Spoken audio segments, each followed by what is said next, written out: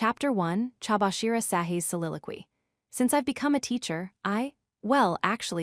since before I became a teacher, I've carried this distressing anguish that I cannot share with anyone. A recurring nightmare. The events of a day that I can never, ever forget are repeated in my dreams. The nightmare unfolds in a different way every time.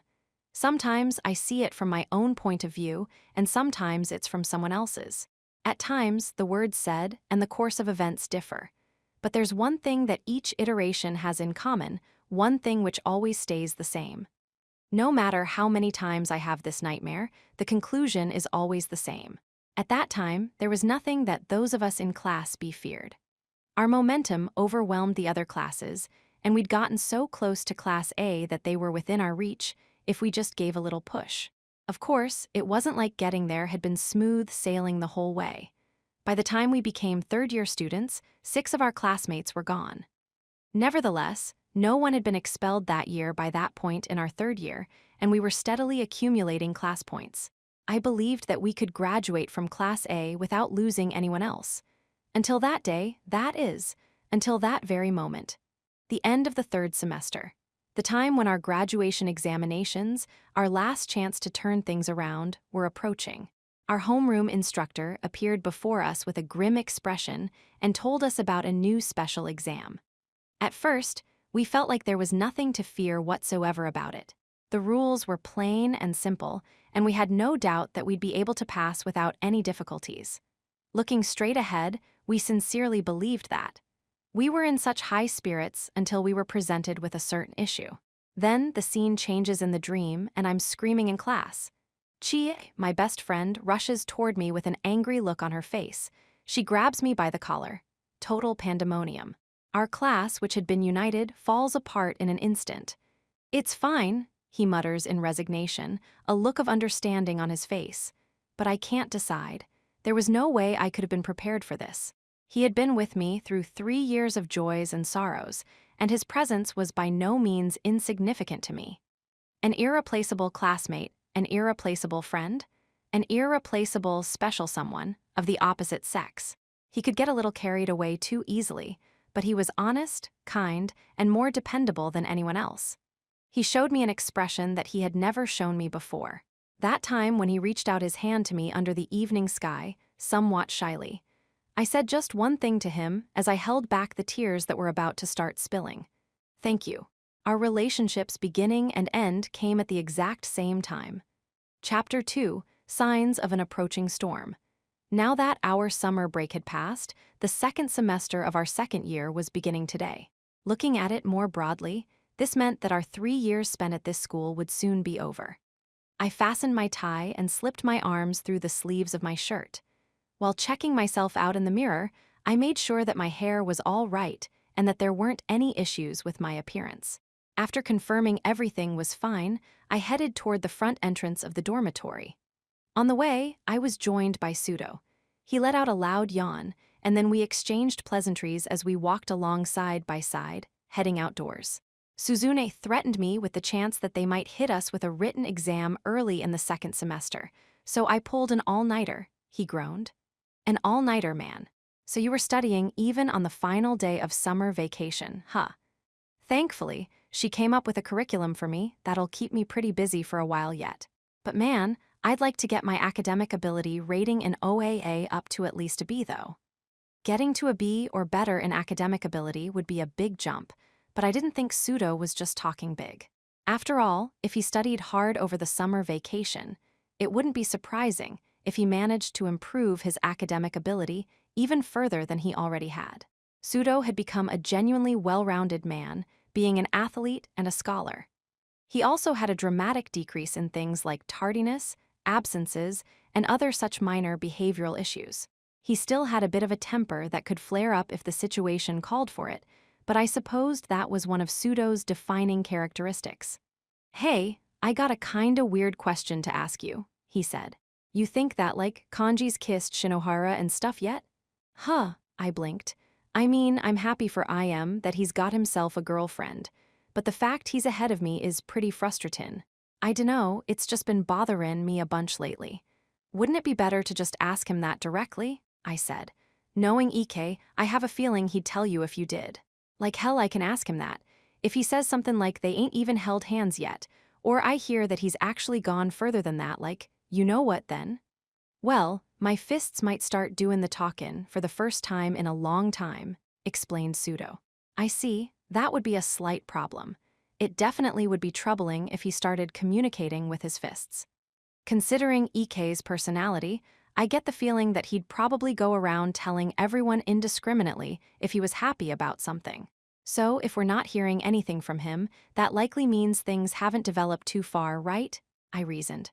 That's true, you got a point there, but maybe it's different when it comes to love. I haven't experienced it, so I dunno, he sighed. Hey, Ayan Okoji, have you ever had a girlfriend? What's it like? The conversation's topic unexpectedly shifted from Ike to me. I couldn't help but feel Pseudo's passionate. I certainly believed it, gaze fixated on me, as if he were asking me, come on, what's it like? There's no use lying to you, so I'll tell you. I got together with my first girlfriend a little while ago, I told him. Seriously? Like, seriously, for real? I could have misled him into thinking otherwise, but since Kay was going to start telling people before long anyway, it wouldn't have been a good idea to even try. After I gave him an honest answer, though, Pseudo held his head in his hands and let out a sigh. Immediately afterward, he reached over and hurriedly clasped onto both of my shoulders. "Www, wait a sec, don't tell me it's," he wailed. "Relax, it's not who you're thinking." "Seriously, you mean it really ain't Suzune?" "Right, it's not her," I replied. Oh, okay. Well, that's good," Pseudo let out a sigh. Hesh, for a minute there, I thought my heart was gonna stop or something. He must have broken out in a sweat because he brought his left hand up to his forehead and clumsily wiped it away with his palm. Then he showed me his damp palm, as if to illustrate just how flustered he was. "Well, who is it then?" he asked. "That's," I began, but I was interrupted. "Ah, found you." Just as Pseudo regained his composure, the sound of running footsteps came from behind us. And when the hurried person caught up with us and matched pace, she looked up at me with a slightly angry expression on her face. "I was thinking we should go to school together, but you didn't tell me that you weren't in your room," grumbled Kay. She puffed out her cheeks in dissatisfaction. "You never told me anything about us going together, though," I replied. Well, I was feeling nervous about it until the very last minute, so I hesitated, and Kay trailed off. Pseudo eyed us suspiciously as Kay and I had this odd back-and-forth conversation out of nowhere. "Hey, what the heck did you just come and interrupt us for, Karuizawa?" complained Pseudo. "We were having an important bro conversation. Don't butt in." Apparently, Pseudo hadn't noticed anything strange about the conversation I was having with Kay. He didn't seem to have put two and two together just from her showing up here. Come to think of it, Kay and Pseudo had barely ever interacted with one another before at all. As for the question of whether they got along or didn't, well, all I could say was that they didn't have a particularly good relationship. "Are you planning on telling people about us today, Kay?" I asked. Why yeah, I am," she said. "But picking the right time's a little tough, I mean. Making an announcement as soon as we get to school in the morning kind of feels wrong, you know? It's difficult to just announce it. I mean, it's not the same as just going up to someone and being like, 'Hey, listen to this,' or something." "It seemed like you were pretty quick to make an announcement back with Yosuke, though," I pointed out. "Well, yeah, I suppose, but the circumstances now are completely different." Hey, what's this?" Pseudo stammered. "Are you, This had been a great demonstration of just how thick-headed Pseudo could be. But now, after hearing me address Kay by her given name and listening to what we were talking about, he stopped moving. He stood there with a completely dumbstruck look on his face, as if he had finally started to realize something was going on. "Wait a minute, what? Hey, what's going on, Ayan Okoji?" It seemed like he was unable to connect the dots and see what we were together, though, or maybe he just didn't feel like he could be totally certain from what he was seeing. I suppose that he might be a good pick to be the first classmate to tell. "We're dating," I replied. "Me and her." Grinning, Kay jabbed me in the arm with her elbow 3 times. She might have simply been happy that I had been the one to say it. Hawaiat? F for real? Pseudo must have been totally flabbergasted by what he heard, because he shouted in an exaggeratedly loud voice, far louder than I expected. Coincidentally, none of our other classmates were around, but other students still turned their heads toward us, wondering what was going on. That was way too loud, huffed Kay. Sorry, but wait, hold on, what? Are you Datin, Karuizawa? What's that supposed to mean? She retorted. Is there something wrong with me? No, that's what I mean, it's just, well, actually, I guess I can't say it's like there's nothing wrong with it, I guess, but Pseudo stammered and seemed like he was somewhat taken aback. He was perplexed by the whole thing. He arched his neck a bit, showing that he couldn't quite grasp what he heard. What, you wanted me to go out with Horikita? I teased. No way in hell, man. Wait, that's not what I meant, it's just hold up, said Pseudo.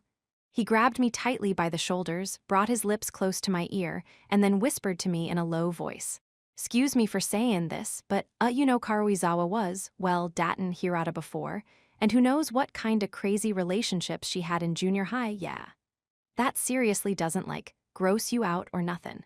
Don't you think she's kinda too much for you as your first girlfriend?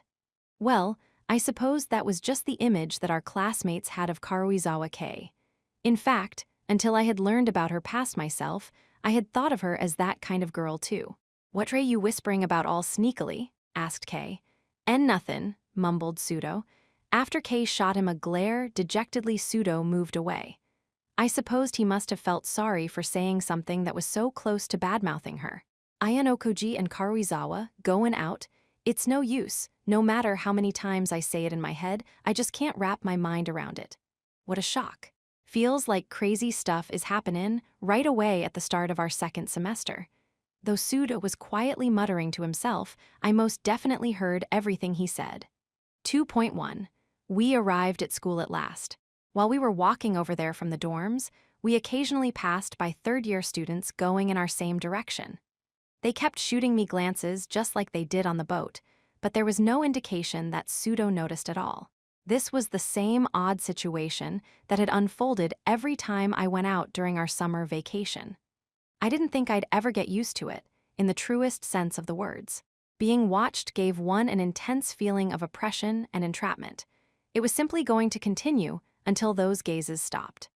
Kay quickly gathered up a group of girls to talk about things that had happened over the summer vacation, and Pseudo started chatting with his good friends Ike and Hondo.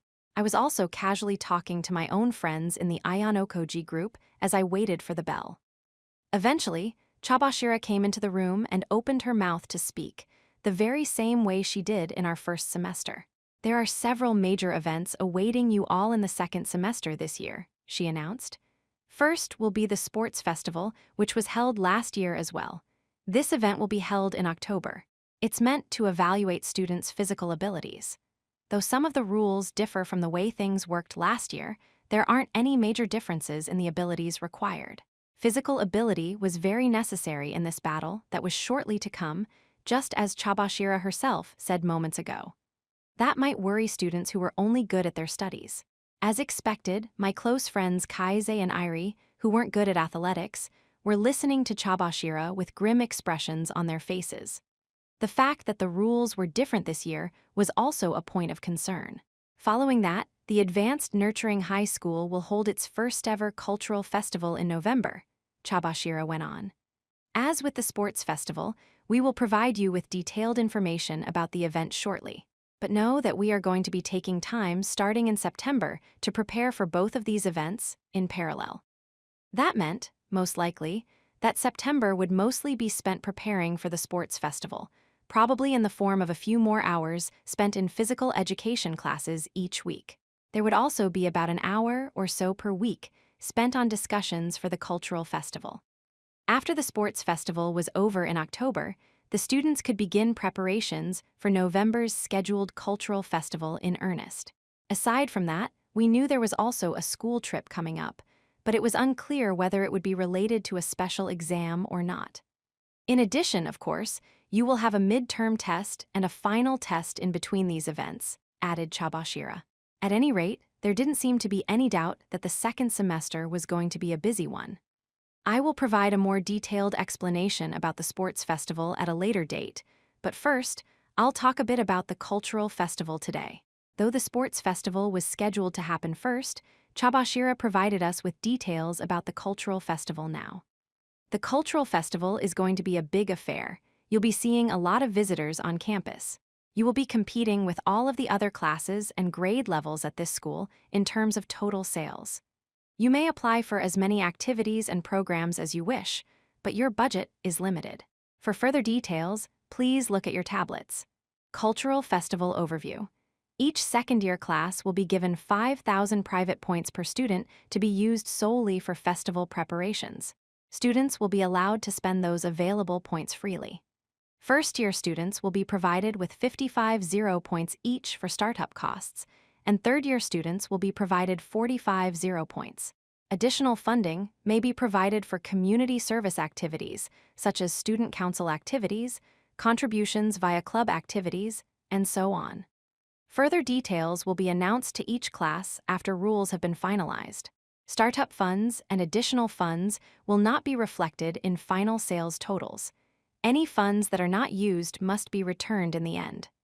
100 class points will be awarded to classes in 1st through 4th place. 50 class points will be awarded to classes in 5th through 8th place. No class points will be awarded to classes placing in 9th through 12th place. Looking at the rewards, we had a chance to get a decent number of class points for placing high, and there weren't any penalties for ranking low. As long as we were somewhere in the top 8, we'd get something. As for the rules, they were easy to understand, and it didn't seem like there'd be any confusion. The fact that this was shared with us before we received any details on the sports festival also made sense just by listening to what was said. After all, we couldn't start making preparations for the cultural festival until we had been provided with the rules. By contrast, we could already start getting ready for the sports festival to some extent just by improving our physical abilities in preparation. It kind of sounds like a typical school cultural festival, commented Shinohara. It wasn't like she felt like this was a disappointment, of course, but I could understand why Shinohara couldn't help saying that. I couldn't see that there was a risk of losing class points, or of anyone getting expelled. However, I suppose the fact that I was starting to suspect there was something more to this event was proof that the inner workings of this school had deeply influenced me. It will also be important for you to determine which location you would like and secure a spot on the campus, Chabashira continued.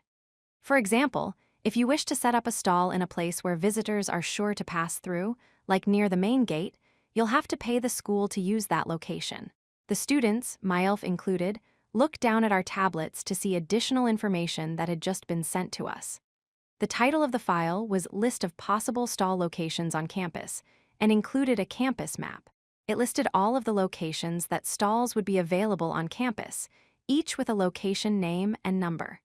For example, the location closest to the main gate that Chabashira just mentioned was listed as Main Gate 1, and the cost to reserve that location was 10,000 points. There seemed to be places that were free as well, but these were located far from the main gate. That would make them difficult for visitors to reach. Not counting any additional funds, we would have a budget of about 200,000 points. With that in mind, a cost of 10,000 points was by no means cheap. However, there was no doubt that it was a prime location and likely to attract a large number of visitors. It is entirely possible that there could be conflicts with other classes and grade levels over stall locations, but only one class is allowed to use a space in each location, Chabashira explained. In that case, there will be a bidding process, and the class with the higher bid will earn the right to use that stall space. Meaning that if we were forced to use more of our points thanks to a bidding war over securing the rights to a prime location, the budget we could allocate toward the actual program or goods for our stall would be greatly reduced. We had approximately the next 2 months to spend coming up with ways to compete with the other classes and grades efficiently and within a limited budget. The school will neither publicly disclose what each class will be doing nor where their stalls will be located. School officials will not leak information, but do be aware that you can't stop other students from overhearing you. If word about what your class is doing gets out, it would be best to assume that other students will come up with merciless countermeasures against you, our teacher said. So even if we came up with the perfect plan for our class's stall, there was a risk that other classes would copy it or devise ways to undermine our efforts. You may also find that there are additional things you'll need from time to time. If something is not available here on campus, it can be brought from outside as long as you apply for and are granted permission. You are free to use your budget however you wish, as long as it's within the scope of the rules. It seemed like I was going to need to look into that matter more closely, as well as into other aspects. That's all for the cultural festival and its rules, Chabashira said. Major preparations and the setup period will come after the sports festival concludes, but starting today, please begin to discuss what you'll be doing and how you'll allocate your budget on your own time. The more time that we devoted to the cultural festival, the more prepared we'd be. 2.2. After classes ended for the day, many of my classmates remained in the classroom, except for those who left for their club activities. Why? It was because we were having our first discussion for the cultural festival, which was going to be held in November, of course. I found it likely that a number of students here had experienced a cultural festival before in their junior high days. Since I didn't have any information in particular about it, I decided to just be a listener, as usual. Yosuke had gotten permission to use the monitor in the classroom. First, let's start by making a brief list of options that come to mind easily, he said, typing on his tablet. When people think of cultural festivals, the things they typically expect to see are food stalls and haunted houses, that sort of thing, said Horikita. Yosuke started adding these most obvious examples to a list, one by one. Food-related options, a haunted house, a maze, a cafe, live music, a play, and so on. The event will be held from 10 o'clock in the morning to 3 o'clock in the afternoon, he said. As for food and beverages, adults will be coming as well, so we're anticipating that we'll have to be prepared for that. However, if we do so, we might see more competition in that regard. The rest is just a matter of budgeting things well, said Horikita. Compared to a haunted house or a maze where we can keep costs down after we've simply constructed what we need, the cost of offering food will inevitably be higher. Some items, such as music equipment, could be rented for a fee. We could use those for whatever we decided to do, like if we did a live musical performance. However, they were limited in number, so they were first come, first served. There was also the question of how many students were even skilled enough to actually turn a profit. We have 39 people in our class, Yosuke continued, meaning our budget as it stands now would be 195,000 points. To be perfectly honest, that's not enough. With that kind of money, even if we said we were going to make food, I don't feel we can simply snap our fingers and decide that. I have a suggestion. May I? Said Horikita. Of course. Your opinion is welcome, Horikita-san, replied Yosuke. As you've said, Hirata-kun, our budget for the cultural festival is limited. However, no matter how much we argue about the options listed, there are many things that we still don't know. If we decided to cook takoyaki at a food stall, we would need answers to a lot of questions, like what ingredients to use, how good our classmates are at cooking, and so on. In that case, I think that the first thing we should do is repeatedly present our ideas to the class and test them, even if we have to use our own private points to do so. Many students nodded in agreement with Horikita's suggestion. It was honestly important that we tested things out no matter what we decided to do, whether it was a food stall or something else. That was certainly true. Of course, there was a risk that we'd end up having to pay out of our own pockets to do that, but it was simple to just dismiss that as a necessary upfront investment. But, well, I'm not trying to say that I think it's a bad proposal, Matsushita started, but don't you think some people might be reluctant to try anything if they're going to have to pay themselves? Matsushita feared that in that case, some students might just decide to leave the planning to the rest of the class and not help with the cultural festival. That's fine, said Horikita. I don't want to waste my time with just any random idea. But that being said, we mustn't disregard anyone trying their best to contribute. If anyone thinks of an idea that sounds like it could be the right one, they should actively try and present it. What if we pay out a reward to whoever proposes an idea that we end up using? Yeah, that's a great idea, agreed Matsushita. There's nothing wrong with rewarding people for their hard work and giving something back. We can work out the specifics of the rewards later. But to give an example, if we're awarded 100 class points via the cultural festival, that would mean our entire class will get 390,000 private points per month. We can divide that by the number of people who proposed an idea and give it out later. That way, there shouldn't be any complaints. Hypothetically, if we had 5 activities or events, that would mean 78,000 points per person.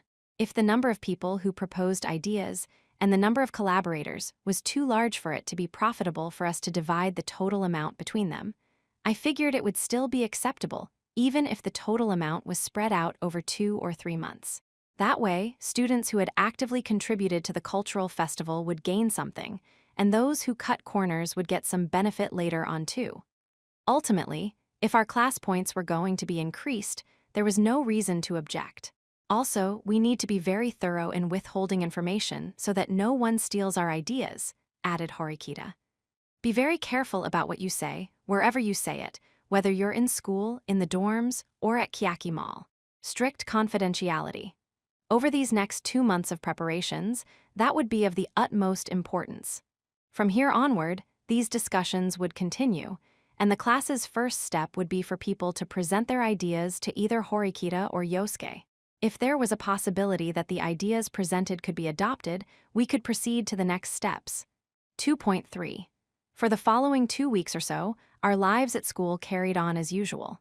We spent every day working hard in class, while preparing for both the cultural festival and sports festival in parallel. It was a precious time when we could say that we were just going through normal, routine, everyday lives at an ordinary high school. Surprisingly enough, news about my relationship with Kay didn't spread past Pseudo, and there weren't any signs that anyone else had found out about us. Then, in mid-September, on the Wednesday of the 3rd week of the month, something happened after class. As I was sitting in the back of the room, someone came into view. It was unusual for this certain someone to reach out to Horikita, but that's exactly what was happening. She came up to her as she sat in the middle of the front row. Excuse me, Horikita-san? Sadu called to her, sounding a little shy and reserved. If you don't mind, could I have a minute of your time after class? Sadu was one of the girls who had never interacted with Horikita. I need to go to the student council in about an hour to take care of some business, Horikita replied, but as long as it doesn't conflict with that, I don't mind. What is it?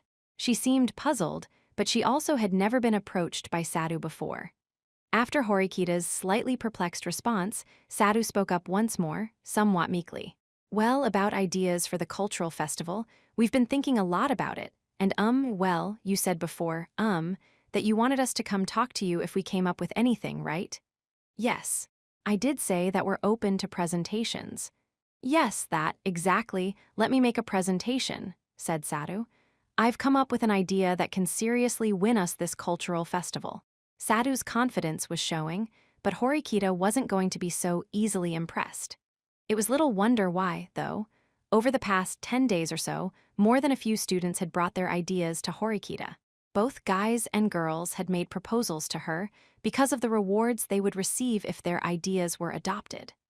The ideas presented were varied and ran the gamut from the mundane to the bizarre, but what they all shared in common was one thing. Horikita wasn't going to take anything you said seriously if you just randomly threw out the name of an idea and nothing more. On the day that Horikita made a statement about offering rewards to anyone whose idea was accepted, Hondu immediately proposed that we sell Karaj fried chicken because it was delicious. However, Horikita turned him away, telling him to go write up a detailed proposal first. She was unwilling to accept a vague idea thrown at her with no additional information. Though Hondu was discouraged after being told off, he submitted a detailed proposal document the next day.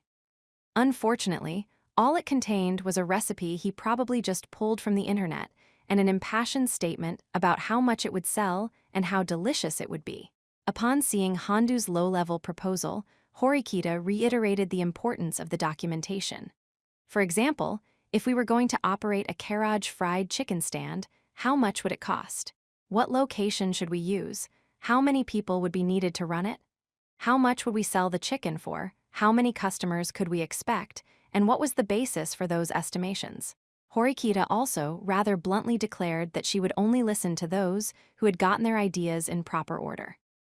After that, it felt like the number of people who approached Horikita casually with hasty proposals ought to have decreased dramatically, but surprisingly enough, the number of students who came to her with proposal documents actually increased day by day.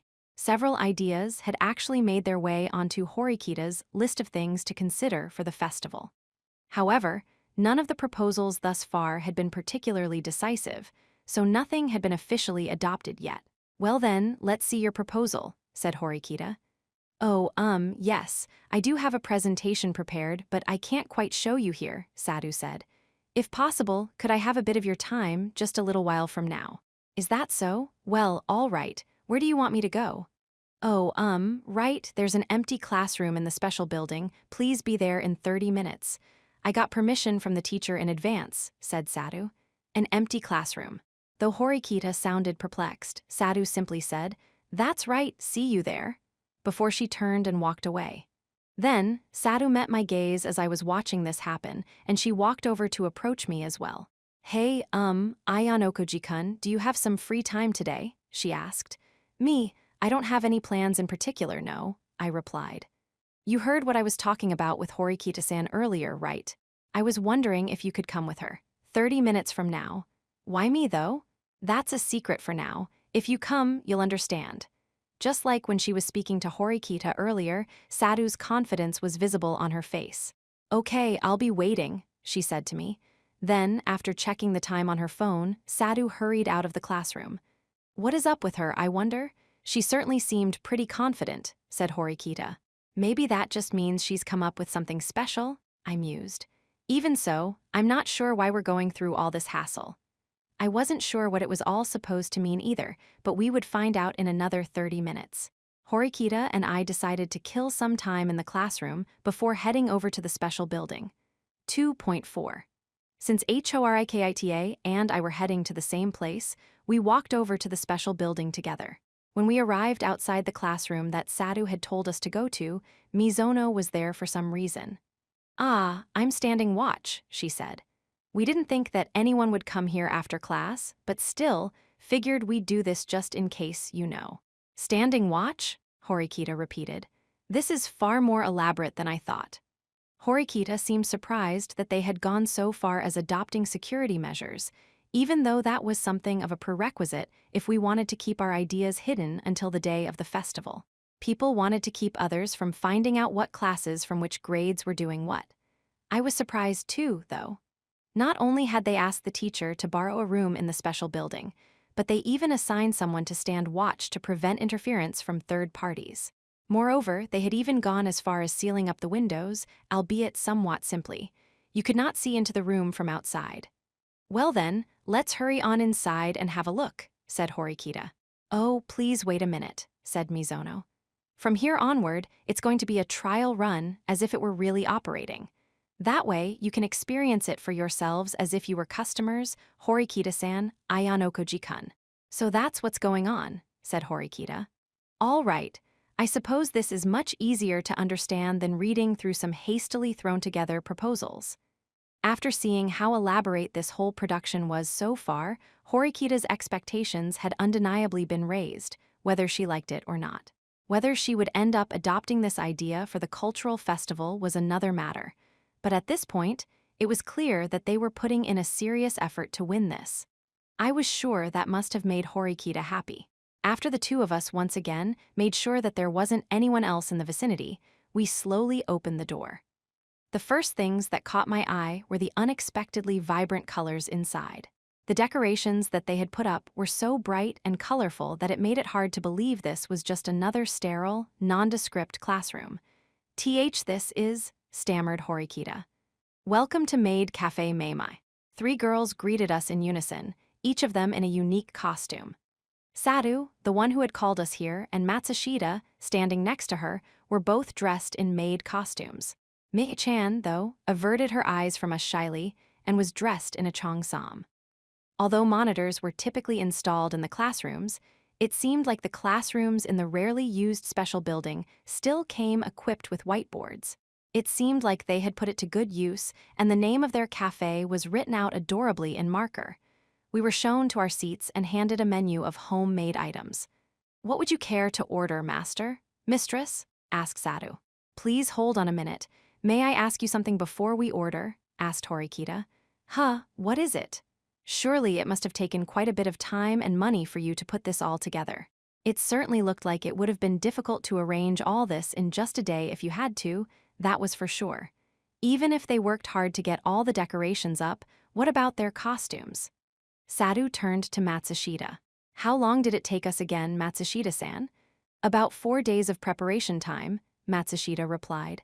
I think the costs were surprisingly reasonable, actually. All in all, we spent about 13,200 private points. The 4 of us planned it together, us 3 here and Mizono-san outside. We divided the costs amongst the 4 of us, so it was roughly 33 points per person. As for what specifically we spent those points on, it was our 3 rental outfits, and then the items we used to put together the decorations, like origami paper and markers. We picked those up from the general store. All of the tableware here actually comes from our own personal belongings, so there was no cost for that. Interesting. I supposed that was the reason why there was a lack of unifying cohesiveness to the tableware. Of course, since we were only in the planning stages now, that wasn't a negative factor. In fact, I was genuinely impressed by how well they had prepared for the event while keeping their costs to a minimum. The impact was perfect. Better than any other proposal I've seen thus far. But Horikita trailed off.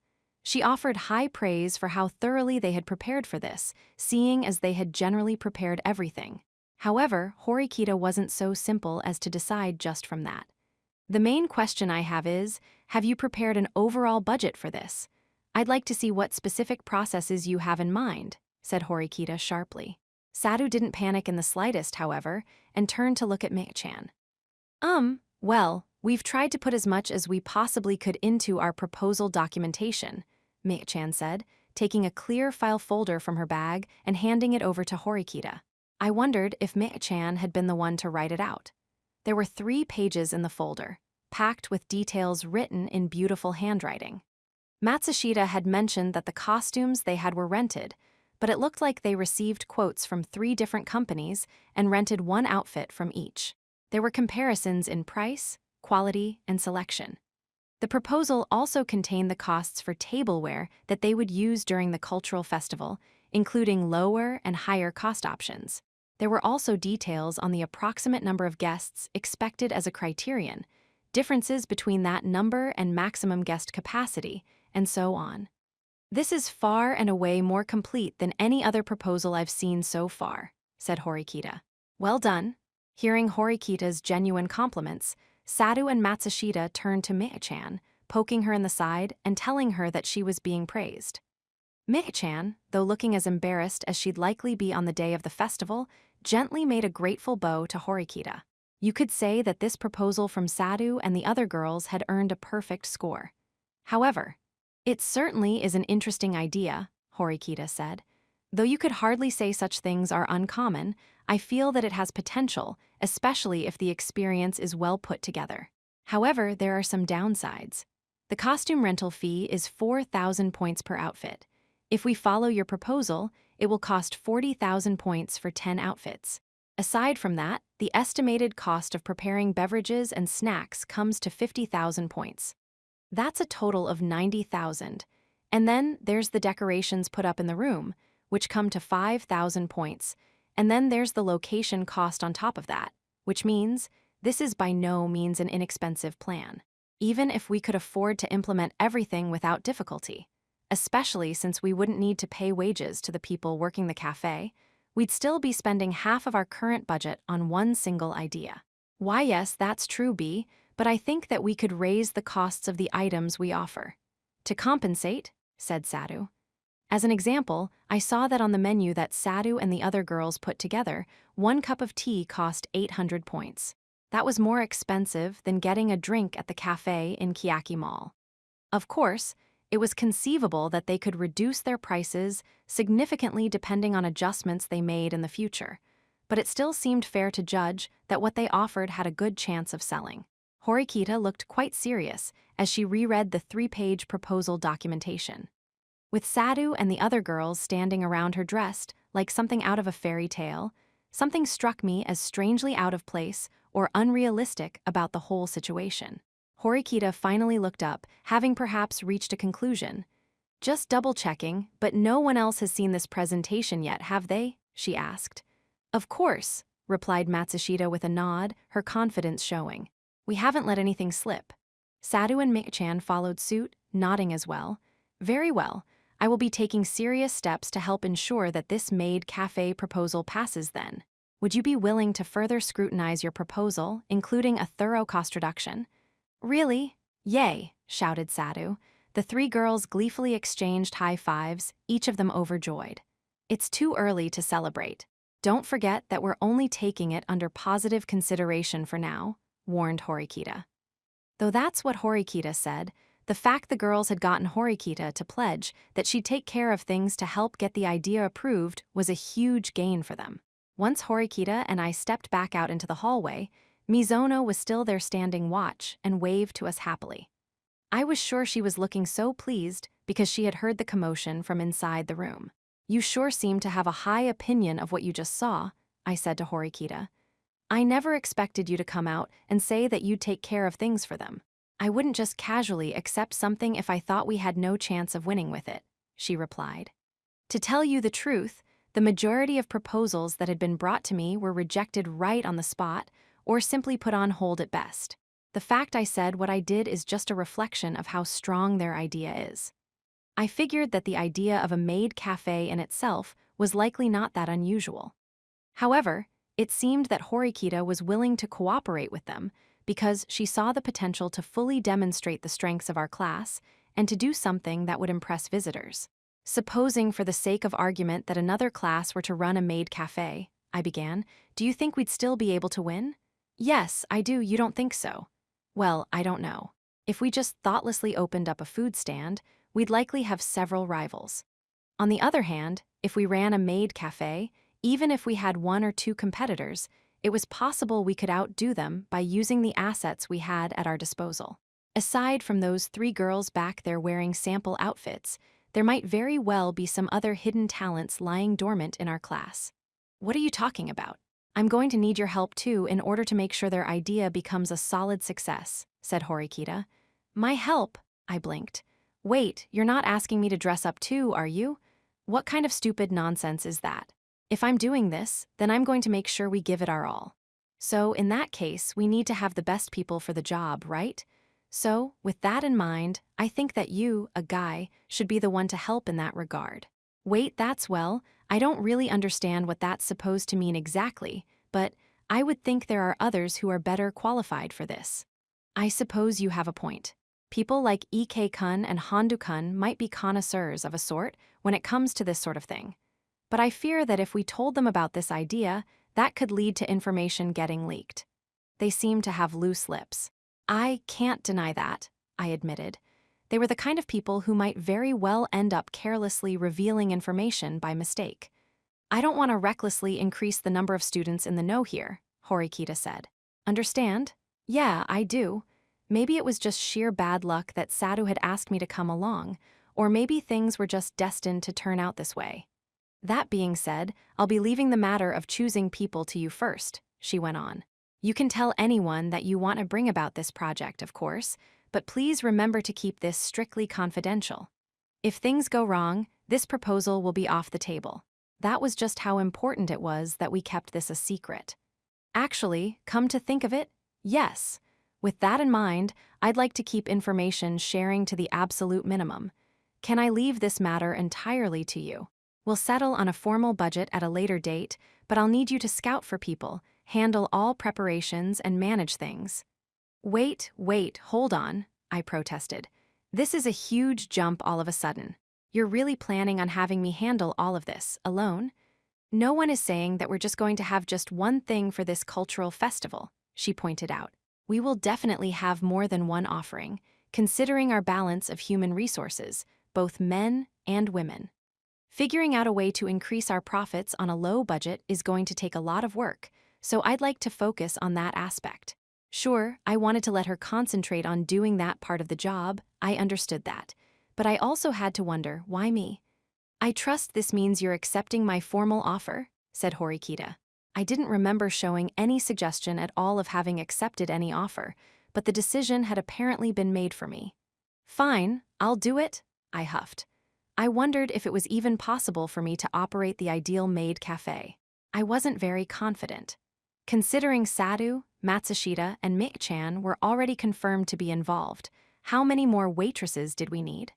Though the cultural festival was still a way off, it was looking likely that I was going to need to get people together soon. I'm going to head over to the student council office, Horikita announced. See you later. Why yeah? Having been made to accept a job that made me want to hold my head in my hands in defeat. As I went to leave the building, I happened to cross paths with Chabashira. Considering the location, it seemed unlikely that she was there through sheer coincidence. You went to see Sadu and the others? She asked. I heard about their proposal and what they're thinking of doing. Not a bad idea. Yes, I did, and I agree. I figured they needed to make sure their application to be here was approved before they could have even started preparing for a showcase for us, after all. It wouldn't have been a laughing matter if they had gone through such thorough preparations without knowing whether they had permission to use the building. I was curious about how it was shaping up myself, so I thought I'd come over personally to take a look, said Chabashira. How was it? Good, I replied. Horikita is positive about it too. She must have thought we have a chance of winning with it. She's working out the details now. I see. Well then, I suppose that means I don't need to go out of my way to go see it, said Chabashira. I kind of got dragged into this whole thing myself. I sighed. It's turned into a bit of a bother. Meaning? Horikita's instructions were that I was to supervise this project. You, Ayano Koji? Wow, that's... Chabashira trailed off. Then she smirked at me like she found this whole thing comical. But at the same time, she was giving me a look that seemed to both sympathetic and pitying. That's great, she finished her thought. Horikita has some rather interesting ideas herself. I think that people like Ike and the professor would be far, far better suited for this kind of work though, I said. Even though I had heard of maid cafes, I didn't know a single thing about what they were supposed to be like. When it comes to understanding otaku culture, then sure, you might be right about that, Chabashira said. However, what's important at the cultural festival is sales. Those two might be capable of improving the quality of the attraction, but they likely wouldn't be good at finer calculations and turning a profit. That is exactly why it makes sense for you to supervise it instead. It's a problem that can be solved by asking them for their opinions, if necessary. That was easy for her to say. For your opinions to have meaning, you needed to have at least a bare minimum amount of knowledge about the topic at hand. If you just listened to people's advice while you were in total ignorance on a subject, there was no guarantee that you'd arrive at the correct answer. At the same time, it would be difficult for you to point out anything that might be wrong. Just brace yourself and think of it as an opportunity to learn about something outside of typical academic fields, Mr. Maid Cafe Manager, Chabashira teased. I suppose. Just as I was leaving, Chabashira called out to me once more from behind. Ayano Koji, could I ask for a moment of your time again soon? Soon? When? I asked.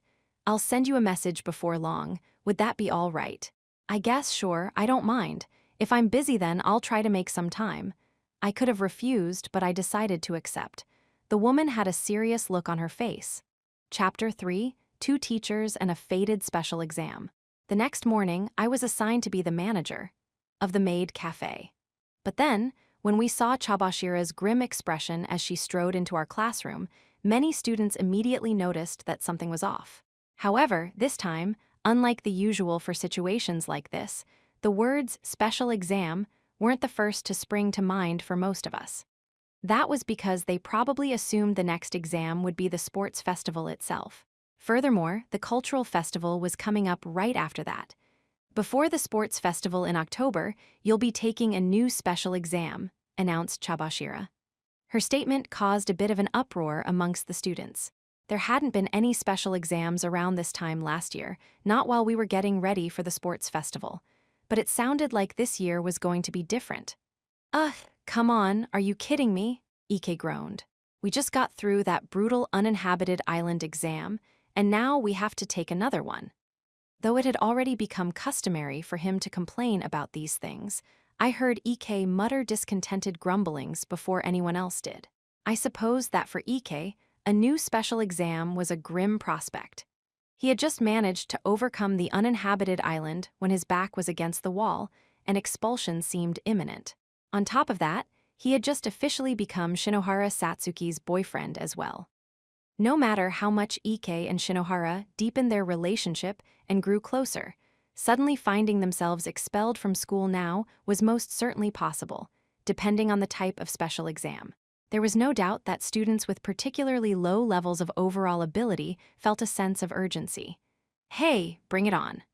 Sudo, who had absolute confidence in his athletic prowess, smacked his fists together. I say we clear this special exam quickly before we completely dominate the sports festival. Don't get carried away, snapped Horikita. Sorry. Horikita's immediate warning made Sudo feel a little dejected. He went silent. What a wonderful master-slave relationship they've. Well, I suppose I could say that they're nurturing a friendship. If I'm being honest here, there have been very few instances of special exams being given at this time of year in the past, Chabashira told us. In fact, a special exam will not be held for the first-year and third-year students. Sadhu had been leaning against the back of her chair before, but now she pitched forward. You mean that our grade is the only one getting a special exam before the sports festival? She asked. Chabashira didn't deny it at all. She simply nodded. Because you second years have been so exceptional, the school is giving you an appropriate level of recognition for your worth, she replied. Huh, said Sadhu. Wait, a special exam because they recognize our worth? Isn't that a little strange? It is certainly true that special exams come with a level of risk you ought to be wary of, said Chabashira. Class points or private points could be lost. Some students could even be expelled from school. However, on the other hand, it could be said that these give you even more opportunities to lead a more fulfilling life here at school. The more special exams that are held, the better your chances are for being promoted to Class A, and that is considered to be the most important thing of all. It was true that if you wanted to earn a large number of class points, it was extremely difficult to do so through ordinary, everyday activities. If anything, the periods of time when there weren't any special exams were largely about keeping our class points from falling any lower. Whether it was the uninhabited island special exam or any other, opportunities to move up to higher-level classes only came when a special exam was being held. Happiness and unhappiness are two sides of the same coin, so there are benefits to those risks, right? Said Horikita, having calmly accepted the news and taken a position close to Chabashira's. Exactly, said Chabashira. That being the case, there's nothing for us to fear, Horikita declared. We are most definitely closing in on Class A now. There's a chance we can break out of the three-way tie between B, C, and D. This just means that our chance is already here. The more opportunities we had, the better. That was the commonly held belief for everyone aiming for the top. That's true, you're right about that, and it's not like complaining about it will make special exams go away or anything, replied Sadhu. Horikita's words seemed to have convinced even Sadhu and our other lower-level classmates, judging from their expressions. Though you could say it was still a work in progress, Horikita's growth as a pillar of support seemed to be having a clear, positive effect on her classmates. I suspected that Chabashira was probably inwardly pleased by this as well, even if she didn't let it show on her face at all. She wasn't the sort of teacher to show her sweet side in the first place, but lately, I felt like it was coming through a bit more than usual. You will be taking what is referred to as the unanimous special exam this time. The monitor lit up and Chabashira began explaining the exam. It was accompanied with various visual aids that had become customary at this point. This special exam is exceedingly simple. Hence, I will be accepting questions at any time if there is anything you are curious about. This exam will be administered tomorrow, and as you can probably surmise from the name, it consists of a series of multiple-choice questions which you will answer repeatedly until the entire class comes to a unanimous decision. Tomorrow, repeated Horikita. That's rather sudden. We certainly weren't being provided with adequate prep time for this. Of course, there weren't any advantages or disadvantages because it was essentially a fair contest, but our class that had just settled down was now beginning to stir once again. As I just said, this special exam is simple, Chabashira replied. The school believes that there will not be any problems in going ahead with the exam tomorrow. There isn't a need to spend time discussing things in advance. We would vote over and over again in class until we came to a unanimous decision. Just from hearing about that part alone, I certainly couldn't see anything particularly complex about this exam. That means we're not fighting against another class this time then, right? Asked Yosuke, immediately hoping for an answer on that point, considering it more important than anything else. That's right, said Chabashira. Since this special exam only takes place within your class, you will not be competing against any rivals. On the day of the exam, the school will give you 5 issues to complete. These issues are the same for all classes, with no differences between them. If the issues were different, that would mean the difficulty level would be different from class to class. I suppose that made sense. This might seem sudden, but I'm going to jump right into it. I will provide you with an example to help you understand. Example issue: lose 5 class points, but all classmates gain 10,000 private points. Choices: for, against. The sample issue was shown on the monitor. Just like Chabashira had said, it was simple and easy to understand. Wait, what's this? Said Shinohara. We'd go down by 5 class points, but in exchange, we can get 10,000 private points. This is an issue. Would that be a gain or a loss? She counted on her fingers, trying to calculate the actual gains and losses in her head. It wasn't surprising that many unexpected questions would come to mind for people. Still, even though this was only an example, I had expected there to have been more choices to agonize over. We earned 100 private points each month for every class point. That meant that 5 class points were worth 500 private points. If you thought about the issue presented to us, the latter option was worth more in terms of private points, and by an overwhelming amount. However, class points would continue to hold value. In 1 month, 5 class points was worth nothing more than 500 private points. However, if you calculated their worth over a longer time span, like say, over a year, then those mere 5 class points would be worth 6,000 private points. Considering the time we had remaining until graduation, we had 18 opportunities left to receive private points, meaning from October of our 2nd year to the March of our 3rd year. In other words, we could consider the value of those class points to be worth 9,000 private points. But things weren't actually so simple. Supposing the loss of 5 class points here in this exam carried through, and in the end we missed on reaching Class A by that same margin, we would look back on this decision as the worst possible choice we could have made. Of course, the probability that 5 points would make all the difference between winning and losing probably wasn't that high. In that case, it was quite possible that there could be cases in which it'd be more beneficial for us to gain the 10,000 private points. Whichever point of view we took, there were advantages and disadvantages in the end. All 39 of you will vote anonymously on each issue presented, choosing from the options presented to you, Chabashira explained. You'll probably understand how this works the quickest by simply trying it for yourself, so let's do just that right now. I'm sure that many of you have quite a lot of questions, but I'd like you to try and enter your votes without any time for discussion.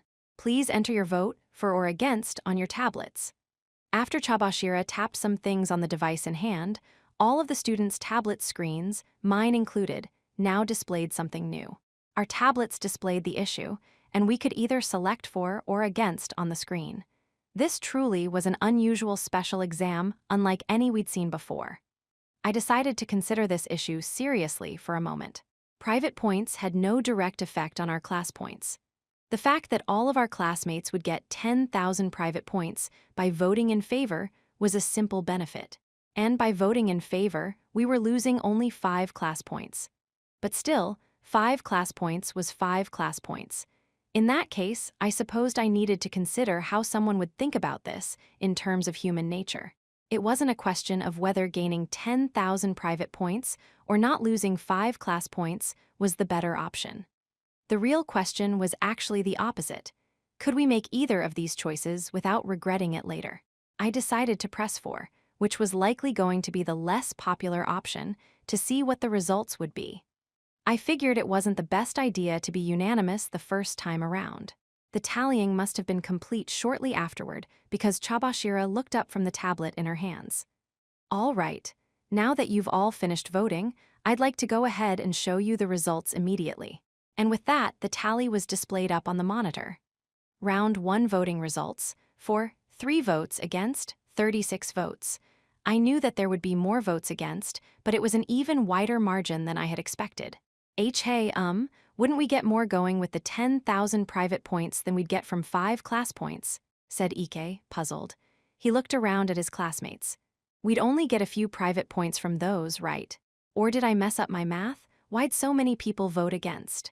Judging from that comment, I could assume that Ike had also voted in favor. If we're only talking about the number of private points we're getting, then yes, it's true that we'd get more private points by going with the 10,000 option, said Horikita. But class points are essential if we're going to aim for Class A. If it's only a difference of 1,000 points, then why would we deliberately reduce our precious class points? There'd be no need to do that. She must have voted against, and she offered a theoretical explanation for her choice. In the unlikely event that those 5 class points end up spelling the difference between winning and losing, then I certainly couldn't help but regret our choice if we gave them up, she added. Just as I thought, many students were naturally worried about the risks in the unlikely event something happened. I also couldn't forget that the other 3 classes were also going to be voting on these same issues. If the other 3 classes voted unanimously to keep the class points, and we didn't, then that meant this class would be the only one falling a step behind. I supposed it would be a different story if we could make effective use of the 10,000 private points gained, though. I'm sure that you all have your own thoughts on how this went, but please listen, Chabashira told us. We will be doing the vote over again because while there were overwhelmingly more votes opposed, the result was not unanimous. In the actual special exam, there will be a fixed 10-minute interval before the next vote. During that time, you are allowed to converse freely, and at times, you could even be permitted to get up from your seats and exchange opinions. But for the time being, we're going to skip that part. Let's commence the voting once again. The purpose of the test was to come to a unanimous decision. If we didn't reach one, then the results of the vote would be invalidated, and there would be a mandatory 10-minute interval before the next vote. Even if we came to a consensus quickly, that would still be a significant amount of lost time. It was safe to assume that there was probably some kind of time limit somewhere, considering the structure of this special exam. It was possible we could run out of time if we continuously failed to reach a unanimous decision. So, for our second vote, what we should do is vote against without thinking too deeply on the issue. If we voted that way, we could steer things toward unanimity. That was precisely why I decided to vote for again this time, for the second vote. I thought that by doing so, my classmates would gain a better understanding of this special exam. Round 2 voting results, for 2 votes against 37 votes. Hey, what? Shouted Pseudo. Some of you seriously voted for even after what we just talked about? I'm sorry, said Horikita. I'm one of the people who voted for Pseudo-kun. I deliberately chose to avoid letting it get to a unanimous decision. Apparently, there was someone else here who had the same idea I did. Though she didn't turn to look at me, she might have been referring to me when she said that. And here we have the results of the second round of voting, Chabashira said. Almost everyone voted against, but there were still 2 votes for. In this instance, there would normally be another 10-minute interval before voting resumed. This exam is designed so that voting periods and break intervals are repeated over and over until you finally reach a unanimous decision, either with 39 votes for or 39 votes against. Of course, whatever choice you make in these issues will actually be passed. In this particular case, if there were 39 votes for, you would all receive 10,000 private points, but you would lose 5 class points.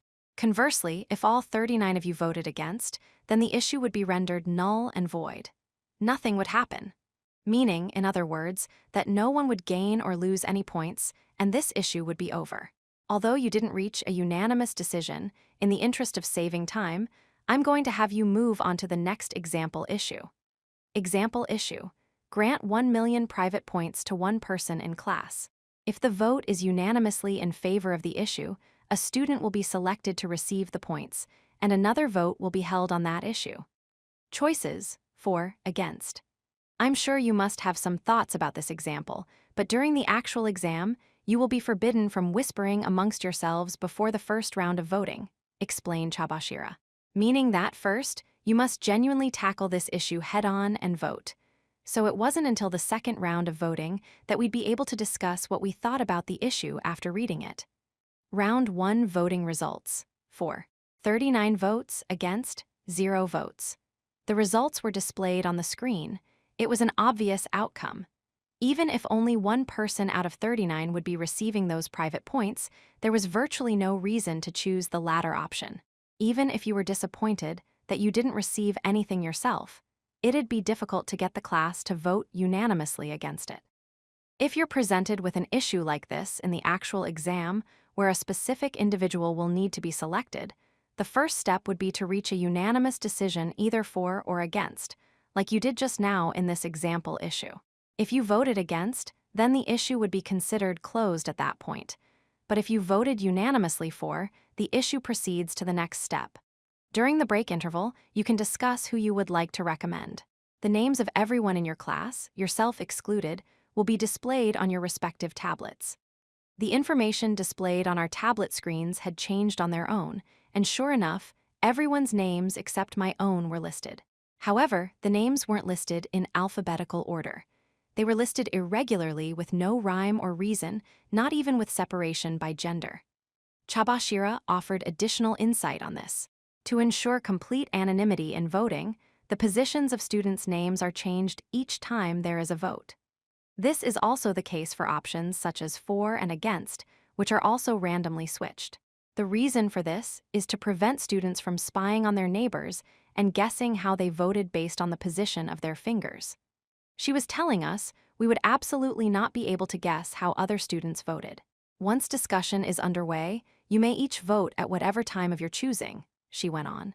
Simply tap on the name of the student you wish to recommend. During that period of time, you're allowed to change your vote for another student as many times as you like by just tapping on the screen again. At the end of that 10-minute period, the majority, well, in the case of this class, the student that has 20 votes will be designated.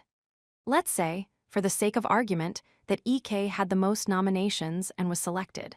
Huh, me? Yeah, dude, he exclaimed happily.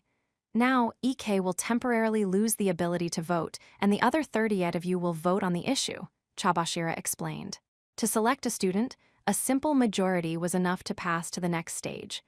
I guess that was how the whole nomination process worked. At any rate, the issue proceeded to the next step, and a new round of voting had begun. We cast our votes. Example issue, grant 1 million private points to EK Kanji, choices, for against, round 2 voting results, for 0 votes against 38 votes. Say wah. Hey, why'd nobody vote for me? EK exclaimed. Well, 'cause ain't no way anybody would give you 1 million points, said Pseudo. That was what the entire class was probably thinking. Just common sense, dude. Now, because everyone had voted against EK in this particular issue and came to a unanimous decision, that would mean EK would not be granted those points, Chabashira said.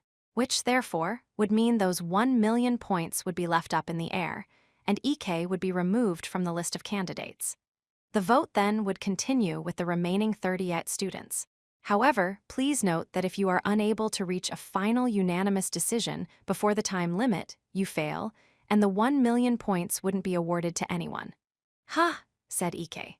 Wait, so that means my chances of getting anything would just go down to 0. That's exactly what it means. However, your name wouldn't have been crossed off the list if just one student had voted in favor of you.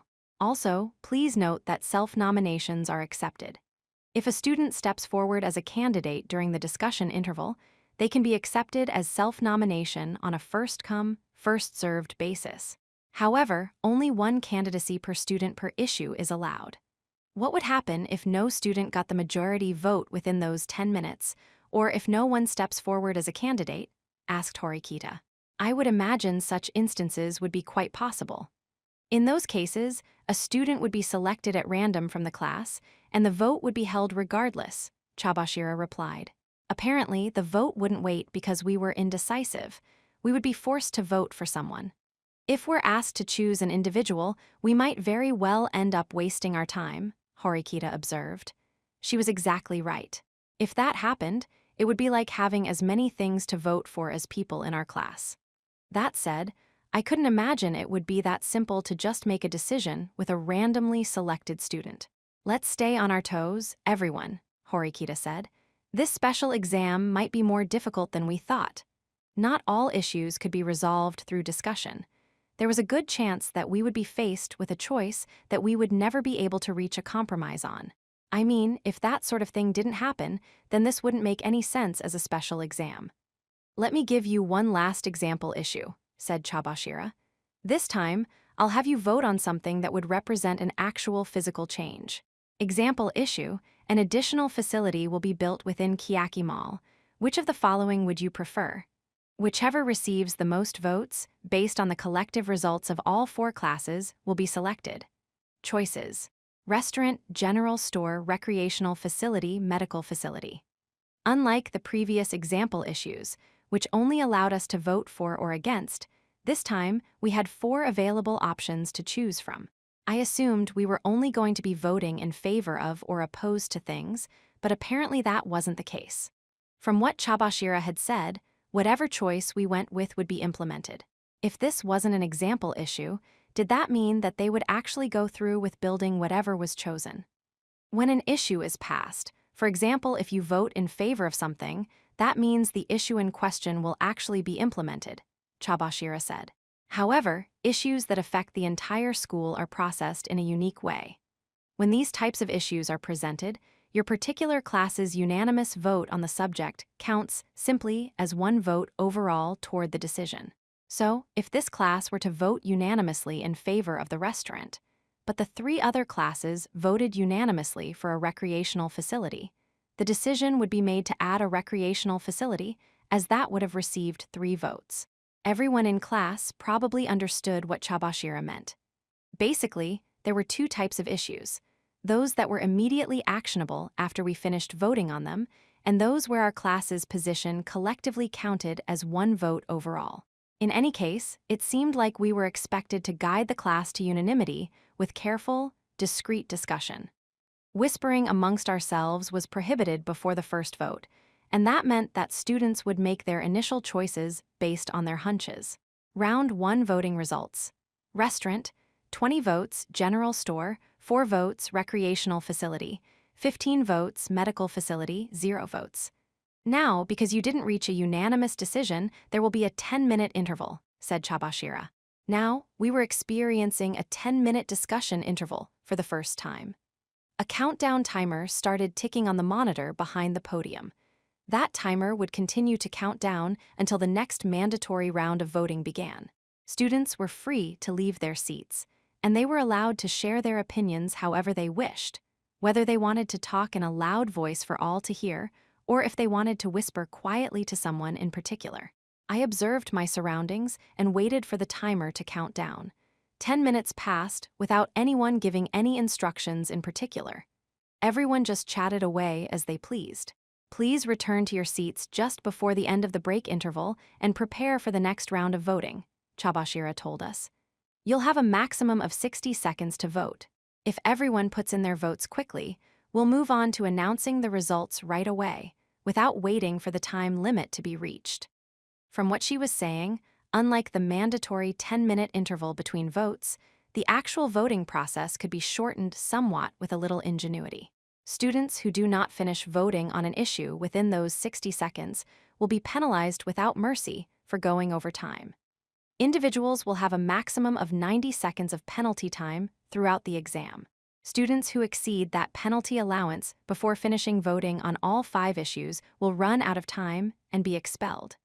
This was the school's way of regulating us and ensuring that we absolutely would vote. Hypothetically, if a student didn't want to vote and they sulked about it, they would quickly find themselves expelled from school thanks to this system. It was unlikely that a student would bother to do something like deliberately stall and delay each of their votes, because they would lose valuable time if they didn't enter their votes within 58 or 59 seconds. We had our second round of voting and got the following results. Round 2 voting results.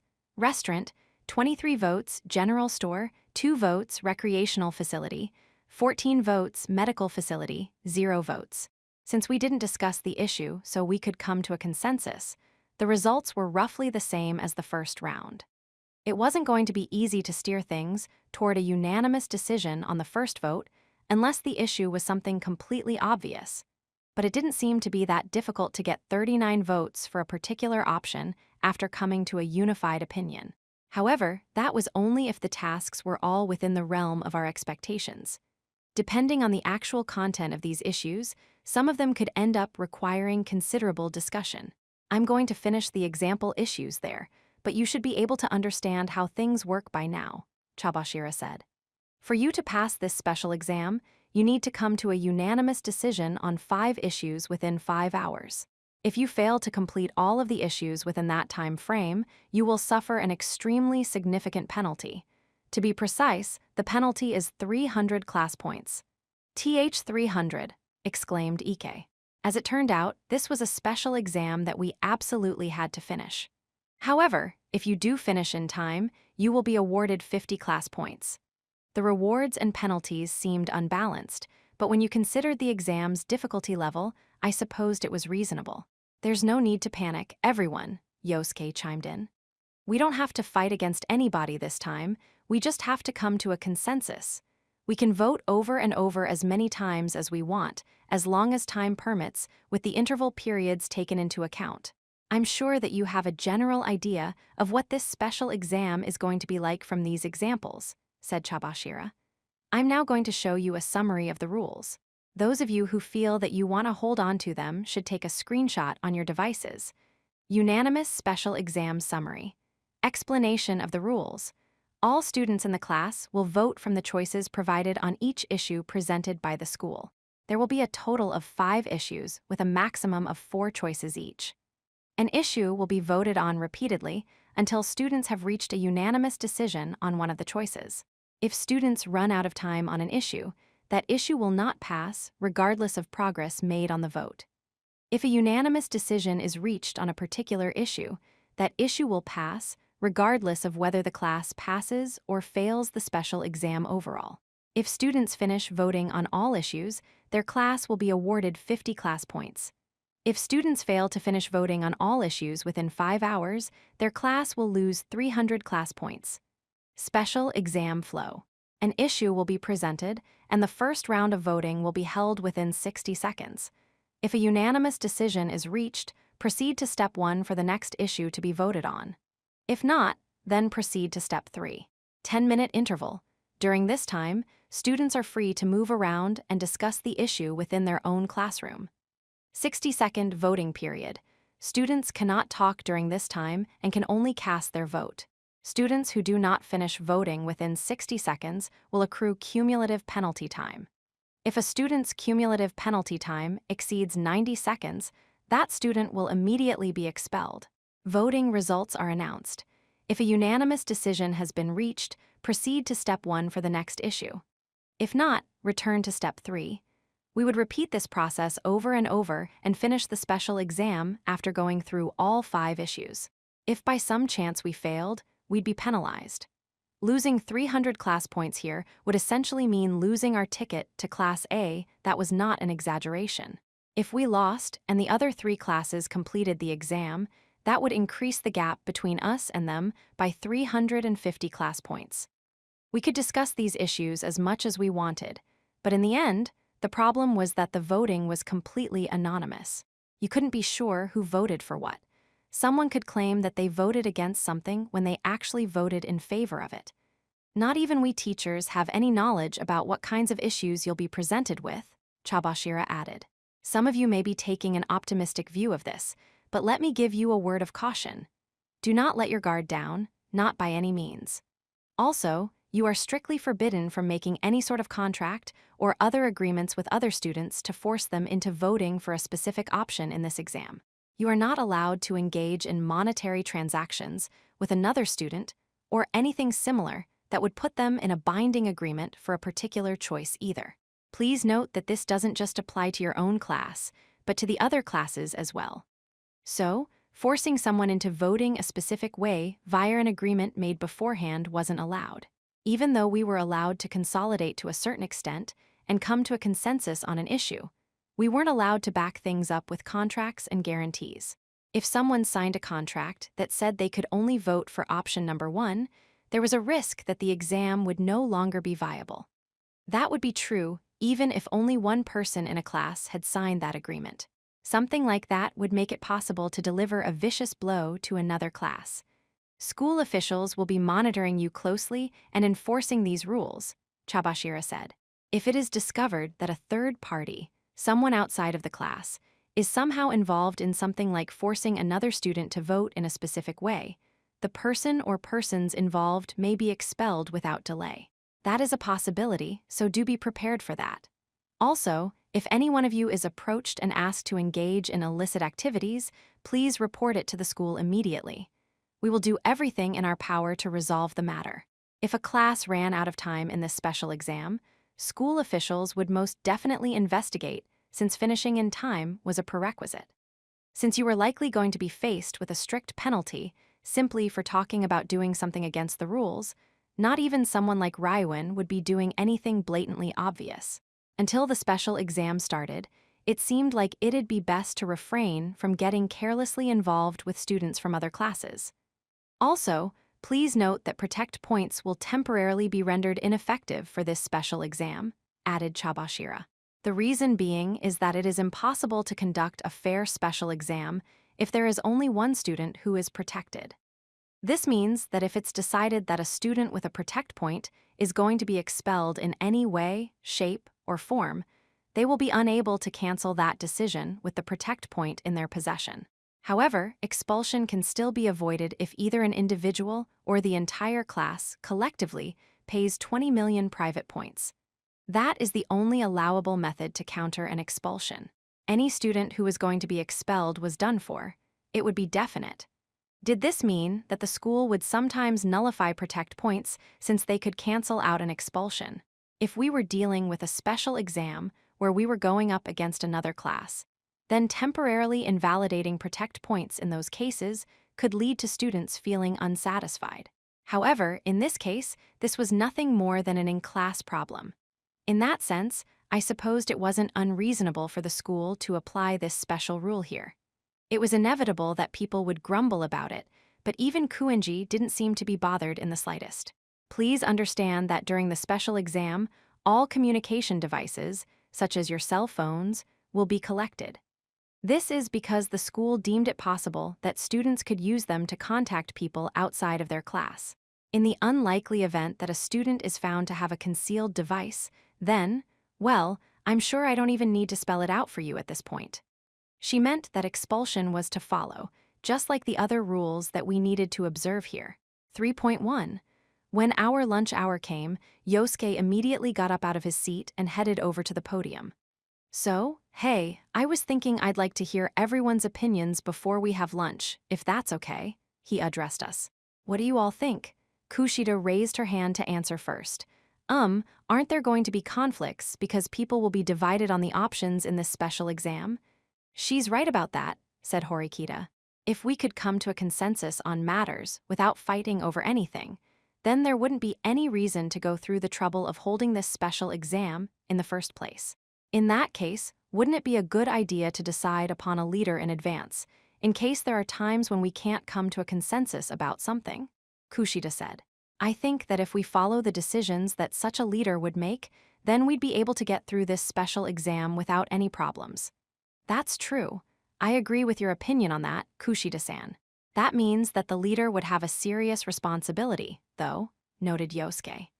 The more options and conflicting opinions there were, the more criticism that leader would face from students who supported choices that didn't get picked. Whoever it would need to be the sort of leader who could rally people together well. Actually, if you wouldn't mind, would you be able to do it, Horikita-san? Asked Kushida. Me, asked Horikita. Yes. You've acted as the leader many times before, and more importantly, I think that you would keep everyone in line well enough that there won't be any unfairness. Of course, it would be a serious responsibility, just like Hirata-kun said. So if you'd be okay with it, Horikita-san, then, well. You're right, said Horikita. I suppose that it's possible other classes will implement similar strategies, and it'd be a necessary measure to have in place when opinions are divided. If there's anyone who feels hesitant to follow my orders when the time calls for it, please tell me now. This is the time. Students weren't likely going to make a bid for the position themselves or make negative comments now, after hearing what a huge responsibility it would be. Kushida's proposal was swiftly approved, and everyone agreed that Horikita would lead the group in case of emergency.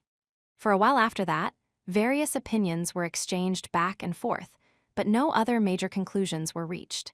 In the end, it was simply time for lunch, albeit somewhat later than usual. "Think it's time to get some food. Yukimu Miyaki, you're coming too, right?" said Haruka, turning back to look at them. The two guys agreed, as usual, and got up from their seats. These were all members of the Aihanokoji group. It was a small group of 5, including me. Just as we were all getting together, though, another student came running up to me. As soon as our eyes met, she called out my name. "Kiyotaka, let's go get lunch." She said it without pausing, but she appeared somewhat nervous as she looked me in the eyes. No one had been paying close attention to Kei as she came toward me, nor were they intentionally listening in on what she said. However, now, every student in our class besides Kuenji, all 36 of them, turned to look at us in unison. "Sorry, guys, but I'm going to eat with Kei today," I told them. Before the people around us could understand what was happening, I pushed my chair back and stood up. "I want to go to the cafe," said Kei. "Is that okay?" "Hey, hold up," said Haruka. "Karuizawa-san, why are you suddenly just butting in? It's not like there's any rule against joining a conversation, is there?" Kei replied. "Didn't you just hear what Kiyotaka said?" "Why, yeah, I heard it, but what's going on? I thought you promised you'd come with us already, though." "Also, hold up, Kei," Haruka asked, rambling. After a slight delay, Haruka started to understand why Kei and I were calling each other by our given names. Well, no, I supposed she might not have been able to completely understand what was happening here. "Sorry, but I'm his girlfriend, so I'm his top priority." "Okay," said Kei. Haruka paused for a moment. "Huh, girlfriend," whispered Irie. The two muttered their respective comments at the exact same time, though their reactions were completely different. "Anyway, as you can guess, Kiyotaka might have fewer chances to hang out with you guys as a group from now on," added Kei. She proceeded to tug me by the arm, leading me out of the classroom. "Come on, let's go," Kei urged. She must have been feeling quite embarrassed, judging from the fact that her face was starting to turn bright red. As for me, I hadn't imagined that we were going to announce our relationship in this way at all. Haruka, Irie, and the other students were dumbfounded, seemingly unable to follow after us. 3.2. Thanks to Kei's bold ACTIONS, our relationship that until that point had only been known to a select few had immediately become public knowledge to our entire class. Words would likely spread through our whole grade by the end of the day. Actually, though, I was skeptical about how many students would really be interested in my relationship with her. The fact that Ike and Shinohara had gotten together during the summer vacation had made fewer waves than I had expected as a hot topic. If anything, it was more like people had already assumed that they would have gotten together. Some of the guys in class seemed to be trying to put up a tough front, like they didn't care about Ike and Shinohara being together. And some of Ike's friends honestly seemed a little jealous. However, it made no difference. That was because in the end, the fact they became a couple was celebrated by many. Ike and Shinohara nurtured their romantic relationship well, though it was gradual. I was also seeing them together more often lately. They walked back to the dorms from class together, they went on dates, and so on and so forth. What was at first a novel sight soon became the norm.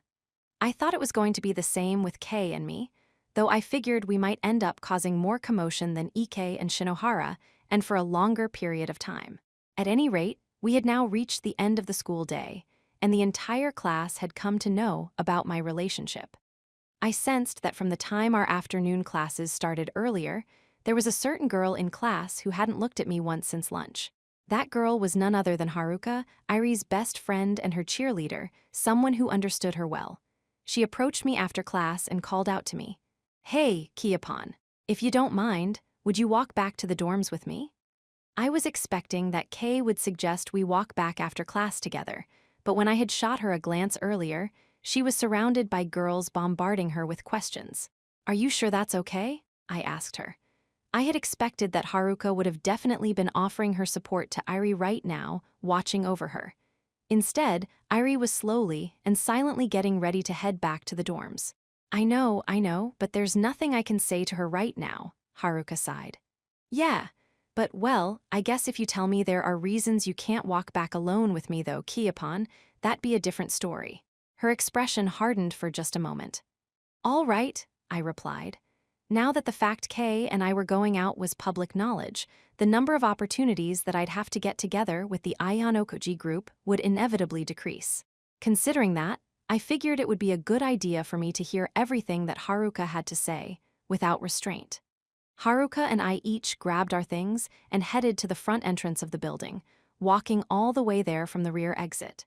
Haruka simply walked on ahead of me without uttering a single word as we moved along, seemingly unconcerned. I occasionally stole glances to look at her from the side, and I saw that she had what appeared to be a look of anger and sadness on her face. Around the time that we put on our shoes and left the school building, she finally turned to look at me properly.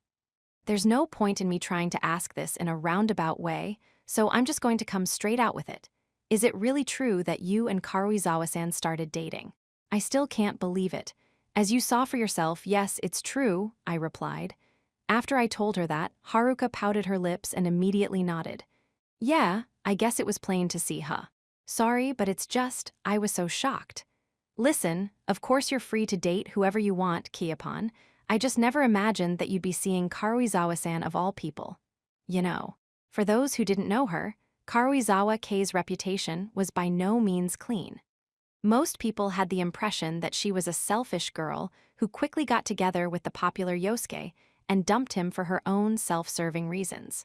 I guess this is what you were talking about before when we were by the pool, what you said about a little emotional shock. Except, you do realize that there wasn't anything little about it at all, right? Irie was desperately trying her hardest to keep it together in the classroom, but she was crying all through lunch. I see. No, this is not just an I see type of thing. Anyway, is it true that you guys started going out around spring break? Like for real? I'm sorry I didn't say anything, but I had a lot going on. A lot, huh? Well, I guess there are lots of rumors going around about Karuizawa-san, so I can kind of understand what you mean, but Haruka's voice drifted off there. I supposed it was understandable that people might have that perception of Kei since she had been dating Yosuke right around the time we started school here.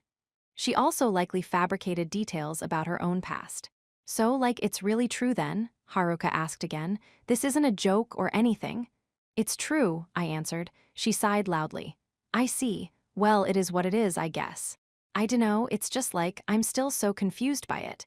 Well, sure, I had imagined you could be dating somebody, Kiapon, or that you were in love with someone other than Irie. But it's just, I couldn't imagine it being Karuizawa-san, no way. Haruka was deeply perplexed.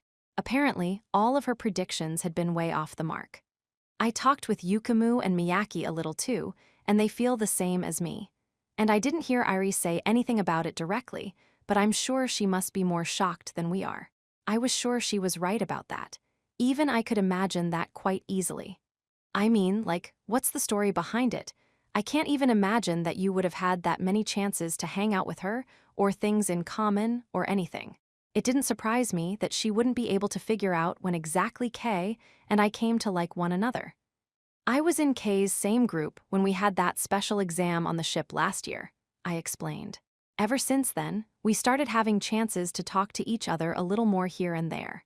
Then, when Yosuke and Kei decided to break up, that's when our relationship started to take off. Some of the students had heard about the fact that Kei and Yosuke's relationship ended in February of this year. So, you two have been hanging out for a pretty long time then? It didn't look like you've been talking on a regular basis. We mostly chatted on our phones, I explained. This is going to sound really nosy, but I've got to ask. Which one of you asked the other out? It sounded like Haruka wanted to know more, as Irie's protector and her spokesperson. I asked her, I replied. Haruka paused at that.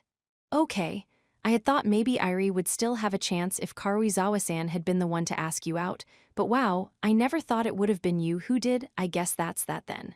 She lightly slapped her forehead, and then proceeded to raise both of her arms up in the air in a gesture of giving up. Just as we neared the convenience store, Haruka spoke up once more, proposing that we stop. Hey, time out for a sec. There's just way too much information to process, and I feel like I'm losing track. Sorry, but can I swing through the store? Sure, I'll wait outside. Haruka gave me a brief apology for asking and quickly ran inside the convenience store, disappearing from my view. While she was inside, I took out my phone. It had vibrated in my pocket quite a few times as we were walking. "I'll be waiting for you at Kiyaki Mall after this. They've been asking me question after question. It's so exhausting. A message from my girlfriend and an invitation to come see her. Got it. I'll contact you before I head over." After I confirmed that my message had been read, I put my phone back in my pocket. After another short minute or so, Haruka returned with a croquette in hand. "I was so busy talking with Irie during lunch today that I didn't get to eat at all," she explained. "That must have been a bother," I replied. "It wasn't like it was a problem or anything, really." "I'm not sure if this is the best time for me to ask you for something, but to tell you the truth, there is something I'd like your help with, and Irie's too, if possible," I told her. "Our help," repeated Haruka. "This hasn't been officially announced yet, but we decided on one of our acts for the cultural festival." "Whoa, really?" "Only me, Horikita, and the people involved in planning it know, so we could make sure that information doesn't get out," I explained. "We're planning to host a maid cafe for the cultural festival." Maid cafe? That's, kind of, well, I'm not shocked, but it is a little surprising. I can't exactly picture Horikita-san approving that.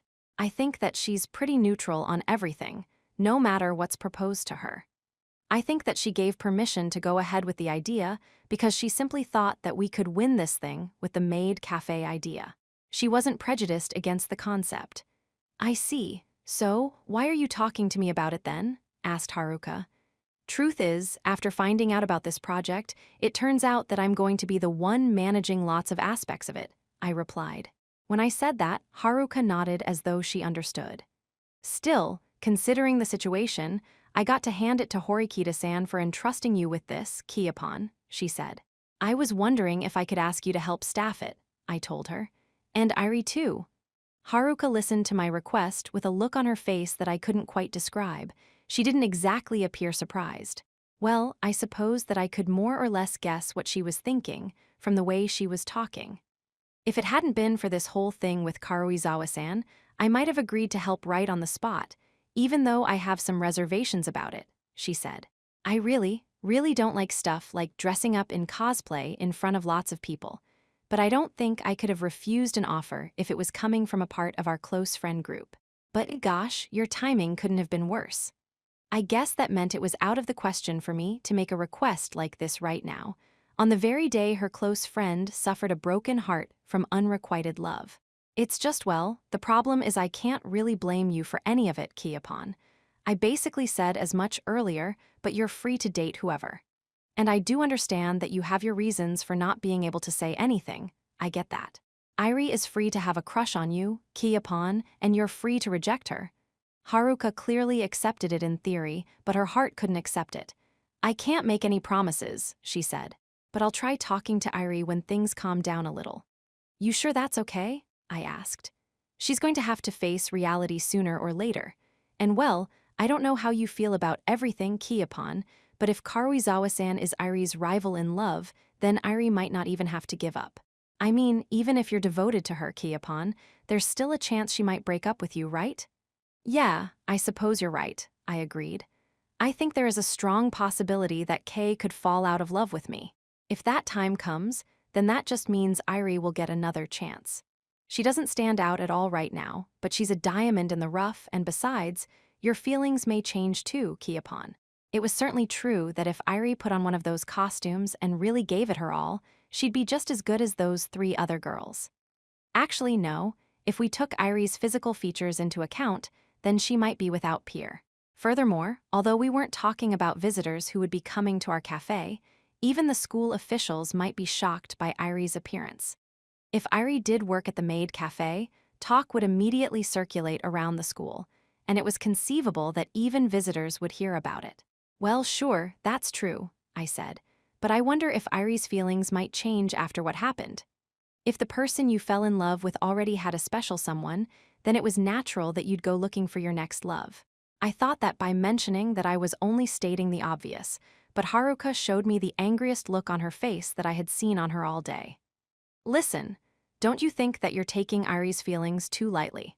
I've been watching her for a long, long time, so I really understand how she feels. What she feels for you isn't so casual that it would just change because of something like this happening, Kiapon. She strongly rejected what I'd said. That was wholly unexpected. I'm sure that you'll be going out on more dates and stuff with Karuizawa-san and stuff, but make sure you actually come hang out with us too, okay? She said. I would hate for us to drift apart over something like this. I see, I replied. I understand. This group we have right now is a part of my life here at this school too. I figured it would be disadvantageous for me to lose the group because of an incident like this. Haruka quickly finished her croquette and put her trash in her bag. All right, she said. I feel a little better now. I'm gonna head back to school. She didn't say much about her plans, but it was clear that she was going to go see Irie. See you tomorrow, she said. Yeah, see you tomorrow, I replied. I watched Haruka's back as she ran back the way we came. Then, I turned and changed course myself, heading not toward the dormitory, but instead to Kiyaki Mall 3.3. The excitement in the air still hadn't died down even after class that day. I returned to the dormitory from Kiyaki Mall with Kei, the two of us chatting as we walked. When we reached the dorm lobby, we found Horikita sitting on the sofa, seemingly waiting for someone, and who she was waiting for would soon become clear. The elevator was stopped on the first floor, above us. I pressed the button indicating that I wanted to head up. Once the doors opened, Kei and I got on, and so did Horikita. Ayano Koji-kun, may I have a word with you? She asked. The elevator stopped on the fourth floor, where my room was located. Well, later, Kiyotaka, said KK, was the type who got easily jealous, but she was also very good at reading situations. Kei also knew that I didn't even view Horikita as a member of the opposite sex to begin with. And since we just heard about an upcoming special exam, she probably didn't have to give it much thought to determine that it would be better for her not to interfere. Okay, I'll talk to you later, I told her. A year ago, I probably wouldn't have believed that Kei and I would have become lovers and be spending time together like this. I got off the elevator and Horikita followed suit. Kei stayed put, and when I turned around, I saw her smiling and waving to me from inside the elevator as the doors began to close. Soon, the doors were shut, and the elevator continued on to the upper floors. How long have you been seeing her? Asked Horikita. Not sure exactly, who can say? Rumor has it you started going out over spring vacation, but in truth, didn't this relationship of yours start progressing much earlier in the year? Horikita turned to me with a look in her eyes that made it seem like she was implying something. I wonder, I replied. Whether or not there was any basis for what Horikita was saying, I was neither interested nor willing to touch on it. Enough about that, I said. You said you wanted to talk to me. Yes, it's about the special exam. There's something I wanted to ask you about it. Is that okay? Sure, I don't mind. Oh, okay. What's with that reaction? I asked. Well, it's just knowing you. I was expecting you to say no, she said. I was more prepared for that. You did look disgruntled when I had asked you to handle the maid cafe yesterday, weren't you? Apparently, Horikita was shocked by how readily I had accepted her request for a consultation. Not here, I told her. Step into my room. Anyone could be listening if we stood around in the hallway, after all. I unlocked the door to my room, room 401, and we went inside. You're not going to ask me to help with something again, are you? I asked. Well, I'm not sure. In any case, if you're willing to hear me out, we'll just start there. Perhaps Horikita was concerned that if she provoked me too much, I would refuse her, because she decided to just start saying what she wanted to say. To ensure we make it through this special exam, I was considering holding a semi-compulsory meeting of our own beforehand, she said. But even if we try to prepare for this special exam, it would be totally absurd for us to attempt to have the class come to a consensus on things when we don't even know what the issues are going to be in the first place, wouldn't it?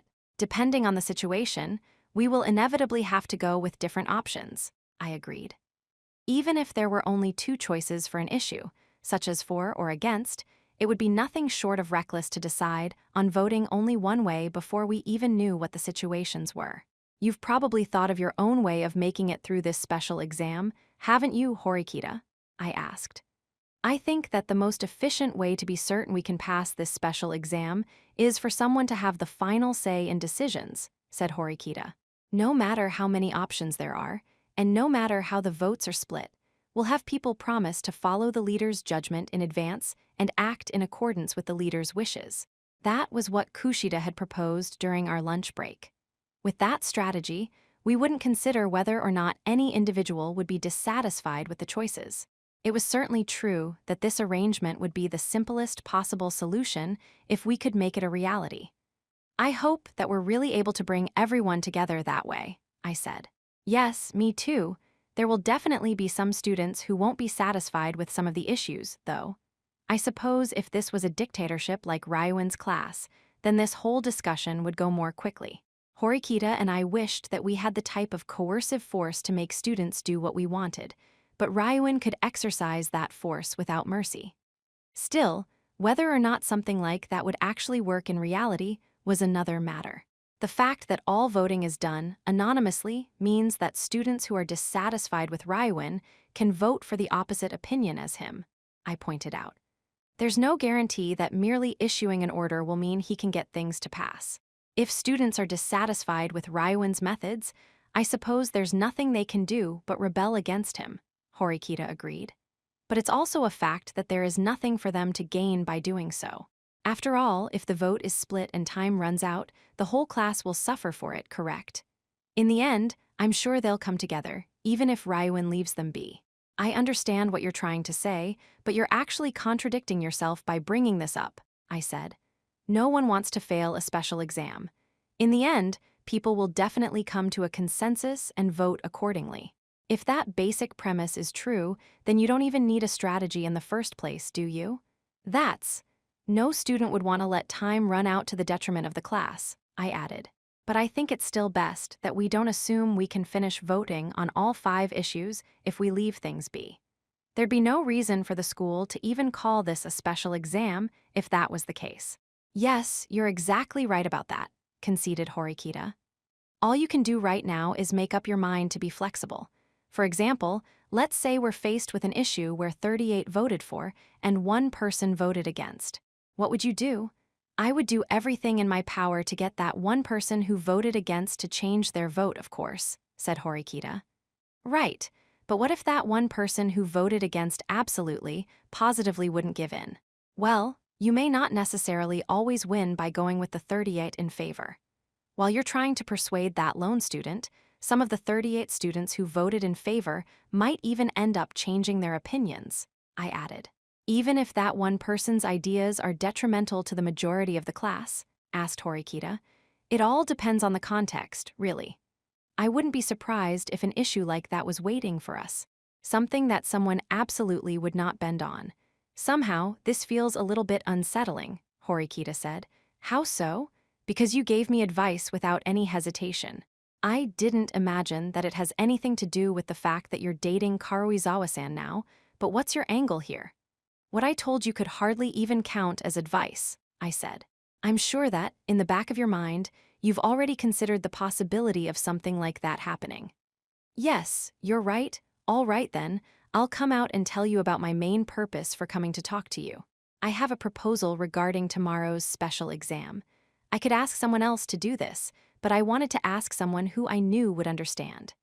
Meaning, you want me to always pick a different option from you in the first round of voting. Could you please not preempt my thoughts? She snapped.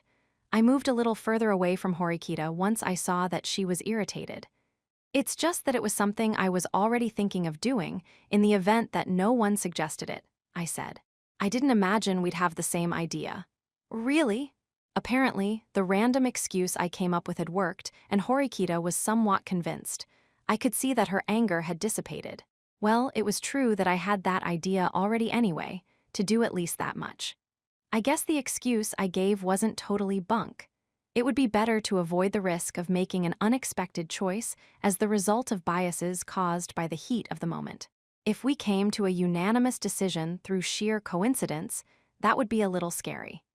Even if it was an issue that 99% of the class was in favor of or against, or if it was in a situation where both options had advantages and disadvantages, said Horikita.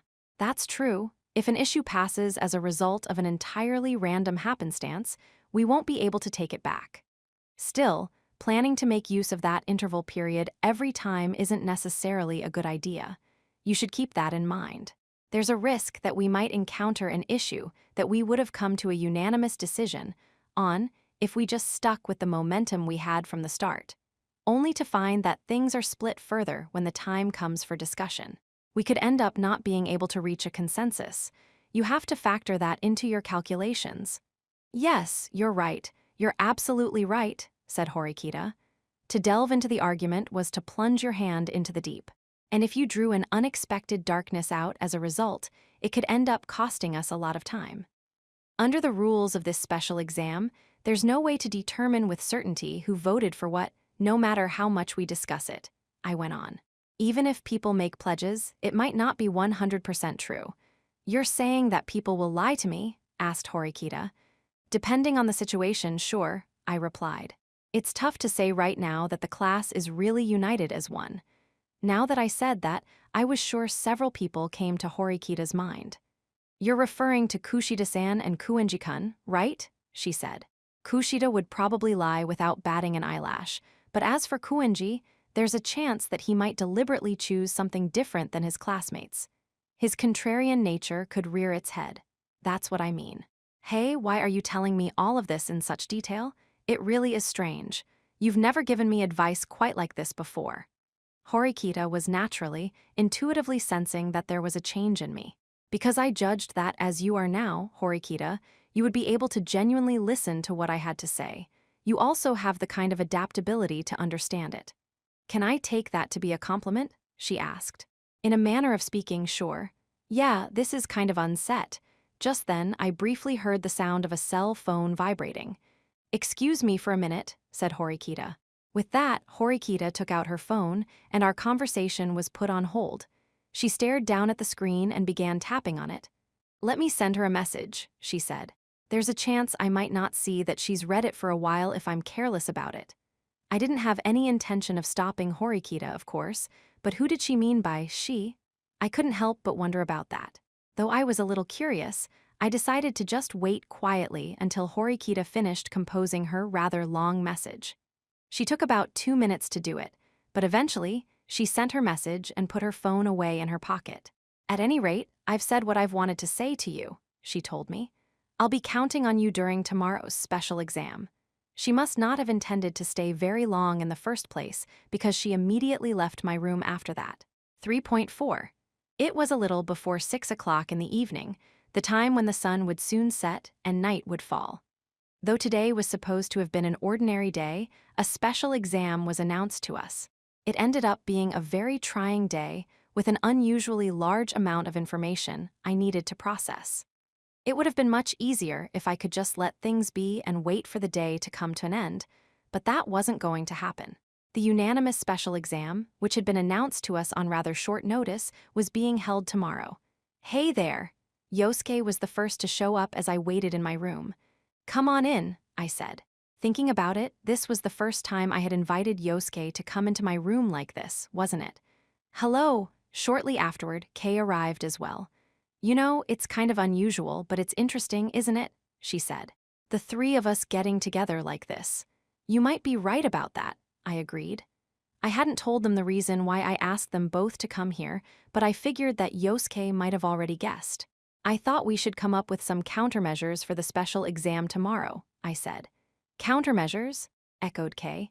But it's just an exam where we just have to come to a unanimous decision on stuff, right? From what we've heard, I certainly don't think it'll be that difficult of an exam, replied Yosuke. The special exams we've had in the past have been much more difficult in terms of their rules. Yosuke gestured as though he were giving the matter some thought. Then, he continued speaking, explaining the situation to Kei. However, I think that maybe this one won't exactly be that straightforward either, like those difficult special exams we've had in the past. If you think about it, if we were following along with the rules, then this would be an exam where we'd gain class points simply by coming to a unanimous decision. Our class coming to a consensus in itself isn't that difficult. Yeah, I think so too, Kei said. So, in other words, if this exam isn't going to be that easy, that means it's highly likely that there are going to be issues that people will be divided on, Yosuke concluded. His thinking was right on the mark. Although individual students in class might have their own ways of thinking, they would be willing to be flexible to a certain extent to align their votes if it was in the best interest of the class. It might have been a different story if this exam occurred back when we were first-year students and new at this school. But now that we were second years, the bonds between us as friends had deepened considerably. Moreover, even if we couldn't reach a unanimous decision at first, there wasn't a penalty for that. We could repeatedly set aside time for discussion and work things out. So it was understandable that an exam like this, with such relief measures in place, would seem lax from Kay's perspective. But what kinds of issues would it be difficult for us to reach a unanimous decision on anyway? She asked. Well, I can't really come up with anything right on the spot, Yosuke replied, but I think there would definitely be those kinds of issues. What kinds of questions would my classmates agonize over? It seemed like Yosuke wasn't able to come up with any ideas right away. I thought I'd speak up with one easy-to-understand issue. Until we graduate, we can only eat either rice or bread starting now. Choose, I told them. Huh, what's with those choices? Said Kay. Choosing between rice and bread is something that kind of makes me want to chuckle at its simplicity, but it's actually a hard choice, said Yosuke. I'd definitely go with bread myself, Kay decided. Going without having any kind of bread until graduation? Absolutely not, no way. In my case, I'd probably go with rice. I've been fine having bread like once a week or so anyway, said Yosuke. If I had to choose, I suppose I'd pick rice too, I said. And, well, as you can see, we three have our own opinions on this, right? If we were to have the entire class vote on this, it wouldn't be easy. If there were 30 people who were in favor of rice, would you be able to go along with them? No way. I mean, not being able to have any at all until graduation. I'd still vote for bread, said Kay. There were going to be some students who would resist, like Kay, who wouldn't be easily swayed by the majority and wouldn't back down. That would lead to problems. Now, if we were to consider a more realistic comparison, relatively speaking, all future special exams will either be based solely on academic ability or physical ability. What if we faced an issue like that? I asked. When I posed that problem, Yosuke and Kay exchanged looks. For an athletic student like Sudo, he would absolutely choose physical ability, I went on. But a student who wasn't so athletically gifted, like Kaise, would have to do anything and everything he could to steer the vote toward a unanimous decision in favor of academic ability. Of course, it was possible that Sudo could back down and vote the other way, especially since he had been pouring a lot of effort into his studies lately. Even so, he would do much better if he were evaluated based on his physical abilities. And even if Sudo could be swayed, a different student who wasn't academically inclined at all wouldn't be able to compromise on the decision at all.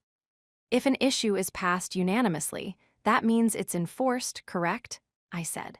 Meaning, in other words, depending on how the situation plays out, would we need to be prepared to lose 300 class points as a penalty if we can't choose an option? I don't know, difficult choices will obviously have to be made, but losing 300 class points would mean giving up our ticket to Class A, said Yosuke. Our first priority should be clearing this exam. Kay sighed, I'm starting to think that this is going to be really tough. Is that why you called us here? Asked Yosuke. Yeah, I replied. This next special exam is going to require a strong sense of unity amongst our classmates. The class breaking into complete disagreement once or twice is fine, but if it goes on for a long time, fights could start to break out. When that time comes, you two will be needed to conduct yourselves skillfully and sway the votes. You are the central figures of the class. You're right, said Yosuke. But in that case, shouldn't Horikita-san be included in this discussion we're having now too? She took on the role of class leader for this exam after all. Yosuke's point was obvious. It would be best if Horikita led these two and controlled the class instead of me taking the initiative here. However, at this stage, I couldn't withdraw my support quite yet. This time, we will be supporting Horikita from the shadows, I told them. What we're discussing here is strictly confidential. Why, though? Asked Kay. I mean, personally, I don't like the idea of following Horikita-san's orders anyway. Kay, Yosuke, you two have the ability to read the room much better than the average student. However, starting now, I want you two to be able to respond to things with even more flexibility than you do now. If you can intuitively sense what Horikita is thinking and what she wants to do, the class will become much, much stronger. Why don't you do it though, Kiyotaka? That would solve the problem, said Kei. You can't always count on me to be able to act, I said. You should be prepared for unforeseen situations. Unforeseen situations? She repeated. I could suddenly fall ill, or I could unexpectedly get expelled. That's conceivable, isn't it? That's, expulsion, like, no way, I can't picture that happening, she replied. But it is true you could suddenly get sick, that might happen. I couldn't back them up at any given time forever. If they couldn't act in anticipation of situations like that, they couldn't expect to see the class make a great leap forward. Anyway, I understand, Yosuke said. We just need to follow Horikita's lead well and make sure that the special exam proceeds smoothly, right? Right. Yosuke, let me give you some instructions and some signals in advance, things that no one other than you two will understand. Since we were allowed to freely discuss and move about during the interval periods, the act of whispering into someone's ear wouldn't be problematic in itself. However, depending on how the situation played out, it might become necessary to send instructions to Kei and Yosuke without letting anyone else know that we were communicating. Even in situations where whispering amongst ourselves was prohibited, it was still possible to exchange signals, like by coughing, lightly tapping on our desks, and so on. I had both Kei and Yosuke generally memorize multiple patterns of signs and signals. Then, I looked over at Yosuke. Yosuke, one last thing, a warning. This won't be necessary if we manage to get through all 5 issues smoothly, but if we have fewer than 2 hours remaining, and it doesn't look like we'll be able to finish the special exam in time, desperate measures may need to be taken. I decided to tell Yosuke that now so he could prepare himself, so he wouldn't go out of control if that time came. 3.5. The day before the special exam had been quite hectic in a lot of ways, and it was just about to come to an end. It was now after 10 o'clock at night. I was in bed looking at my phone when I received a call. Although I didn't have the caller registered in my contacts, I recognized the 11-digit number. Hello, I said, answering the phone. I sincerely apologize for calling you so late at night. Might I have a moment of your time? It's all right, I replied. It certainly has been quite some time since we last spoke, Chairman Sakahiyanagi, sir. That's right, the phone number belonged to none other than the current chairman of the Advanced Nurturing High School. I realize that I have made you worry quite a bit, but I'm all right now. I'm just glad that you seem to be well. It seems that things have been quite trying for you as well. But I must admit, I cannot hide my surprise that you managed to remain safe and sound here at this school without incident. You were in the midst of an extremely disadvantageous battle. Only through happenstance, really, I said. I'm sure that if he were serious about it, I wouldn't be here right now. It wasn't necessary for me to mention any names out loud. I knew that Chairman Sakahiyanagi understood that I was referring to Tsukishiro, who had filled in for his position while he was away. Once I saw that everything was over, I certainly had a few questions of my own about his actions, but let's not talk about that today. I'm going to support you closely from now on. I thought I'd let you know about it as soon as I possibly could. After a pause, he continued speaking. I'm sure you've heard about the upcoming cultural festival, which is a first for our institution. And yes, government officials and their families have been invited to attend. Now that things have been set in motion, I can't stop it myself. If the parties involved have already been notified, then it would understandably be difficult for him to withdraw invitations now. There's nothing for you to apologize for, sir. I'm sure that the students are looking forward to it. Although the nature of the festival was a bit like a special exam, it was within the range of things a student could enjoy. Whether it actually ended up being nothing more than a simple cultural festival for me, though, was another story. On that note, I would like to tell you about something that hasn't been announced yet. I would like to share this information with you first, and you alone. What is it? I asked. It's about the sports festival to be held in October, which is something of a prelude to the cultural festival.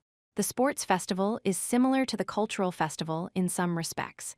First of all, it has suddenly been decided that we will be welcoming some visitors on campus. Visitors? That was something I hadn't expected to hear. If you trace the history of the event back to its origins, you'll find that sports festivals are something that students' parents come to watch. In that sense, the idea of welcoming guests is not in itself dissimilar to that original concept of the event.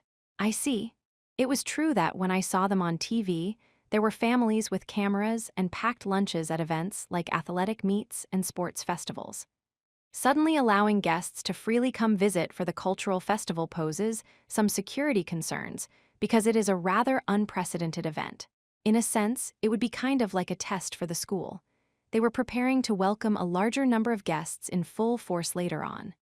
Guest selection rests entirely on the higher-ups, so I can't deny the possibility that that your father might make an appearance. Therefore, in consideration of the danger you face in this, I would like to assign a few people to watch over you. I sincerely appreciate the sentiment, but I'm nothing more than a student at this school, the same as any other, I told him. I don't want that kind of special treatment. In that case, how do you plan to handle the situation should you run into anyone sent by your father? I understand that it's a difficult problem. Obviously, it was unlikely I'd be able to get through such a situation using force. That went without saying. It would be easier for me if he tried to target me in a secluded area. If he sent people to the campus posing as school officials, and they instructed me to come along with them while I had friends and acquaintances around, I would have no way of refusing. I couldn't even ask questions like, "You're all a bunch of frauds, aren't you? Agents sent by him?" or anything. I think that I already understood that you are that sort of person, I suppose. But if you were to be expelled from school in some way, I'm sure that I would regret it. I would like to avoid feeling regret over not doing whatever I could have done to prevent something like that. Even if I were to follow your instructions, sir, it would look unnatural to have a guard watching over me, I pointed out. In that case, I would like to ask you to be absent from the sports festival. You want me to not participate. That certainly hadn't been within my range of expectations. I'm sure you yourself understand that sometimes, with events such as these, people fall ill and have to be absent on the day of the exam. Yes, although the class would be put at a disadvantage with me gone, there aren't any mandatory attendance rules that would result in me getting expelled for being absent. Students were responsible for maintaining their own health, but even so, it was inevitable that people would fall ill sometimes. If it were a small-scale special exam, the school might adopt emergency measures like waiting until all students from each grade were present before going ahead.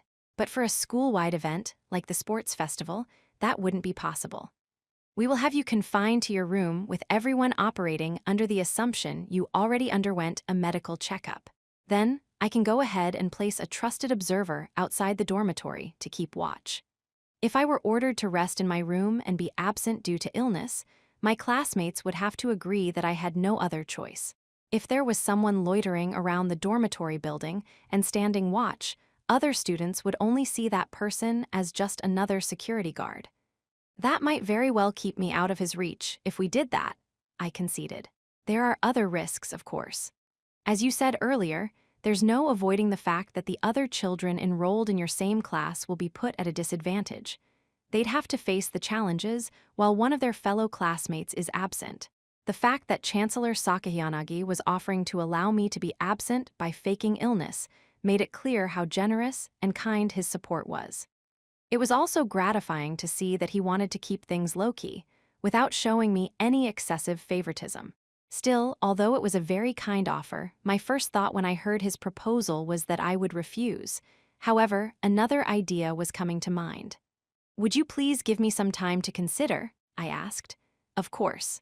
I cannot force you, after all, so I will leave the final decision to you. However, I understand. I am seriously considering accepting the idea of being absent. All right. Please give me a response 1 week before the sports festival. There are preparations I need to make on my end, as well." He needed to arrange personnel and such for this plan, so that length of time was quite practical. After I ended the call, I thought about the sports festival and how it might end up going on without me. Of course, it was entirely possible that students from other classes and in other grade levels could call in sick on that day too. It wasn't easy to get the entire student body together for every single exam and event, after all. "No," I muttered aloud to myself, "I need to concentrate on the special exam in front of me first. This upcoming special exam, it could very well be more painful than any other special exam that had come before." One way or another, we were able to prepare for every other special exam we faced so far. But this time, there was no surefire strategy. We had to believe in our classmates and work together as one. And after that, a sports festival and a cultural festival. Though there were new things to worry about this year that we didn't have to deal with last year, before everything else, we simply had to get through tomorrow's special exam. 3.6. Several HOURS prior. Hello, Kushida-senpai. After class ended for the day, Kushida visited Yagami Takuya in the first-year dormitory. The evening sun was shining faintly through a slight gap in the almost fully closed curtains. Kushida gazed at the steam rising from the freshly brewed tea sitting on the table. She didn't reach for it.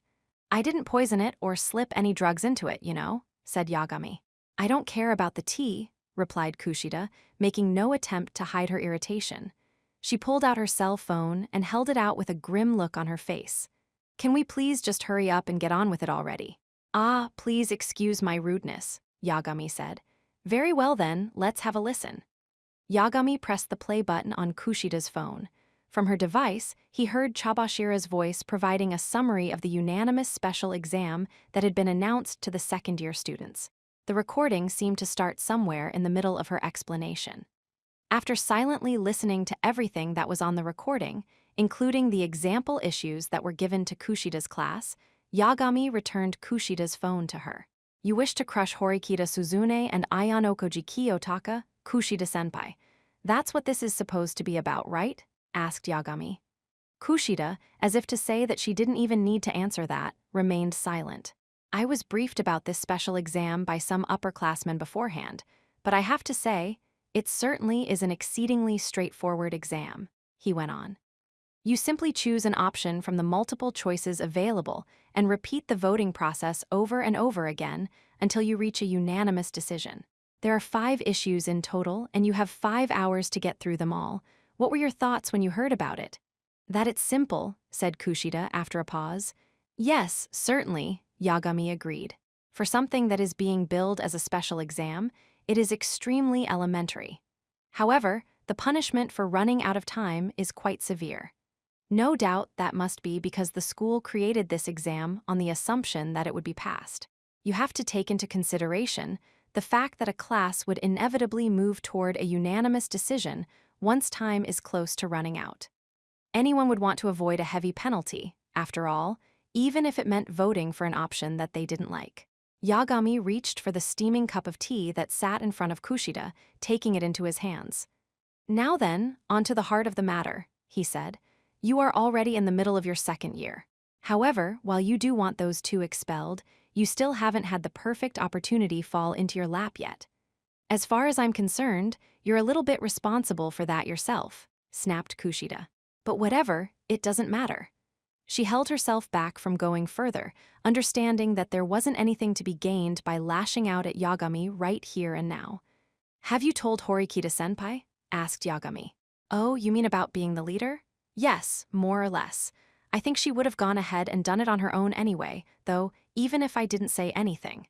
No, it isn't good to leave things in a state of ambiguity. It is important for you to make sure that Horikita-senpai is entrusted with the role and to get her to make a firm declaration that she would handle it, Kushida-senpai. "So, what now? Do you think I can get her expelled in this upcoming special exam?"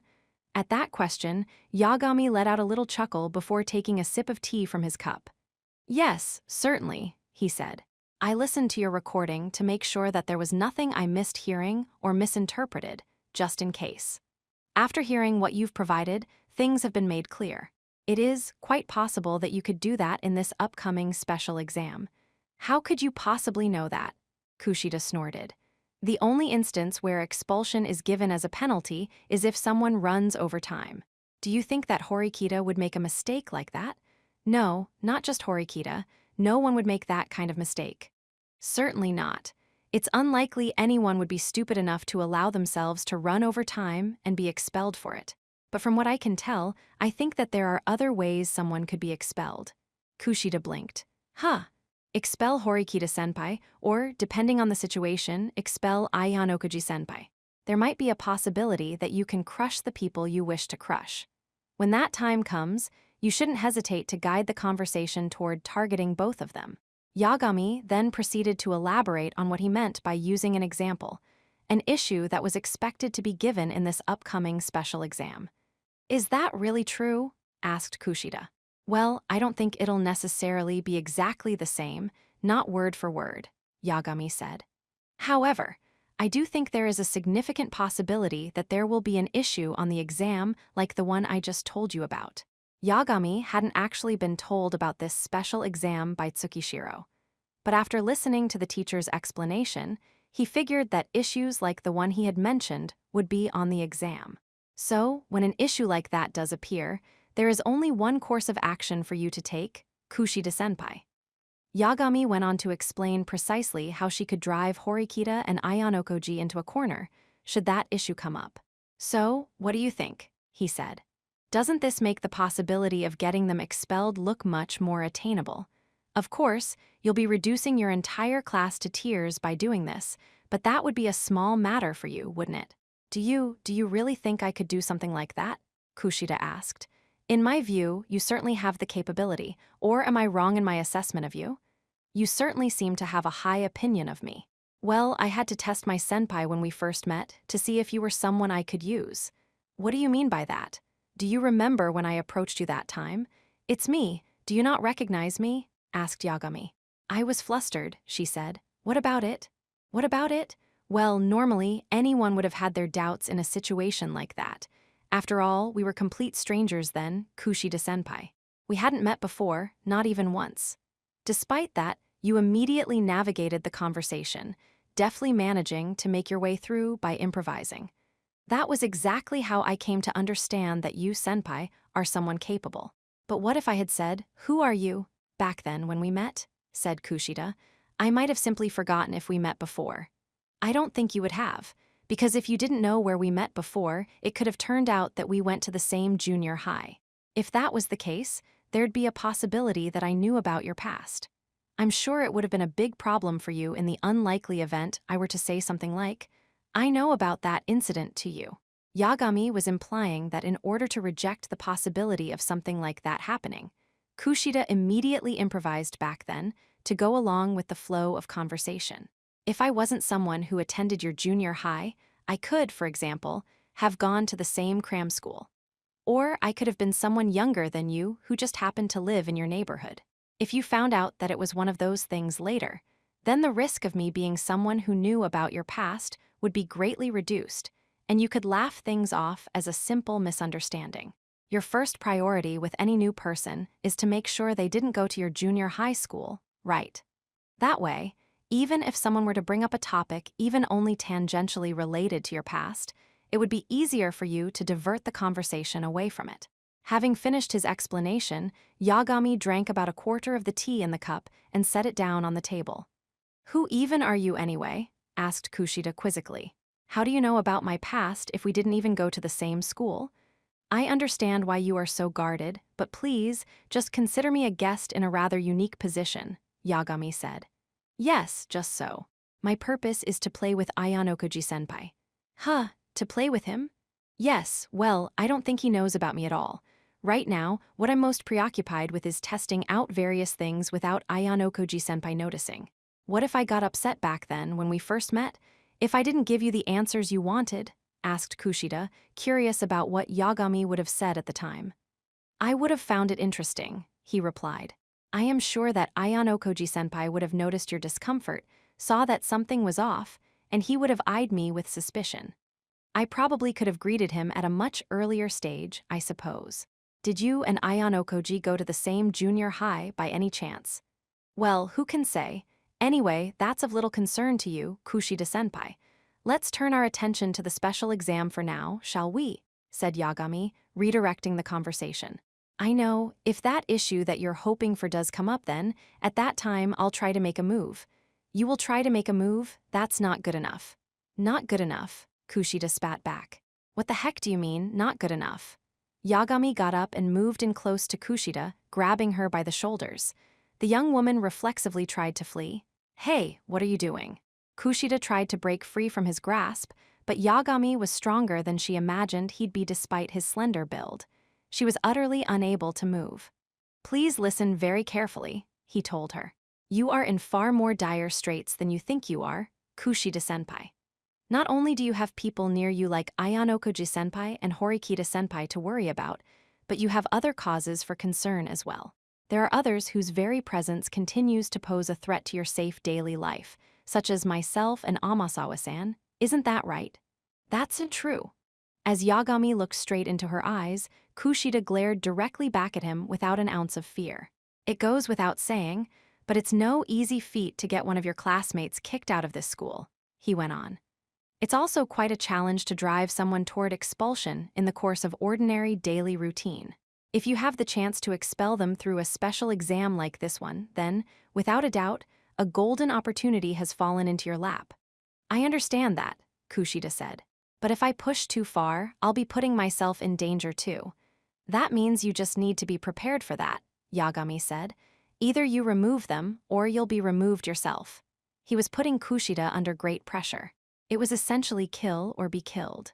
"Of course, the decision is yours to make, Kushida-senpai. Anyway, if I were to say something like, if you don't want everybody to find out about the way you caused your old class to fall apart, then get either Horikita-senpai or Ayanokoji-senpai expelled." Well, that would be nothing short of a threat, and thus a violation of the rules of the exam. "I'd say what you just said right now sounds like a threat," muttered Kushida. "Please pardon my rudeness," said Yagami. "I didn't intend to threaten you. I just think the truth is that you're not prepared enough for this, Kushida-senpai. Be prepared to eliminate them no matter the sacrifice. If you can't do at least that much, you will never, ever be able to drive them to expulsion." Then, removing his hands from her shoulders, Yagami stepped away and sat back down. "Let me ask you once more," he said. "You wish to have those two expelled. Is that right?" When he looked into Kushida's eyes once again, she looked back at him with a mixture of anger and frustration. She didn't even have to speak her answer aloud. She had been wishing for that every single day for the past year and a half, almost like she were trying to place a curse on them. "Yes," she replied at last. "I want to have Horikita and Ayanokoji expelled.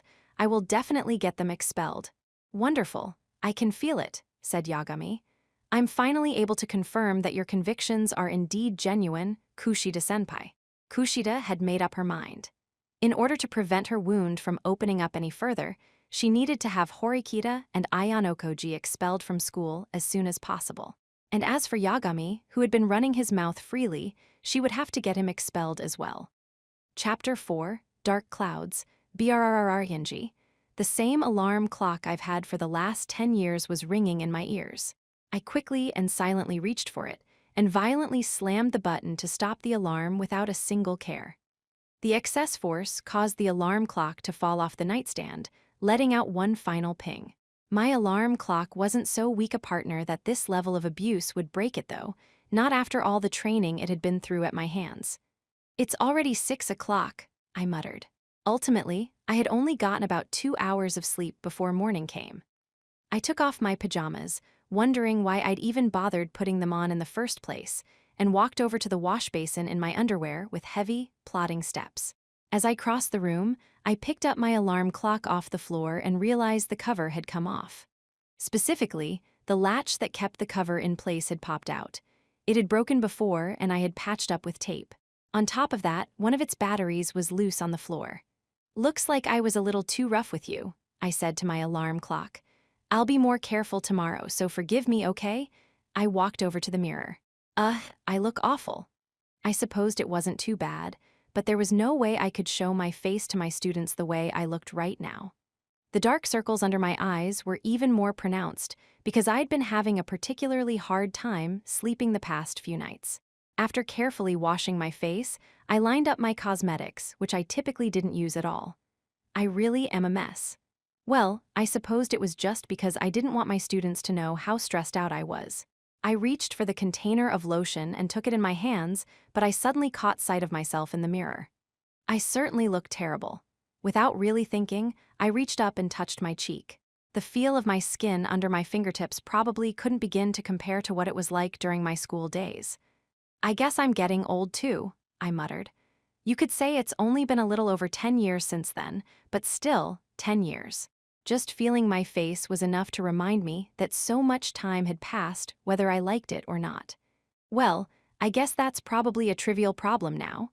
It wasn't as though this was the first time I was confronted with the passage of time. I always had a firm grasp on the concept. I resumed my previously halted movements, opened the lid, and silently began applying lotion to my skin. I knew this would be coming someday. I knew it from the moment I decided to become a teacher. But even so, I wasn't really prepared for it. I couldn't be. Calm down, I told myself. This is not my fight. The situation now is different from the way it was then too. The way the class is now, I bet they'll make it through without incident. Yes, they should be able to do just that. There's no point in me being nervous. As I felt my heart beating faster and faster, I tried to tell myself that this was essentially not my problem. Such shallow thinking was useless though, and my heart started to pound in my chest. At this rate, I wouldn't be able to keep myself together before the special exam ended. I was worried about the future. I pressed both of my palms against the mirror and glared at my reflection. You have to be prepared. 4.1. Mornings were surprisingly busy for teachers. We were already at our place of work without commuting since we lived in the dormitories on campus, close to the school building. Even so, there was a mountain of things for us to do. Preparing for our classes, checking for new messages, sometimes checking the water quality of the pool, and so on. However, the start of our actual workday was when homeroom started, so essentially, taking care of those things amounted to unpaid overtime. They were things we had to take care of on our own. After our respective morning preparations were finished, we teachers had a meeting as well for morning assembly. The rush of activity in the mornings was twice or even 3 times as intense on days like today when special exams were being administered. Any mistake on the school's part would be absolutely unforgivable, as it would affect some of the students' lives. The most important thing for you to keep in mind during this special exam is that as instructors, you are not to intervene, warned Akari-sensei. He wore a stern look on his face. Please make absolutely certain that you avoid any kind of situation where you inadvertently offer help to your students because you want to protect your class. Ikari-sensei was in charge of we 4 homeroom instructors, and he was also responsible for proctoring this particular special exam. Excuse me, said Chie. I know it might be too late for me to speak up now, but may I ask a question? What is it, Hashinomiya-sensei? He answered. The last time 11 years ago, when this exam was last administered, the school implemented a rule to shuffle the classes around for this exam, so each class wasn't led by its usual homeroom instructor, correct? So, why is it that this time, we're watching over our usual classes for this exam? I would think that, for the sake of fairness, this aspect should be changed. It was clear from the school's warning to the teachers that the administration wished to prevent teachers from intervening in the exam. However, shuffling the classes so that teachers would be overseeing different students would certainly be a much more reliable method. It was unlikely any of the teachers would go so far as to take on such risks themselves for the sake of helping a rival class. Isn't it simply because the school believes that fairness will be upheld in any case? Sakagami-sensei said this calmly, having come to that conclusion after listening to the conversation thus far. Is that really so? Remarked Chie. I cannot provide you with any reasoning for it, Ikari-sensei replied. I can only state that things are the way they are because it's been decided that way. Meaning it's a decision that came from the top? Asked Chie. There was not a single thing we teachers could decide ourselves for any of the special exams. Everything was decided upon by the higher-ups, meaning Chancellor Sakayanagi and those involved in the administration and management of this institution. All we could do was follow the rules and enforce them accordingly. However, something about this decision didn't seem to add up, and Chie made no attempt to hide her dissatisfaction. Seeing this, Ikari-sensei spoke once more, in a low, strained voice. This is only my own personal opinion here, but I believe this exam could potentially offer insight into the hidden workings of the students' minds, he said. There is, essentially, a great deal of information to be learned. I suspect the school administrators felt that allowing teachers from other classes to access that information could impact subsequent special exams. That sounds like they don't have faith in the teachers then, said Chie. There's nothing that can be done about it, said Ikari-sensei. Besides, 3 of the homeroom instructors present here have experienced something similar to this special exam in the past. And, well, perhaps it has something to do with the fact that each of you were assigned to your usual classes during last year's in-class voting special exam as well. I suppose that's true, said Chie.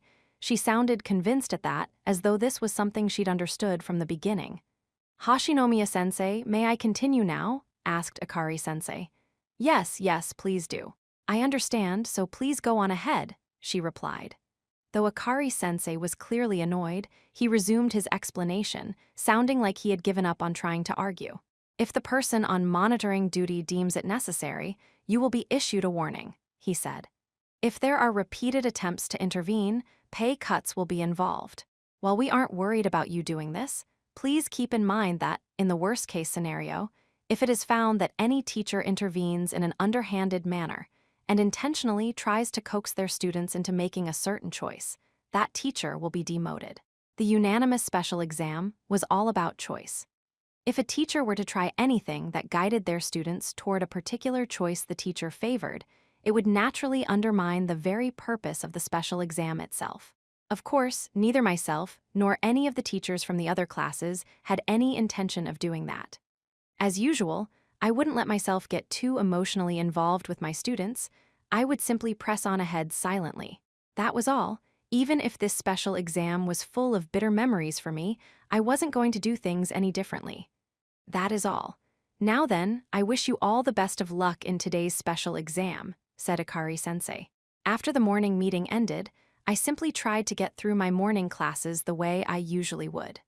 Well, I was probably the only one who felt like I was being my usual self. In reality, I might have seemed different. I felt like I had no sense of time, and before I knew it, it was already time for lunch. I sat in the faculty office with my lunch on the desk in front of me. After I had gotten about a third of the food down my throat, my chopsticks just suddenly stopped moving altogether. Not wanting myself to be seen like this, I decided to put my remaining lunch into a bag and put it away. Then came the sound that signaled the start of afternoon classes. As I left the faculty office with my eyes on the ground, I heard the sound of footsteps approaching from behind me. Guess it's finally time. Huh, Sahe-chan, said Chie. Chie, I replied. You've been like this since this morning, she said. I take it you couldn't sleep last night because you were thinking about the special exam? I dismissed her obvious and cheap provocation, letting it wash over me like water off a duck's back. Actually, it would probably be more correct to say that I simply couldn't muster an answer to it. My current class has nothing to do with me, I told her. It doesn't matter if my students pass this exam easily or not. It doesn't look like you really believe that yourself, though. I started to walk away. As I turned my back to her, Chie said something else. She made no effort to hide the resentment in her voice. Well, whatever. Don't forget that you don't deserve to aim for Class A, Sahe-chan. Throughout that whole exchange, I was unable to lift my face at all. 4.2. It was September 17, shortly after our lunch break. Less than 3 weeks after our summer vacation ended, the next special exam was here. When I came back to the classroom, roughly 5 minutes before the exam was due to start, there was already an adult standing by, quietly watching the students from the back of the room. I was a little surprised to find that I wasn't assigned to my usual seat. I had been placed in another seat just for the duration of this specific exam. Perhaps that was to ensure even stricter adherence to the rules. Interestingly enough, I was seated by the window at the very back of the classroom, where I used to sit in my first year here. As for the rest of the students, they appeared to be spread about randomly, with no relation to where they were seated this year or last. I guess that meant it was only a coincidence that I was assigned in the same spot I used to sit in. When I looked over at Horikita, already in her seat, I saw that she was still placed in the front row. She was only 1 seat over from her usual spot. Sato was seated to my right, and Onizuka was seated in front of me. The students then began to arrive, one after another. Starting now, we would be undertaking the unanimous special exam. We would simply choose from the options available for the 5 issues presented to us and repeat the voting process over and over until we reached a unanimous decision on each issue. Nothing more and nothing less. Simple. While there was little of anything of note for this particular special exam, it was also true that there was little we could do in order to prepare for it. There were only a few preparations we could make.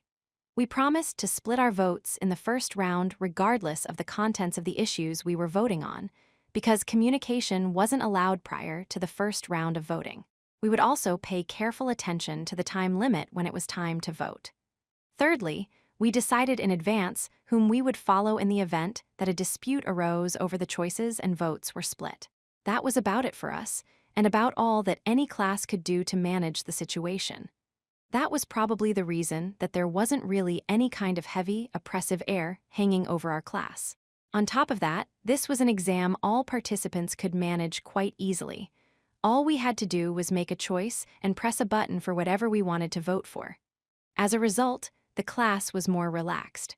Of course, there were still some feelings of nervousness over this particular special exam. Our tablets were covered with a protective film to prevent any prying eyes from getting a look at what was on the screen. Even if a person in a neighboring seat did try to sneak a peek, they wouldn't be able to spy on you. We weren't allowed to get up from our seats during voting either, so it was impossible for us to figure out exactly who was voting for what based on sight.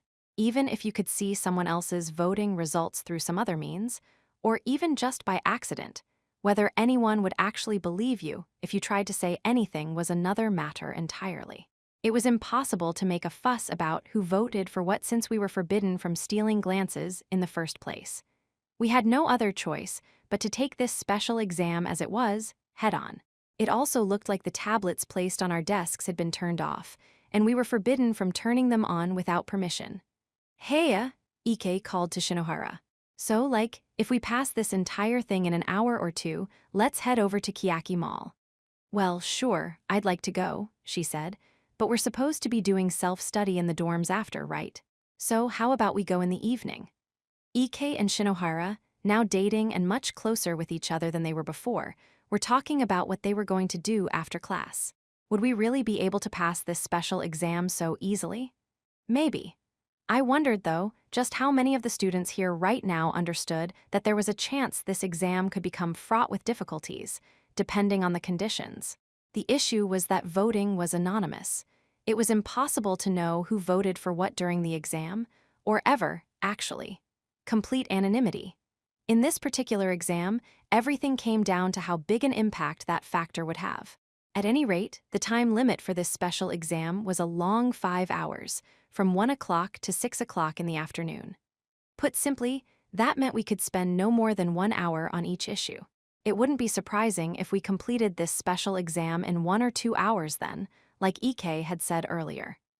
If we managed to finish within the time limit, we would get a quick and easy 50 class points. On the other hand, in the event that we failed to pass the exam within those 5 hours, we would be penalized by 300 class points.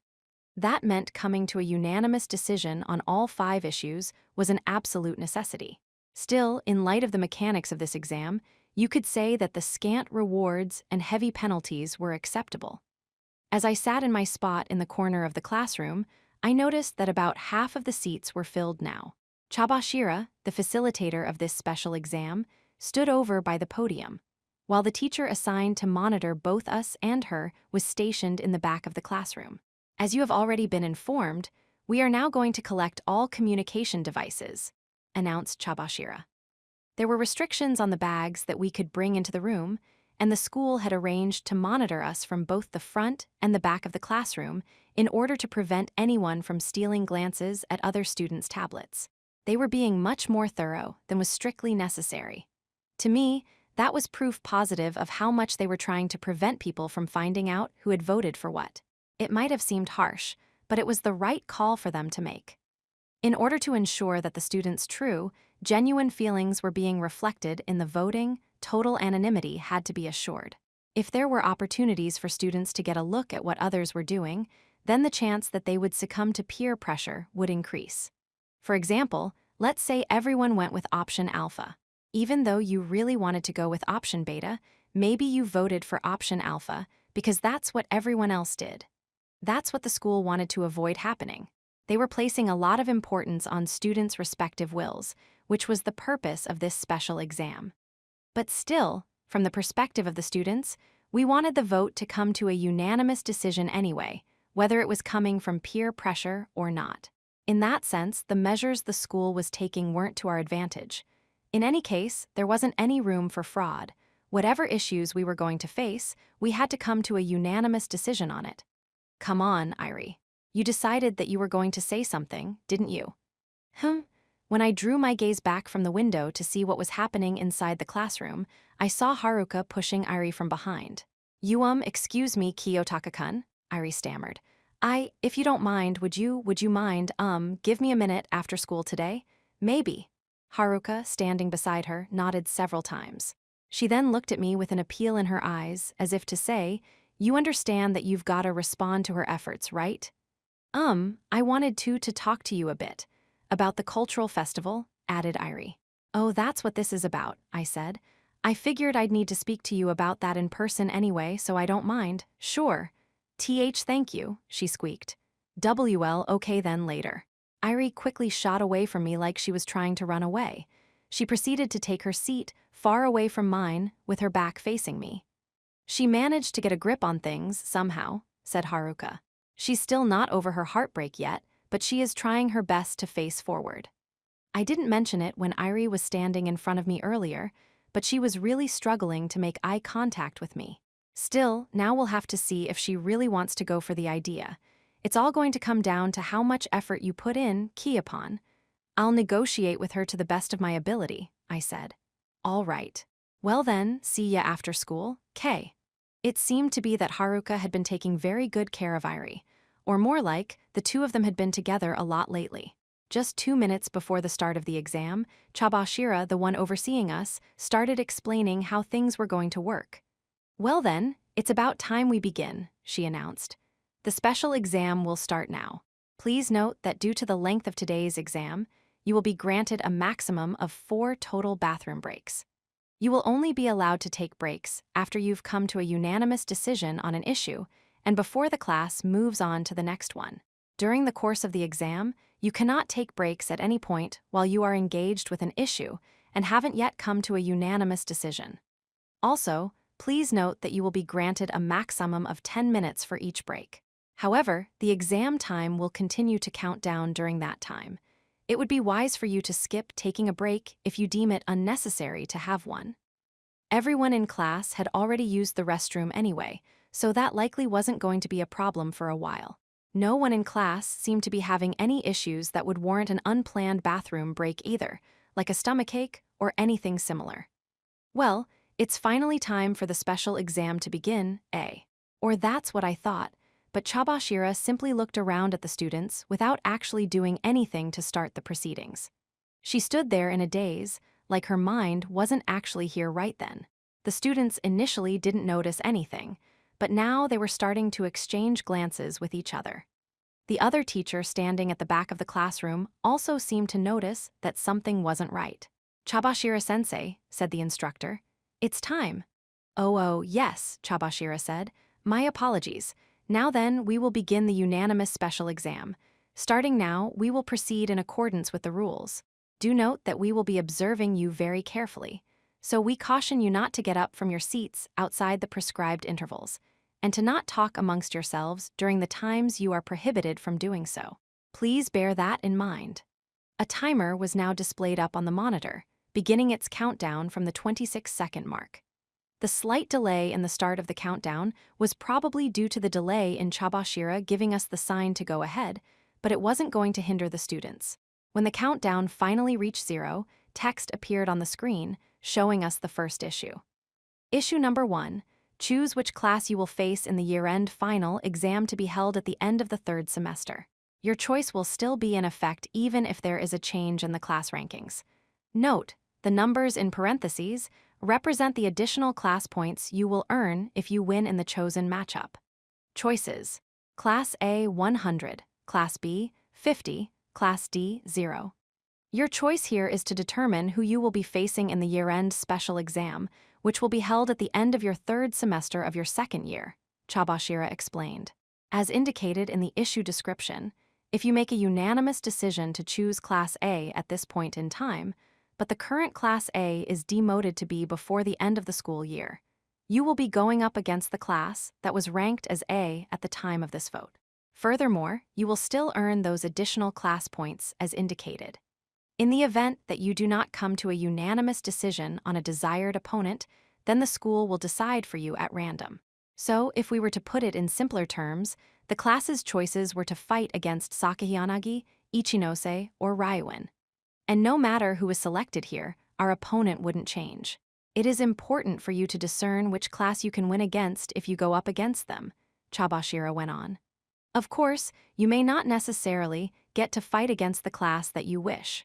If Horikita and her class nominated Sakahiyanaga's class, A and Ichinose also nominated Sakahiyanaga's class. Did that mean that the decision of whether to compete against Horikita or Ichinose would rest with Sakahiyanagi? And then, if Sakahiyanaga's class didn't choose Horikita or Ichinose and instead picked Ryuin's class to be their opponent, then that would confirm their choice to go up against Ryuin.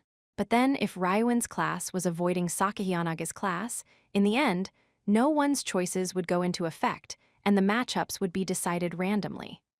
Normally, it would make the most sense to choose a class with a lower level of strength. However, as one could see from the choices in the poll, lower-level classes were treated differently from the high-level classes. If you were able to defeat a high-level class, you would be rewarded with additional class points. On the other hand, we wouldn't get any additional rewards for going up against a lower-level class. In ordinary circumstances, you wouldn't want to go up against Class A, but if there was merit in doing so, then the issue was worth considering. We will now begin the first round of voting, Chabashira told us. You have 60 seconds. If we didn't enter our votes within the 60-second time limit, we would enter penalty time.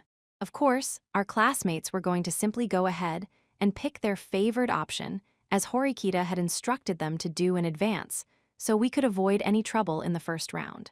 As for me, I had already talked things over with Horikita and informed her that I was planning to choose the first option right away. So I went ahead and chose Class A without hesitation. Horikita was going to choose the second option, Class B. At this point, it was not going to be a unanimous decision. But the other 37 votes in class would give an indication of which class everyone genuinely wanted to fight against. Now that everyone has finished entering their votes, I will announce the results, said Chabashira. Round 1 voting results. Class A, 5 votes. Class B, 21 votes. Class D, 13 votes. The votes were concentrated on Ichinose's Class B rather than on Class D, the lowest ranked class. Because you haven't come to a unanimous decision, there will now be a break interval. For the next 10 minutes, students were freely allowed to get up out of their seats, talk to others, and engage in conversation.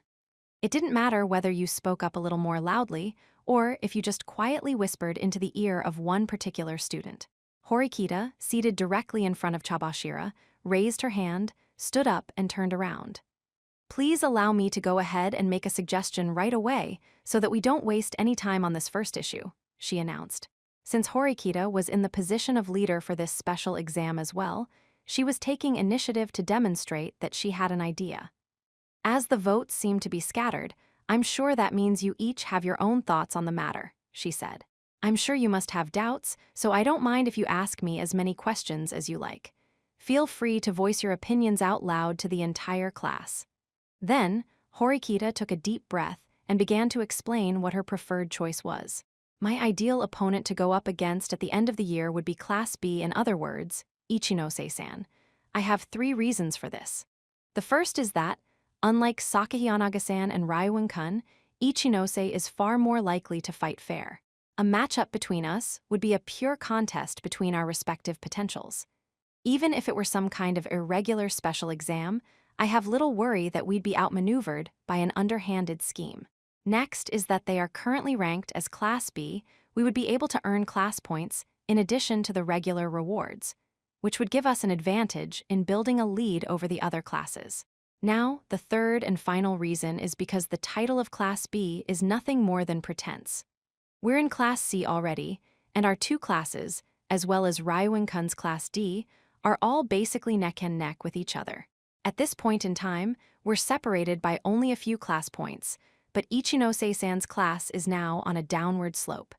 In my opinion, they would be an ideal opponent. I got the impression that she was concerned about the time because she spoke somewhat quickly. Despite that, she conveyed her reasons clearly, and what she said resonated with many of the students in class. If there is anyone here who has any objections, I would like for you to offer your opinions right here and now, she said. On the other hand, if you don't mind choosing Class B, this discussion would be over quickly if we all simply went ahead and voted for them as soon as possible. Horikita had wanted to come to a unanimous decision in the second round of voting on this particular issue. She had conveyed those intentions loud and clear. As if in response to that, Yosuke stood up. I agree with what you're proposing, Horikita-san, he said. Though we would receive greater rewards for defeating Sakahiyanaga-san's Class A, there's little doubt that they're far more formidable enemies. Of course, we can't drop our guard against Ichinose-san and her classmates either. They have strong bonds and a tried-and-true fighting style, but I also think that they'd be the best opponents for us to face. After Horikita and Yosuke both endorsed the choice of Class B, our classmates were starting to look in that direction. Then, as if to take hold of the momentum and push it forward even more, another person spoke up to offer her opinion from her seat. I'm all for this idea too, said Kei. We don't get any additional rewards for fighting against Ryuan-kun anyway, and I kinda don't like to say this, but it wouldn't be a laughing matter if we lost to Sakahiyanaga-san, you know. Before anyone could voice any dissent, Yosuke and Kei quickly solidified public opinion toward voting for Class B. It was possible that they were simply supporting Horikita and following through as we had planned. But it was probably safe to assume that they legitimately wanted to choose Class B too. It was easy to see that was where this was trending, and Class B received the most votes in the first round anyway. We still had close to 6 minutes left in the discussion period, but no dissenting opinions came forward in the end. Then, while checking the time, Chabashira resumed the voting once again. All right, she said. We will move on to the second round of voting now that the break interval is over. As soon as the information is displayed on your tablet screens, you'll have 60 seconds to vote, just as I explained to you before. After 60 seconds have passed, any time that you go over will accumulate and count toward your penalty. Remember that? Such words of warning were unnecessary, though, as everyone had got their votes in for the second round in under 10 seconds. The results were tallied and immediately displayed upon the monitor. Round 2 voting results. Class A, 0 votes. Class B, 39 votes. Class D, 0 votes. It seemed like Kuenji hadn't screwed around and decided to vote for another class. We succeeded in coming to a unanimous decision for the first time without any slip-ups. The decision is unanimous. You have all selected Class B for the first issue, Chabashira told us. We will inform you which class you will be competing against in the year-end final exam as soon as the decision is finalized. That will likely be sometime tomorrow or later. So, in just a little over 10 minutes, we managed to clear one of the 5 total issues. W successfully managed to guide the vote toward Class B, which was Horikita's and the other students' preference. Speaking personally, I would have chosen Ichinose-'s Class 2 if I had to pick someone to face. Horikita had already stated all of the reasons why, and I had nothing else to add. Aside from that, we had to hope that Sakahiyanagi and Ryuan would be matched up against each other. But since Ichinose-'s class would be the easier target, we might have 3 classes competing over the same choice if we got unlucky. Hopefully, Ichinose-'s class would choose to fight against Horikita, and there wouldn't be any hassle. I don't think that anyone here needs a bathroom break, but I'm asking anyway, just in case, Chabashira said. Does anyone here mind if we go ahead and move on to the next issue? None of the students in class objected to that, of course, and we immediately went on to the second issue. All right then, we'll continue. Here is the second issue. Issue number 2, choose a destination for the school field trip scheduled for late November. Choices, Hokkaido, Kyoto, Okinawa. I heard some students in class mutter things like, "What the heck?" Since we were forbidden from talking amongst ourselves though, they immediately went silent after Chabashira shot them glares. But it was an undeniable fact that many students did indeed mumble their surprise. Still, we couldn't talk about the issue at all before voting first.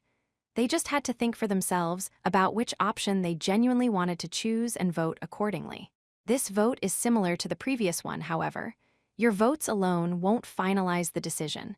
The outcome may change depending on what the other 3 classes vote for. We ask that you please understand that. Round 1 voting results. Hokkaido, 17 votes, Kyoto, 3 votes, Okinawa, 19 votes. Putting Kyoto aside, judging from the tallied votes, the vote this time seemed to be a much closer contest than the previous one. Since you didn't come to a unanimous decision, there will now be a break, announced Chabashira. Man, can you even really call this a special exam? Said Hondo with a laugh. He almost sounded disappointed. This is way too easy, dude. It's practically a no-brainer. It was certainly true that the first and second issues hardly warranted preparing such an ostentatious setup as this. We could have resolved these issues in a regular homeroom session. However, we were still only on the second issue. But similarly, you could say we were already on the second one. When we finished voting on this one, 2/5 of the special exam would be over. This special exam really did feel far too easy. Many students were probably starting to relax now instead of feeling nervous. What was interesting, however, was that there were some students who actually were even more anxious when situations like this arose. In particular, those were cautious and particularly thoughtful students like Horikita and Yosuke. While everyone else in the room was laughing and talking about where they'd like to go, those two were seriously examining the issue at hand.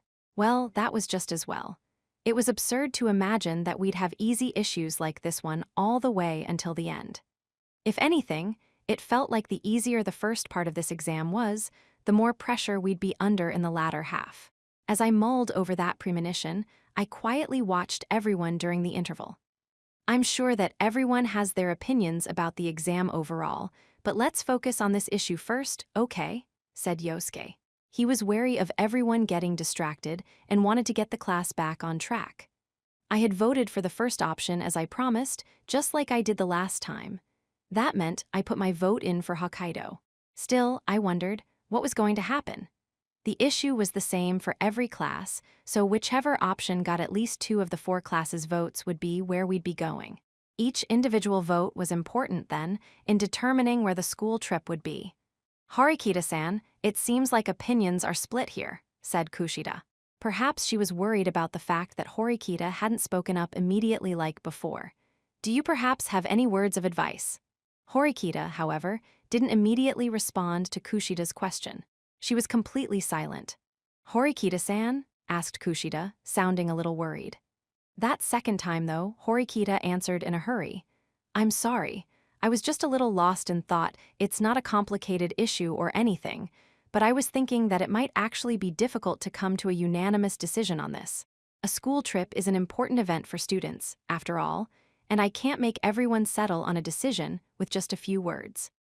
Everyone in class had promised to follow her decisions as leader if the time came when it was necessary, but that didn't mean Horikita was allowed to decide on the destination for our school trip all by herself or anything. It was a tough choice then, considering that it wasn't a matter of advantages and disadvantages. It was just a matter of personal preference. At any rate, I'll start by opening the floor. Would anyone like to share their input on where they'd like to go for the trip? Said Horikita. Sudo raised his hand as if he had been waiting for his moment. Welp, guess I'll go then, he said. I put my vote in for Okinawa. I mean, when people think of school trips, they think of the beach, right? And Okinawa's a classic choice. Sides, it's got the most votes already, so I think it's pretty much a done deal, don't you? Wait, just hold on a second, said Mizono. Okay, I'll admit that yes, Okinawa is one of the go-to choices, but so is Hokkaido. And on top of that, it was a really close vote. Doesn't everyone want to go skiing? I want to go with Okinawa too, exclaimed Onodera. I want to go snorkeling. Another student cut in. I've already been to Okinawa a bunch of times, so I think Hokkaido's. Students began to clash, arguing over the 2 destinations that had the most votes. It wasn't surprising that students were critical of the choice that they didn't want, since each side felt that the choice they made was better than the other. I mean, Hokkaido is all about snow in the first place, right? That's totally boring. Okay, but if you turn that around, Okinawa's all just ocean, right? Students argued back and forth for a few minutes without seeming like they were anywhere near a resolution. Finally, unable to just sit by and watch, Yosuke intervened. Yes, Both Hokkaido and Okinawa are equally popular destinations for a school trip, so it is understandable that we might fight over it, but I think we should maybe be a little more considerate of other people's opinions, okay? He said. He pleaded with his classmates to refrain from making comments that came close to being insults. At first, the students had just been saying how wonderful their choice of destination was. But as time went on, then the discussion devolved into students hurling comments that denigrated the other side's choice at each other. "Hirata-kun, you voted for Hokkaido, right?" asked Mizono. "Hey, Hirata. You chose Okinawa, didn't ya?" said Sudo. Stammered Yosuke. Yosuke looked visibly flustered to find himself sandwiched between both sides. "Well, I guess kind of a secret," he squeaked out. Under these circumstances, it would be hard for him to answer either way. In a sense, this was the kind of moment when anonymity really came into play. "Okinawa's the only place where you can swim in November, you know," said Sudo. "Don't you want to go down to the beach?" "I've had enough of the beach myself," said Mizono. "We already got enough of that on the uninhabited island special exam. I'm all for Hokkaido for sure." Yosuke had managed to put the brakes on the arguing for a moment, but things immediately started to heat back up.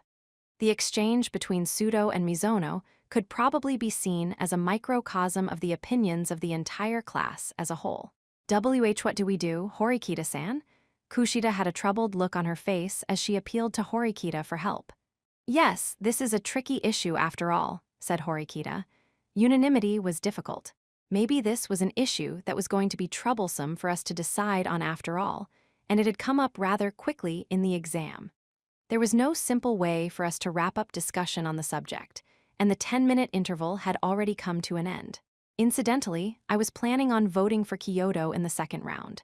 Kyoto has a rich history, and I had a strong desire to go through it and take in the sights. "Very well, then," said Chabashira. "Now that all of the votes have been cast for the second round, I'll show you the results." Round 2 voting results. Hokkaido, 18 votes, Kyoto, 4 votes, Okinawa, 17 votes. "Oh hey, Hokkaido came in from behind and took the win," Mizono cheered. "Yay. Og damn it," grumbled Sudo. "Who the hell changed their votes from Okinawa to Hokkaido?" Although Hokkaido had slightly more votes than Okinawa, it was still pretty much an even split. Both the Hokkaido camp and the Okinawa camp immediately started arguing over the direction of the votes again. Even if we tried to settle the issue, at this rate, we wouldn't come to a consensus no matter how many times we redid the vote. Still, it was just kind of sad that Kyoto wasn't being talked about at all. Well, it had gotten my vote now, and the tally went up a little, but I suppose that it was possible that Horikita might not have changed her vote between rounds, voting for the second option again like she did in the first. Of course, it was impossible to say for sure since she might have voted for Hokkaido or Okinawa, and someone else could have voted for Kyoto. At any rate, it was possible for Horikita to just force a decision here and have us select whatever option had gotten the most votes. But doing so meant some people were bound to hold a grudge over it. After all, Hokkaido had gotten the most votes in the second round, but Okinawa had gotten the most votes the first time. "Looks like we don't have any other choice," Horikita declared. "Now that we've gotten here, we're just going to have to decide with a contest. Let's have 3 people who want Hokkaido and 3 people who want Okinawa come forward to represent each side and play rock, paper, scissors. Each side will determine in what order their members participate. We will do this tournament-style winner takes all. However, Kyoto has the fewest votes, so they will only get 1 person on their team. It'll be a difficult battle for them, but this way, we'll be keeping things as fair as possible." That was true. It wouldn't be fair at all if Kyoto could compete on equal terms with the other 2 while having the smallest minority of the vote. If Horikita was going to bring this issue to a resolution without coercing anyone or spending a lot of time on it, this was the method we should go with. There was no avoiding some degree of dissatisfaction, but since we set a rule to follow Horikita's orders in advance, we had no choice but to obey. There was a little bit of squabbling over who exactly would play rock, paper, scissors for each team, but everyone soon decided on the contestants. Team Hokkaido was an all-girl team made up of Mizono as player 1, Ishikura as player 2, and Shinohara as player 3. Team Okinawa was a mixed guy-girl team consisting of Onodera as player 1, Hondu as player 2, and Sudo as player 3. All we need now is someone who voted for Kyoto, said Horikita. Will someone step forward to play for Team Kyoto? One of the guys in class raised his hand high and spoke up for the Kyoto camp, as if he had been biding his time for this very opportunity. If no one else is going to, then I'll volunteer. I will definitely be bringing the whole class to Kyoto, declared Kais, expressing his strong resolve as he entered the difficult battle. Kyoto was also my preferred destination for the school trip. Well, I'll leave this matter to you, Kaise. I'm sure it'll be a grueling battle, but I hope that you'll pull it off somehow. They immediately got started playing rock, paper, scissors, so we could get to the third round of voting quickly. First, Onodera threw scissors while Mizono and Kais both threw paper. Team Okinawa had achieved victory in no time at all. Team Kyoto's dreams were shattered in an instant, and Kais left the battlefield with a broken heart. Kaise's time spent in battle was fleeting.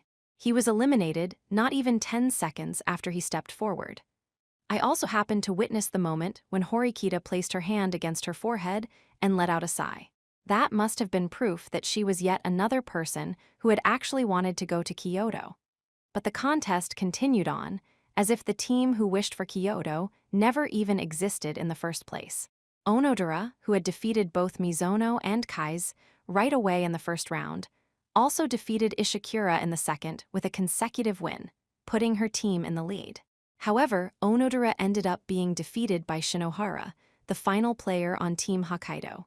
And then, in an unexpected twist, Shinohara went on to defeat Hondu right afterward.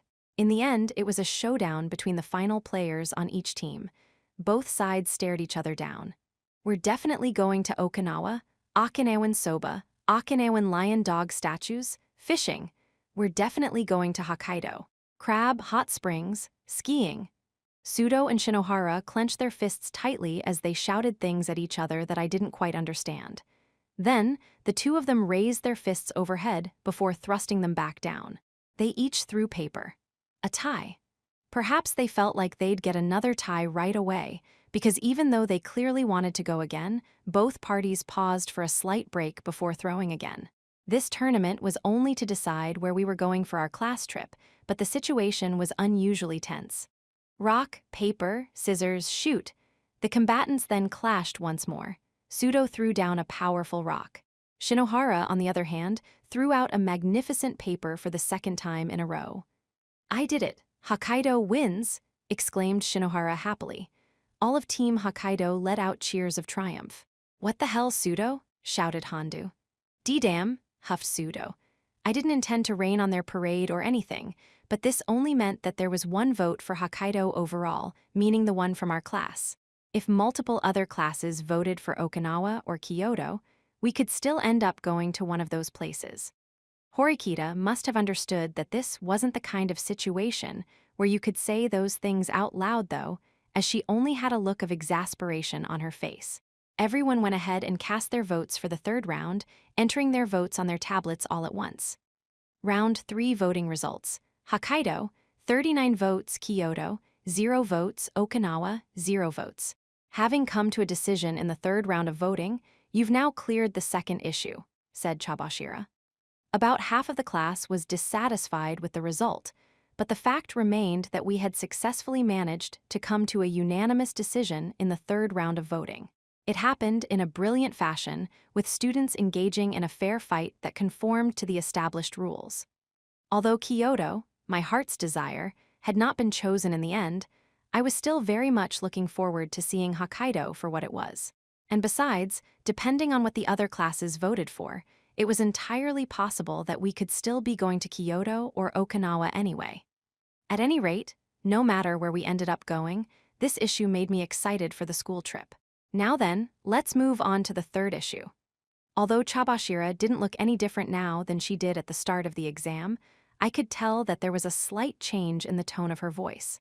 I figured that after the easy issues we had faced so far, we might be about to face something that would change the flow of the exam. Issue number 3. Select one of these options. Regardless of which option is chosen, private points will be affected for 6 continuous months. Option 1. 3 random students in the class will be awarded Protect points in exchange for the entire class being awarded 0 private points each month.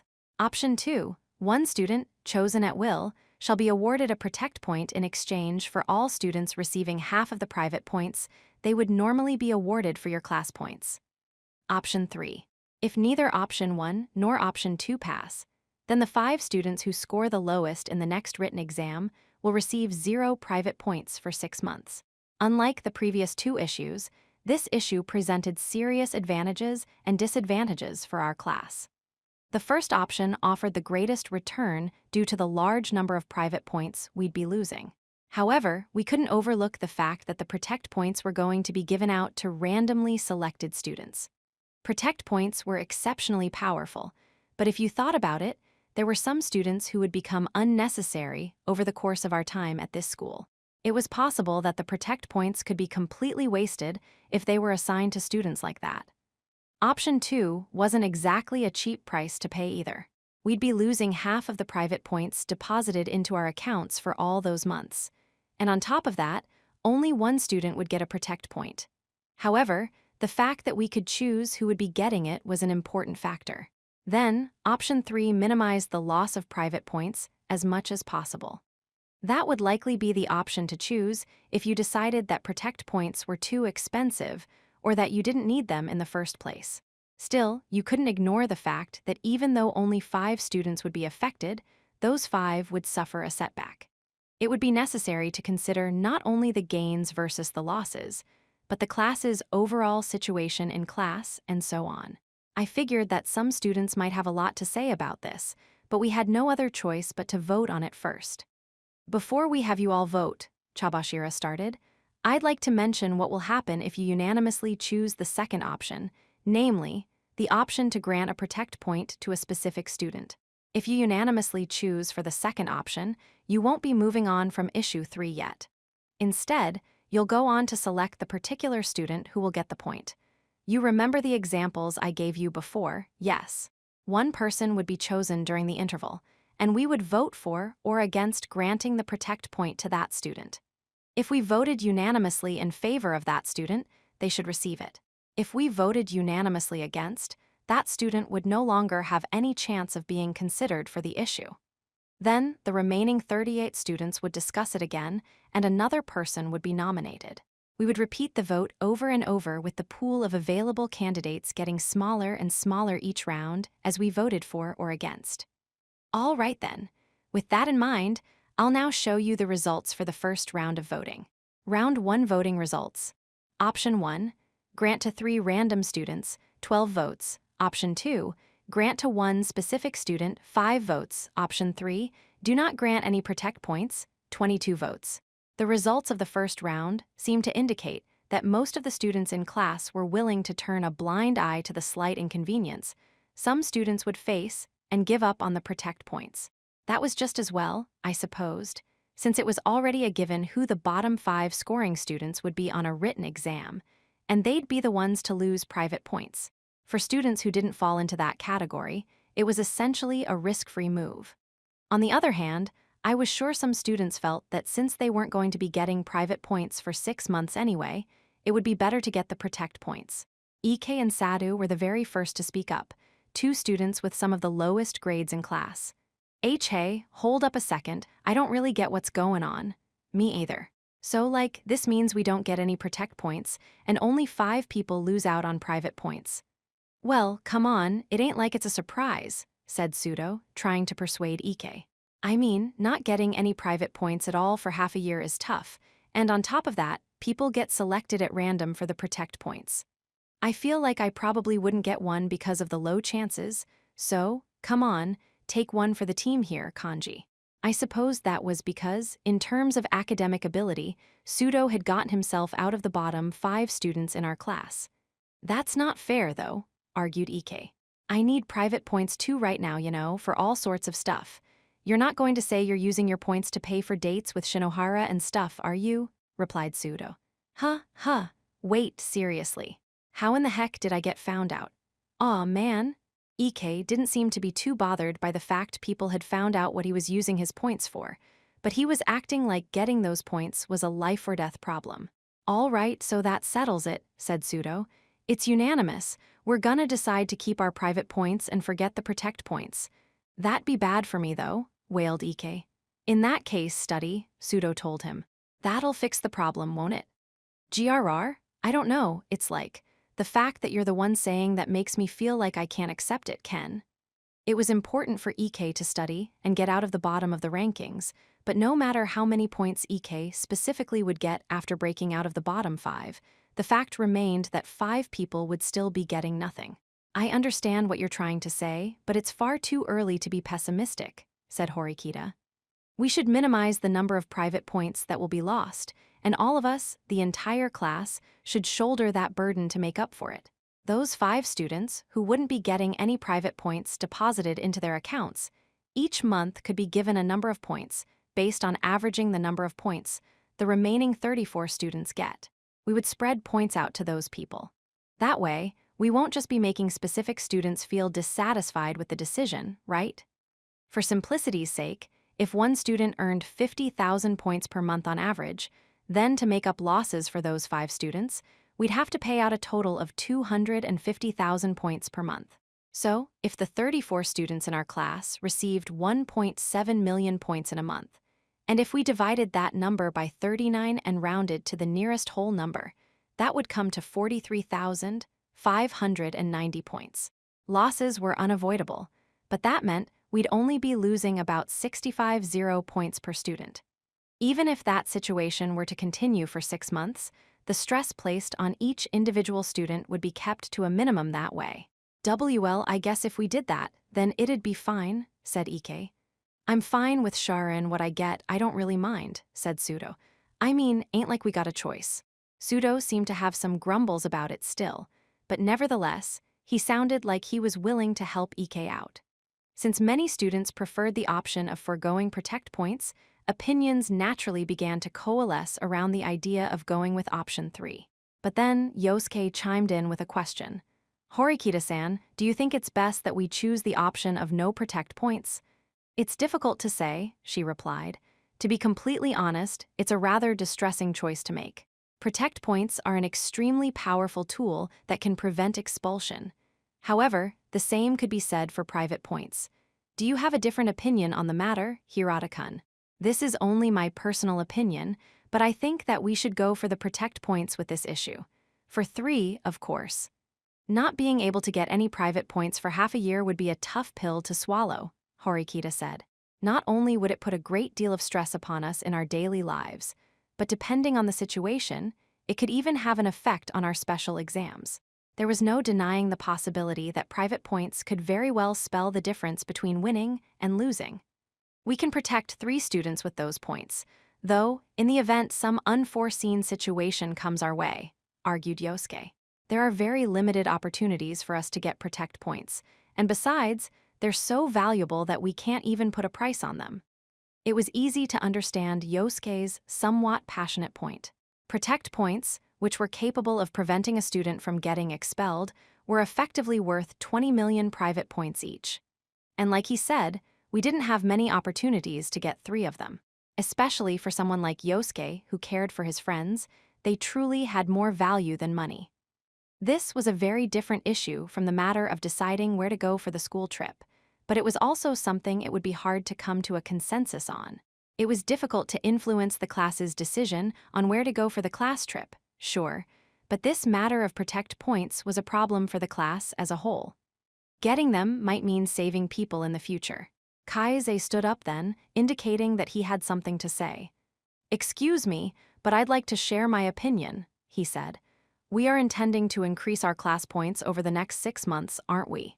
"Of course," said Horikita. "We don't have time to stagnate if we're aiming to move up in the class hierarchy. Let's say we get 50 class points for this special exam and 100 for placing high in the cultural festival," Kaise said. "And assuming a similar increase in points with the sports festival, by the end of our 2nd semester, we could end up getting 200 class points, or maybe even 300, depending on how things play out. Is it safe for us to assume that?" "Yes, I would think so," replied Horikita. If we managed to get 300 class points before the end of the year, then we could expect to reach a total of around 1,000 class points. If that happened, the total amount of private points that would be paid out to us over the next 6 months would be increased by about 50% over the amount we would get as of now, coming to around 2 million points. If we considered all of that, then the maximum value of just one Protect point would be equivalent to about half a year's income for the class. It made for a clean figure, almost as if it had been calculated that way. However, if we chose to go for the 3 Protect points here, it would come to about 7 million private points per every 1 Protect points. There was a very fine line. The option of choosing one specific person to give a Protect points, the least likely option to be chosen, looked like it had a good combination of advantages and disadvantages. At the same time, it was the least cost-effective choice and the most difficult option to pick. However, the fact that it was the only option that has the benefit of allowing us to choose a specific student was important. Still, if we did elect to give a Protect point to one specific student, then of course we'd need to come to a unanimous decision on whom. If we carelessly jumped headfirst into the decision of granting the point to just one student, there was a possibility that fights could break out over who to give it to. So, are you saying that prioritizing private points would be an offensive strategy, whereas prioritizing Protect points would be a defensive strategy? Asked Kushida. It seemed that she was trying to sort out the situation. The 3 standing students, Kaise, Horikita, and Yosuke, all nodded at almost exactly the same time. But there's also the risk of those Protect points essentially becoming an expensive waste of points if we end up not using them, right? Kushida pointed out. I'd be fine with it, even in spite of that, but it was inevitable that this point was going to be brought up in order to make sure that everyone in class understood that fact ahead of time. Yes, you're right, said Horikita. If we don't use those points, in the end, they'll be worthless. Of course, there is the sense of security and relief that comes with holding onto Protect points, but whether they have value or not is a different discussion, said Kaise. Even if they end up no longer being necessary for their intended use, we could still use those points to employ strategies that require intentionally spending Protect points, like launching a surprise attack or self-destructing on purpose. They might not simply be something we can use for protection. We might be able to use them for offensive purposes. It was easy to understand from Kaise's explanation that there were various ways to utilize Protect points. Being able to fight in a somewhat underhanded way, and turning the idea of having the ability to prevent expulsion on its head was a significant advantage. We wouldn't know what future special exams would be like until later, though, not until all of the details were made available to us.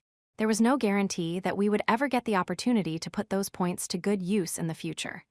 Still, this issue, or rather, this special exam as a whole, was unexpectedly deep. Even though the same issues were presented to all of the classes, things were different for each group depending on each class's respective rank and situation.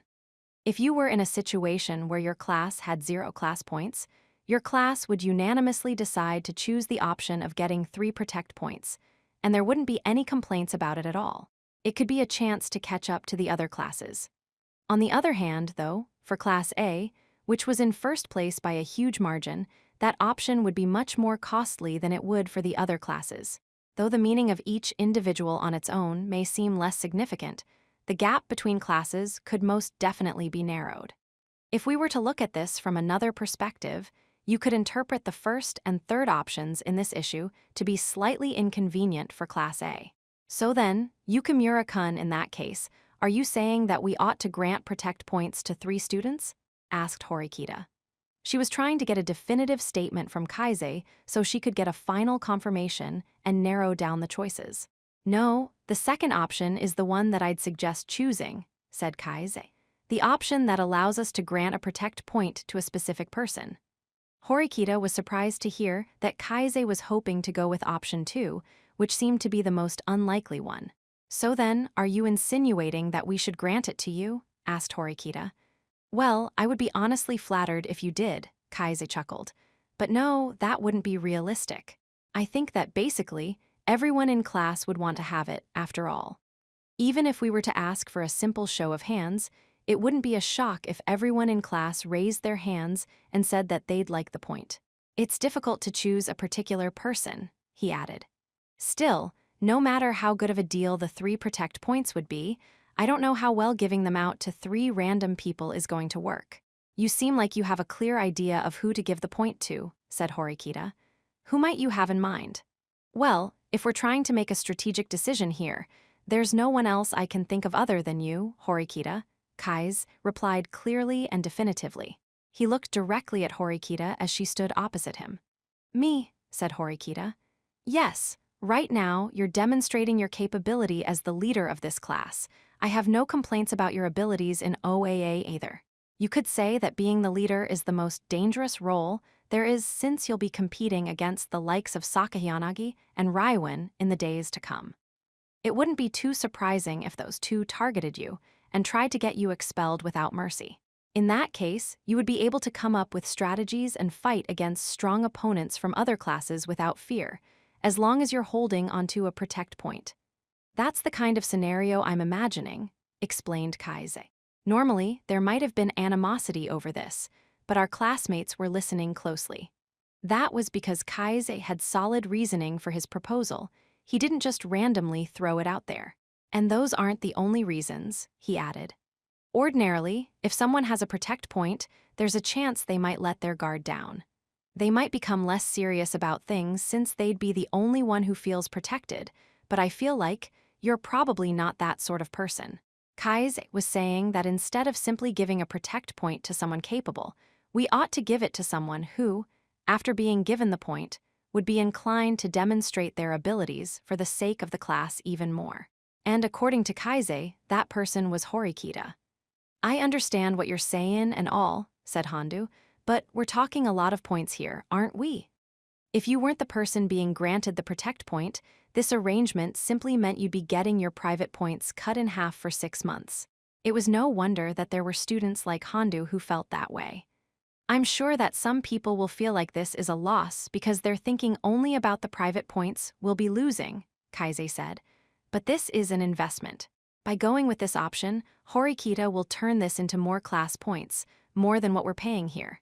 If you think about it that way, the choice becomes easier, doesn't it? I don't know, you might be overselling this a bit. It's possible we could run into financial problems, right? Asked Hondu. I don't think we can beat Class A without taking risks, Kaize replied. I understand that now because I've been fighting here at this school for a year and a half. Foo. Well then, that settles it, no? I agree with your proposal, Glasses-kun.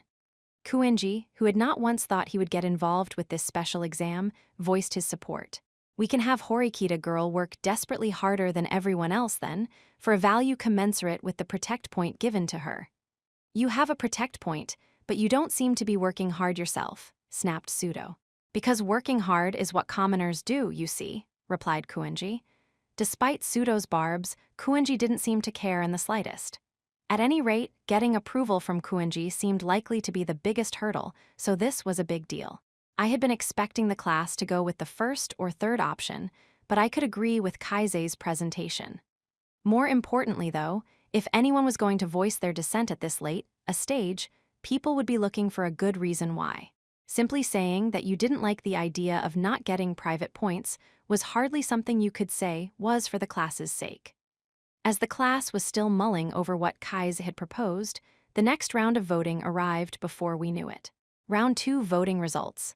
Option 1, grant to 3 random students, 0 votes. Option 2, grant to 1 specific student, 39 votes. Option 3, do not grant any protect points, 0 votes.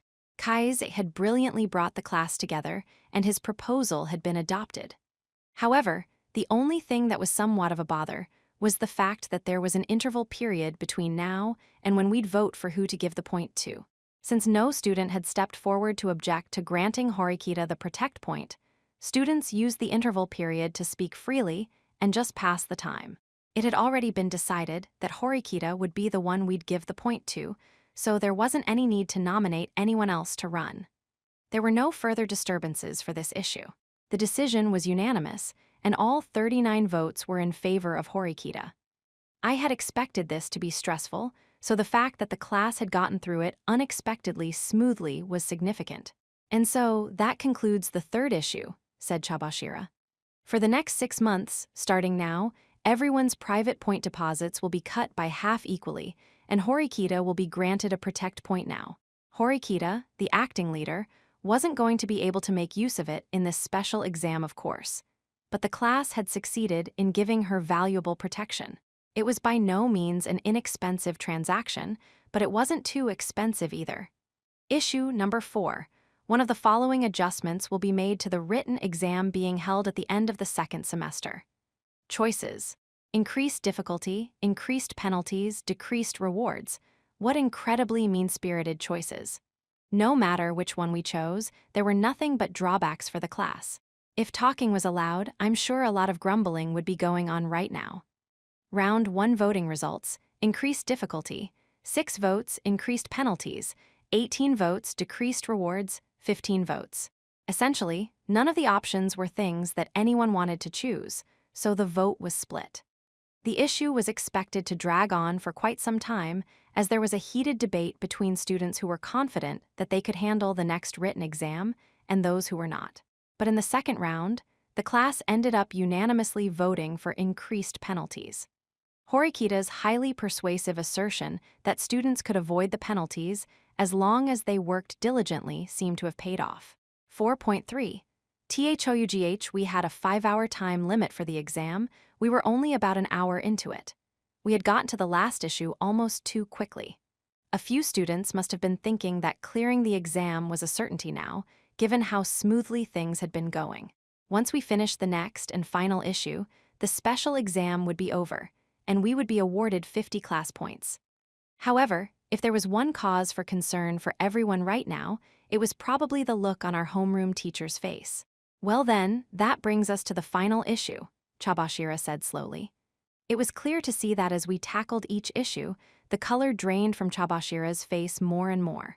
It was obvious to the students that she had finally reached her peak, as she had now turned deathly pale. "Sensei, are you all right?" asked Yosuke. Even though the issue still hadn't actually been read to us yet, talking amongst ourselves wasn't exactly encouraged. Yosuke couldn't overlook the situation and decided to speak up anyway. "What do you mean?" she asked. "Well, it's just you're clearly looking unwell, that's all," said Yosuke. Chabashira paused. "You think so? I'm fine." It didn't sound like she was putting on a brave face. In other words, it seemed as if she herself didn't realize that there was anything wrong with her. Or perhaps you should say it was like she wasn't conscious of it at all. At any rate, Yosuke had no other choice but to back down since Chabashira told him nothing was wrong. The other teacher watching in the back of the room wasn't making a move either, so at this rate, the final issue was about to be announced. However, one thing was certain. Namely, it was that we should have assumed the next issue had a lot to do with Chabashira's condition. Now then, I'll show you the final issue. Get ready to vote. With that, Chabashira started tapping on her tablet that she held in her hands. At the same time, the woman was trying to get her breathing under control. Then, the final issue was displayed. Issue number 5. In exchange for expelling one of your classmates, gain 100 class points. In the event the class is unanimously in favor, a vote will be held to choose the student to be expelled. Choices: for, against. This final issue had the fewest choices of any issue we had voted on so far, as there were only 2 options. At first glance, it was easy for one to think that given the fewer the choices, the easier it would be to come to a consensus. But in reality, the number of choices didn't actually have that much of an effect on that. If the vote was being held with a large gathering of total strangers, or if it wasn't possible to have any discussion, then having a large number of options was a disadvantage. In this situation, our class was able to hold repeated discussions. What was important for us was how much time we had and the substance of the issue. We either expelled someone, or we would give up class points. Right now, we were being presented with one of the worst possible issues that I could have envisioned. Students were still forbidden from speaking amongst themselves, but I was sure that after reading this issue, they were quite shaken inside. If we voted in favor of this issue, then that would mean one of our classmates would be expelled. Under normal circumstances, the entire class should vote against an issue like this without hesitation. The prospect of 100 class points was certainly no small amount. but the majority of the class would likely prefer not to have one of their classmates expelled in exchange for those points. If this issue were decided by a simple majority vote, then the most likely outcome would be that the majority of the class would vote against in the first round of voting, and that would be the end of it. However, as the previous 4 issues had proven, things weren't quite so simple. This was the simple yet difficult problem of unanimity. "I'll be starting the 60-second countdown now. Everyone, begin putting in your votes," said Chabashira. We weren't given any extra time. The 60-second voting period had already begun.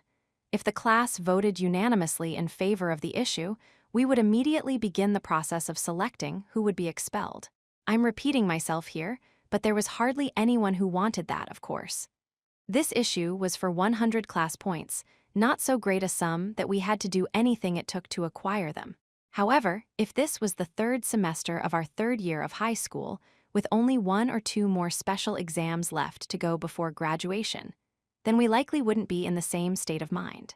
Those 100 points would jump in value at a time like that, when the competition between classes was so close that even a single point would make a difference. A battle where we'd have to make the ultimate choice between 2 options might very well be waiting for us when that time came. But the circumstances now were different. We weren't in the kind of situation where nearly everyone in class would hesitate to vote against in this issue. Still, it was true that there were some causes for concern, and one of those was Kuenji. That was exactly why I was slowly thinking things through as I held my hand over my tablet. As Horikita and I agreed, I would vote for the first option in the first round of voting, no matter what the issue was. That was my role. However, if all 38 other students in class, Horikita included, voted against the issue, then it might be better for me to simply go ahead and vote against as well, so that we'd get all 39 votes in and not have to waste time with the interval period. I decided that this was an issue that we should finish quickly and without spending any extra time. Besides, there was no guarantee that students might not get swayed by the 100 points once we were thrust into discussion. I determined that, in regard to this issue alone, an interval was unnecessary. After nearly 60 seconds had passed, a notification was displayed indicating that all votes were in. "Since all votes are now in, I'll show you your results," said Chabashira. Despite the fact there was obviously something off, Chabashira maintained her composure and continued with the exam. Round 1 voting results for 2 votes against 37 votes. So, it's not unanimous, huh? I removed my finger from the button and quietly stared at the results. The entire room was silent. Chabashira should have been reading the results aloud and continuing the exam process, but she remained motionless. She simply stared at the monitor without a word, like the students were. These results were surprising. The split was unlike anything that we had seen before. There was no guarantee that we would have come to a unanimous decision on the issue immediately without an interval period. In that case, maybe this was the issue that Chabashira was concerned about.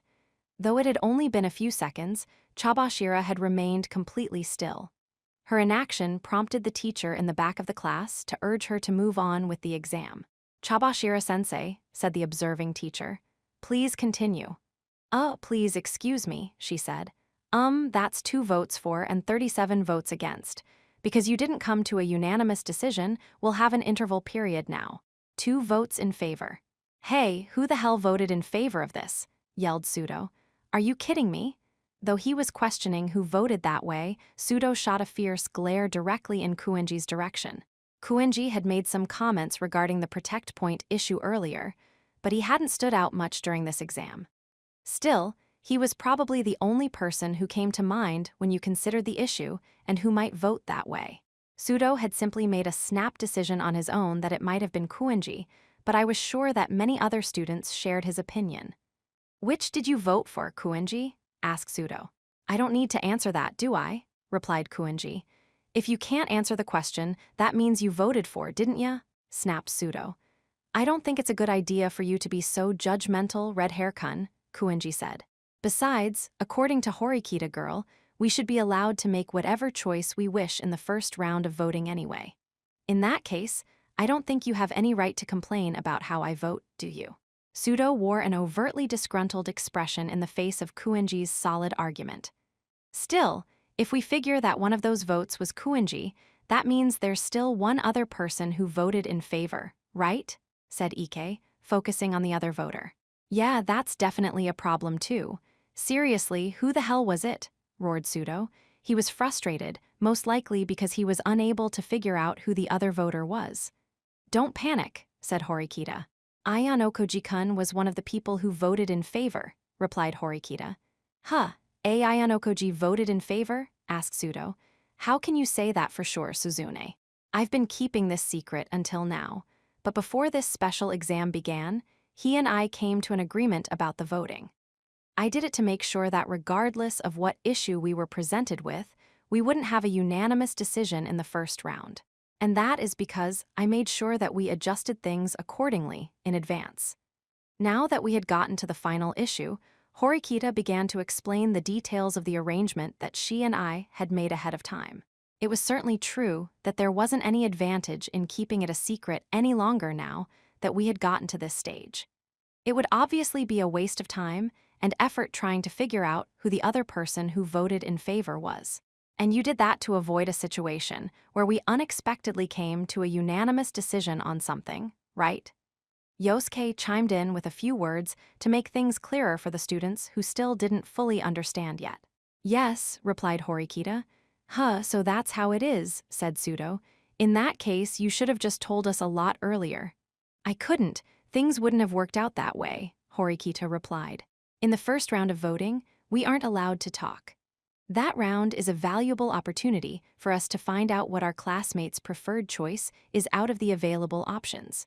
If you all knew of my strategy to avoid coming to a unanimous decision right away, students might have just entered in votes at random. I wanted to avoid that from happening. It was Ayano Koji-kun's job to cast his vote for the first choice every time, and it was mine to vote for the second. So, in truth, there's really only one person here who actually voted for. As she spoke, Horikita surveyed the classroom, as if she was speaking to that certain someone in particular.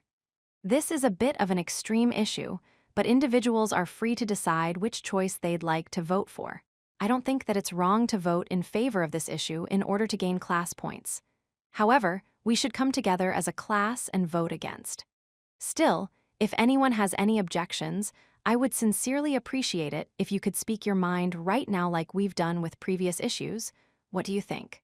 Normally, the student who voted in favor of the issue would step forward now. However, no matter how long we waited, no one responded to Horikita's question. How long are you gonna stay silent, Kuenji? Snapped Pseudo.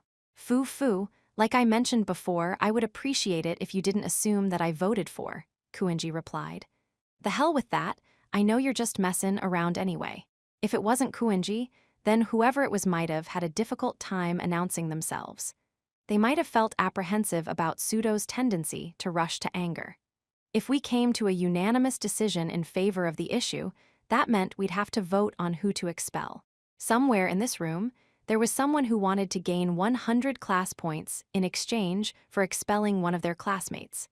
That would draw attention and make them a target for criticism. Deep down, they didn't want anyone else to know they were thinking that way.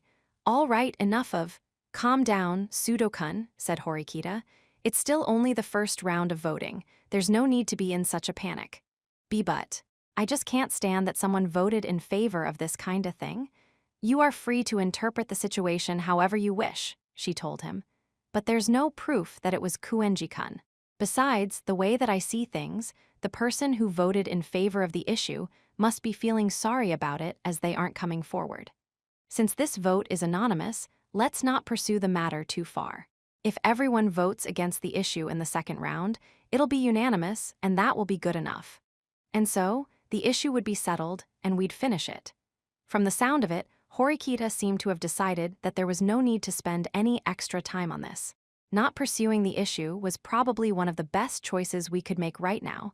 I had been thinking the same thing myself. There's no need for further discussion on this issue, Horikita said.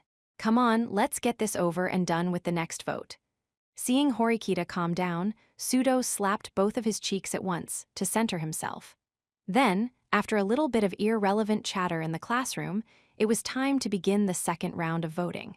We'll now begin the 60-second voting period, said Chabashira. The LCD screens of our tablets now displayed buttons labeled for and against. Apparently, we didn't even need the 60 seconds we had been given, as everyone finished voting in about 20 seconds. Now that all votes are in, I'll show you the results for the second round, said Chabashira. Round 2 voting results. For 2 votes against, 37 votes. This special exam hadn't caused any especially tense feelings so far, but the moment the second round's results were announced, everyone froze. Once again, 2 people had voted in favor of expelling someone. That meant the votes didn't change even after what Horikita said earlier. That harsh truth was conveyed to us via the cold, sterile monitor. Wait, hold on a moment, what is the meaning of this? Asked Horikita. As Horikita said those words, her gaze fell upon me of all people. Her gaze was asking me, why did you vote in favor of the issue in the second round? The students who had come to understand Horikita's strategy after she had explained it to them were looking at me as well, Pseudo included. Actually, I voted against, I admitted, both in the first round of voting and just now in the second round. Huh, said Pseudo. Hey, what the hell? Ayano Koji, wasn't your job to vote for the first option, though? Yeah, it was. But because of what this issue was, I decided on my own that it would have been better to go ahead and vote against the issue anyway, in the first round. I didn't say anything before because I didn't want to create any unnecessary confusion. If everyone knew that there were actually 2 people who legitimately voted in favor of the issue in the first round, more people would be upset. It would no longer be possible to just end the conversation by saying, oh well, it's probably just Kuenji messing around. Horikita, who had been calm and collected throughout this process so far, now looked somewhat shaken. I see, that means right now, there are 2 people who are in favor of the issue, she said. She brought her hand to her lips and put her mind to work. I was sure that she wanted to stop and think long and hard about things, but the precious time we had in this interval period was ticking by. If whomever is voting in favor plans to continue voting that way, I ask if you would be so kind as to provide me with a good reason as to why, said Horikita. As you can see from the results, there are 2 of you voting for, and 37 of us are opposed to the issue. If you want everyone else to change their vote to your side, you'll have to present your case accordingly. Essentially, discussion was essential for changing votes. If more and more people determined that there were greater advantages in being in favor of an issue, then votes would naturally shift in that direction. Conversely, if there was no discussion, then it wouldn't be easy to sway the vote. Kushida, unable to bear the silence any longer, spoke up and asked Horikita a question. Hey, Horikita-san, it's going to be okay, right? No one's going to be expelled from class, right? My policy, as I've stated before, is to not have anyone expelled, said Horikita, reiterating her stance. But after Horikita had expressed her determination, there was another period of silence. It was easy to keep asking people to speak up over and over, but Yosuke stood up. I don't know who is voting in favor of this issue, but whoever you are, I want you to listen very carefully. His words were gentle yet forceful. You should not choose to abandon a classmate to get class points. Even if we could gain 500 or 1,000 class points, I don't think a choice like that would be worth it. More importantly, though, we would only be able to get 100 points here. We can make up for missing out on that many class points quite easily. It was a natural appeal from a man who hated the idea of sacrificing anyone more than anything. 37 of the 39 students in class seemed to have some degree of understanding of what Yosuke was saying. He believed that we could forfeit 100 class points, but we couldn't allow someone to be expelled. However, it was another matter entirely whether actually getting class points were these 2 voters' true intentions. Even before the first round of voting had started, the results of the vote, meaning whether people were voting against or in favor of the issue, were largely swayed by silent peer pressure. There were surely some students in class who must have thought that they could never be expelled, so in times like these, it made sense that some of those students might genuinely believe that they didn't care if their fellow classmates were sacrificed. Foo, this special exam is getting quite interesting, don't you think? It's kind of cool, I would say. Kuenji let out an amused chuckle and then continued to speak without even the slightest trace of guilt in his voice. Putting me aside, I thought for certain that the other person was going to vote against the issue in the second round of voting. Wait, aside from you, So, I knew it. That means you did vote for it, Kuenji, snarled Sudo. Kuenji-kun, is that true? Said Horikita. I would like for you to stop being a lone wolf right now, because it could cause a nasty mess if you don't. Horikita's first priority was to clarify whether Kuenji was really for or against the issue. Rest assured, he said, I firmly voted in favor of the issue in both the first and second rounds. Would you mind telling me the reason why? Asked Horikita. The answer is simple. We'd be increasing our class points by 100 points, yes. Which, in other words, means that we'd inevitably get more private points every month as a result. There's no reason to vote against the issue. Stop spoutin' crap, said Sudo. You seriously think class points are more important than your friends? Well now, you've said something rather interesting, said Kuenji. You didn't seem like that sort of person when we first enrolled in this school. Screw you, Sudo shouted. I'm voting in favor of the issue, so naturally I have taken such things into account. Seriously, though, don't you think about your friends? Sudo huffed. Friends? I have never once thought of you people as my friends. Meaning you ain't planning on changing your vote next time? Asked Sudo. Of course not. I will continue to vote in favor of the issue if things remain as they are. I'm sure that Horikita girl wishes to avoid letting time run out, no? Fine, snapped Sudo. Don't think that this is going to go the way you want it, Kuenji. If that's the way he's going to play it, then let's not show I am any mercy either, Suzune. We can just have everyone vote in favor of the issue and then get Kuenji expelled. I was sure that was a response that Sudo simply came up with in the heat of the moment. But it was also true that what Sudo said could apply to those who were in favor of the issue. The class could come together in solidarity and chase out a villain who went so far as to say that he was fine with getting his classmates expelled. People unconsciously chose what they wanted to believe and justified the reasons for those choices later.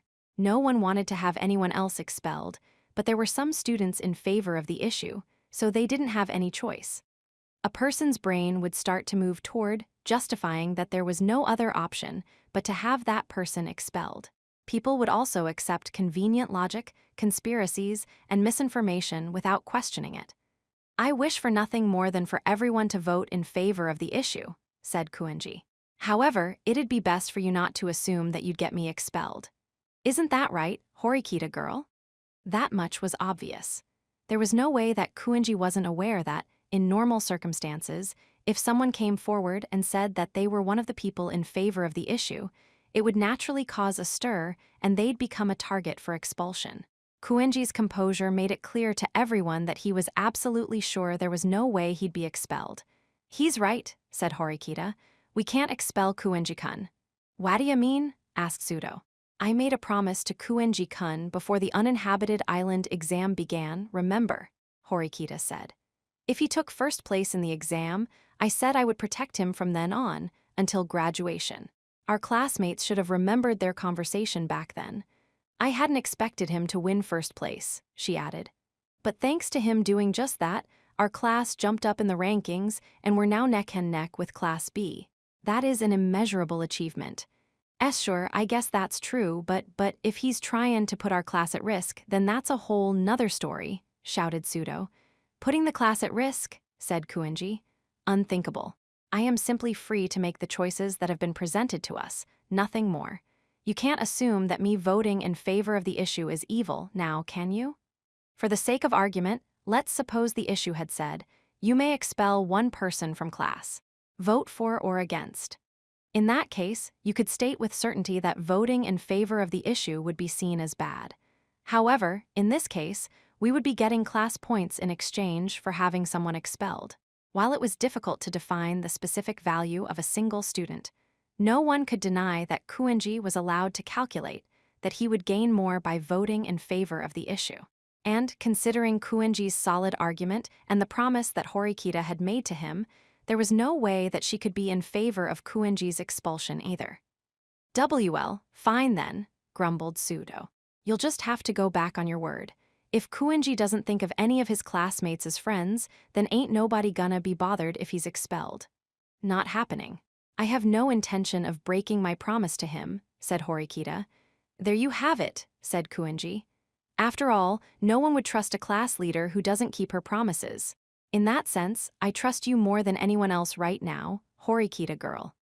Kuinji's nastiness had reared its ugly head. Now that it had come to this, Horikita had to first try to persuade Kuinji somehow. There were still plenty of opportunities for her to do just that. Even if he fundamentally believed that she wouldn't betray him, that still didn't necessarily mean that Kuinji was 100% protected. He must have been keeping the possibility that Horikita could abandon him in the back of his mind. To put it another way, even Kuinji would change his attitude if he saw the situation start to turn against him. If Horikita decided to immediately cut Kuinji from the class after he had delivered results, right after Horikita had awakened to her responsibilities as leader, then that choice would likely create major obstacles for her in the future. Okay, so if you ain't kickin' Kuinji out, what are you gonna do, Suzune? Asked Sudo. Please give me some time to think. But well, that being said, I can't just sit back and be silent right now either, I suppose. If Kuinji was the only person in favor of the issue, then the situation would have been fine. But the fact that there was another person in favor of the idea who hadn't stepped forward was something that couldn't be overlooked. I'm wondering if the person besides Kuenji-kun who voted in favor of this issue might be willing to come forward, said Horikita. If we didn't know who it was, then we couldn't move this conversation forward. However, the only thing Horikita got in response to her request was a long, stifling silence. After all, that person must have feared that if they stepped forward now, it would lead to intimidation and condescending arguments, like what had happened with Kuinji. If anything, that person might be met with even more disapproval than Kuinji. All that Horikita got was silence. Eventually, time ran out, and it was now time for the third round of voting whether we liked it or not. The silver lining here was that there was no limit to the number of times we could vote. We had a chance to come to a unanimous decision every 10 minutes, as long as time permitted it. Round 3 voting results, for 2 votes against, 37 votes. The results were the same as the previous 2 rounds. Kuinji and this unseen other both voted in favor of the issue again. Many students were still focusing their attention on Kuinji, but now I had to wonder what was going to happen eventually. It wouldn't be long before they were faced with the perplexing reality that there was another student who hadn't come forward and was continuing to vote in favor of the issue. They were surely keeping a close eye on the situation. We were about to come face to face with the true danger of anonymity, which was the thing I had been hoping to avoid the most. However, dealing with Kuinji was our first priority. There wasn't going to be any resolution until the 4 votes were swayed over to against. We cannot ignore whoever is voting in favor of this issue, said Horikita. Still, it's not as though I'm absolute either. I'm sure that whoever this person is, they have a certain conviction about this issue, considering the fact that they are still stubbornly voting in favor. In that case, I would very much like to hear from both of those who voted for at the same time. That includes the person other than Kuenji-kun, who we haven't seen yet. Without wasting any time, Horikita began gathering her thoughts. The 37 of us will continue to vote against this issue, and you too will continue to vote for it. The absolute worst-case scenario that awaits us if we continue to do that will be that we run out of time. As classmates, we lose out on class points together in the same way. Put another way, it might seem like both sides, for and against, are going to suffer. But if we, the faction voting against, win, then that means even though we miss out on class points, we aren't losing any of our friends. We can make it through this special exam without anyone getting expelled. Now, if the faction voting for this issue wins, they will lose quite a lot rather than gaining anything substantial. It's essentially putting the cart before the horse. Am I wrong? Horikita specifically explained the concrete losses and gains to be had, and the risks of the exam ending in disagreement. Of course, the person who hadn't come forward wasn't answering, but I couldn't help but wonder about Kuinji. Yes, it is most certainly true that if we run out of time, things will happen as you say, replied Kuinji. That is why you should go ahead and vote in favor.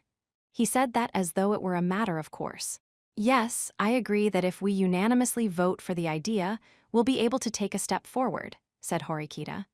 But what awaits us afterward is an even bigger hurdle, the question of which of our classmates we expel. Surely you don't think we'll be able to come to a unanimous decision on that so easily, do you? It's your job to make that work, Horikita girl, Kuenji said. Besides, expelling someone isn't such a bad thing, now is it? No, it is a bad thing.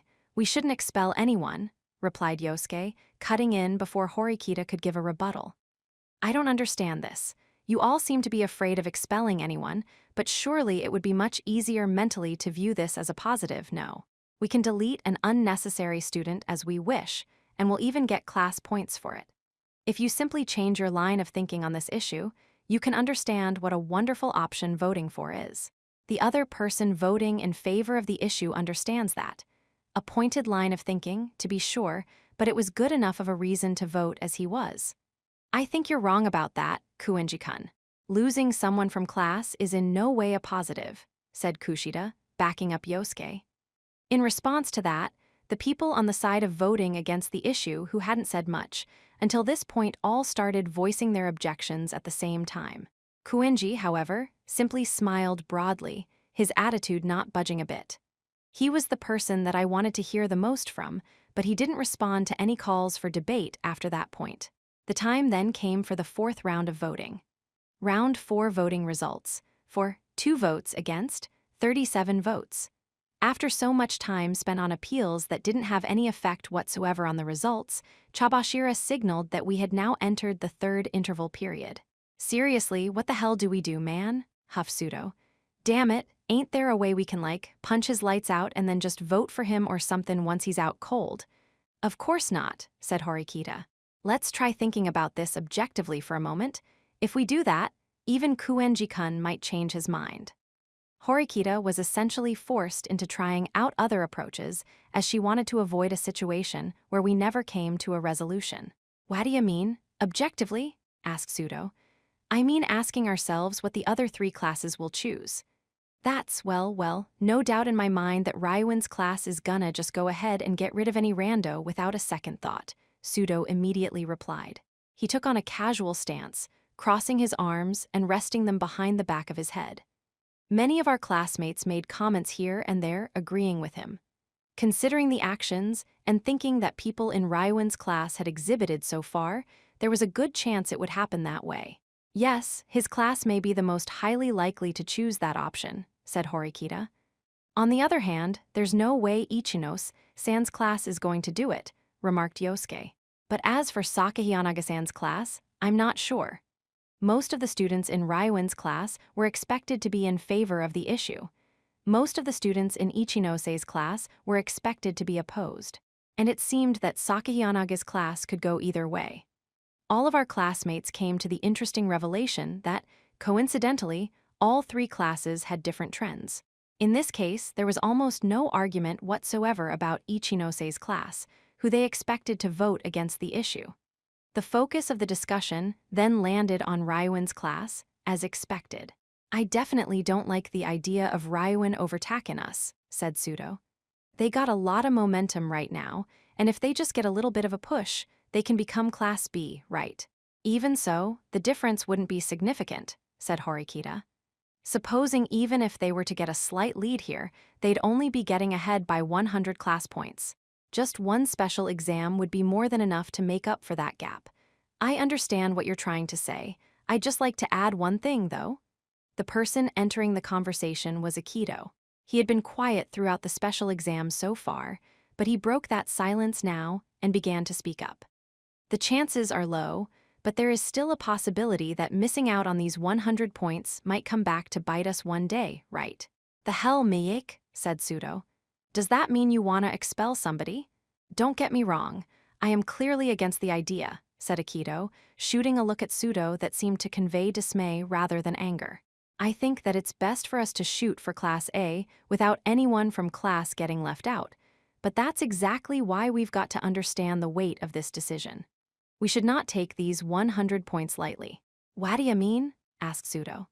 It means we have to consider a future where this special exam is actually an important turning point as we're approaching graduation. And with that in mind, we all need to express our opposition to this issue. Akido's opinion was that it would be a mistake for us to simply vote against the issue without truly thinking about what it meant. I definitely hadn't thought about that, said Pseudo. We had to vote against the issue, and without hesitation. The students in the classroom were well aware of the looming specter of peer pressure. Kuinji, I know you did a lot for us in the uninhabited island exam. I would think that it'd be ridiculous if people in favor of this issue voted to expel you, even if you didn't have that promise with Horikita. Akito was expressing his thoughts not only to Horikita and Sudo, but now to Kuinji as well. But even so, you can't just keep on making trouble for the class forever, doing as you please. Class points aren't the only thing that make a relationship work. Do you understand what I'm saying? Fu. Kuinji closed his eyes and nodded deeply. It wasn't clear if he was thinking about something or just going through the motions. Then, he opened his eyes and glanced over at Akito. Of course I don't, not at all. She tutted Akito. Think about the system by which this school operates, said Kuinji. Everything is ruled by points. It has nothing to do whatsoever with friendship or affection or anything of that sort. Class points determine whether you ascend in the class hierarchy or not, and private points function as personal assets. It is a two-sided value system. I do not think there's anything bad about voting in favor of the issue to prioritize points. God, you're so up your own ass, just spouting total bull, yelled Sudo. You never ever contributed to the class in all this time until now. Just because you got first place in the uninhabited island exam doesn't mean you can just mouth off like this all the time, you jerk. I think you'd best look in a mirror, red haircun. I think if the question is who has contributed more to this class, you or me, the answer is quite clear. Sudo was getting increased recognition now, but when he started at this school, he was a problem child on par with Kuinji. Well, actually, no, if you factored in the fluctuations in our class points, then Sudo was even the worse of the two. Still, though, it's not the class points that are important to me, said Kuinji. His stance of being in favor of the idea still seemed entirely outlandish to everyone by this point. Horikita, however, did not fail to catch what he just said. Class points are not important to you, she repeated, meaning that these 100 class points aren't so that we can move up to Class A, but for private points. That's why you keep voting in favor of the issue, isn't it? Exactly, he replied. I wish to vote in favor of the issue for private points. Because of 2 issues prior, we chose the option of cutting our monthly deposit of private points in half for 6 months. I accepted it without complaint because I deemed it necessary if you were to protect me. However, I'm afraid I'm not backing down this time. Kuinji wanted class points to compensate for the private points he was going to lose. That was his reasoning for voting in favor of this issue. Some students might take offense at the fact that he was trying to get a student expelled for private points. Horikita, on the other hand, saw this as an opportunity. I understand, Kuinji-kun, she said after a pause. Let's make a deal, one that isn't bad for you at all. Oh, intriguing. Sure, I'll listen to your offer. Kuinji wasn't surprised by her words in the slightest. In fact, he seemed to welcome Horikita's proposal with open arms, almost as if he had been waiting for it. If you vote against the issue right now, and what follows is that the class is unanimously opposed, then I will personally pay you 10,000 yens worth of private points every month from here onwards until graduation. That would be the same as gaining 100 class points for you, wouldn't it? Surely, that would make it pointless for Kuinji-kun to vote in favor of the issue then, in that case, said Kushida. Bravo, Horikita girl. It didn't take you very long to come to that conclusion after all. Should I take it to mean that you've been voting in favor of the issue because you were trying to get me to make this proposal to you from the very beginning? Asked Horikita. It means that my one vote just has that much value.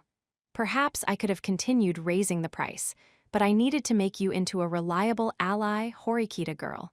So, let's commit to the deal then, with those terms. There's no need for us to put this in writing, is there? Said Horikita. Chabashira-sensei is right here too, after all. Of course not, it's fine, said Kuinji. I don't expect you to go back on your word. And with that, the agreement is decided. And so, Kuinji's vote, which we hadn't expected to be swayed, would change. By striking that deal, Horikita had gotten him to promise that he'd vote against the issue. I guess I should say that it was rather expected of him to deliberately vote in favor of the issue, over and over, in order to get Horikita to come forward with a proposal like that. And so, we had now gotten to the 5th round of voting. Kuenji's declaration that he would now be voting against Surely must have had an effect on the unseen other. It wouldn't be easy for just one person to continue voting in favor of the issue, standing in opposition to everyone else, even if it was anonymous. In other words, it was possible that whoever it was, they could change their vote now, even without overt attempts to persuade them. However, Round 5 voting results for 1 vote against 38 votes.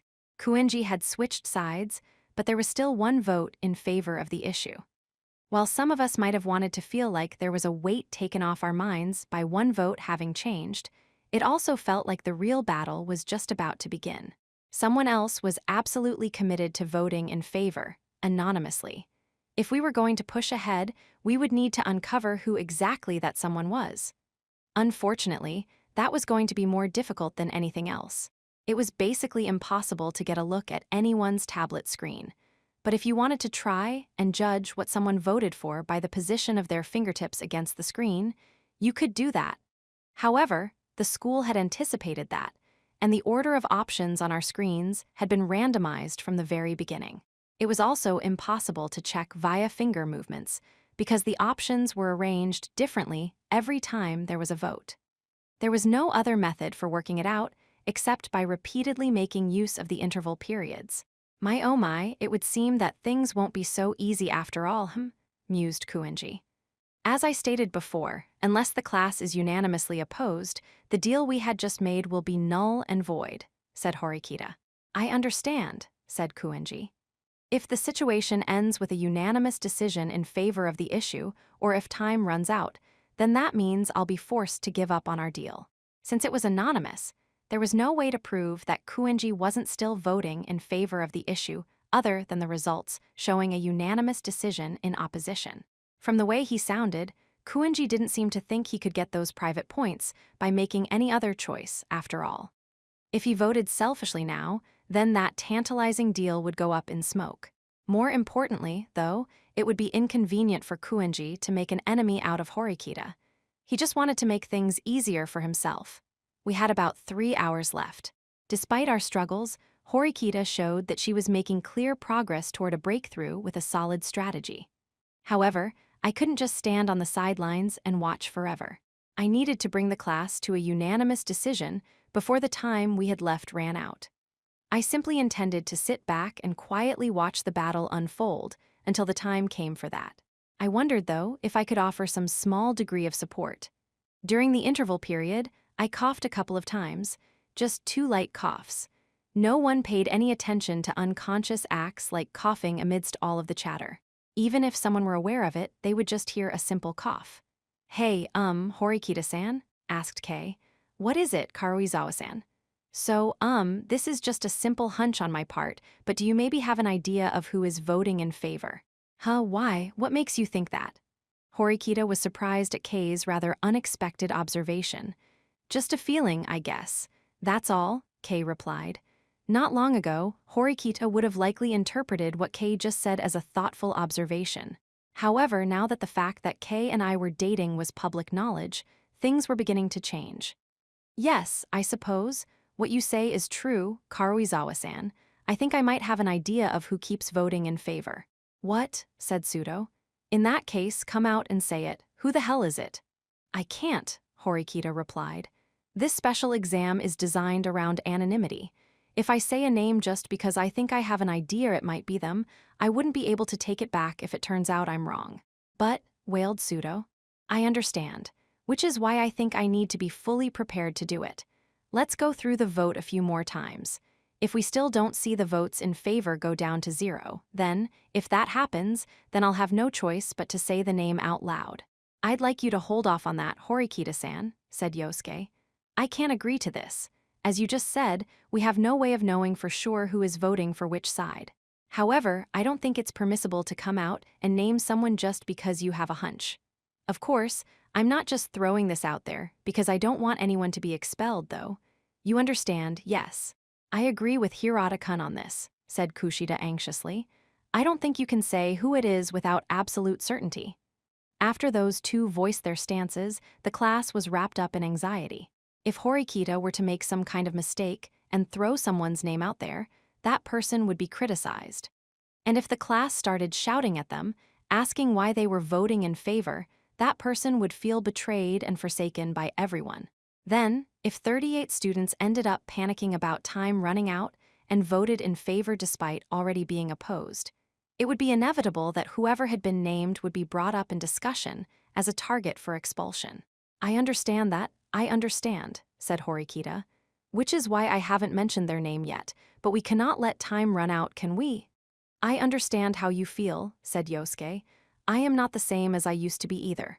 If I had to make a truly necessary choice, I would feel like I would be prepared to make it. However, I would have to be 100% sure. Right, Horikita agreed. I thought I should try to introduce a few changes into the situation, since things had started to get a bit heavy. Aside from Horikita, are there any other students with an idea of who is voting in favor? I asked. Nope, said Sudo. I mean, if the question's like, if there's anyone out there other than Kuinji who'd be so stubbornly in favor of the idea, I've got no clue. Sudo probably wasn't the only person in class who had those doubts. It would have to be someone who could approve of a situation where someone would be getting expelled. If someone here has an idea of who might be voting for, even if we can't name any names, then our thinking might still change a little, I said. I wanted to try to give the class a little push. I'd like anyone who has even the slightest hunch of who it might be to raise their hand. However, not a single one of them seemed to have any idea of who it was. No one followed up on what Horikita said earlier. Yosuke, I know you don't want to suspect anyone, but since you have such a wide circle of friends, both guys and girls, surely there's someone who comes to mind, right? I asked. There isn't, he replied after a pause. That's not a lie, I really can't think of anyone. I see, in that case. What about you, Kushida?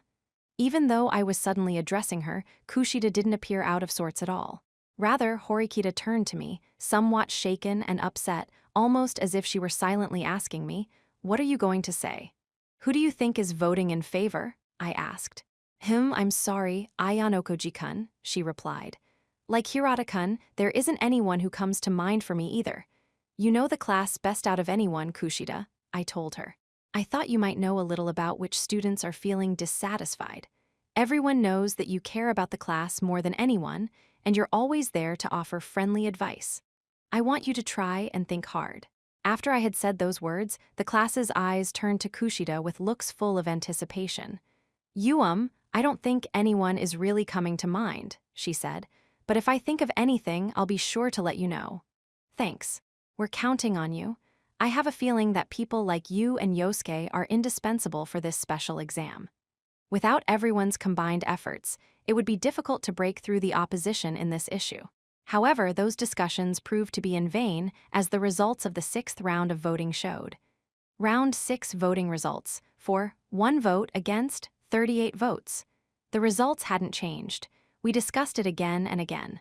Round 7 voting results, for 1 vote against 38 votes. Round 8 voting results, for 1 vote against 38 votes. There still wasn't any change in the results. Our conversations were marked by more and more silence. Now, we were about to enter into the 8th interval period. A little over an hour had passed since we started this issue. Clack. With a loud rattling sound, Chabashira suddenly toppled over, losing her balance. She managed to prevent herself from falling over completely by holding her arms out against the podium. In the position she was in, it was like she was bowing before us. Huff, huff. As our discussion continued, Chabashira, who had been standing up at the podium this whole time, started breathing heavily. "S-sensei," shouted Yosuke, worried. "I am all right," she replied, adjusting her posture as though she were trying to rouse herself. The student stared at Chabashira with wide, vacant eyes, wondering what she was thinking. Eventually, she exhaled deeply, sounding as though she had finally come to a decision about something. "We teachers are not allowed to guide students toward any particular choice," she said. "So, naturally, I won't be doing anything of the sort. However, may I tell you an old story? Of course, by doing so, it means I'll be taking away your precious time. But if you don't mind, I'll share it with you." "Chabashira-sensei," the monitor interjected. "While teachers are not banned from making statements, if you violate the rules, you will not resolve this matter with a simple apology. If it's determined that you are trying to induce a decision to protect the class, then..." Yes, I understand.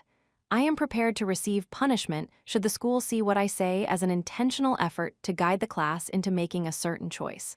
Now that Chabashira had said she understood, the monitor had no choice but to fall silent. It was a totally unexpected proposal from Chabashira, someone who never meddled in special exams as a matter of course. This could be seen as a single ray of light being shown upon us while we were stuck in this standstill. "We are really struggling with this current situation," said Horikita.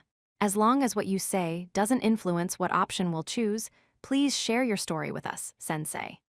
Horikita figured that if what Chabashira said could offer some way of breaking through this situation, we should welcome the opportunity. Of course, if I was going to be honest, I would have liked to see momentum driving us to oppose the issue. But while we were under the watchful eyes of the monitor, direct expressions had to be avoided. "I also attended the Advanced Nurturing High School," Chabashira told us, "and when I was a student here, I took this same special exam." Horikita and the rest of her classmates were surprised. This was the first time they had heard about this. "Sensei, you took the unanimous special exam too?" asked Yosuke. "That's right. There were 5 issues. Some of the issues back then were slightly different from the ones you voted on, but the final issue, the one you're facing now, is the exact same as the one I experienced. Word for word.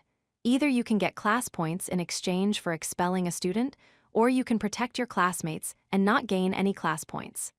The students all turned their attention to Chabashira's story. They hung on to her words as she told them how she experienced this same special exam. "There's one thing for certain," she said. "You have to give it your all with no regrets.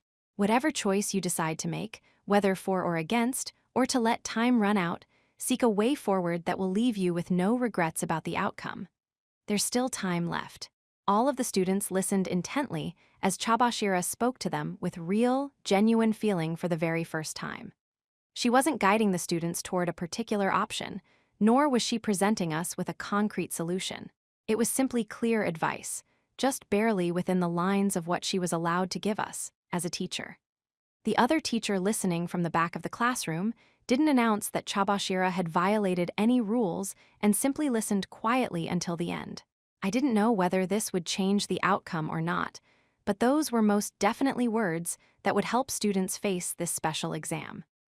Even with the support from Chabashira, though, it wouldn't be a good idea to waste the time we had left in this interval period. Horikita kept struggling to increase her chances, even if only by a single %.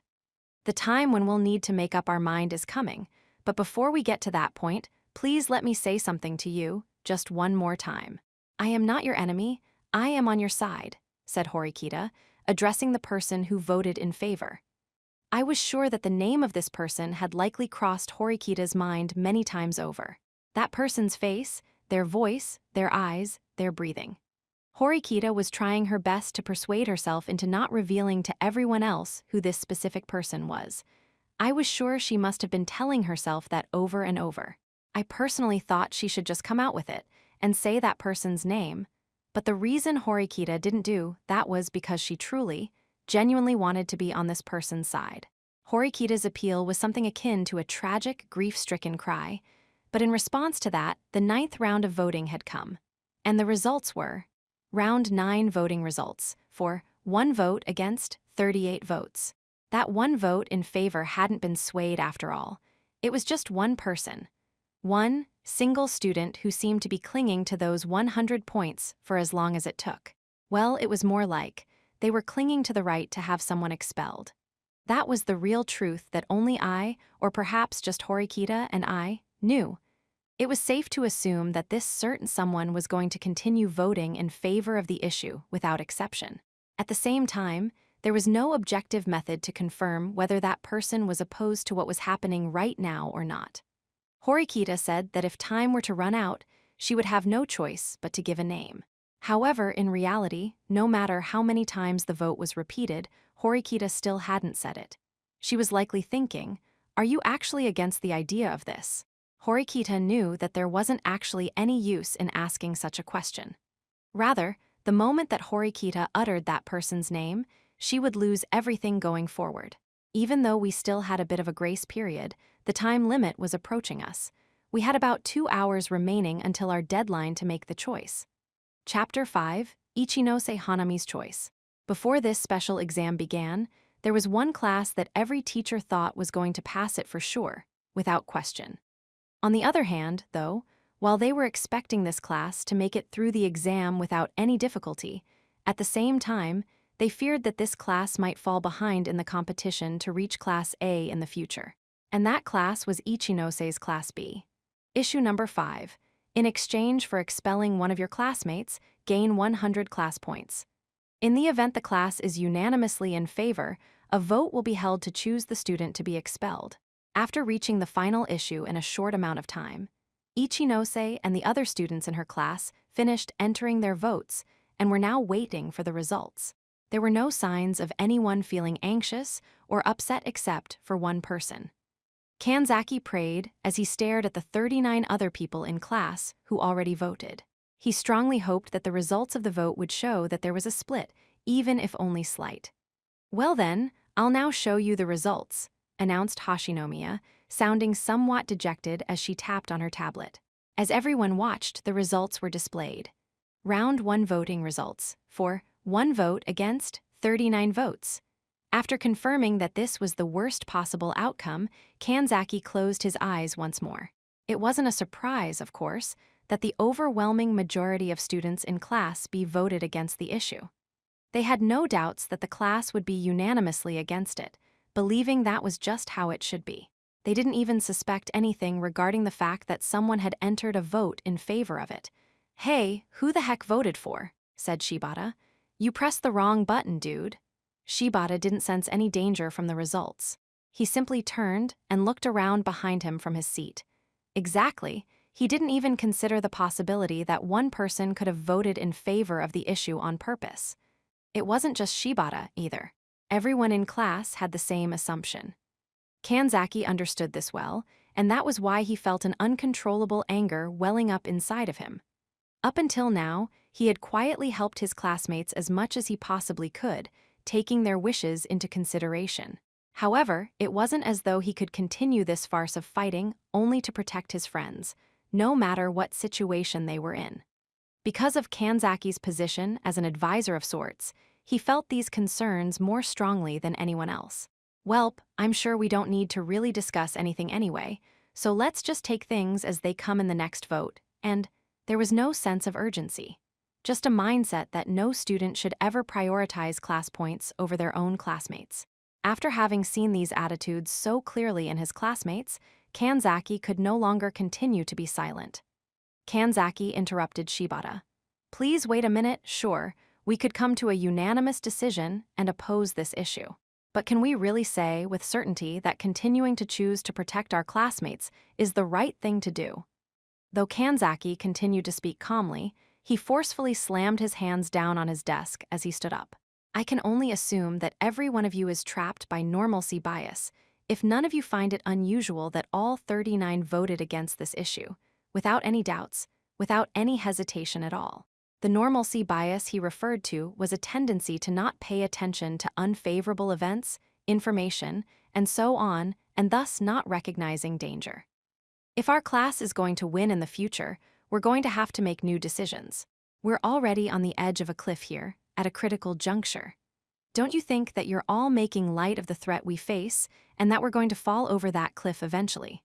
If we don't chase after class points more greedily, then moving up to Class A will simply be a pipe dream. Kanzaki wanted them to understand those things, but he knew he wasn't very good at making speeches. The eyes of his classmates were filled with composed indifference as they looked at him. "What are you talking about, Kanzaki?" Shibata turned to him. "Does that mean you're the one who voted in favor of the issue?" Before, Shibata didn't seem convinced that Kanzaki hadn't simply entered his vote in favor of the issue by mistake. No, it wasn't just Shibata.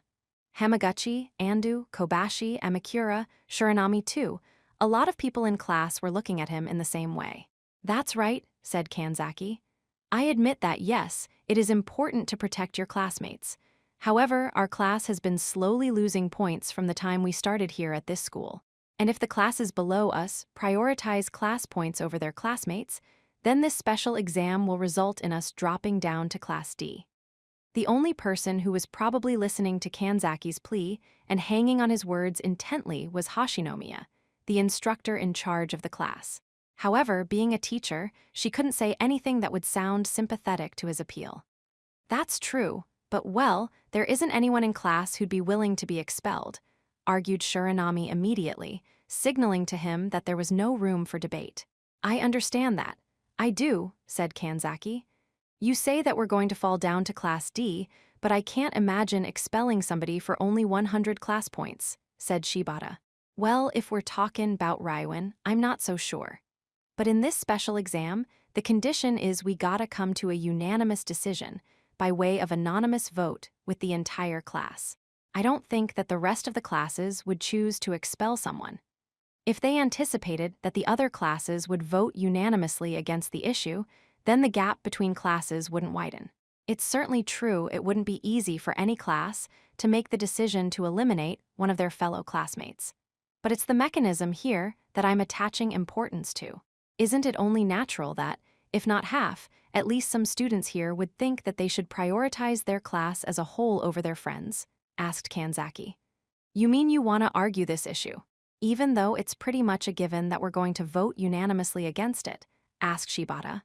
It's not a given, Kanzaki said. There's still room for debate to settle on a unanimous decision in favor of the issue. No, wait, hold up, said Shibata. That doesn't make any sense. It's because we have friends that we want to work hard to make sure that we don't lose anybody. Right? There's absolutely no reason for us to abandon anybody. Class points and classmates. If it were a simple choice between which of those two options was more important, Kanzaki would have no doubts whatsoever. However, the situation had changed dramatically since he first started at this school. He started in Class B, but now, their class and the classes below were all neck and neck in class points. In the first semester of their first year, they had a substantial lead over the bottom two classes. If they had only maintained that lead, then he wouldn't be feeling so disgruntled right now as his classmates preached to him about how their friends were so precious. Isn't there anyone at all out there who has an opinion on the issue past simply voting against it? Asked Kanzaki, looking around at his classmates. He wanted to believe in that possibility, but he was on the verge of giving up. As it was, not a single student showed any sign that they agreed with him. Supposing even if there were some who agreed with him inwardly, even partly, there wasn't anyone who could put it into words. Everyone believed, no, rather, expected that the second round of voting would result in a unanimous decision against the issue. I'm sorry, but I do not intend to let it come to a unanimous decision of against, muttered Kanzaki. Despite the heavy pressure, he still intended to fight. Ichinose had been quiet up until that point, but now she spoke up to ask Kanzaki about his true intentions. Does that mean you'll be voting in favor in the next round? He paused momentarily. Yes, but Kanzaki-kun, our thinking hasn't changed, you know, said Ichinose. Sacrificing our friends to gain class points, we would never want our class to turn into something like that. Yeah, Kanzaki, Shibata agreed. No matter how you look at it, this issue is like a challenge from the school, or like a trap or something. Sacrificing your classmates for class points in the short term. If we start thinking like that, then we're going to suffer the same kind of pain in the battles to come. But if we can gain class points, even if it means throwing away our friends, we can get closer to Class A, Kanzaki said. And if chances like that come again and again, it would be all the better. On the other hand, if we only choose to protect our friends, we will be overtaken by the other classes. I don't think it'd be that easy to sacrifice so many people, Shibata argued. And besides, I don't know how a class like that would even keep winning. Like, seriously. A class where people protect and believe in their friends, that's the class that'll win in the end. Don't you think so? Almost everyone in class nodded in unison at that. Look at the reality we're facing, Shibata, said Kanzaki. The situation we're in is significantly different from how things were last year.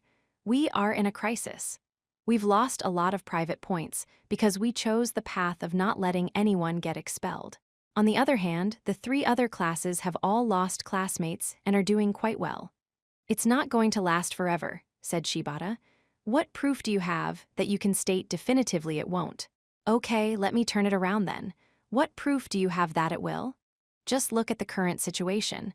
We're in second place now, but we're in danger of falling into fourth, said Kanzaki. You're the one who should look at the current situation, Kanzaki. Right now, we're Class B whether we've got a lead of 1 point or 100 points, the fact remains we're still Class B, right? Besides, even if we do drop a little, we can come back eventually. In the past, Kanzaki let himself be pushed around by the expectations of those around him. But now, with this issue, he was trying his absolute hardest to stand his ground. He was fighting desperately to make everyone question this line of thinking. Kanzaki-kun, said Ichinose, I understand that you want to have a variety of options to win. However, there are some choices that you should never make. And I feel like this choice, this issue, is one of them. It's not because we'd be getting too few class points in exchange for someone's expulsion, either. It's because it's wrong to weigh your friends against class points. Ichinose's statement solidified the resolve of their classmates, or rather, they had already been firm in their determination to prioritize their friends, but now they were even more so. Kanzaki felt deeply disappointed by that. This class had often been the envy of the other classes. They were an ideal group of students. They were kind, cheerful, and fair, and they were well-balanced in both academics and sports. That was an advantage that came from their leader, Ichinose. But on the other hand, it was also a major drawback. Her presence easily attracted followers and created an environment where people didn't pay attention to messy things. Even if they were told with absolute assurance that if they expelled someone they'd get to Class A, the class would still prioritize friendship.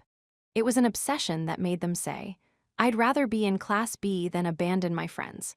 Once again, Kanzaki was reminded of this fact, of Ichinose's single but significant shortcoming. Yes, you're probably right. Maybe I am wrong, he said. In order to bring that shortcoming under control, to surmount it, Kanzaki knew and accepted the risks. He was willing to take drastic measures. Although he knew that he wasn't the one suited for this job, he had no choice but to do it, as no one else was qualified either. What if I continue to vote in favor of the issue until the end? One vote has a lot of power in this special exam. I can continue to vote in favor over and over, while ignoring the intentions of the 39 of you. No, you couldn't, said Shibata. If we run out of time and fail, that means we'll get 300 points taken away. And if that happens, then we really won't be able to compete with the other classes, would we? There was no way anyone would choose to do something like that, to let time run out. That was common sense.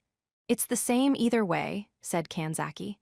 If we don't sacrifice someone here and get those 100 points, I don't think we'll graduate from Class A. So, whether it's 100 or 300 points we're talking about here, it doesn't matter. The number of points lost is a trivial mat. All right, that's time. We'll have to stop discussion there as it's time to begin voting, said Hashinomiya, interrupting Kanzaki. She then began the 60-second timer for the voting period. The display on the students' tablets changed, and now there were buttons labeled for and against. Kanzaki quietly stared at the buttons. The class stopped moving, and a hush fell over the room.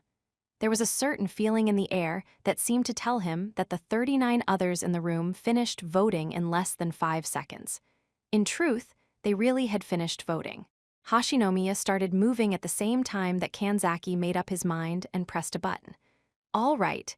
Now then, I'll show you the results since everyone finished voting, said Hashinomiya. Round 2 voting results for 1 vote against 39 votes. Kanzaki's desperate attempt to persuade his classmates had been in vain. The results were completely unchanged from the first round. Of course, the same was true for the 1 vote in favor of the issue, which came from Kanzaki. You've got to be kidding me, muttered Shibata. Kanzaki-kun, did you really vote in favor? Asked Ichinose. Kanzaki's classmates, Ichinose included, were more stunned than angry, as evidenced by their responses. However, the carefree vibe in the room was gradually changing bit by bit thanks to Kanzaki's firm will. Yes, I voted for on purpose, for the 2nd time in a row. I want us to be unanimously in favor of this issue. Even though the interval period had just started, the class went completely quiet at Kanzaki's response. If I keep voting in favor of the issue, after a few hours pass, you'll have no other choice but to unfreeze your stopped thought processes and think. You'll have to debate whether voting against this issue really is the correct thing to do.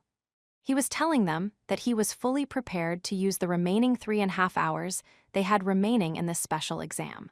There's only one way for you to break free of this situation, and that's to change your opinion on the matter. You should vote unanimously in favor, declared Kanzaki. What are you saying, Kanzaki-kun? Ichinose said. That's not realistic, right? He said, interrupting her. Because, as you have all said, none of you had any intention of sacrificing your classmates from the very beginning. No one did, except for me. Still, that said, I will not budge. I will keep voting in favor. Kanzaki didn't stop his resistance and continued to speak. In that case, then there's really only one option. You choose to vote in favor of the issue, and then you expel me. He wanted to change this class, even if it meant sacrificing himself. He expressed his will out loud for everyone to hear. If you don't have the courage to take a step forward in this special exam, then you won't be able to make it to Class A, he went on. And if that happens, you'll spend the remaining half of your days here at this school in vain, for no reason at all. If that's the case, then I'd rather drop out of school and find another path. It sounded like a strange plan, but it was also the only way that Kanzaki could actually do anything. There was no way that this class, one that sheltered the weak, could take action that would result in them having to choose someone to expel. That being said, when faced with the serious penalty of expulsion, they wouldn't rely on methods where they'd just leave things to chance. Kanzaki continued to resist. They repeated the vote 3 more times, with intervals between them. And then, even after taking the vote 5 times, the results were still 1, 4, and 39 against. The same screen showed the same results, over and over again. Not a single vote had been swayed. All right, we'll have another interval period, announced Hashinomiya. Perhaps it was because she was getting fed up with the stalemate, but Hashinomiya didn't try to hide her annoyance. Even so, the other teacher assigned to monitor the class from the back of the room didn't have any problem with a teacher acting that way. The monitor's assigned role was only to maintain fairness, and that was all. It didn't matter if the students were fooling around or if the teacher wasn't motivated. Those were all behaviors allowed within the scope of the rules. More importantly, though, another 30 minutes had passed, meaning, in other words, there had been 3 further rounds of voting, and the same results came every single time. The unchanging tallies were shown back to the class every time, deadlocked. It's already been over an hour, you know, said Shibata. And just for the final issue. But there's nothing we can do about it, Ichinose said. We can only wait until Kanzaki-kun changes his vote. The 39 who voted against were hoping that Kanzaki would eventually run out of patience and change his vote. At first, the students were accommodating and tried to reason with him in a friendly way. Then, they moved on to admonishing him with a firm tone. They tried so many methods, but Kanzaki simply kept single-mindedly voting the same way over and over without a word. At last, Hashinomiya, who had been watching over her class this whole time, opened her mouth to speak. Hey, listen, everybody. I'm getting a little bored with this silence, so do you mind if I tell you all a story? Oh, if anyone isn't interested, you can feel free to ignore me, okay? Said Hashinomiya. You see, to tell you the truth, I actually went through this same experience when I was a student here too. What do I mean by that, you ask? I mean I also took the unanimous special exam. And the issue you're voting on now is the exact same one our class voted on back then. It's rather unusual for you to talk about your high school days, sensei, said Ichinose. This is the first time you've brought it up with us, isn't it? The students in Ichinose's class had a good relationship with Hashinomiya, and they knew early on that she attended this same school.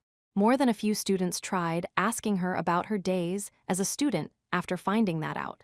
But it was safe to say that there hadn't been any opportunities to get into serious conversation about it. I remember our class being stuck on the same issue for a long time too, like you are, she said, although our situation was completely different from yours. She wore a somewhat pained smile on her face as she recalled those days. It was the ultimate decision. Would we choose the class points or would we choose our friends? So, we fought and we fought. Some of the guys in class were even grabbing each other by the collar. Isn't that going a little too far? Said Shiranami meekly. The students in this class probably couldn't imagine a situation where they'd be grabbing each other. Shiranami chuckled awkwardly, exchanging looks with the other girls in class. Well, We took the exam at a different time in our academic career too, said Hashinomiya. In our case, it was the third semester of our third year. At a time like that, you'd go all out for just a single point.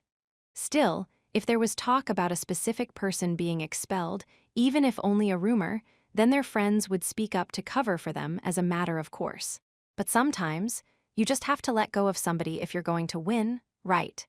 If you were in a situation where you only needed 100 more points to get to Class A, would you be as firm in your decision as you are right now?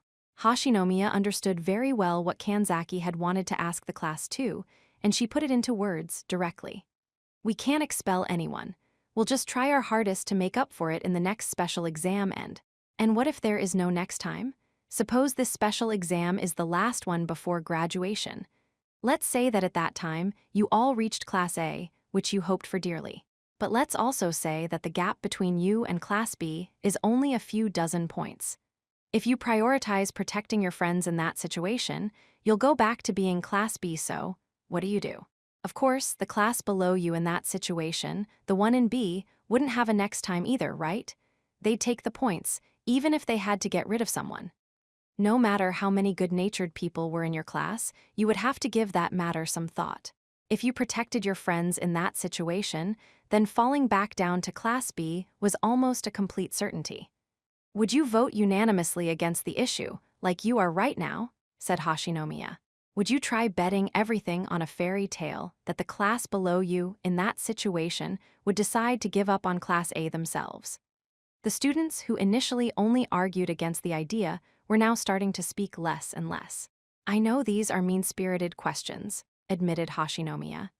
To tell you the truth, that's not the kind of situation you're in now at all. But still, one thing is for certain. If you want to move up to Class A, a time will come that you'll need to be in favor of an idea like this. Even if it means you have to decide over rock, paper, scissors or some other means. Letting time run out would be absurd. Sensei, what choice did you make back then? Asked Shiranami. Me. Well, as for me, personally, I choose to abandon unnecessary people. Because in the end, what's important is yourself, even if people are talking about friends or best friends. I'm sure that all of you voting against the issue right now feel similarly, right? Deep down, you're thinking that it'll be fine as long as you yourself are saved. Everyone was aiming to get to Class A and then graduate. That's what everyone wanted. Still, many people understood, deep down in their heart of hearts, that such thoughts were idealistic. What was more important, friends or self-preservation? When the students were asked that, they couldn't find the words to answer. We're being closely monitored by the other teacher at the back of the room, so I cannot tell you anything more than that, Hashinomiya said. I will respect you all, no matter what option you choose. But you absolutely cannot just make a throwaway, non-committal decision about this. If you are only friends on the surface, then don't worry about it and prioritize class points. You've all known each other for only a little over a year and a half now, you know? They say that the sting of losing friends will heal in time. Think about this. The 3 other classes have had students get expelled, and they've already put it behind them, haven't they? But know that if you can't make it up to Class A in the end, that is going to stick with you for a long, long time. However, if you truly value your friends more than anything else, you must put them first. Hashinomiya hadn't advocated for the students to choose either option. She avoided the monitor's glare as she finished saying what she had to say. She merely spoke as a teacher, informing her students that there were advantages and disadvantages to either option. The next round of voting came just as Hashinomiya finished her speech. Everyone started to feel a strange sense of discomfort as they looked at the for and against buttons on their tablets. It took some time for the results of the vote to come, but they still showed 1 in favor and 39 against. Just like every time before it, not a single vote had been swayed. Hashinomiya in particular wasn't surprised by this. If anything, it was like she had been shown the composition of the class. Hey, come on, Kanzaki-kun. Can you just knock it off already? Asked Haimno. She sounded exasperated and spoke up as soon as the voting period ended and the interval period began. Look, I completely understand what you're trying to say, Kanzaki-kun. And after hearing what Hashinomiya-sense had to say too, I understand it even more. But still, it's just, I don't think it's going to end up with everyone else voting in favor of the issue right here and now. That fact's probably not gonna change, even if we run out of time. The class was going to let time run out if it meant protecting their friends. That was the view that Haimno and most of the other students in class had. Ichinose then spoke up, sharing her own thoughts on the matter. I can understand very well what you're saying, Kanzaki-kun, and what Hashinomiya-sensei told us as well. But still, I'd like to say something about what you were talking about before, when you asked what we'd do if we were put into a situation like that. I understand how everyone's hearts and minds can be swayed, and I don't think that's a bad thing necessarily. But if I were put in that kind of situation, I wouldn't think there would be any meaning in reaching Class A by expelling my friends. So, what can we do to get to Class A still? I think what will be important then, in order to avoid a situation like that from even happening, would be to get Class A within our grasp, while making sure we avoid putting ourselves in a scenario where we have to make such unreasonable choices. That's idealistic, said Kanzaki. Putting ourselves so far ahead that we'd be an overwhelming Class A with no one being expelled. How many class points would we even need to collect to make something like that a reality? We may not be good enough to pull it off right now, Ichinose replied, but that's the kind of class I'd like for us to be. Their classmates listened intently to Ichinose. It was a story that could have only been interpreted as a fairy tale, but they nodded repeatedly after hearing it. Kanzaki's resistance wouldn't have any meaning anymore. As Haimno had said, even if he continued to vote in favor of the issue, they would simply let time run out. Let's do our best together, Kanzaki-kun, said Ichinose. I understand, he replied. The one person standing alone against the rest had been preyed upon and devoured by those who didn't know fear. I wanted to change the class, in my own way, even if I had to force it somehow, he said. But it would seem that I'm not qualified to do that. No, it seems like I even lack the ability to do it. Enough time had passed to convince Kanzaki that this class was not going to change. He didn't know if they would be Class B or even Class D in the end, but he knew they'd never reach Class A. There was absolutely no vitality in Kanzaki's facial expression as he decided to change his vote, though it was unlikely anyone would notice. The time for voting came again, as though there had been no disputes or anything since the beginning, and the answer that the 40 students had come to was Round 10 voting results, for 0 votes against 40 votes. The class had chosen to throw away the class points and protect their classmates instead. Well then, now that you've come to a unanimous decision on the final issue, that means that this special exam is now over, announced Hashinomiya. Hey, it's all right, Kanzaki, said Shibata. We're gonna get 50 points as a reward. It had taken them roughly 3 hours to finish. They had to leave the school building and would now have free time. By the way, it sounds like Class A already completed their special exam as well, said Hashinomiya. Whoa, for real. Guess that makes sense, being Sakahiyanaga's class and all, said Shibata. I guess that means Ryuun-kun and Horikita-san's classes are still taking the exam, noted Shiranami. All right, everyone. If you're going to chit-chat, you'll have to leave the building, said Hashinomiya. The other classes are still in the middle of the exam, so please don't disturb them. We'll lead you out now, so please get up from your seats quietly. While the rest of the class expressed their joy after finishing the special exam, Kanzaki emotionlessly got up from his seat. Chapter 6, Ryuun Kakeru's Choice. The unanimous special exam began at 1 o'clock in the afternoon. Class D was another class of 40 students. The classroom was becoming enveloped by a thick, heavy atmosphere, and this was, of course, due to the intense nature of the final issue they had finally arrived at. Issue number 5. In exchange for expelling one of your classmates, gain 100 class points. In the event the class is unanimously in favor, a vote will be held to choose the student to be expelled. Round 1 voting results, for 14 votes against 26 votes. This was the moment when their voting results were revealed. Like in Horikita's and Ichinose's classes, the majority of voters were opposed to the issue. However, in contrast to those two, there were more than a few students in favor of expelling someone. In other words, it meant that 1 in every 3 students felt, at least at first, that they ought to prioritize class points, even if they had to expel someone. What do we do, Ryuun-san? Grumbled Ishizaki. After seeing the results, the very first person that Ishizaki turned to for guidance was Ryuin Kakeru, the leader of the class. Ishizaki had done the very same thing after every other issue. Since the probability of coming to a unanimous decision in the first round of voting was low, the class used the first interval period to hear the leader's policy on it, and they aimed for unanimity in the second round of voting and beyond.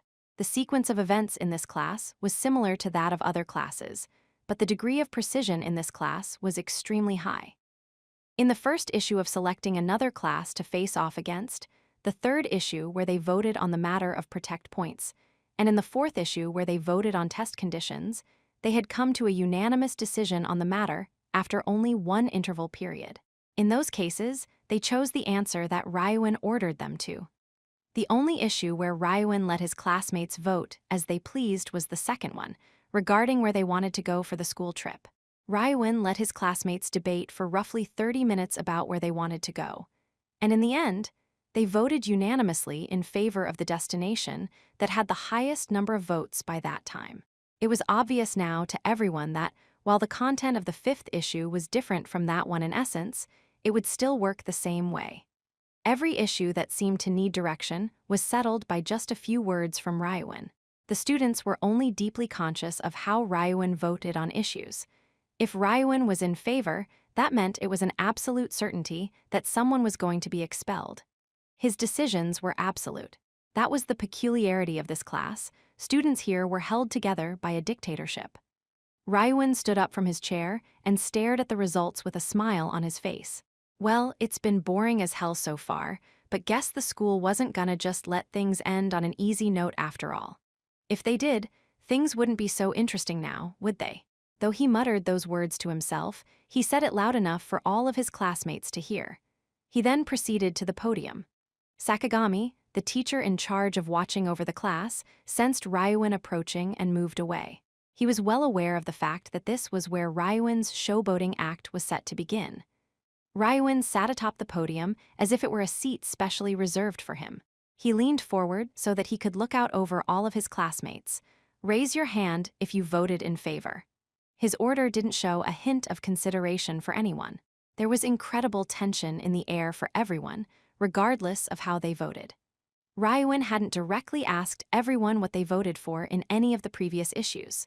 After a few seconds of hesitation, scattered hands began to rise. Among them were Nishino and Kanda, who raised their hands while staring out the window, as if they were somewhat unwilling. 5 of you, huh? Said Ryuin. Well, that ain't bad for the first time. The truth was that there were 9 other students who had voted in favor of the issue who didn't obey Ryuin's order and weren't coming forward. Students like Ishizaki and Kamiya were surprised to see this. Hey, come on now. You know no good's gonna come from tryin' to hide it? Kamiya appealed to his silent classmates. It's not like people are gonna be mad at you for voting in favor for this one time or anything. After all, if they spoke up now, there wouldn't be any trouble. Besides, it's not like we were ordered to vote one way or another, he added. We're each free to vote either for or against, right? This was also Kamiya's way of checking with Ryuin that he had his facts correct though, just in case. When Ryuin didn't answer right away, Kamiya immediately started feeling nervous. If there was a difference in their interpretation of the situation, it was possible it could lead to a reprimand. Ishizaki, not liking this change in the air in the classroom, immediately panicked and followed up on what Kamiya said. Come on, he said, flustered. Get your hands up in the air before you get us in trouble. One more student raised their hand, fearfully and apologetically, bringing the total to 6. That meant that the remaining 8 students hadn't budged and left their hands down. It's all right, Ishizaki, said Ryuin. If they don't want to raise their hands, they don't gotta, for now at least. Huh, really? Asked Ishizaki. Kamiya said it himself, everyone's free to vote for or against. So first of all, each one of you should think about what you yourself are gonna do. We got a little over 8 minutes left. That's plenty of time. Ryuin checked the clock leisurely. He didn't relax his posture, and the smile never once left his face. He had only vaguely told the other students to think about it, that was it. He remained completely silent for more than 2 minutes, not doing anything in that time. Listen up now, he said at last. Don't waste this time, think about what choice is the right one. There was another period of silence, 10 seconds, 30 seconds. Even after another minute passed, he didn't say another word. In all of the issues so far, Ryuin had forced them to come to a decision after the first interval period. Because of that, the only thought going through the students' minds right now was, why isn't Ryuin giving us instructions? However, there weren't many students who could just speak up and voice their opinions like that, and the more time that passed, the more their mouths felt like they were sealed. Ishizaki and others like him were among the first you'd expect to say something like, "Please give us an order." However, even they kept their heads down. Their lips were pressed together as if they had been fixed in place with glue. The seconds ticked by, and the more they felt like they were almost losing the desire to speak at all anymore. Eventually, those who wished to say something would stop speaking up, shifting instead to hoping that someone else would say something on their behalf. And when even more time passed, students began hoping that it would be time to vote again soon, even though they had a lot of time remaining. The first interval felt incredibly long and drawn out, and it ended with the majority of time spent in total silence. Even Sakagami hadn't expected that, and he ended up forgetting to transition to the next round when they were a few seconds over the scheduled interval time. "Sakagami," Ryuin said suddenly as he hopped off the podium and headed back to his seat. "It's time, ain't it?" "Yes, you're right," said Sakagami. "We'll now begin the second round of voting. You'll have 60 seconds. As soon as everyone finished putting in their votes for the second round, the results were displayed up on the monitor. Round 2 voting results. For 10 votes against 30 votes. 4 of the 14 votes in favor of the issue in the first round had been swayed to the other side. For the majority of students in the class who didn't want anyone to be expelled, this result was, generally speaking, not a bad one. 1 or 2 more sternly worded warnings from Ryuin would reduce the number of votes in favor. And, in the not-too-distant future, they would see the class vote unanimously against the issue. The results of the second round indicated that to those students, but at the same time, Ryuin didn't seem satisfied. "Is this the answer you came up with?" he said. "I don't believe it." "Because of the small reduction in votes for, you mean?" asked Kanda, adjusting the position of his glasses. Ryuin immediately denied that supposition. "So, does that mean that you're voting in favor of the issue, Ryuin-kun?" asked Kanda. Ryuin denied that as well, letting out an exasperated but amused snort. What in the heck is up with you, Ryuin-san?" Ishizaki wailed. "I just don't get it. Did the votes in the first and second round really reflect what you truly think?" said Ryuin. "Your will? This last issue is obviously unique. It's the only one like this. And that's exactly why I want to know your true intentions here. Don't worry about what I voted for. Vote how you honestly feel." After saying that, Ryuin got up from his seat once again and slowly walked around the classroom. "For these next 10 minutes, talk about it," he ordered. "Intensely, whether you want to vote in favor of it or vote against it." With those instructions, the class was unavoidably forced to debate the issue.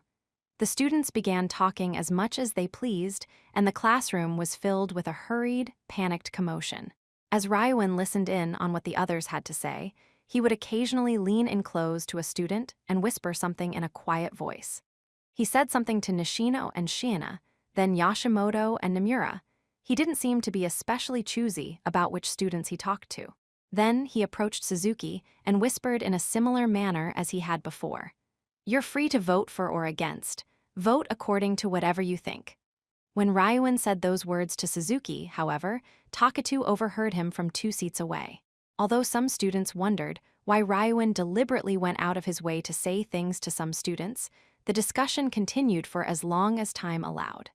Then, it came to be time for the third round of voting.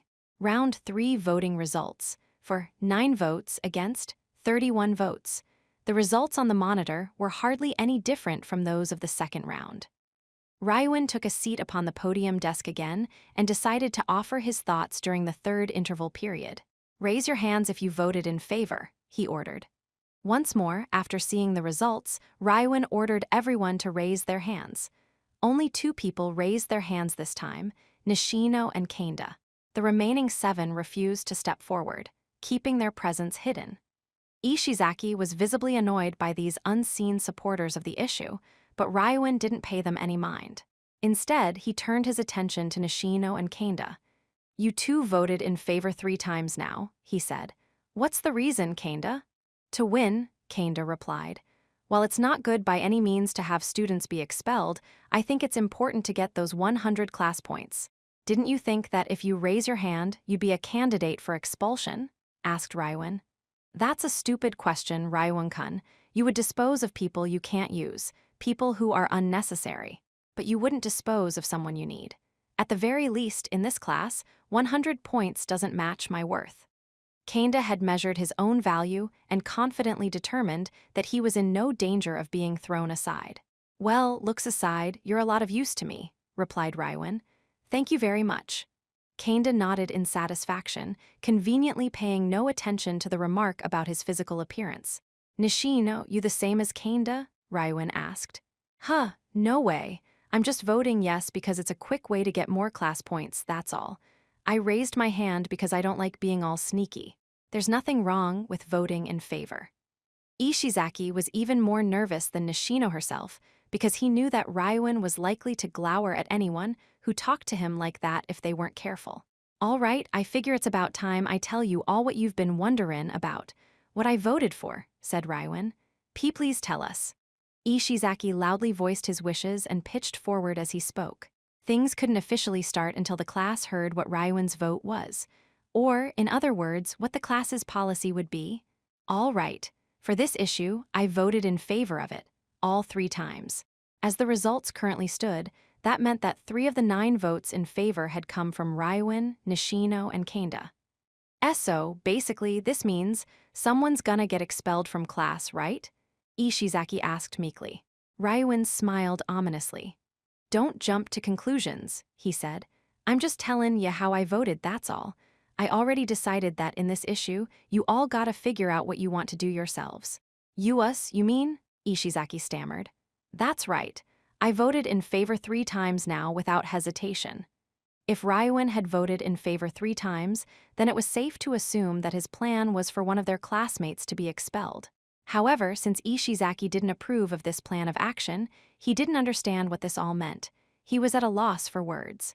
The reason for voting in favor is simple, Raiwan told the class. If we get rid of one person, we get 100 points.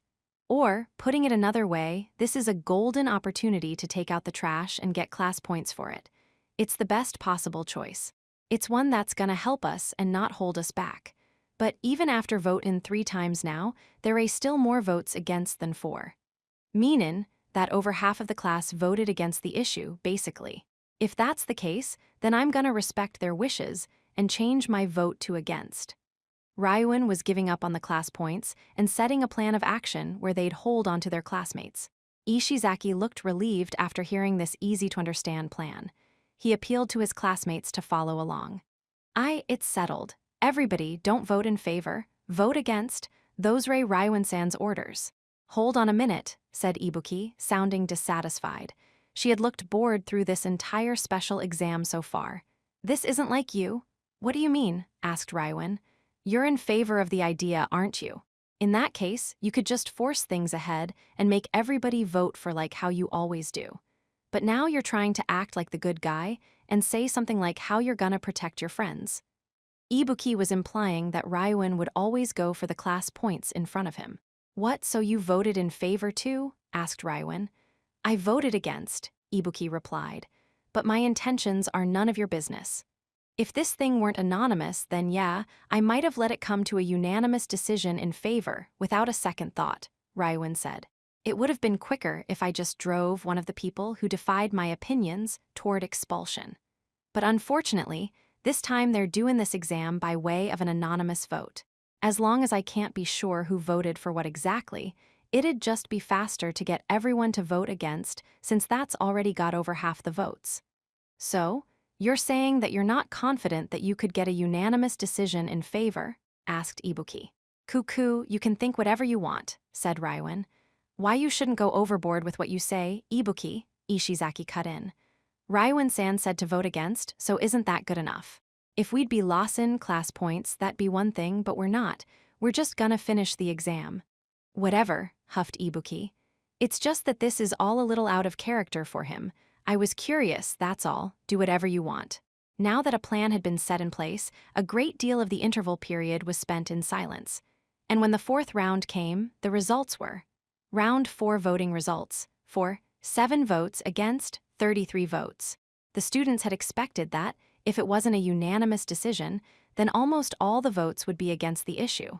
However, there were a surprising number of votes in favor. In fact, there were only 2 fewer votes than last time. Cote and Nishino, what did you two vote for? Asked Raiwan. I voted against, as you had instructed, of course, Raiwan-kun, said Cote. Well, personally, I'm still for the idea, but I voted against because I felt like that would have messed up the harmony we were going for, you know?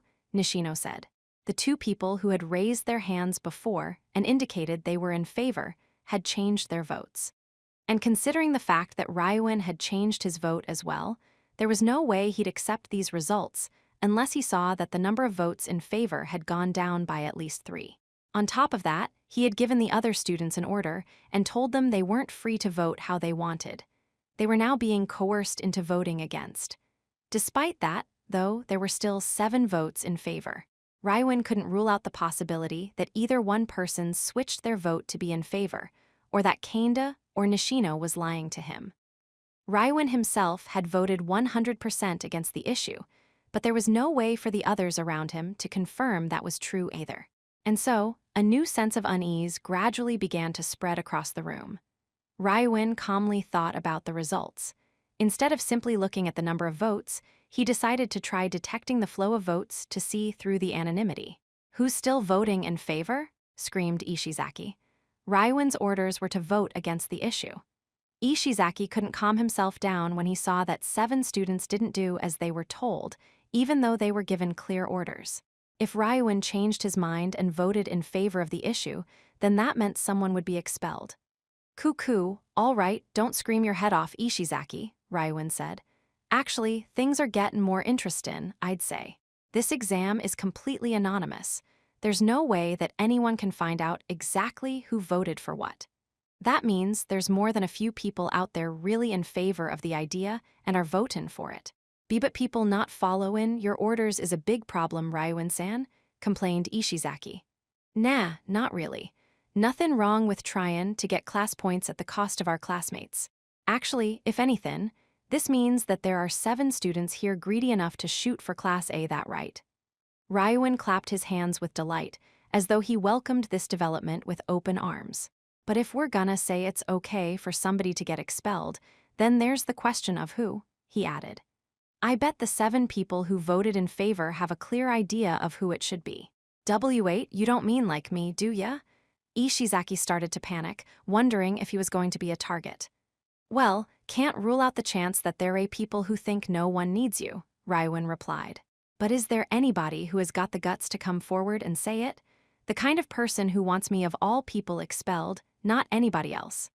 Raiwan issued a challenge to those students, like he was ordering them to come forward. However, the classroom once again was enveloped in a still silence, and of course, that meant there wasn't anyone ready to speak up. He sighed. Well, guess you aren't gonna spill your guts that easy after all, huh? Cuckoo, then I guess we'll do this nice and slow. With that, the 4th interval period had come to an end, and it was time for the 5th round of voting. The class had already spent about 40 minutes on this issue. For this round, the results showed. Round 5 voting results. For 8 votes against 32 votes. There was now 1 additional vote in favor of the issue, contrary to Raiwan's goal of decreasing those votes. What are you gonna do, Raiwan? Said Nishino, sounding depressed. It's already been almost an hour now, you know. Don't be in such a rush, Raiwan told her. We've still got lots of time, right? But there's still a lot of people going against your wishes and voting for this thing. Isn't that, like, bad? The number of votes in favor clearly showed that Raiwan's dominance wasn't complete. He wasn't able to control everyone. Yeah, he said, and I can't rule out the possibility that you're still voting in favor either. Nishino was somewhat surprised by Raiwan's comeback, but she met his gaze and responded with firm intensity. Maybe, she shot back. Even if I hound people about it, it's not like I'd get any proof unless the person in question admitted it themselves. This was an exam where it was difficult to punish those under suspicion. Having watched the situation unfold up until this point, Yabu Nanami spoke up. Can I make a suggestion? Speak, replied Raiwan. What if we just vote unanimously in favor of the idea and then find someone who'd be fine with getting expelled? Said Yabu. I take it that means you voted for? Asked Raiwan. No, I voted against every time. But I'm starting to think that if the people in favor aren't budging, then maybe it'd be a good idea to just change our plan of action instead. For example, what if we expelled Ibuki-san? She shot Ibuki an icy glare. Following Yabu's lead, Morifuji Rika spoke up in agreement.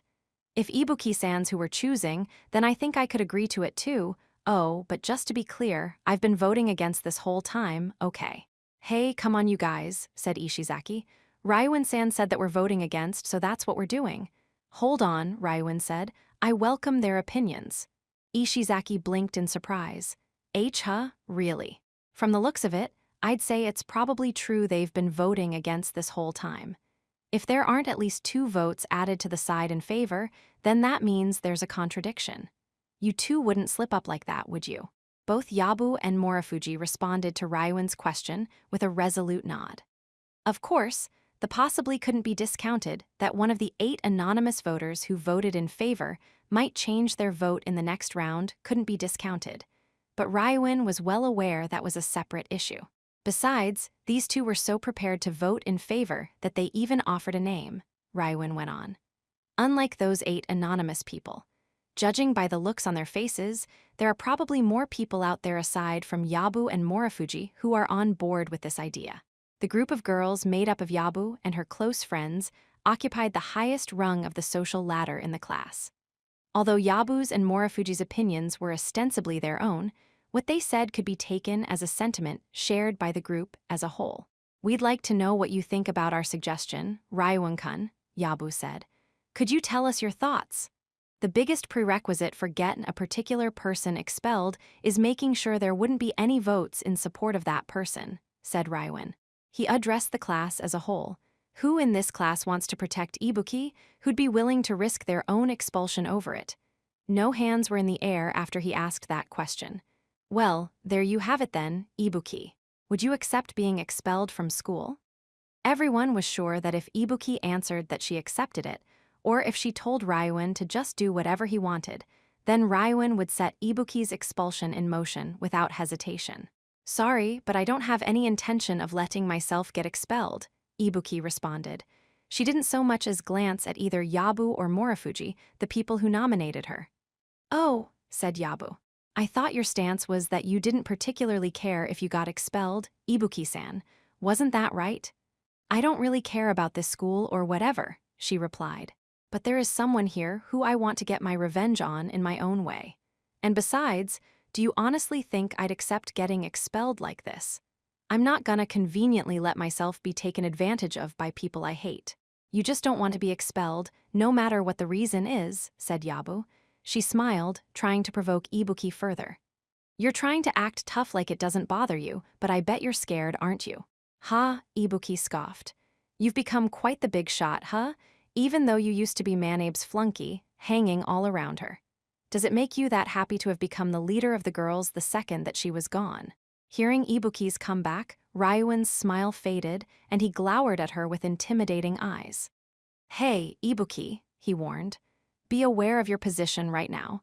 Yabu has friends who'd be against her getting expelled, but you don't have a single person to cover you. Besides, you never really had any kind of attachment to this school anyway, did you? So what? Snapped Ibuki.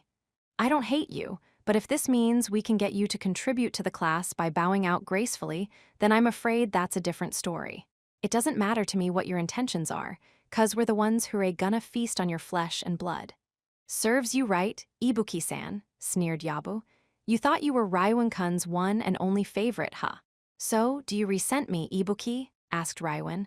Not really, but I never cared one bit about trying to be friends with you in the first place. I know you'd do anything to win, so I'm not surprised. But like I said, I have no intention of getting expelled. Ibuki repeatedly indicated that she refused to accept the situation. Raiwan's tone was growing somewhat scathing in return. It doesn't matter whether you've got any intention or not, he said. I'm gonna ask you one more time. The stakes here are that we're gonna see what happens if there's a unanimous decision in favor of it. Raise your hand if you're willin' to put yourself on the line for Ibuki, but you gotta decide within 1 minute. Ishizaki started trembling slightly in the midst of the tense, stinging atmosphere. It wasn't out of fear of Ryuin, but it was because the time had come for him to choose, to make a decision. Don't do it, Ishizaki. The person who stopped him was Nishino. She had come up next to Ishizaki and stood beside him without him even noticing she was there. What, Nishino? He sputtered. We're fighting to win, she said. Your half-assed idea of friendship is only gonna cause confusion. Ibuki's, she's our. Time's up, said Ryuin. A minute had passed, and in the end, not a single student had come forward to say they would protect Ibuki. All sorts of thoughts and feelings ran through the students' minds in that still silence. There were scornful stares of Yabu and her friends, pitying looks from other students, and feelings of relief yet other students had over not being targeted themselves. Oh, I see. In that case. Half in desperation, Ibuki was about to give her answer. But then, she suddenly stopped, her words sticking in her throat. She understood that she was at a disadvantage in this issue because she didn't have a single true friend. That was exactly why she announced early on that she had voted against. However, now that things had come to this, she had no choice but to try and protect herself. In that case, what? Asked Ryuin. Ryuin maintained total silence in the room after asking that, as if he were waiting for what Ibuki was going to say. I still have unfinished business at this school, said Ibuki, after a pause. Oh, sorry, but I don't intend to go along with whatever you're hoping to do. Even if the rest of the class votes in favor, I'll vote against it. If we don't come to a unanimous decision, then that means we're gonna fail this special exam. Said Yabu. Are you planning on forcing the class's hand for your own sake? That's exactly it. Ibuki had made up her mind, declared her intention to vote against the issue, and was standing her ground. Well, it's obvious you would do that, said Ryuin. Yabu, your idea of changing to vote in favor wasn't bad, but it was way too early for you to name names. If you really wanted Ibuki gone, you should have waited until after we got a unanimous decision on the issue, and then brought it up. If someone knew that they were going to be expelled, they would never vote in favor. Just settle down and vote against. Nishino felt like there was something strangely off when Ryuin gave them those instructions. Wait, why did we even have everyone go through that whole charade just now? She asked. Wasn't it just a complete waste of time? There was no need for Ryuin to ask for a pointless show of hands. Yabu and Ibuki's arguing could have been stopped much earlier. It was obvious it would have been really difficult to come to a unanimous decision once someone was nominated out loud. I was just killin' time, Ryuin answered. We got way more time on our hands than we know what to do with anyway. Despite his claim there was no deeper meaning, there were some students in class who realized Ryuin had another purpose in doing all of that. They realized that the reason why Ryuin went along with Yabu's proposal, even though it was never going to pass, was so he could get Ibuki to say that she'd never vote in favor of the issue.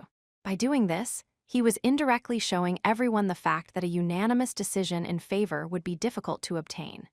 To those students, this seemed like a skillful and composed move on Ryuin's part, but at the same time, it may have been a desperate measure born out of impatience and not having been able to do anything else in this situation.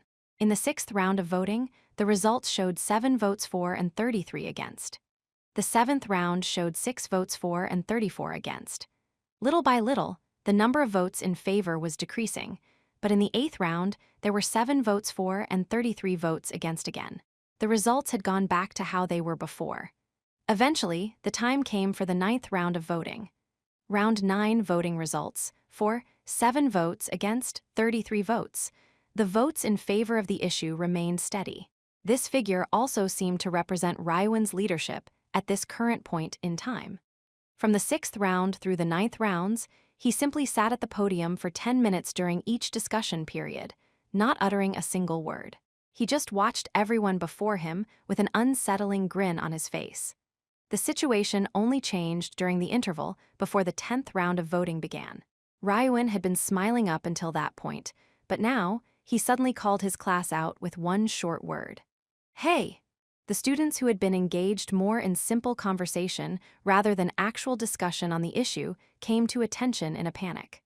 "You people can't even vote against this thing yourselves without me givin' you an order?" asked Rywin.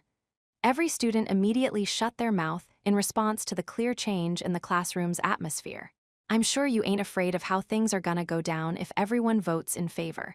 But if you think that I'm just watchin', you all vote for no reason at all, you're mackin' a big mistake."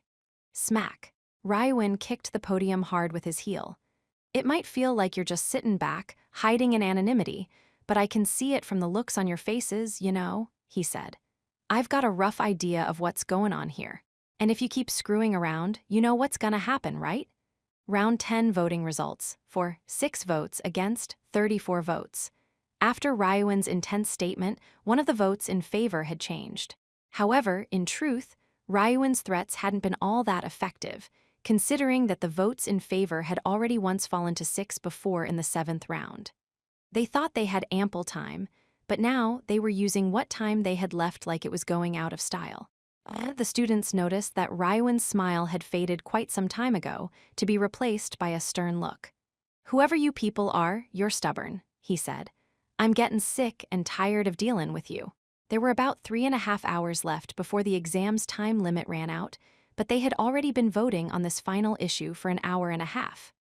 Round 11 voting results, for 7 votes against 33 votes. "Seriously, with the way things are going right now, how can we keep on waiting for things to change?" Nishino made no attempt at hiding her annoyance. She asked Rywin what his plans were. "Yeah, guess it's probably about time to end this, huh?" he replied. "You can do that?" asked Nishino. "Do you people really think I've been watchin' you all this time for nothin'? You realize that there's been an odd one out, one weird voter that showed up in rounds 6 to 10, right? I'm talkin' about the colossal dumbass who keeps flip-floppin' between for and against. And now I'm gonna tell you exactly who that is." Tensions were running high. Under normal circumstances, it wouldn't be possible to see through perfect and total anonymity. However, "It's you, ain't it? Yajima." The person Rywin called out was Yajima Mariko. Huh? And no," she sputtered. She then shot upright, attempting to deny it, but she was clearly flustered and unable to calm herself down. "Don't think I'm gonna believe you if you deny it, just because this thing's anonymous," he said. "If I think you're the one who did it, then you're definitely the one. You understand what I'm getting at, right?" "And no, that's not ice," she protested. "If I say you're the one that did it, then you're the one. And if I say you're not the one, then you're not. Since you're the first person I called out, I'm gonna give you one chance. From here out, you ain't got the right to vote in favor of this issue without my permission, got it? If I decide you ain't following my rules, you're getting expelled, and that's that." It was a high-handed threat. Even if whoever it was continued to oppose the class on this issue and waited things out. Even until the class failed the exam in the end, Rywin was suggesting that they'd eventually be expelled via some brutal, fiendish means in the not-too-distant future. Yajima didn't need very long to imagine that was what Rywin was suggesting at all. "I've figured out who's votin' in favor of this issue, though not all of 'em yet," he continued. "So, question is, are they so stupid that they can't understand unless they're told directly, like Yajima? We're gonna let the next vote decide." And so, the 12th round of voting had come. Round 12 voting results. For 5 votes against 35 votes. As Yajima was now completely committed to voting against, the votes in favor hadn't increased. But even after the situation had come to this, and with Rywin having issued his final warning, the votes in favor had still only gone down by 2. That left a total of 5 in favor. The class was beginning to realize that things like threats were no longer going to work against them. 5 people, huh? After muttering those words, Rywin checked the time and got back on his feet. "Guess I gotta admit it, these people have backbone," he said. "But still, I ain't so happy about this. Look, if you ain't gonna back down here, no matter the cost, then just cut the crap already and come forward. These 5 anonymous people want me expelled. In that case, we just gotta wait until we reach a unanimous vote for. I mean, it'd be boring as hell to just let things end by running out of time, wouldn't it? So, make your move. That way, we can fight on equal terms." The class wouldn't pass this special exam unless they came to a unanimous decision one way or the other. And until they identified the students who hoped that they'd settle on being in favor, they would just repeat this same process over and over, endlessly. It seemed like none of those students in favor would show themselves at this point in the situation, but then, okay, fine, Rywin. In that case, I'll come forward. I'm voting in favor. At long last, one of the anonymous supporters of the issue made up his mind and stood up. Takatu, you ass, yelled Ishizaki. Do you know what the hell you're saying? Ishizaki charged forward like he was intending to pounce. Katsuragi grabbed him by the arm and stopped him in his tracks. Stop, Ishizaki. We're in the middle of a special exam. Do you honestly intend to resort to violence right now? Make one bad move and Sakagami-sensei won't hesitate to call this exam off. Isn't that right, sensei? Of course, Sakagami replied. If that were to happen, this exam would end with your disqualification. GRR. Besides, added Katsuragi, although Takatu's come forward and announced that he voted in favor, there is no guarantee that it's the truth. Even if they were 99% certain, there was no way they could be 100% sure since it was anonymous. They couldn't ignore the possibility that he was pretending to be in favor while actually voting against. It's the truth, though, said Takatu. You know, I always wondered if a special exam like this would ever come up. There's nothing I could do in a regular special exam, but the instant this issue came up, it was like I got hit by lightning. I knew this was it. This was the only time I could get rid of Rywin. Why are you coming forward now, though, Takatu? Asked Katsuragi. Because I've locked eyes with Rywin a few times now. He probably guessed that I've been voting in favor. I could have come forward earlier, that would have been fine. But the number of votes in favor weren't going down, and seeing him get all confused was exciting. All right, Takatu, said Rywin. Your rebellious attitude ain't nothing new. In fact, I'm honestly glad that you're on the side of those in favor. How long can you keep up being so full of yourself? Takatu said. You can't afford to. I know, Rywin agreed. No matter how many times we do this vote, we're never gonna get the votes in favor to go away. And if we run out of time, our class loses 300 points. We'd seriously be out of the running for Class A. Exactly, said Takatu. You're the leader of this class, which means if we fail this special exam, the blame isn't gonna be on me, it'll be on you. Besides, you've been selfish and controlling all the choices in this special exam from the get-go. You forced us to pick Sakahiyanaga's class to be our opponent without even trying, to listen to the people who said we should fight Ichinose's class. So, you can take responsibility when we lose, can't you? I get it now, said Rywin. So that's why a rebel like you's been so obedient in all the other issues so far.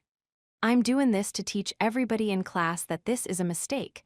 I don't want to make trouble for the class. I just don't want you being the leader. But along came the opportunity for us to get one person in particular expelled, and you decided to take a chance on it. And, Rywin taunted him, come on, show me some real defiance here. What do you want most? If you want me, no, I mean, if you want us to vote against the issue, then step down as class leader, right here, right now. If you swear to that right in front of us all, you'll get more votes opposing the issue for sure. No matter how much Takatu hated Rywin, he also knew how difficult it would be to get a unanimous decision in favor of the issue. That was exactly why he was proposing this compromise. Come on, don't be so boring, said Rywin. You aren't confident you can get me expelled? Don't make me laugh. If the decision is unanimously in favor, you'll be the one who gets expelled, Rywin. May I ask you one question, Takatu-kun? Kanda raised his hand, adjusting his glasses. It's certainly true that, should we fail the special exam, it's logical that part of the blame would fall upon the leader. However, if we were to come to a unanimous decision in favor of the issue and initiate the process of selecting who to expel, you would most definitely be the one to be expelled, no. Because in truth, many students have continued to vote against the issue as instructed.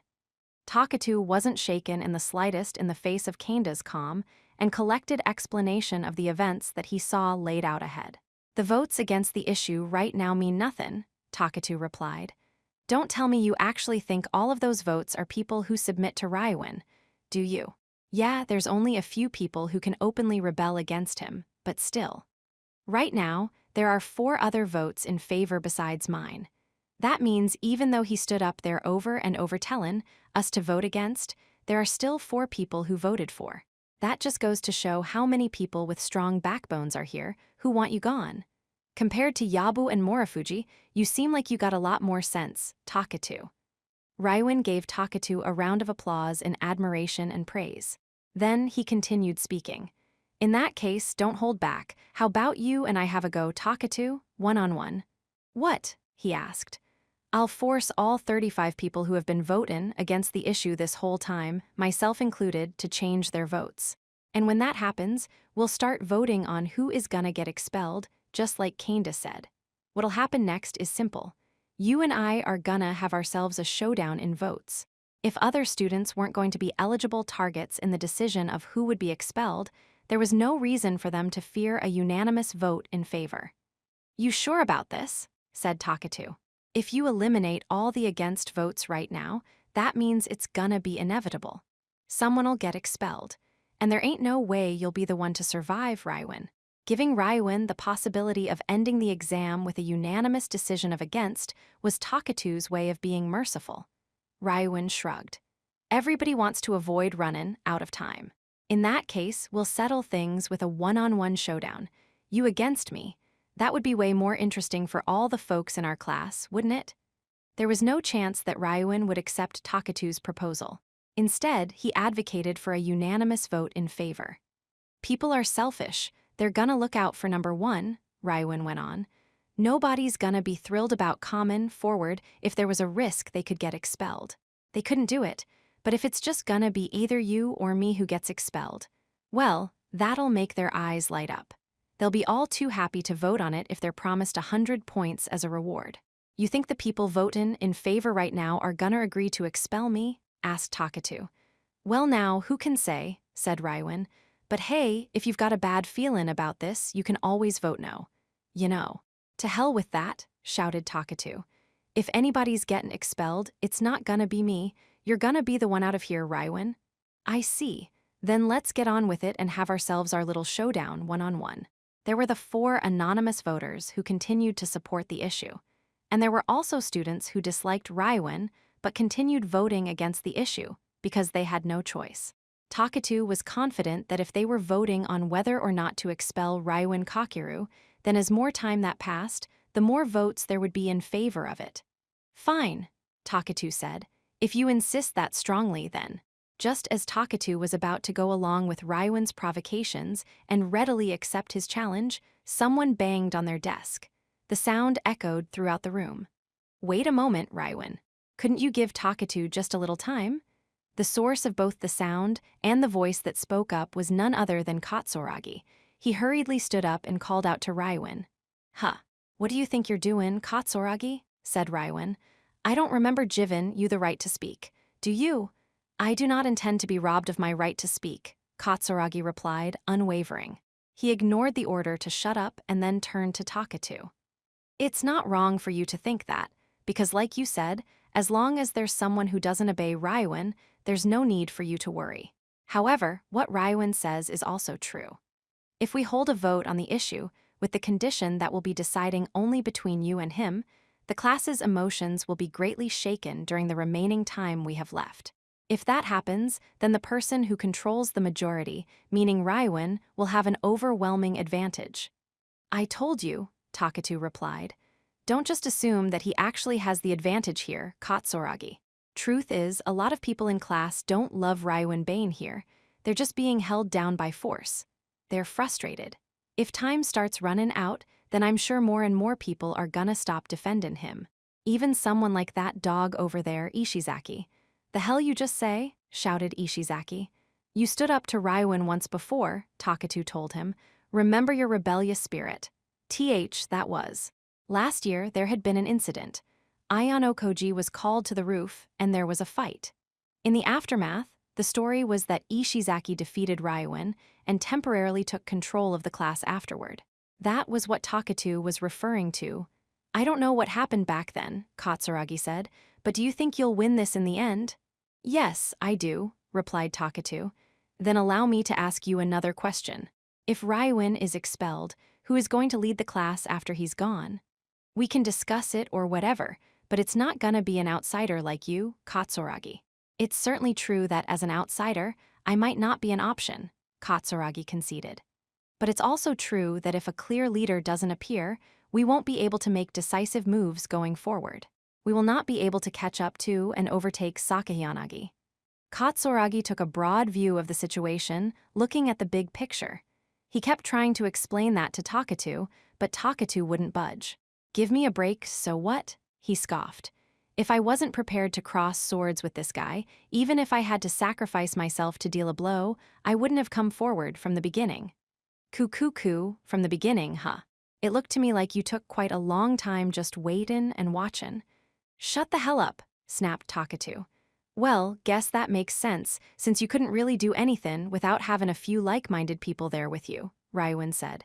After all, it was only after Takatu confirmed there were several voters going against Ryuin's orders that he had made his move.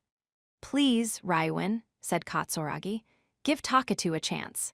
Ryuin heard what Katsuragi said and interpreted it to be solely to his advantage. He snapped his fingers. "All right, Takatu, I'm gonna give you a chance.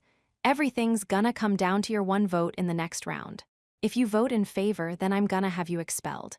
"Ha, big talk. You think you can get me expelled?" "Yeah, I do," Ryuin said. "In the next round, every other vote except for yours will be against the issue, which means it'll be 1 vote for and 39 against. That's the situation. So, if you vote against the issue, it'll be unanimous and we'll be done here." "Hey, hold on. When did the 4 other people who voted in favor besides me disappear?" said Takatu. "Cuckoo, well, I flipped those 4 votes during the interval." "Enough with the lame jokes. There's no way you could have done that." Aside from the fact that Ryuin himself had stubbornly been in favor of the idea up until this point, he had spent most of this interval period talking with Takatu. He hadn't even tried to talk to any others to get them to change their votes. "Then let's put this to the test," he said. "You vote in favor as you've done all this time. Do that, and you'll find out." Time continued to tick by during this interval. There was now less than a minute remaining. Although the air-conditioned room was kept at a comfortable temperature, sweat was slowly starting to trickle down Takatu's back. Ryuin was merely threatening him. It was just a bluff. It was hard to imagine that anything had actually changed during the interval. But what if all the other voters in favor really had changed their votes? That would indicate that those 4 other students were following Ryuin. Takatu could have employed the same defensive measure that Ibuki mentioned. He could vote against the issue when the rest of the class was going to vote in favor before they could come to a unanimous decision. But Takatu couldn't go that route now. It would be disgraceful. At any rate, a deciding vote between him and Ryuin was likely inevitable. And if that happened, it was a certainty that Takatu would be defeated. "You're prepared for expulsion, aren't you?" said Ryuin. "Don't hold back, vote in favor." "You don't have to tell me twice," said Takatu. Soon, the time would come for them to vote. Takatu cast his vote in favor of the issue without looking back. "Well then, I'll show you the results," announced Sakagami, displaying the voting results on the monitor. Round 13 voting results, for 2 votes against 38 votes. Wah! When Takatu saw those results, he was sure his heart was racing more quickly than anyone else's. It was almost just like Ryuin had said. Nearly all of the other people who were voting in favor had changed their votes. Only one person hadn't. Ha! Now that's certainly a shock, but this just means that there's still one other student here who has got a strong will like me. Someone else who didn't give in, no matter how much you threatened him," bellowed Takatu, as though he were declaring victory. However, Ryuin wasn't looking at Takatu. Instead, he was looking at someone completely different. "What's the meaning of this, huh? You voted in favor, didn't you, Katsuragi?" "What?" asked Takatu, shocked to hear Katsuraga's name. "That's right," Katsuragi replied. "If I had voted against, then it would have been 1 vote for and 39 against, as you declared. That means it would have gone on to a deciding vote. If that happened, it would have been impossible for us to get through this exam without one of the 2 of you being expelled." "That's the way it should have gone, yeah," said Ryuin. "And depending on the explanation you give me right now, you might not get off with just an apology." "I have one reason. I think that Takatu is a student this class needs." "Well, actually, not just Takatu. Yes, I am an outsider and came to this class from Class A, however. That is exactly why I've been able to look at this class with an objective eye. As a result, I can tell quite clearly that there isn't a single student here who isn't needed. You're saying that Takatu is a student we need. Somebody who doesn't follow directions? Asked Raiwen. That's right. Actually, I would consider him a valuable asset. He's someone who can disagree with your opinions without hesitation, like I do. No, actually, even more than I can. Of course, that being said, the way he did it in this particular case, in a special exam, was wrong. I wasn't impressed by the fact that he put the class in danger just to take you down, Raiwen. Katsuragi wasn't only going to address Raiwen. He turned to speak to Takatu. If you don't like the fact that Raiwen is the leader, make your case fairly and honestly in a way that doesn't involve anyone else. If your argument is correct, then I will not hesitate to take your side. Katsuragi, huffed Takatu. If you fall for Raiwen's tricks here, you'll be expelled from school having accomplished nothing. We'd all move forward, and Raiwen won't even remember that a student named Takatu Hiroya ever existed. But what about the 4 other people who voted?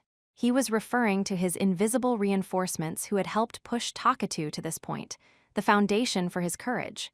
There were no such people from the very beginning, Katsuragi told him. It was an illusion. An illusion? Repeated Takatu. To be precise, I suppose I should say that they were weeded out through repeated voting. 5 votes in favor remained after Yajima's was called out. That included you, Takatu, and... Katsuragi paused and slowly turned around, directing his gaze elsewhere. He pointed at other students one by one. Shiina, Yamada, myself, and Raiwen, the 4 of us. Katsuragi gave Takatu an answer that neither he nor any of their other classmates could understand. Wait, what are you talking about? Raiwen was voting in favor too? Asked Takatu. When there were only 5 votes for, that meant there was really only 1 anonymous vote remaining. However, everything came to light when you stepped forward, said Katsuragi. So during this entire interval, Raiwen was just mocking me in his head. That figures, huffed Takatu, dejected. That's not true, said Katsuragi. While our intention was to smoke out whoever was voting in favor, when you came forward, that matter was settled. You could have simply stayed silent and kept voting, not challenging anything. If that happened, the vote would have naturally resulted in a unanimous decision for, and the next vote would have ended with an expulsion. So you were playing word games just to insult me? Snapped Takatu. No, we weren't. We were giving you the possibility of not being expelled, said Katsuragi. Wah. However, you pushed on ahead, not noticing that chance. I suppose that was because you didn't think that Raiwen would give you one, even if it was in a roundabout way. Aye?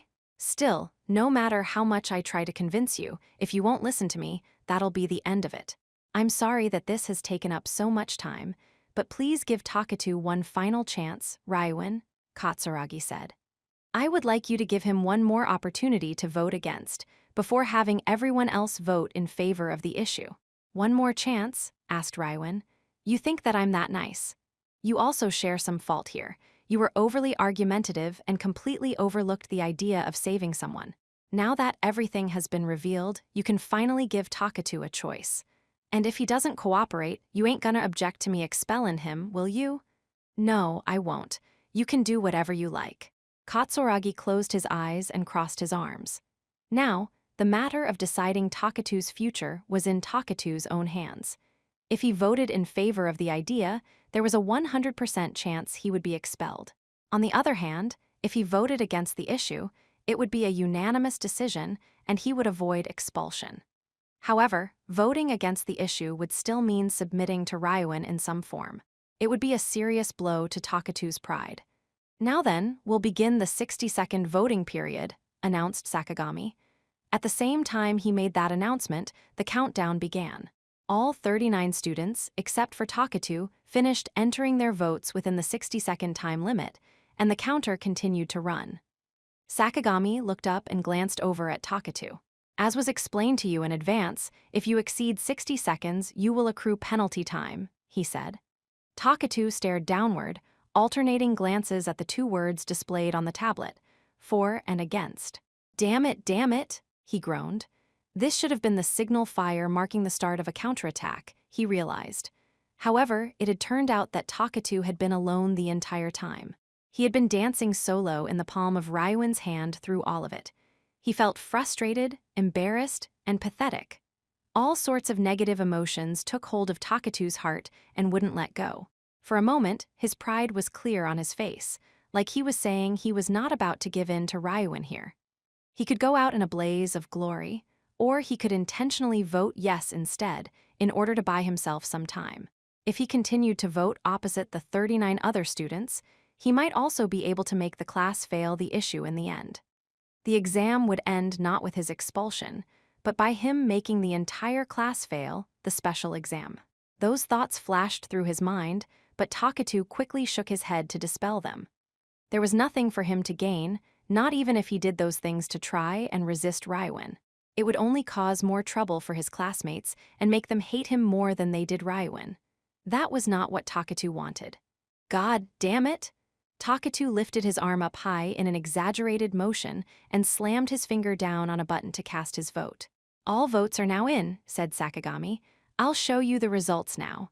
The teacher paused to take a breath, fiddled with his tablet, and displayed the results on the monitor.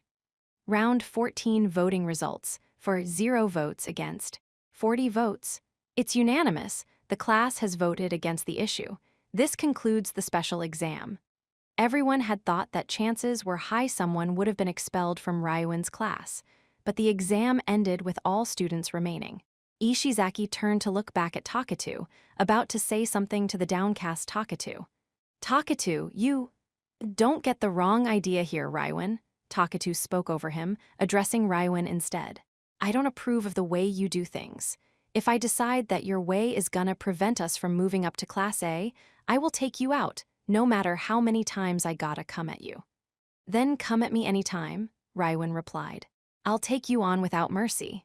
HMPH. It would have been awkward for Takatu to remain in the classroom any longer, so he left as quickly as he could. After watching him leave, Katsuragi walked over to Ryuin's side. You overstepped, Katsuragi, Ryuin told him. I was welcoming the idea of someone getting expelled, remember? I'm sure half of you was, but the other half of you was open to exploring other possibilities, yes. The hell are you on about? Do I look that nice to you? I don't know whether you're nice or not, said Katsuragi, but if your objective is complete control over the vote, it's important to keep the students loyal to you on your side without pushing things too far.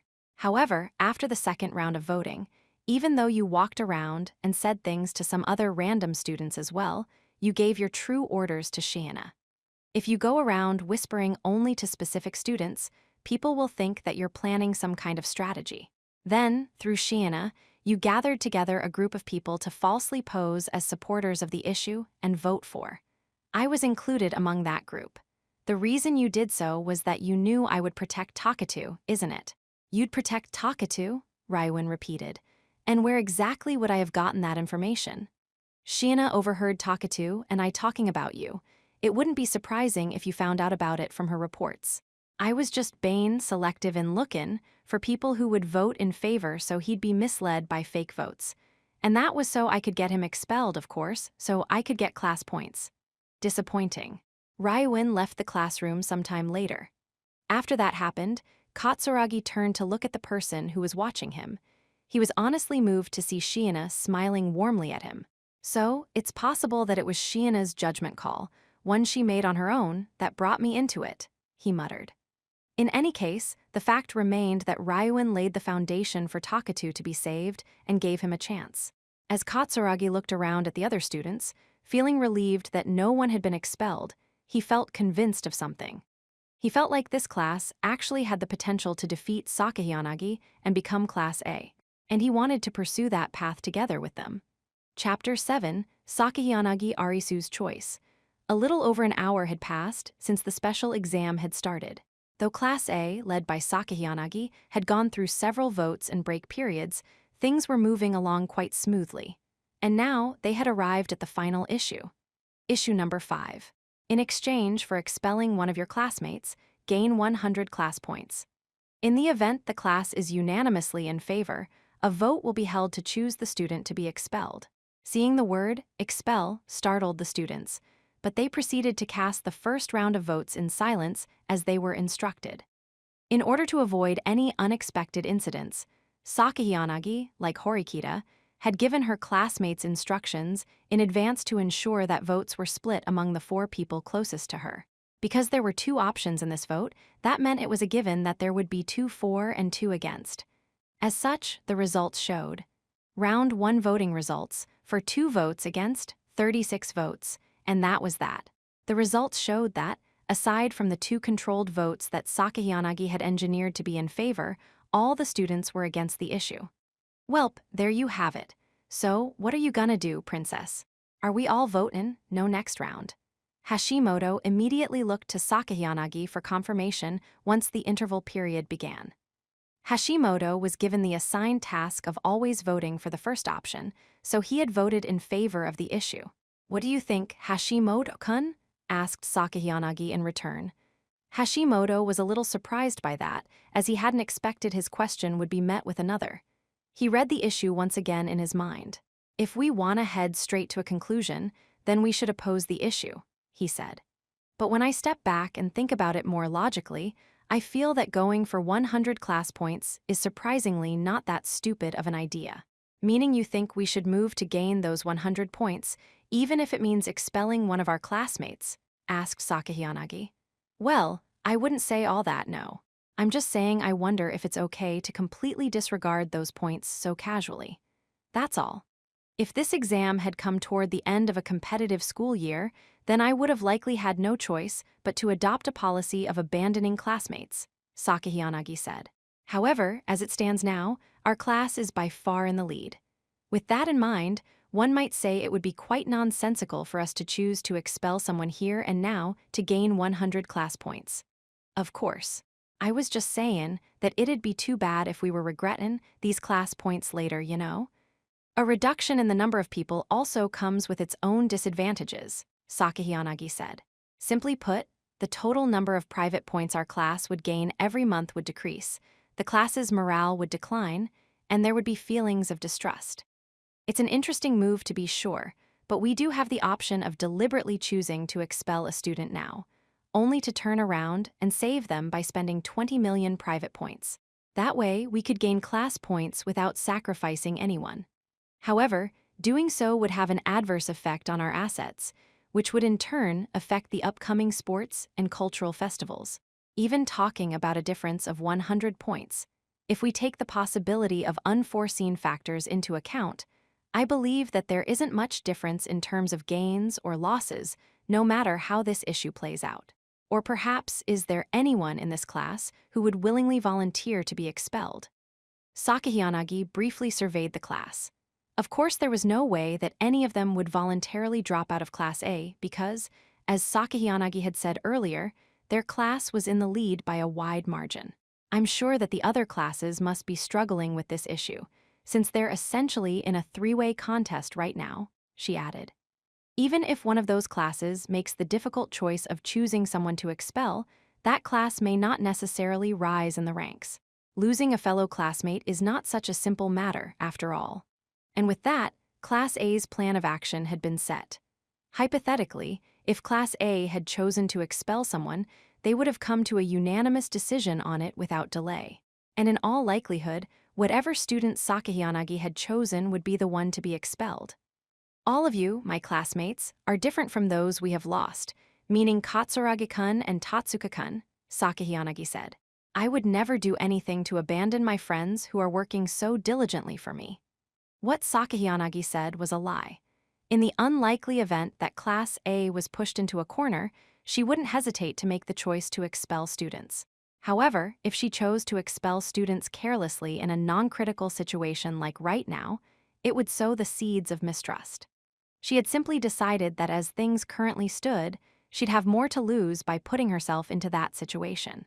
Round 2 voting results. For 0 votes against, 38 votes.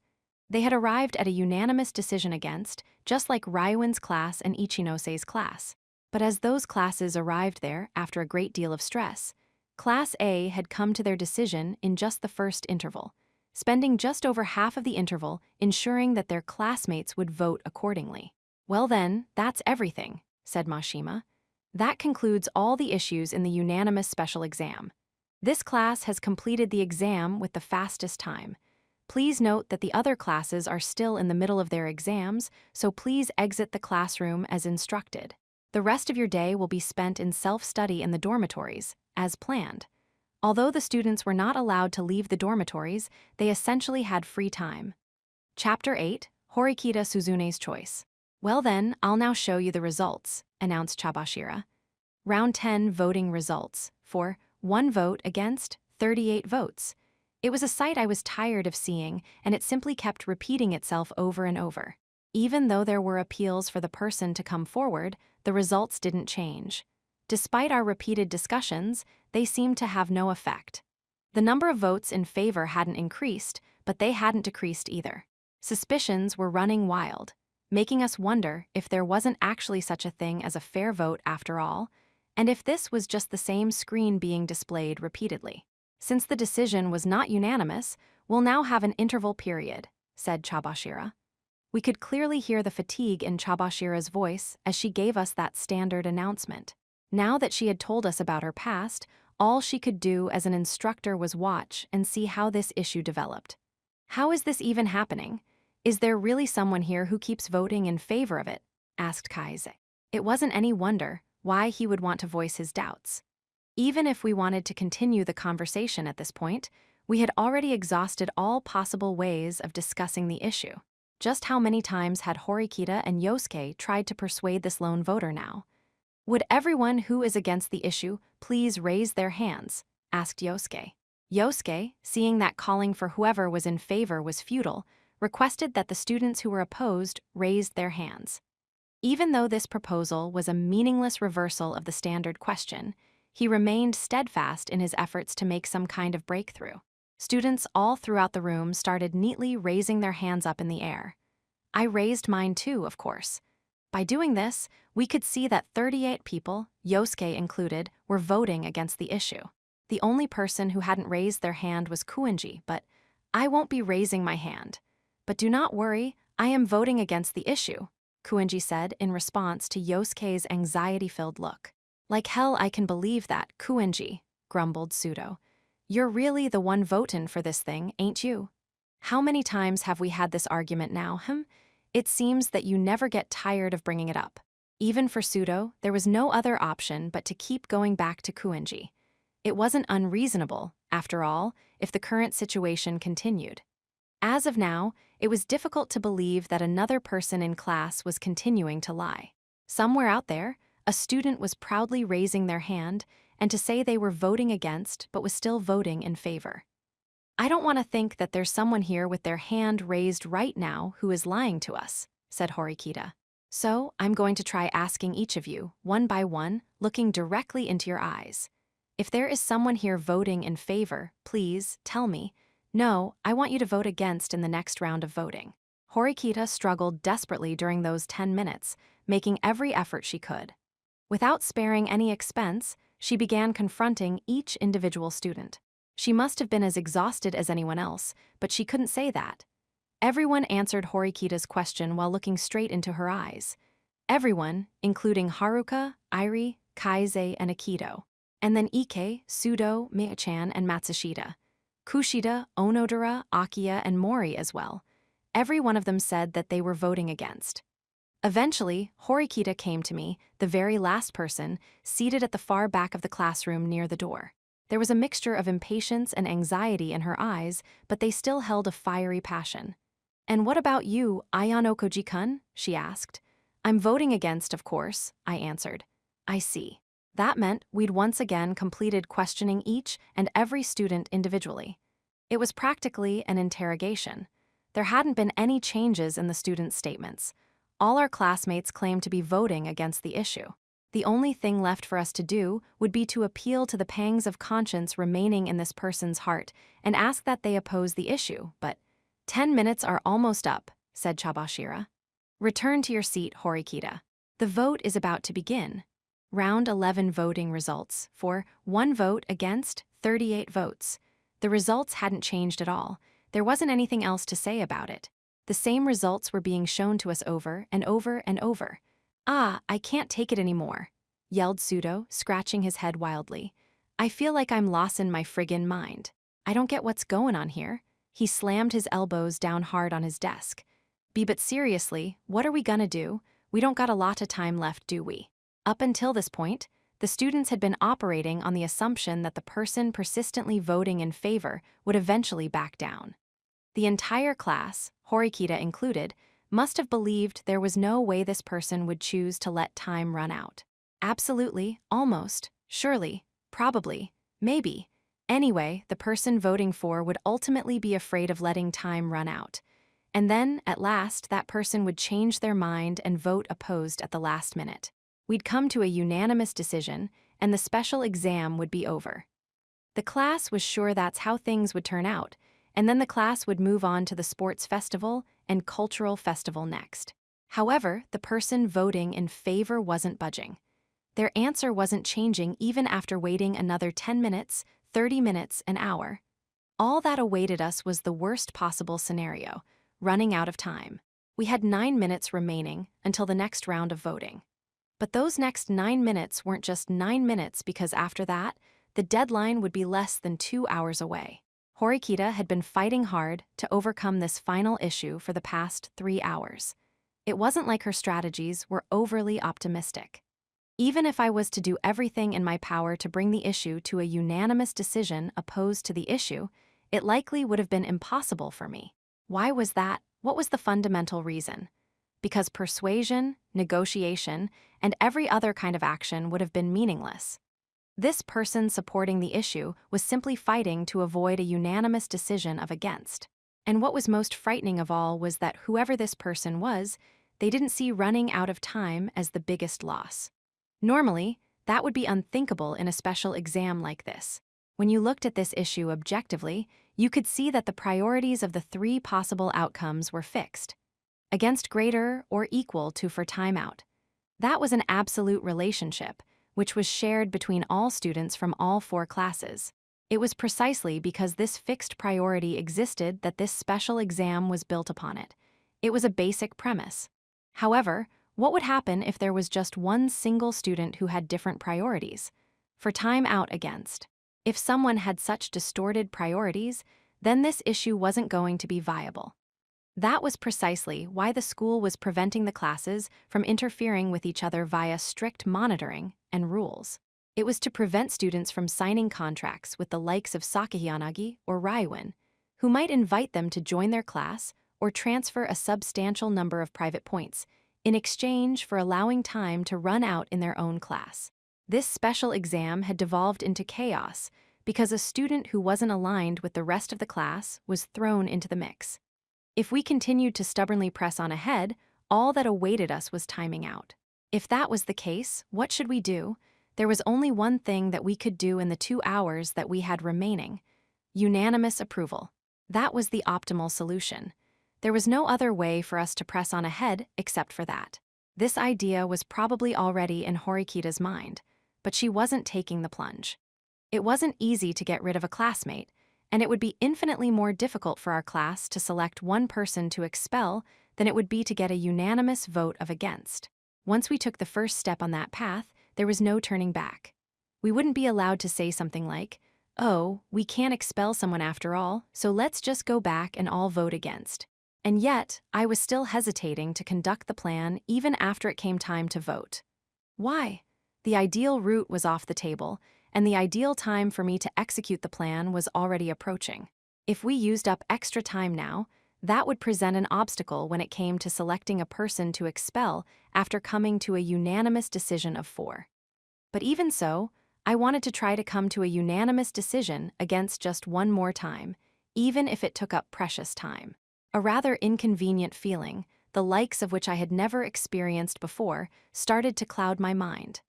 What kind of decision would you make in this situation? I thought, asking Horikita Manabu that question in my mind. Though there was no way I was going to get anything resembling an answer, I decided to add an amendment to my plan. I bet on this last chance, but without letting the exit strategy change. Well then, the results, croaked Chabashira. After Chabashira had finished tallying the votes, she stumbled on her words for just a moment. I will show you the results. Round 12 voting results, for 2 votes against, 37 votes. W8 what? Exclaimed Pseudo. No way, why? The number of votes in favor went up. After all this time, one of the 38 people who consistently voted opposed had changed their vote, now voting in favor.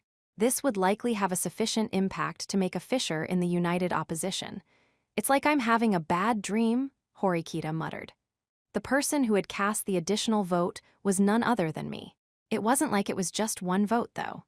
It was one powerful vote in favor of the issue, cast by one of the 37 people, other than Kuenji, who had previously been firmly united. Horikita hadn't even considered this option in the slightest before I did this, but now she had her thinking cap back on. She was thinking about what we should do if we couldn't reduce the number of votes in favor to 0. Horikita quickly understood that this one vote shifted so we could avoid running out of time. No matter what we ended up voting for unanimously, neither of them would be as bad as what would happen if we failed the exam overall. That would be the worst-case scenario. Even if no one were expelled in that situation, we would still lose 300 class points. Assuming that all the other classes finished the exam successfully, that would mean there would be a difference of 350 points between us and them. And on top of that, if there was a class that finished the exam with a unanimous decision in favor, then that would mean there'd be a maximum gap of up to 450 points between us and them. With such a huge gap, it would be impossible to count on being able to catch up to the other classes, even though we had more than a year of school remaining. Actually, no, there was absolutely no way that we could.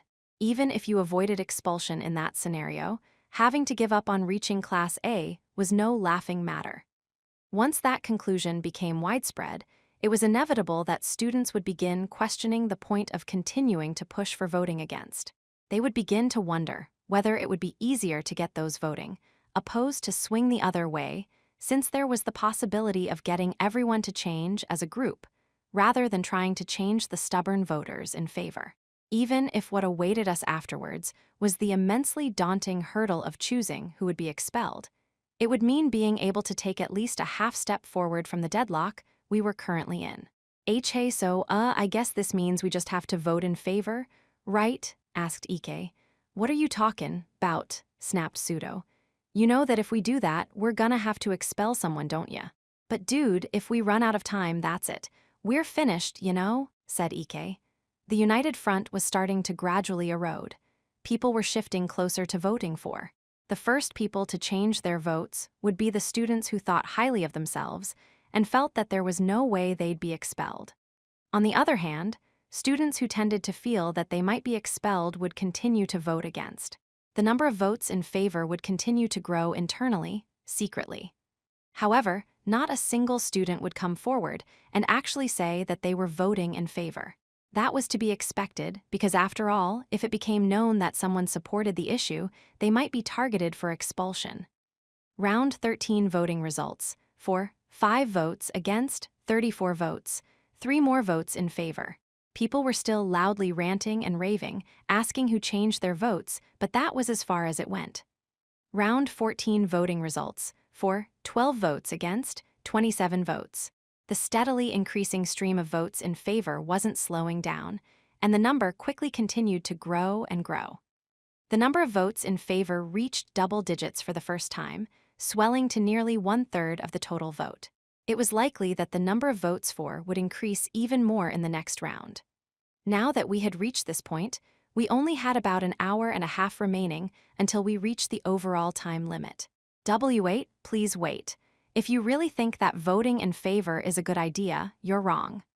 Undeterred by the critical situation, Yosuke attempted to appeal to the students voting for. I understand that we can't let ourselves run out of time, but still, that doesn't mean that a unanimous vote in favor is going to be the resolution we're looking for. Okay. That's right, said Horikita. If we do this, we will then need to unanimously choose just one person out of all 39 possible students in the class. That will be far more difficult than it would be to unanimously vote opposed now. We only have an hour and a half remaining. Do you understand that? In order for us to finish this exam, if we were to vote in favor, we would then have to decide who would be expelled. It's still not too late, pleaded Yosuke. We can make it. I think we should vote against. I'm of the same opinion, said Horikita. We can't let ourselves be swayed. Our classmates continued to struggle emotionally. At this late of a stage, the students were no longer able to make normal, rational judgments about whether it was right to vote for or against. More importantly, I'm sure that you all know that we shouldn't be voting in favor of this issue, Horikita went on. Even though 12 of you are, not a single one has come forward. Isn't that true?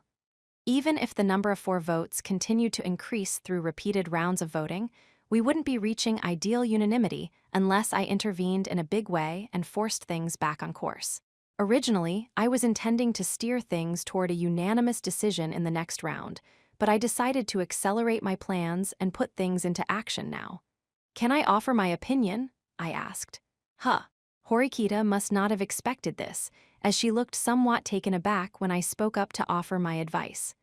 Horikita, I voted in favor just now in the 14th round, I told her.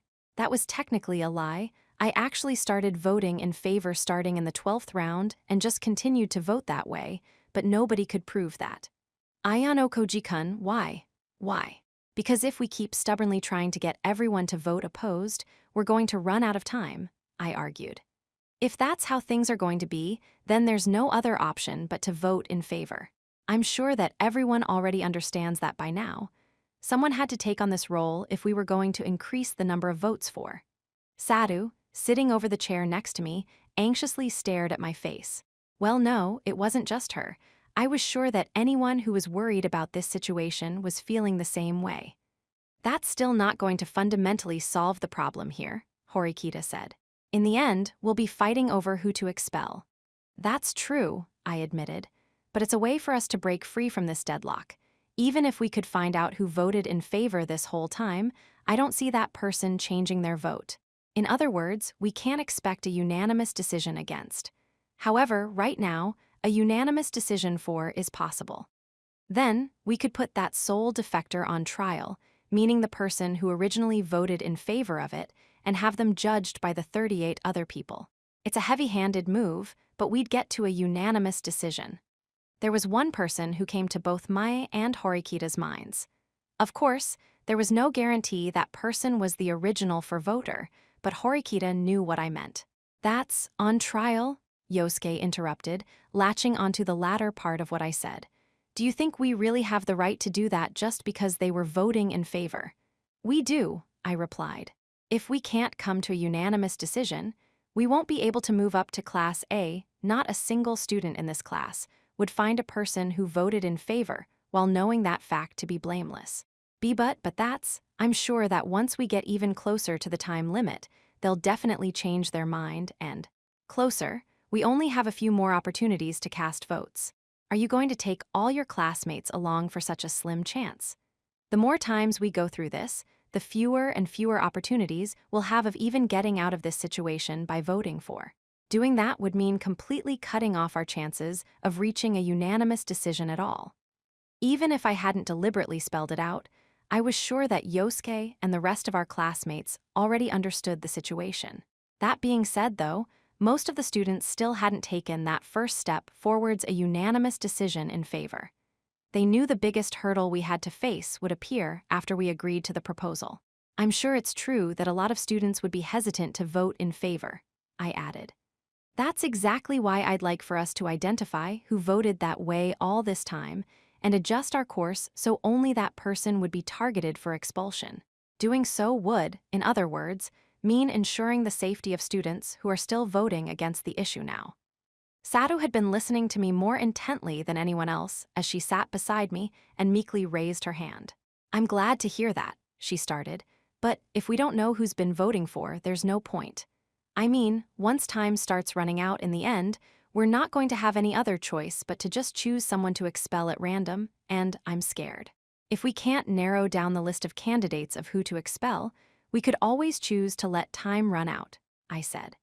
But what we need to avoid right now is letting ourselves waste time by refusing to take steps that would allow us a chance to clear this special exam.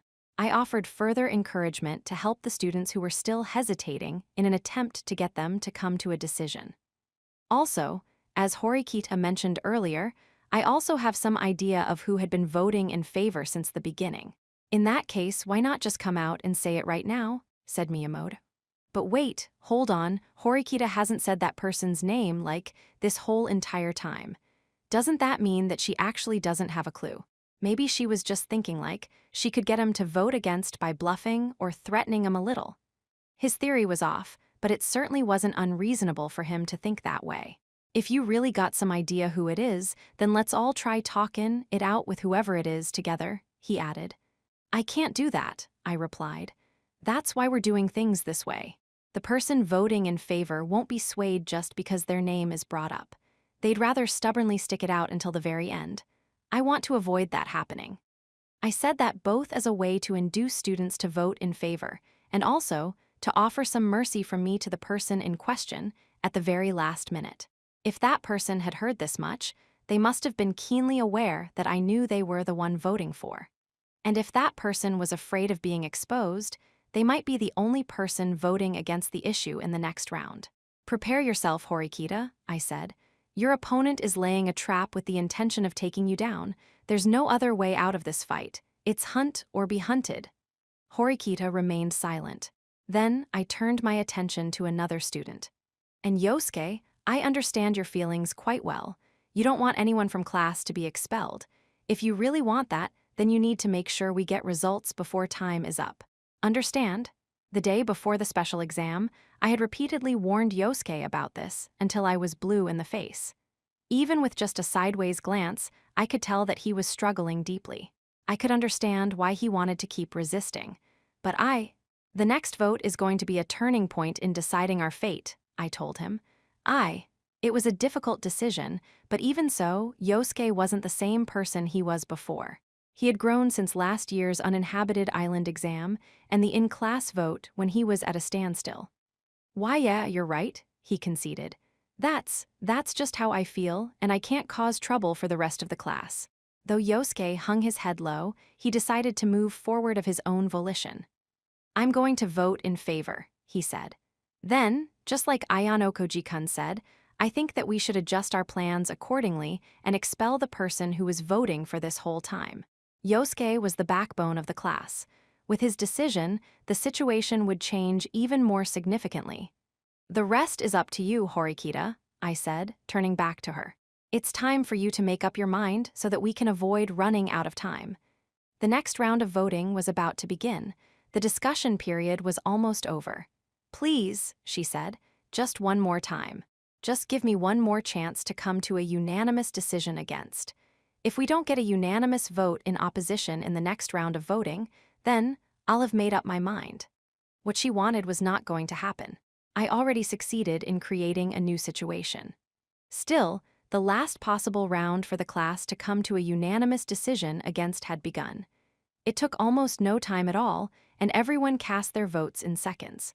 Still, sometimes things diverged greatly between the ideal and reality. Round 15 voting results for 1 vote against 38 votes. Damn it, shouted Sudo. I friggin' knew it. What Horikita did was a dangerous way to try and force the votes back to against again after they had already started swaying to supporting the idea. With the time limit fast approaching, even this last-ditch strategy to bring about a unanimous decision had ended in failure. But now, because of this, everyone understood what was happening. The student who had continued to vote in favor was prepared to run out of time. Horikita, Yosuke, any objections? I asked. I successfully managed to confirm that I had both of their consent. At any rate, the groundwork for a battle to have a student expelled had been set. With the intentions of Horikita and Yosuke, 2 main players in class made clear, a large number of votes in favor would follow. Still, it was easy to imagine that students who were worried they might be expelled would still hesitate to vote in support of the issue. Those who were resolved to cast their votes against the issue would need to make up their minds about this. If anyone votes against in the next round, we will need them to clearly state the reason why, Horikita said. We already know all too well how painful it is for us to waste 10 minutes on each vote. It was no surprise that some students might still feel disgruntled about the situation, since we still had some time remaining. However, our escape route had been completely cut off now, since we only had 1 hour remaining until time ran out. It was a rough job to essentially force the students who lacked the decisiveness to make a choice on their own to come to a decision. Now that things have come to this, we have no choice but to expel someone, said Horikita. Wait, for real? Said Sudo. We're doing this. Personally, I do not want to lose any of my classmates, Horikita said, but if we don't expel someone, our class is going to suffer enormously. We must avoid that above all else. If you looked at the developments in class points up until this point, you could see that the painful outcome of losing nearly 300 class points would sting badly. The interval lasted for 10 minutes. The students needed to summon their willpower and suppress the urge to run away and vote against the issue. Round 16 voting results. For 39 votes against, 0 votes. It was a unanimous decision. When these results were displayed before us, everyone's fears and anxieties were plain to see on their nervous faces. Unanimously in favor, muttered Chabashira, almost as though she had long been prepared for everything that was about to happen. She continued the proceedings. Now that we had made this choice, the only way forward was to either expel someone or let time run out. The latter, of course, would mean this class would simply be fighting a losing battle until graduation. That meant that of the 39 students here, someone was going to be leaving the school for good in about an hour. Of course, I already had an idea of who that person should be. Individuals can be selected either by voluntarily nominating themselves one time or by choosing a student's name on your tablets, to cast your vote recommending them, Chabashira explained. However, please note that, as was explained previously, if there are no voluntary nominations and no one has a majority of the nominations at the end of the interval, the student being voted on will be chosen randomly. Naturally, many students were looking to me and Horikita now, as it was finally time to decide who would be expelled. A certain type of pressure washed over each of us in succession, and we could practically hear their voices. Hurry, let's hear names now. This was an interval that was infinitely more important and precious than any of the previous ones. While this period was still 10 minutes long, we were now going to be required to choose who to nominate for expulsion. So, we've unanimously voted in favor of the issue. I would, at the very least, like to wait one interval period to let the original voter have time to come forward and confess, said Horikita. That's the policy I'd like to take here. Depending on the circumstances and situation, we can choose to let time run out and help the student. Of course, there was no way that a proposal like the one Horikita just made would be accepted without criticism. Students weren't about to approve of a choice like that, as it would mean losing class points. However, Horikita was silent from that point onward and began actively listening to and enduring everyone's complaints. For my own part, I needed to watch and wait for just the right time, so I went along with it, staying quiet. It was a dark, harsh time, and students hurled their grumblings at both of us, trying to discourage us from what we were doing. Obviously, this meant that we hadn't chosen anyone to be a candidate, and the interval was nearing its end. I was sure that if students saw their names up on the monitor, they would feel like their heart was in a vice grip. It was absurd to expect the class to come to a unanimous decision on who to expel right now, especially because this was the first round of voting. "Sensei, may I nominate myself?" asked Yosuke. "Of course," she replied. "In that case, I would like everyone to vote for me." And so, Yosuke came forward, nominating himself as a candidate just moments before the interval ended. Hirata Yosuke will be expelled. For against. This vote had a different weight to it than any of the previous votes we had made. If anyone voted in favor this time, it amounted to nothing else but a direct statement on their part that they wanted Yosuke gone, or at least that they didn't care if he disappeared. Round 17 voting results. For 6 votes against 32 votes. The silence was so heavy that you could almost hear every student breathing. While Yosuke must have felt relieved that a majority voted against his expulsion, I was also sure he'd be haunted for some time by those invisible 6 who voted in favor.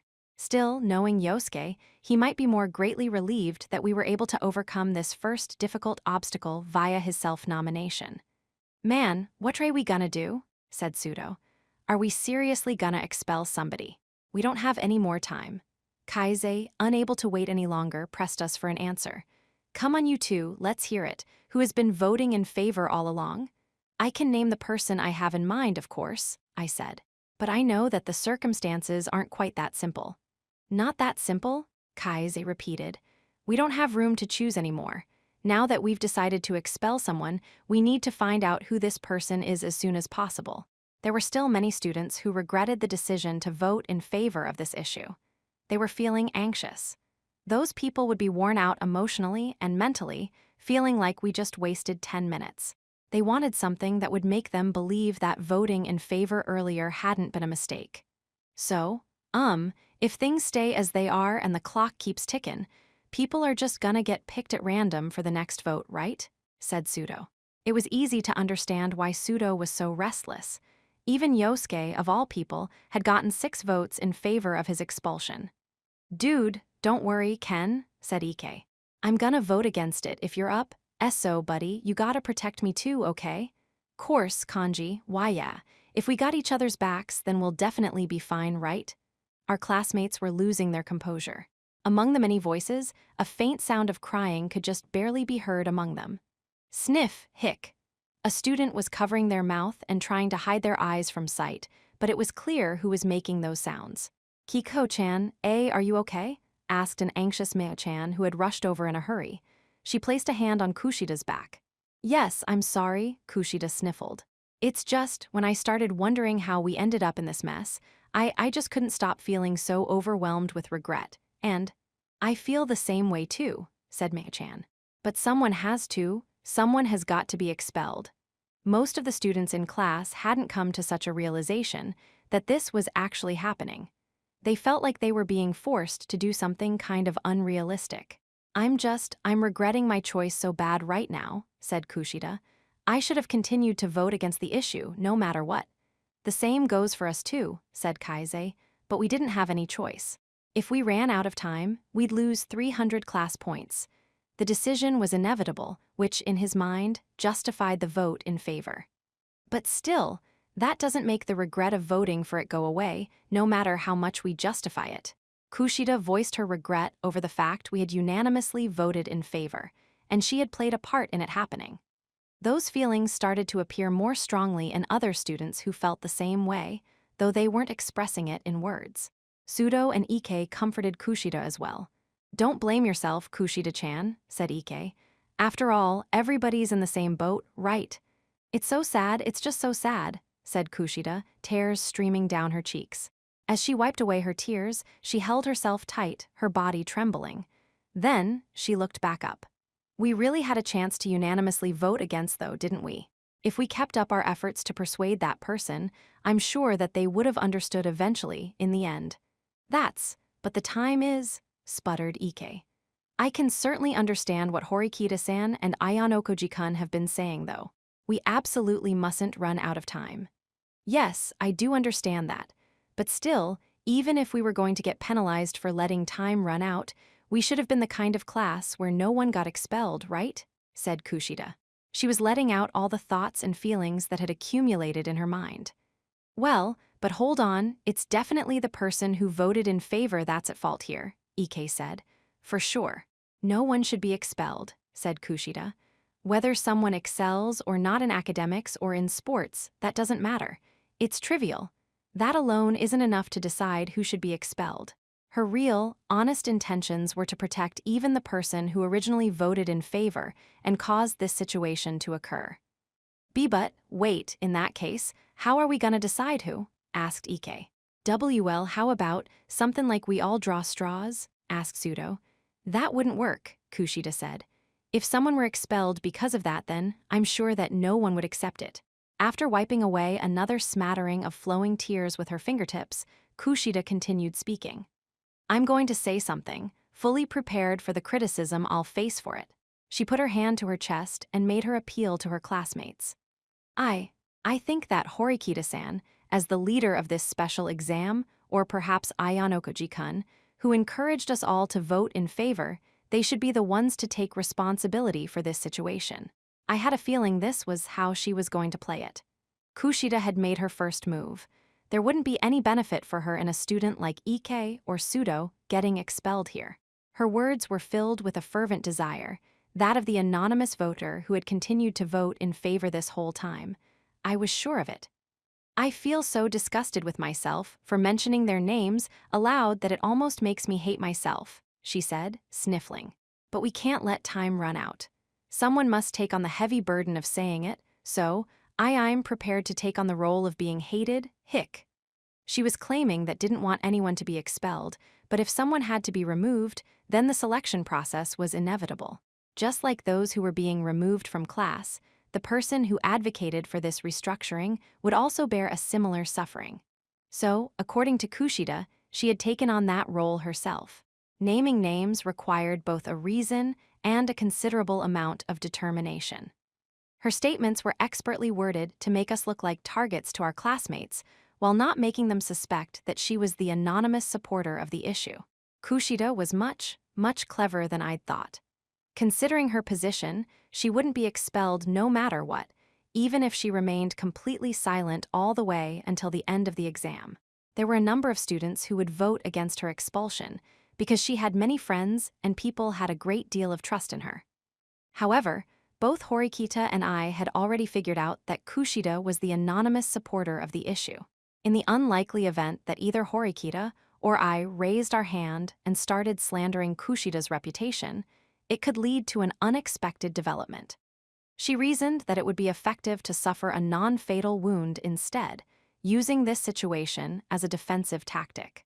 Now that she suggested Horikita and me, even if we tried to say something to discredit her, she could convince people that we were acting in revenge against her, having advocated that we be removed from the class. You have got to be kidding me. Neither Horikita nor I were the first to object to Kushida's proposal. It was Kei. Why should Kiyotaka be expelled? She said.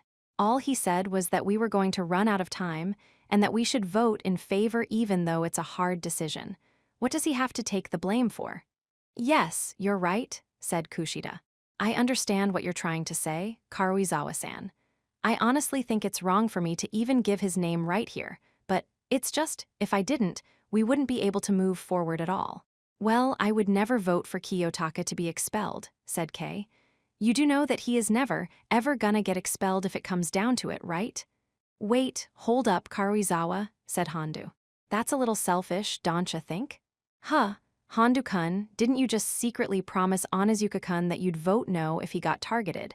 This isn't any different, said Kei. But I wasn't the one who said we should vote unanimously in favor, though. Gosh, you're so self-centered, huffed Kei.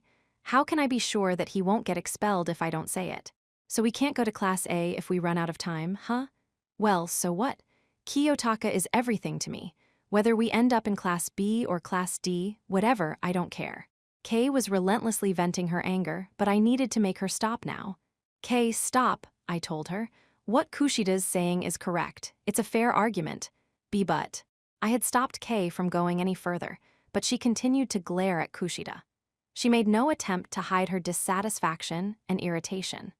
If you let your emotions get the better of you and you keep arguing, then that would mean the question of who should bear the most responsibility for this situation might get confused, I told her. Instead of me and Horikita, the people Kushida had said should take the blame, someone else could be targeted instead. You know that much. Kei deflated. Yeah. If she had completely lost her composure, I could have reined her in even more aggressively, but that didn't happen. Kei had enough sense to keep herself in check as long as I gave her a firm order. It wasn't a bad thing that our classmates were able to speak about what they were keeping to themselves in the back of their minds as a result, though. I'm just gonna come out and say it, said Sudo. I won't ever vote in favor of Suzune get expelled. And all right, sure, we might not have been able to get the ideal unanimous decision here, but that ain't Suzune's fault. It's that jerk-off who kept voting in favor originally, stayin' anonymous and refusin' to come forward at all. They're the one at fault. I mean, do you guys really think we can even get to Class A in the future without Suzune? Besides, we all agreed that we can count on her, and we even gave her a protect point. Right, Yukimura? Yes, you're right about that, said Kaiz, adjusting his glasses. We did decide that we should give the protect point to Horikita. But still, if we fail this special exam in the end, then giving her the point will be meaningless. Wouldn't it be the same thing as losing 350 class points? But I'm sure that as long as we got Suzune here, she can get us back on track, roared Sudo. This school isn't that simple, Kaize responded. The 300 points that Kuenji earned from the uninhabited island exam was something of a miracle. Putting that aside, think about it. How long did it take for us to get the number of class points we have right now? It's just not very realistic, is what I'm saying. Sure, the loss of Horikita would leave a big hole, but not big enough to warrant losing 350 class points. Would we try to compensate for the 350-point handicap we were in together with Horikita? Or would we fight against the other classes on even ground without her? While it was difficult to express the idea in simple figures, what Kaise was saying was generally correct. I can't vote in favor of either Kiapon or Horikita's expulsion right now, Haruka cut in. It was rather unusual for her to interrupt like that. I think that first, we should listen to what they each have to say rather than hearing about people's personal relationships and stuff. I mean, it's just like Sudokan said, it's the person who voted in favor originally who's at fault here, right? Kushida looked up with a start after Haruka suddenly spoke up. Haruka's explanation wasn't that of someone standing up for a friend. Rather, she was just saying it was too early to decide anything. Yes, I guess you're right, said Kushida. I might have, lost my cool a little bit too, but still, if Ayano Koji-kun says who voted in favor all this time and he's wrong about it. Actually, no, even if he's not wrong and he comes out and says that person's name, I'm sure that whatever relationship Ayano Koji-kun and this other student has is going to be completely destroyed. I could feel a kind of pressure from Kushida that seemed to be telling me, don't say my name, not even by mistake. At any rate, the baton was passed back to me once again. I know we're still in the middle of discussion here, but I think we should call it here, I announced. 10 minutes will be up soon, and we need to decide who to vote for to be expelled. If we don't, it'll be a random vote. Very well, said Horikita. We don't have much time left until we need to vote. I have no other choice. Please vote for me. Hey, Suzune, what do you think you're doing? Shouted Sudo. If we're going to have to take a vote, then I want to make sure of something anyway, Horikita said. I want to verify just how many students want me gone. Horikita raised her hand and asked that she be the subject of the vote, as though she were testing herself. If there was a unanimous vote in favor of her expulsion, she would be gone. Conversely, if the class voted unanimously against her expulsion, she would be exempt from being targeted again. But if the class didn't come to a unanimous decision either way, then we'd have to start all over again and someone else to vote on. And Horikita would still be included among the possible candidates. Now then, we'll begin the vote for Horikita Suzune, said Chabashira. You have 60 seconds to vote. We voted on whether we'd be expelling Horikita from school. How many students would be pushing for her expulsion?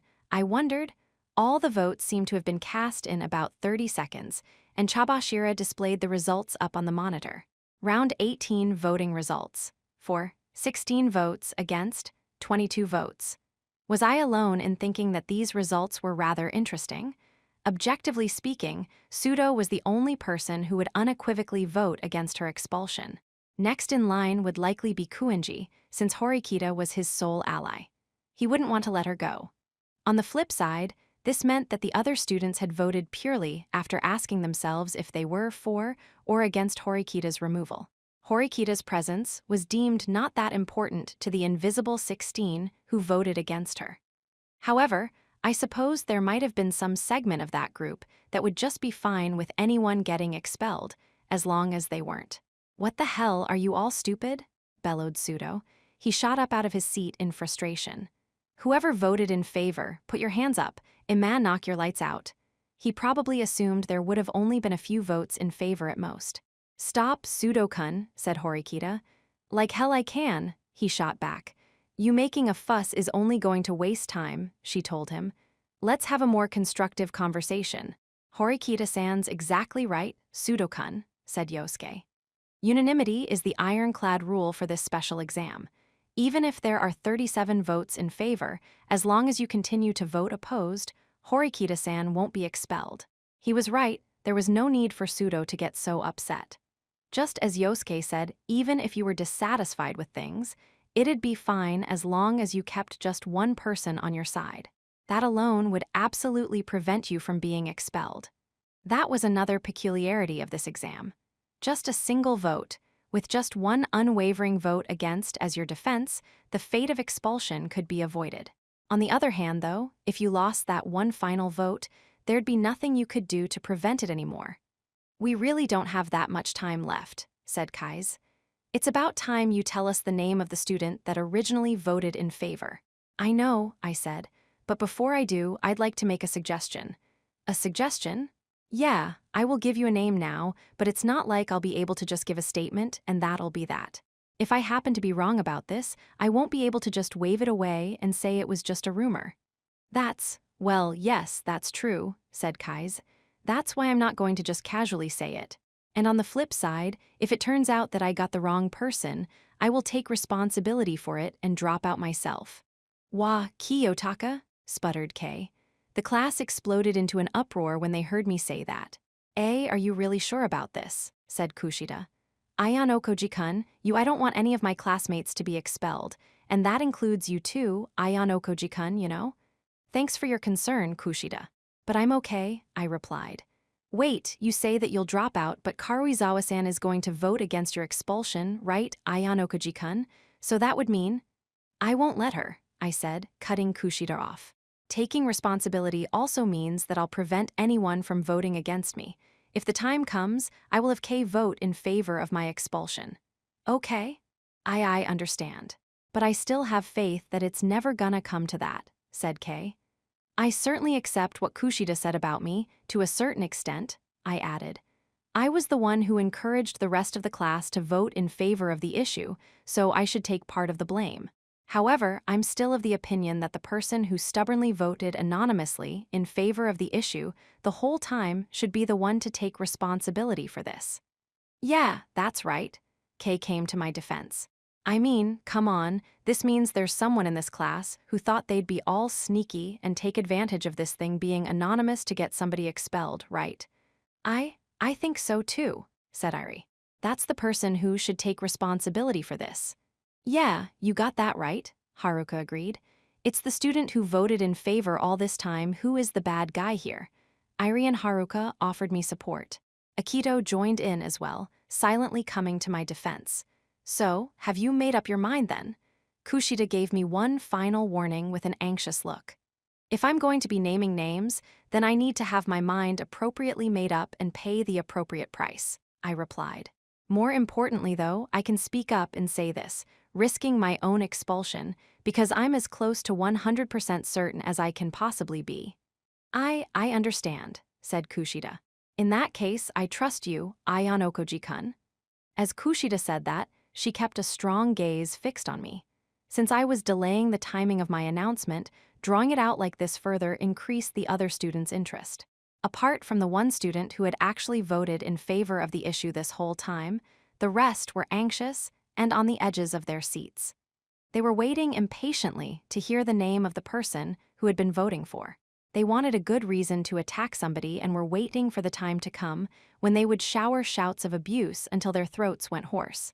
That person is the person I thought should be expelled, the person I had decided to expel. I was going to reveal everything right here and now. Kushida, you! A silence fell over the classroom. We were now in a world where sound had completely disappeared. You couldn't even hear the ringing in your ears. I know, Horikita. I understand almost painfully well the reason you concluded that you had no other choice but to vote in favor, and why you still couldn't take the plunge. However, Kushida hadn't taken any steps to meet Horikita partway. She continued to cast her vote in favor of the issue without a care, determined to get either Horikita or I expelled like this. Whether or not she realized that it had been a bad move on her part was a trivial matter now. I decided that it was pointless to try and rehabilitate Kushida, but you wanted to face her head-on until the end. You kept yourself from saying her name for so long, even considering sacrificing the class as a possibility. You may not have been able to save Kushida, but there was no need for you to sacrifice her on your own. I didn't know what Horikita was thinking in this exact moment, but she was looking over at me much more calmly than I had expected. If that was the case, I had no choice but to fight. I'd be the one to carry the burden of defeating this opponent. It wasn't just Kushida who said that.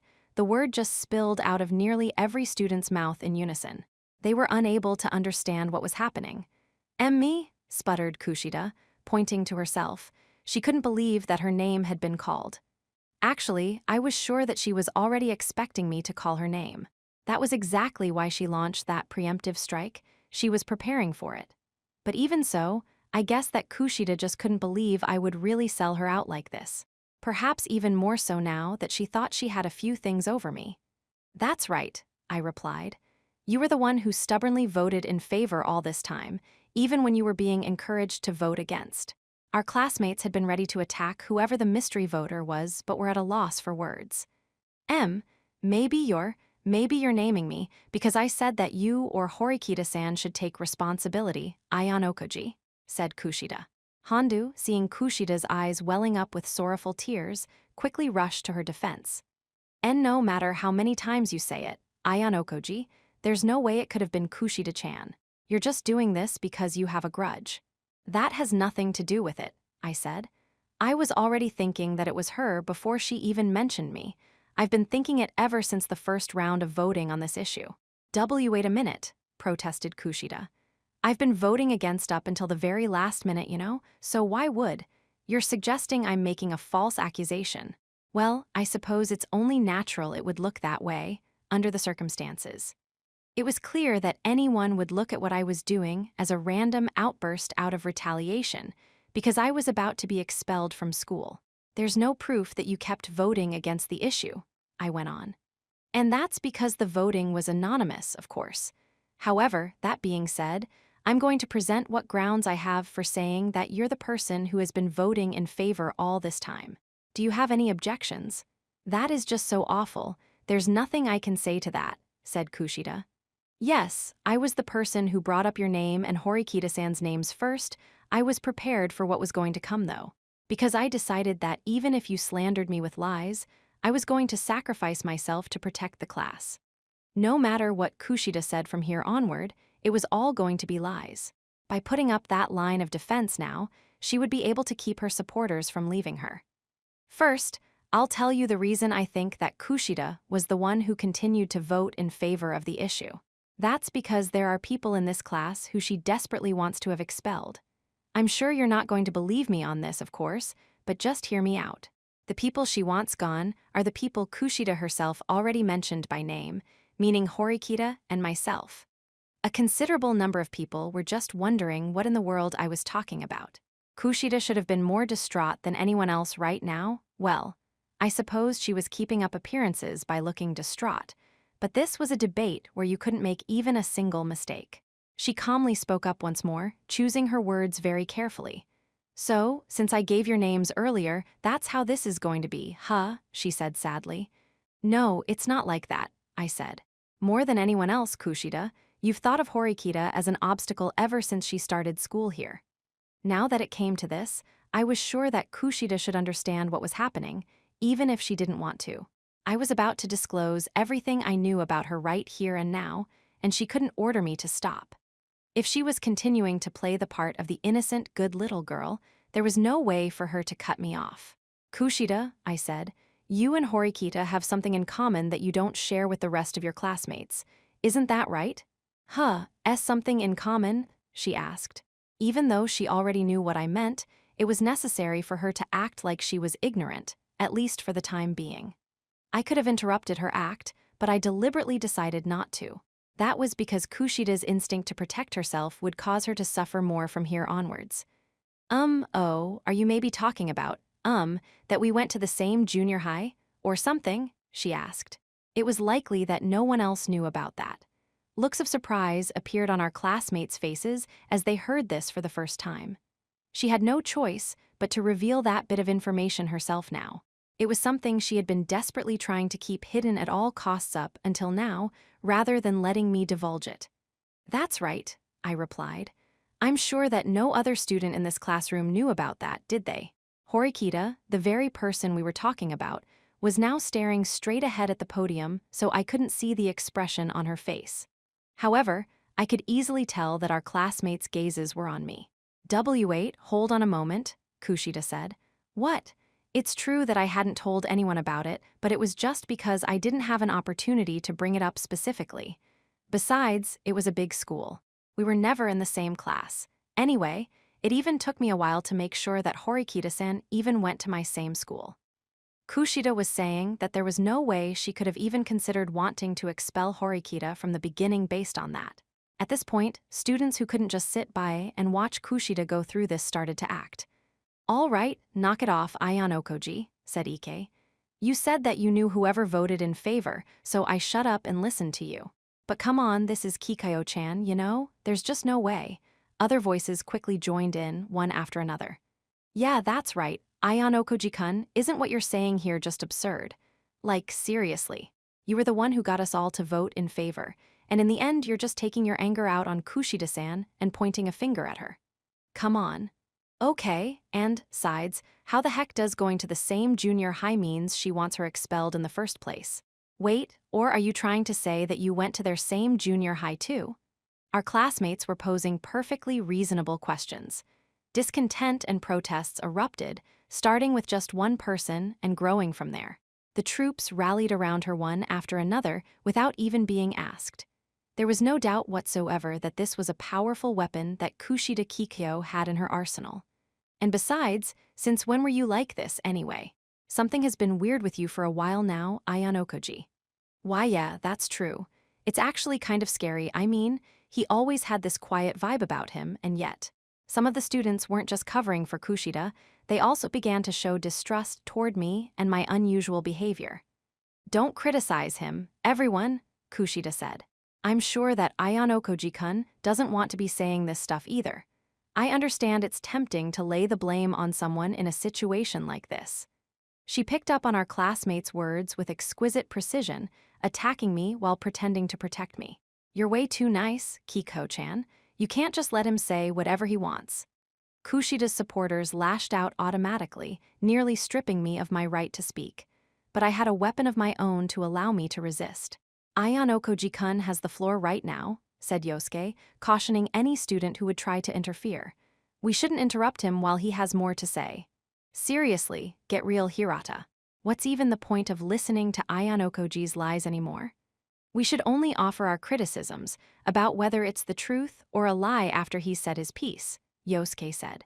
"Of course, if what he says does turn out to be a lie, I will not allow it either. Is it even worth listening to him?" "Yes, it is," Yosuke insisted. "This isn't just going to affect Kushida-san because she was named. This is going to greatly affect Ayanokoji-kun's own academic career here. Isn't that right?" I had told Yosuke there was a possibility I'd control the votes if our time remaining was running out.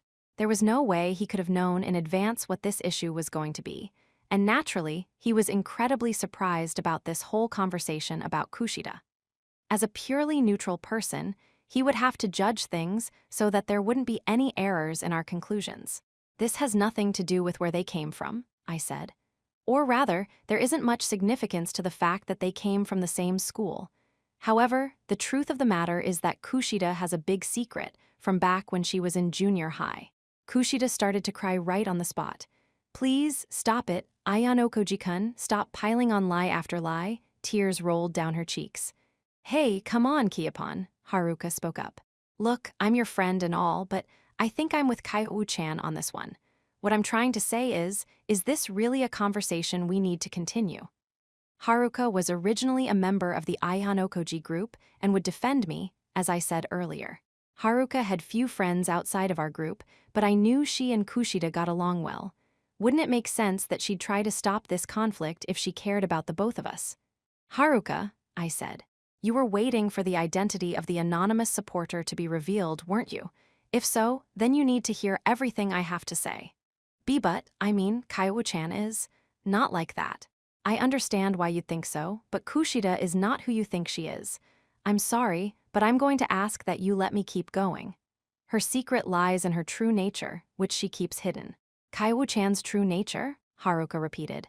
"That's right," I replied. "The Kushida you see on the surface appears to be a good person in everyone's eyes. She's kind, considerate, and a perfect model student. She's someone who is capable both academically and in sports. But what if she was, in fact, the sort of person who was more jealous than anyone else and only satisfied being the best? What if, as a result of her true nature being revealed during her junior high days, she drove her class to destruction?" "Honestly, I'd say it'd be impossible to believe," said Yosuke. But even if that were true, it just doesn't add up. It's true that in Horikita-san's case, if she went to her same school, then she might know about her past, sure. But how would you know about it, Ayano Koji-kun? I can't imagine Horikita-san would tell you. That's because I had the opportunity to see Kushida's true nature shortly after we started school, I answered. I witnessed Kushida acting differently, venting her negative emotions. Even after everything I had said so far, Kushida hadn't done so much as glare at me. She continued to play the role of the kind, innocent, good girl just watching a mean classmate tell lies about her. She thought highly of herself and believed that as long as she kept this up, she'd absolutely be fine. Of course, having someone speak poorly of you is bad, regardless if it was true or false, and it would cast a shadow over the remainder of your school life. But this was also a sign of her strong will. She was willing to make a small sacrifice here if it meant getting either Horikita or I expelled. Kushida wants to be thought of as a kind person, so she wants to avoid letting people find out about how she really is, I continued. That being said, she can't stomach being put in a situation where her weakness is sitting in my and Horikita's palms. That's because she wants to be the person holding the power, standing above others always. You have about 1 more minute remaining until the interval ends. Chabashira interrupted our discussion to notify us that time was almost up, just in case. What are we gonna do? Exclaimed Sudo. It's almost time for the next vote. Well, I guess for the time being, we'll just have to hold a vote for me then, I said. Won't we? With the current situation being what it was, I figured it was obvious I was going to be next in line. Stop, however, someone stopped me. It wasn't Kei or even Haruka, it was Kushida. That's enough, my heart can't take any more of this, she said. Kei Kushida-san, said Yosuke. If I'm speaking from the heart here, my opinion still hasn't changed. I don't want either Horikita-san or Ayano Koji-kun to be expelled, she said. I even made Ayano Koji-kun go as far as to lie about me because I brought up their names earlier in the discussion. I don't want to go through this stressful, painful argument anymore. That's why I'll drop out. If I do that, then everyone can go back to how they were before, right? Kushida volunteered as an expulsion candidate herself. According to the special exams rules for selecting a person to be expelled, a person was allowed to come forward and nominate themselves. That nomination would be accepted without the need for a vote, as demonstrated by Horikita and Yosuke earlier. Are you sure about this, Kushida? Once you say you're nominating yourself, you can't take it back, I told her. Yes, it's all right, I don't mind, please everyone, vote for me to be expelled, okay? Please. Now that Kushida's name was entered, a new issue was displayed on our tablets. Kushida's unexpected self-nomination had clearly upset our classmates. Round 19 voting results, for 5 votes against 33 votes. Time passed and we voted. The results showed that the class overwhelmingly opposed her proposal. Everyone, why? Asked Kushida. Because there's no way we could ever get you expelled, no matter what, Kushida-chan, said Handu. Right. The 33 students who opposed her expulsion nodded their heads in response, as a strong show of their solidarity. Ayano Koji, Handu added. I honestly think it's gross that you've been attacking Kushida-chan just so you don't get expelled yourself. Putting aside my single vote in favor of expelling Kushida, only 4 other students seemed to agree with me. Well, while I would have liked to have said only 4, but to be completely honest, I was surprised that there were even 5 votes against her. Ayano Koji-kun's turn next then, right? It was true that if things continued as they were, there was going to be a vote for me with my expulsion on the line. If that time came, given the current situation, I could expect the possibility that the class would unanimously vote in favor of my expulsion. However, that was only if they could come to a decision on that within the next 10 minutes. Ayano Koji-kun, I hear what you're saying, that Kushida-san's true nature is different from how she is normally. It's not like we can just suddenly believe that, though. Yeah. Besides, has Kushida-san really even tried doing anything to get Horikita-san expelled before? If she really wanted Horikita-san gone, she would have done something a long time ago, wouldn't she? I knew that if I waited for just the right opportunity, people would naturally ask me what I had to say. Because it's not easy to get a classmate expelled, I replied. But you know, I've been Kushida's target at least once before too. in an exam structured like this unanimous special exam. Without saying it out directly, I was able to make my classmates dig deep through their own memories with their own hands. Oh, the class vote thing, if I remember right, at the time, Yamaguchi-kun and Kushida-san were. That's right. We had a vote in our classes for the first time last year to expel one of our classmates. As a result of that exam, Yamaguchi had been expelled. However, Kushida was one of the people that had been guiding him along, trying to use him to get me expelled. The events of that exam were likely still fresh in everyone's minds. Do you think it's a coincidence? I asked. Both times that we've had this kind of test, I've been targeted for expulsion. And on top of that, Kushida was involved both times. Everything lines up far too neatly for it to be mere coincidence. If the others remembered what happened at the time, then surely they must have thought that something was strange about Kushida then. It's true that I thought it was just a coincidence. Still, Ayano Koji, if Kikayo-chan were intentionally trying to get you expelled, why would she be carrying out such a plan now after doing that? The student was arguing that she would have done this more cleverly then to avoid suspicion in the future, but things weren't so simple. It's because Kushida thought that I was on her side. I doubt she had any idea whatsoever that her secrets might be exposed like this. I turned to her. Isn't that right? On my side, she repeated. Yeah, or do I have it wrong, Kushida? I really don't know what to do here. Ayano Koji-kun, what kind of answer are you looking for from me? Basically, Kushida could only either deny what I said or turn around and ask me a question. If she didn't affirm, then that meant the initiative would always sit with me. Give us some proof, Ayano Koji. Handu bullishly came to her defense. If you're gonna lay the blame on Kushida-chan any further, we are definitely gonna need some proof. From the sounds of it, he apparently had intense feelings for Kushida. You're right, I said. It's true that it's probably pointless for me to keep going on about this without presenting anything. So right now, I'm going to tell you the reason Kushida trusted me. I didn't hurry. I took my time, letting everything I said sink in as everyone listened. This happened a long time ago. After Kushida threatened me, I made a contract with her that I would give her half of my private points every month in exchange for her not trying to get me expelled. Even the faction that supported Kushida looked slightly shocked when they heard this story, a story that no one could have possibly imagined. Isn't that right, Kushida? I asked. Either she hadn't expected this to come up, or she just hadn't decided how to respond to it if it did, even though it was already floating around in the back of her mind. At any rate, Kushida was at a loss for words. She couldn't honestly admit that she's been getting additional private points, but on the other hand, it would also be difficult for her to deny that she had been receiving them.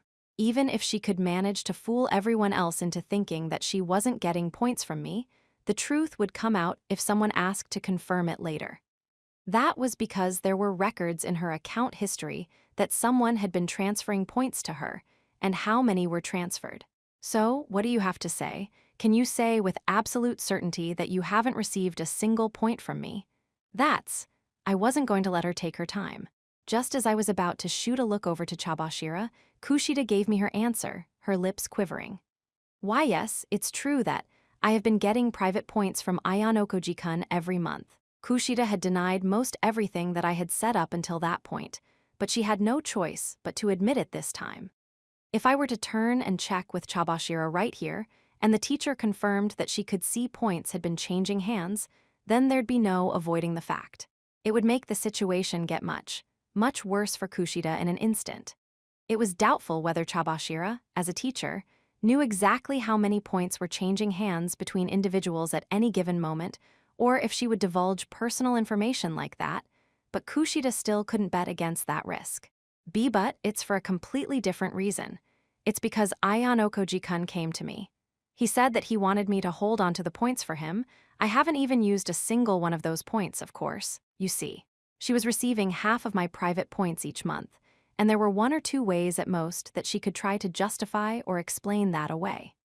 She could either say that she had been asked to hold on to them, as she did just now, or she could claim that they were freely given to her. Those were the only reasons she could give. If she had claimed the latter, that they were freely given to her, then she would have to supplement that claim.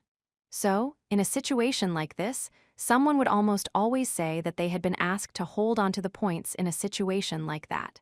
I didn't give them to you to hold onto, I replied. I was paying the price you had set so you wouldn't get me expelled. That's a lie. The deal we made was that I would give her half of my private points. I was sure that Kushida remembered that quite well. She even carefully recorded our conversation, preserving the memory of that day. However, I could shut her down, preventing her from using it, depending on how this situation unfolded. If anything, that recording could end up doing the opposite of what she intended. I could turn it into a deadly weapon that would end up piercing her instead. A lie, huh? I said. But Kushida, you told me that you recorded our conversation for insurance purposes back when we made our agreement. Did you not? If we get that recording from your phone or whatever device you used, you won't be able to talk your way out of this. Our recording? I don't know anything about that. Though she was being pressured, she continued to deny it for now. She probably saved the recording somewhere, but apparently it wasn't on her phone. I guess she probably didn't walk around carrying risky recorded data around with her. Well, this would have gone much more quickly if she did have it, but that didn't matter. Even if you hid the recording somewhere we don't know about, it's all the same in the end, Kushida. We formed a contract earlier this year, in February. I also recorded the details of the conversation we had at that time. That way, if anything went wrong, I could use it as a weapon. Kushida looked at me, and her eyes went wide. She probably didn't think I'd do that. I listened to the recording over and over and have it memorized, word for word. I'll give you half of all of the private points I get moving forward. I believe that's what I started with when I made the offer. You're lying, Kushida protested. I've never heard you say that. You responded by saying, it's certainly not a bad offer, I suppose. But unfortunately, I'm not really hurting for private points. It's certainly better to have more money than none, but I'm fine where I am now. I don't know what you're talking about, she insisted. If you prefer, I can go ahead and ask Chabashira-sensei to bring me my cell phone right now, I asked. I don't really mind, said Kushida. But you can't do that, can you? We're in the middle of a special exam right now. I mean, of course they confiscated our phones since students could cheat if they had them, I agreed. But I can ask Chabashira-sensei to use my phone and play back the recording for us. That way, there wouldn't be any concern over me using my phone to cheat. Of course, I didn't expect that I'd be granted any exceptions to the rules during a special exam. Still, Kushida, overcome with anxiety, couldn't help but direct her gaze to Chabashira at the front of the classroom. If she takes out my phone, then you're going to be in trouble. All the hard work you've put in so far to desperately fool everyone will go up in smoke. But you already know that I'm not going to stop there, don't you? Kushida was talking less and less. I had to wonder what she was thinking right now. Her back was to me, and her eyes were fixed on the front of the room like she had been frozen in place. Kushida remembered what happened that day, of course. And being the cautious person that she was, I was sure that she must have checked the audio file herself to make sure that she had a clear recording. She too had listened to it repeatedly. Since I had come out and uttered parts of our conversation word for word, I was sure that at least some of what I had said must have matched the audio that she saved that day. You might have more than enough points to use for spending money. It's never a bad thing to have more tucked away for an emergency, I said, quoting another part of our conversation. A tremendous change was unmistakably happening in Kushida right now. She was playing the victim up until this point, but she had reached the point where it was no longer possible for her to continue to pose like she was an angel in this class. God, just shut up already, she huffed. Our classmates gulped. They just heard a voice that they couldn't understand, making them wonder just who that was. The only way for her to stop me from talking more was to reveal her true nature. But if she showed her true nature, then everything would fall apart. Chabashira-sensei said as much too, I believe. That private points may become necessary in order to protect yourself, I said, reciting the other part of what I said. Shut up, shut up, shut up. I continued speaking, without paying any care to Kushida's attempts to reject what I was saying or to stop me. No matter how I look at this proposal of yours, it looks like you're putting yourself at a disadvantage, Ayano Koji-kun. If you said that you were in danger of being expelled from school, then I could understand, I suppose. That was what you said before we made our deal. I'm sure that if I can have the rest of the class listen to the audio, right here, right now, That'll settle the matter once and for all. Whether I actually had the recording wasn't really all that important. It was more the fact that what I was saying now matched what we had said in our conversation before, was both necessary and important. Enough already? Kushida screamed, and then she fell silent again. I knew she must have been feverishly going back over what happened back then. As for why we formed a contract, it happened because I wanted to know some first-year students' weaknesses, their embarrassing secrets. Since I figured Kushida would have known any number of our classmates' secrets, I went to her, and we formed a contract. When she asked me about quid pro quo, I offered to give her half of my private points in exchange for helping me. I had no doubts whatsoever that the part of our conversation before I made the proposal, when Kushida expressed her wish for Horikita and me to be expelled, would be in the recording. Kushida likely thought that the audio would be a convenient card for her to play, but it was turning out to be a huge mistake. All she did was leave behind a trail of evidence that would end up strangling her. Please tell me specifically, right now, where in our conversation I suggested that I wanted you to hold on to my points for me, I said. I want to make sure that everyone in class understands. Kushida's friends were hoping that this was all some sort of mistake. They watched her anxiously. I'm sorry. Kushida mumbled a brief apology. What are you saying sorry for exactly? I asked. Yes, it's true that I promised I wouldn't fight with Ayano Koji-kun in exchange for half of his private points, she confessed. That is true, which is why. She wasn't apologizing to me. She was apologizing to our classmates, admitting that she had been lying. But I don't think that way anymore. I really do want to be friends with Horikita-san and Ayano Koji-kun. Truly. That's why I never voted in favor of. Just as Kushida was about to appeal to everyone, attempting to capitalize on the total anonymity of the exam, she suddenly stopped. Our classmates' eyes had changed drastically.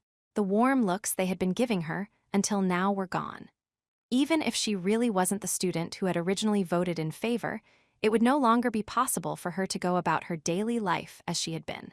Kushida seemed to understand that completely, but as she looked over at me, and there was still life in her eyes. Isn't the truth here that you were really the one voting in favor all this time, Ayano Koji-kun? She said. What do you mean? I asked. You wanted to get me expelled, Ayano Koji-kun. That's why you acted, to force things toward a unanimous decision in favor. After all, it's strange, isn't it? It's funny that you're always so quiet and unassertive, but now you're spontaneously working to get someone expelled. Kushida was, to many, almost certainly the true offender. However, she was now attempting to shift the blame away from her and onto me. Sorry, Kushida, but I already counted on you to try and use that strategy. Hey, Karuizawa-san. Kushida brushed back her hair as she turned her gaze to Kei. What? Said Kei tersely. It sounds like you and Ayano Koji-kun are going out. Did you know that when we started school here, Ayano Koji-kun desperately came onto me because he wanted to go out with me? What are you talking about? Said Kei. What is this? Kei was able to see things more calmly and objectively than the average person, but even she had her weaknesses. Namely, when romantic feelings were involved, her uncontrollable emotions exploded. Even when I nominated myself as a candidate for expulsion earlier, Kei assertively spoke up in my defense, even though she knew the risks. Kushida must have spotted an exploitable weakness in Kei's heart then. I didn't want him to, but when we were in the dark, he even touched my breasts, Kushida went on. Did you know that? Why your breasts? What does she mean by that, Kiyotaka? Shouted Kei. You really didn't know about that. He did such a horrible thing to me right after we started school here, said Kushida. Starting with the guys who had taken a liking to her, and then spreading to the girls in class, a wave of disgust toward me began to spread. I tried to stop him then. I gently admonished him, but I was so scared I couldn't do anything. I know this might sound self-serving, but the truth is I never touched your breasts, I cut in. SC? Kei exclaimed. That's what Kiyotaka says. That's true, but that's all he can say in this situation, Kushida replied. But Ayano Koji-kun really did touch my breasts. Kushida, I said, I hate to say this, but isn't this kind of shameful for you to do? It might not be like the recording we talked about earlier, but I have evidence of my own, she insisted. I have the uniform with Ayano Koji-kun's fingerprints all over it. I kept it as it was back then. What would happen if I were to present it here? You know what I'm getting at, right? Just as I used the cell phone recording, she was trying to do something similar back to me. If her claims were later proven to be true, I would be the one in a tight spot. Explain to me what's going on, said Kay. She was listening to this story objectively, and it made sense that she would want an explanation for this. There isn't a shred of truth to it, I told her. At any rate, there's something else I wanted to comment on before even getting to whether it's true or false. You mentioned having clothes with fingerprints on them, but how well preserved are they? If this happened right after we started school, then that means a year and a half has already passed. It's not easy to pull fingerprints from clothes, and on top of that, if they aren't well preserved, then of course you're not going to get anything from them. I find it highly unlikely that you would be able to get fingerprints from that uniform. Even clothing has uneven surfaces due to the stitching, and that would make it difficult to see fingerprint marks. And considering other factors such as exposure to ultraviolet rays, humidity, dryness, etc., I could say that it would be 100% impossible to get prints off them. NGH. Just like the recordings you have, none of the cards in your hand are viable. The same goes for whatever others you have, no matter how many there are. You can't just come up with any excuse and try to talk your way out of this. I won't allow it. Besides, I added, if you really had been victimized like that in the first place, then you should have reported it immediately. Why? Kushida came up next to me and grabbed me by the collar. Her glare was intense. She was furious, but I simply continued to talk to her in a matter-of-fact manner. And then, there's one time you worked with Ryuin to try and get Horikita and me expelled. What about that? I exposed Kushida's deeds to the class one after another, bringing them into the light of day. Even if I provided new information here that was partly wrong, it likely wouldn't make a noticeable impact. Why? Why? She screamed, gripping onto my uniform even more tightly. Why are you betraying me? Did you forget that you promised not to antagonize me? I never had any intention of antagonizing you, of course, I told her. I wasn't even interested in the fact that you have a two-sided personality. That was why I wanted to come to a unanimous decision against, without my or Horikita's names coming out. But since someone must be expelled, I had no other choice. I'm doing this to protect my classmates.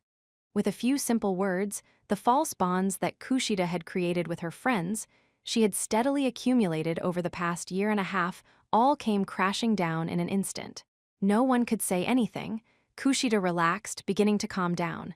Oh, well, it's hopeless then, she said. It's over. There was a look of resignation on her face, as if she understood everything now. Her face contorted in disgust at her shame. But then she quickly regained her composure, stifled a chuckle, and removed her hands from my collar. She sighed. I guess this means I really was an idiot after all. That deal was a huge mistake. Kushida's anger dissipated in an instant, and now she spoke in a calm, detached way. I thought I understood that you were a formidable opponent, Ayano Koji-kun, but I still never imagined that you'd betray me here. It was just outside my expectations, I guess. Why, you're kidding, Kiko-chan, everything Ayano Koji-kun said just now was a lie, wasn't it? A lie? Asked Kushida. Unfortunately, no, it's all true. But why? Because some things must be protected at all costs, no matter the sacrifice. Don't you understand that? Forget it, there's no way you'd understand. Kushida sighed again. I'm done with all of it now. She shrugged her shoulders and spoke confidently, like she couldn't feel her own predicament. It's true. I couldn't stand Horikita-san and Ayano Koji-kun being around. I couldn't forgive them for knowing the secret I kept hidden. I've been trying to get them expelled for some time now. I was certainly surprised to see what this last issue was, I said. But even so, you surely knew it wasn't going to be easy to get us removed, right? You knew what would happen if you tried to force things, didn't you? Even if she hated us, she still would have had plenty of time to pull back. She didn't have to rush here. But even so, Kushida continued to vote in favor of the issue, a repeated action that could have been described as crazed. To that point, I had this nagging feeling that this was rather out of character for her. At that moment, Kushida's eyes darted around a bit, and she seemed shaken. It quickly faded. Before the special exam, Kushida asked Horikita to be the leader of the class. It was almost as though she was anticipating that an issue like this was going to be on the exam, but it didn't really matter. I just couldn't stand the situation. People kept finding out about my past, Kushida sighed. I knew it was going to be extremely difficult to get Horikita-san expelled, but I couldn't resist the urge to try anyway. Even the students who continued to stand up for Kushida could no longer find the words to speak. Still, her friends couldn't take too much blame over what happened, even if the truth was that Kushida really had been planning to get Horikita expelled. Kushida was still guilty of making the class take the route of expelling someone by continuously voting in favor of the issue. Even so, it was difficult to say whether that was enough to get the class to vote unanimously in favor of expelling her. To make sure that she absolutely was removed from the class, we would need her to cause even more damage. You can't get Horikita or I expelled, I told her. Too bad. I guess that settles that. I'll be expelled in the next vote, she said. So, by sacrificing me, you'll get class points, right? Good for you, everyone. I guess you'll be able to become Class B thanks to this. She spoke to everyone in such a detached tone that it was impossible to imagine that she had been good friends with all of them just until this afternoon. There's no way you can turn the tables any longer, I replied. Ah ha ha, yeah, you're probably right about that. But Kushida paused there for a moment. Then she brought her face in close, approaching my neck, and whispered to me coldly. I can at least show a little resistance, can't I? Even though she spoke in a whisper, it was still loud enough for other students in the class to hear. It was safe to assume that Kushida was already emotionally prepared for this, without the need for me to provoke her. It's pointless, I told her. You don't have any friends who will vote against your expulsion anymore. You're right, I don't. But if I'm going to be expelled anyway, I just need to destroy everything on my way out. Kushida's true nature, the thing which had caused her entire class to fall apart during her junior high school days, was emerging. What are you saying? I asked. Don't you understand? There are secrets in this class that only I know. And there's still time left in this interval. I figure I'll go ahead and tell everyone everything. You won't gain anything by doing that, though, right? I asked. But I won't lose anything either, she argued. I'm sure this is going to cause trouble for you too, Ayano Koji-kun, so I think I'll go ahead and get started. Yes, that's good. Let out all the secrets and the stress that you have been holding onto and letting build up. I'm sure everyone will be shocked and terrified by how twisted you are. Only when any room for sympathy disappears will there be a possibility for a unanimous decision. Let's see, aside from Karuizawa-san, who I touched on earlier. Oh, that's right, Kushida said. Shinohara-san, you talked to me about lots of different things, didn't you? The first person chosen to be the target of the countless slings and arrows that Kushida had ready to aim at most of the girls in class was none other than Shinohara Satsuki. WHWH what? Squawked Shinohara. Shinohara-san isn't particularly cute, huh? If anything, she's a little on the ugly side, don't you think? Maybe that's why only the unattractive guys like Ike-kun and Kamiya-kun come on to her. Karuizawa-san, Matsushita-san, and Mori-san, you all said those things. You found it so funny, and you were all laughing about it, weren't you? One attack instantly split into many, and student after student was targeted. Stop it, I never said anything like that. Stop lying. Mori denied it immediately, but Kushida had no intention of laying her arms down. Oh, you were the one laughing the hardest about it, though. You said that they were the perfect couple. But don't worry. Even though I had a forced smile and told you to stop saying those kinds of things, I felt the same way you did. Is that true, Nin-chan? Asked a hurt Shinohara. And no, it's I stammered Mori. Oh, and Shinohara-san, Kushida said. From the sounds of things, you decided to start going out with Ike-kun after he told you how he felt about you on the boat. But I have to say, wow, you sure made your decision quickly, considering you were going back and forth between him and Kamiya-kun just before that. Or perhaps you were just going out with Ike-kun on a trial basis to see how it went. Then you could go after Kamiya-kun instead, since he was closer to your true love. Hey, Satsuki, wa? Flailed Ike. There were countless bits of and pieces of information Kushida had that she could use to burn the whole class down. Once a fire began to spread in one place, she quickly jumped over to something new, letting her words loose. Oh, and speaking of love and relationships, Wang-san, you came to me for advice too, didn't you? She said. Please stop, wailed Mei-chan. Stop what? You mean you don't want me to say that you love Hirata-kun like crazy, so much that you can't stand it? WH. Mi-chan was suddenly forced to hear the name of the object of her affections said aloud for all to hear in the classroom. Her face immediately went bright red, and she broke down in tears when she noticed Yosuke looking at her. Think I'll stop with the small ones, Kushida mused. You realized I've just been sharing the little secrets, right? After all, not all the things I've heard are like that. Next, let's hear something a little juicier, shall we? Oh, I've got one. How about we go with someone like you for starters, Haspe-san? Kaiwu-chan. Oh, stop calling me that. It's not like we're close friends, Kushida sneered. You can't even actually make real friends. You just call people by nicknames because it makes you feel like you're getting to be closer to them. Besides, I'm sure it's annoying to the people you address that way. Kushida shifted her focus to Haruka. Shinohara and Mori and the other girls, as well as Ike and other people, continued to shout back and forth, trying to refute things. I didn't say that. No, what I really said was, everyone was pressing each other about what was true and what was a lie. The interval period would be over soon, and a unanimous decision to expel Kushida was drawing near, but if we continued to carelessly draw this situation out, Kushida would only continue to expose more and more information. 8.1. After listening to Ayano Koji-kun speak for only a few minutes, people's opinions of Kushida's worth had done a complete 180. It even happened with her friends, who should have had as strong a sense of solidarity as Ayano Koji-kun's group of friends. For some reason, I couldn't help but see their relationship as having been terribly fragile before this.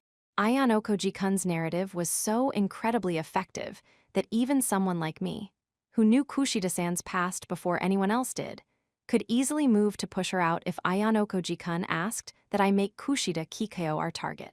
I may have just caught a glimpse of Ayano Koji-kun's power before anyone else did.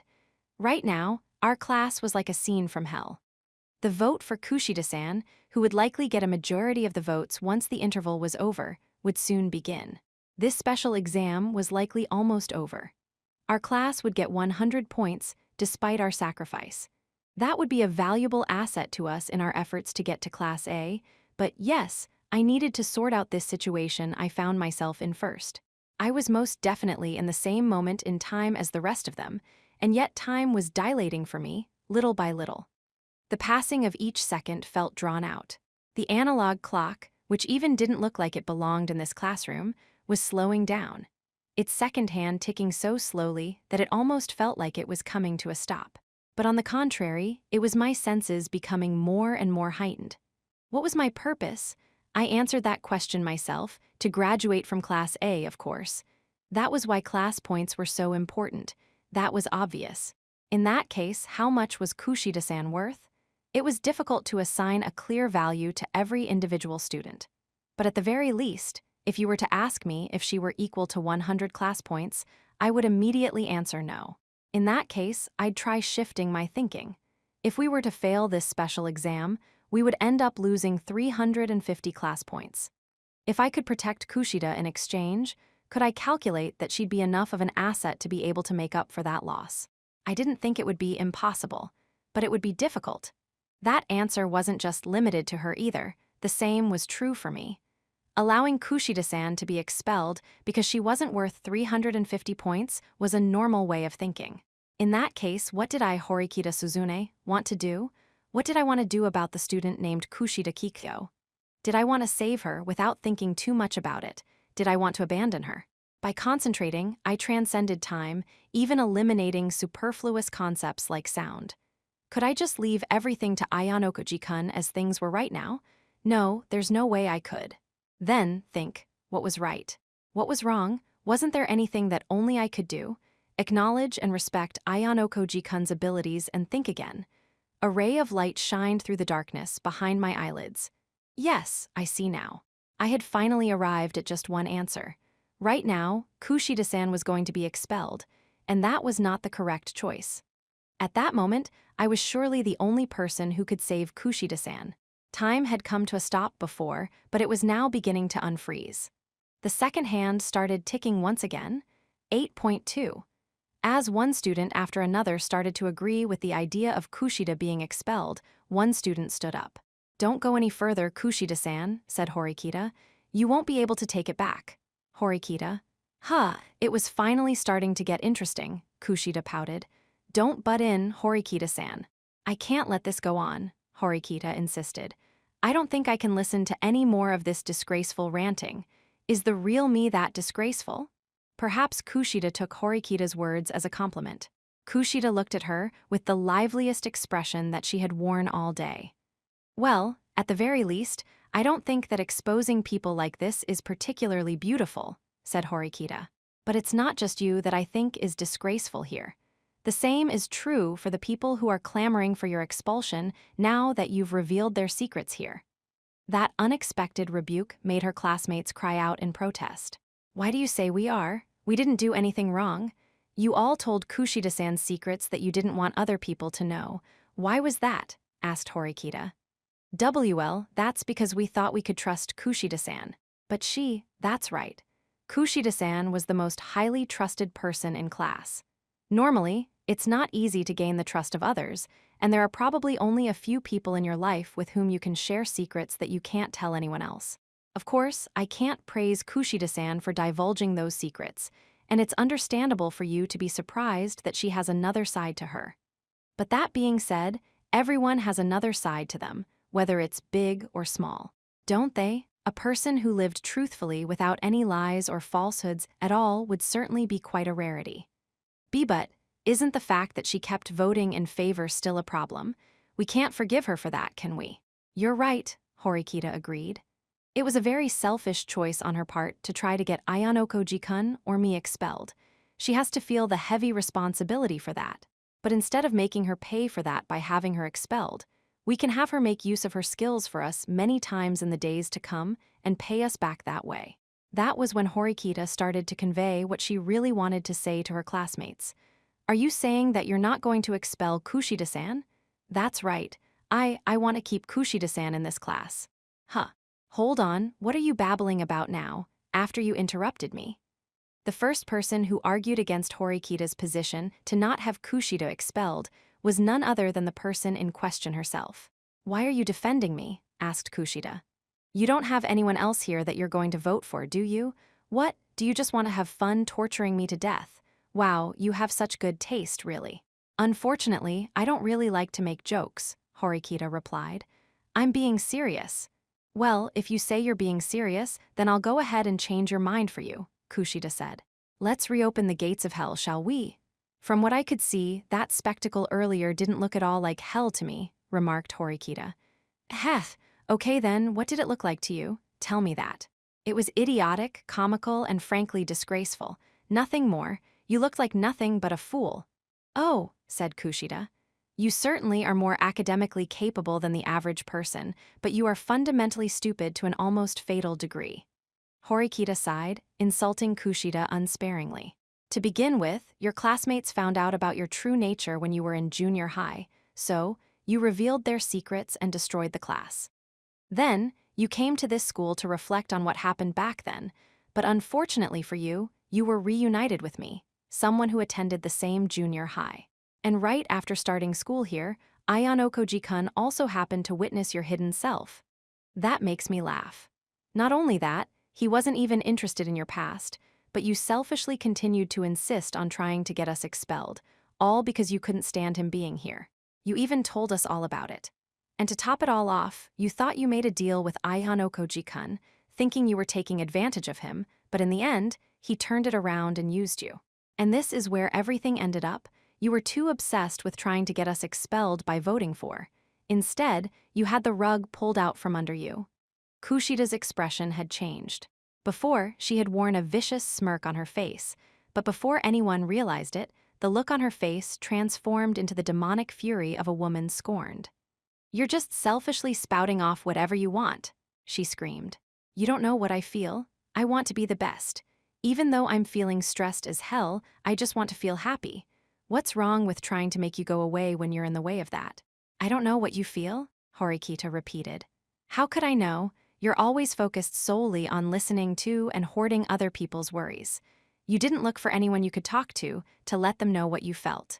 Kushida balled both of her hands into fists, clenching them so tightly that her veins were bulging out from her skin. You have some personality issues, sure, but so do I, Horikita went on. And you are a much, much harder worker than I am. Don't lie, it just makes me want to laugh. You always seem to say things that get on my nerves. I'm not lying at all. I'm telling the truth, which you seem to love. I honestly admire and envy your effort and your talent to be able to befriend so many people, both men and women. It's honestly incredible. When the students who were upset by Kushida heard Horikita say that, they spoke up in disagreement. What's so great about her? One of them shouted. She's been insulting us, being kind with lies, pretending to be nice, so she's terrible because of that? Horikita asked. That's honestly just frivolous nonsense. Think again just how difficult it is to be kind. Do you have the talent to smile at others, to reach out and lend an ear to everyone? How much stress did Kushida have to deal with daily while reaching out to her friends? Many people wanted to be like Kushida, but understood that they couldn't. Even if they just cut out the part about listening to other people talk about things that they didn't care about, an ordinary person wouldn't be able to go on doing what she did. Kushida had continued to do all that with a kind smile, continuing to stand behind a substantial number of students and supporting them from behind the scenes. Stop, spat Kushida. Just stop already. I don't want to hear any more of this bull from you. Why? You're good at seeing into people's hearts, so you know, don't you? You know that I'm not trying to tease you or insult you. I sincerely do appreciate you. Horikita then preemptively blocked the other students before they could refute her, as if she were trying to get ahead of them. She has talents that no one else does. Expelling her would be a huge loss for our class. Knock it off, Kushida shouted. Horikita continued regardless. That is why I cannot agree to Kushida-san's expulsion. I'm willing to bet on it. I am willing to try and do everything in my power to make use of her strengths. No, I definitely will make the most of her strengths. I told you to stop, howled Kushida. There were things about you I didn't know, added Horikita. But once I learned everything about you was when I started to take a great liking to you. Thinking back on it, Kushida told me about the details of her past for some reason. She wasn't trying to hide it, even though she wanted to keep it locked away. Perhaps she had done that not because she was trying to get me expelled, but because deep down, she actually wanted to tell people things. In fact, perhaps she wanted to share things about herself with other people. Huge tears streamed down Kushida's face, and then, like a child, she started to sob. She was no longer able to hide her frustration and regret, nor could she string words together in a sentence. She kept repeating, no, no, no, no, over and over without end. Of course she felt that way. Anyone who knew Kushida's true nature would leave her. I stayed away from her myself. And yet, for some reason, Horikita, someone who had kept her distance from Kushida until now, had moved closer to her. There was no way Kushida could have expected something like that to happen. Horikita, someone that Kushida couldn't help but hate, could very well be the first one to understand her. Whether she accepted that remained to be seen, but there was no denying that this had definitely brought about a change in her. I previously determined that it would have been impossible to win Kushida over, so I produced this strategy to get rid of her. Meanwhile, Horikita had decided not only not to get rid of her, but to protect her. However, if that was what Horikita was determined to do, another inevitable problem was going to emerge. We're still in the middle of this discussion, but the interval period is almost over. What do we do now? Asked one student. What should we do? Well, obviously, someone would need to nominate themselves, or we would need to recommend someone to vote on. We're short on time, Horikita said. All of you who recommend we vote for Kushida-san right now, change your votes to me instead. I'll explain later. Horikita appealed to her classmates to change their recommendations to her. She couldn't nominate herself again since she already did it once before. Stop fooling around, Kushida yelled out. I'm going to be expelled anyway. Just recommend me and vote me out. I am not fooling around, Horikita insisted. Let me be clear. You are the one who created this situation, and you will be held accountable for it in the end. However, I will not accept your expulsion as your punishment. If you are expelled, I will continue to make fun of you for the rest of your life. I will make you into an eternal laughingstock. I was sure that some students were still unsure of who to recommend in the end, but that wasn't important at this moment. It's time, announced Chabashira.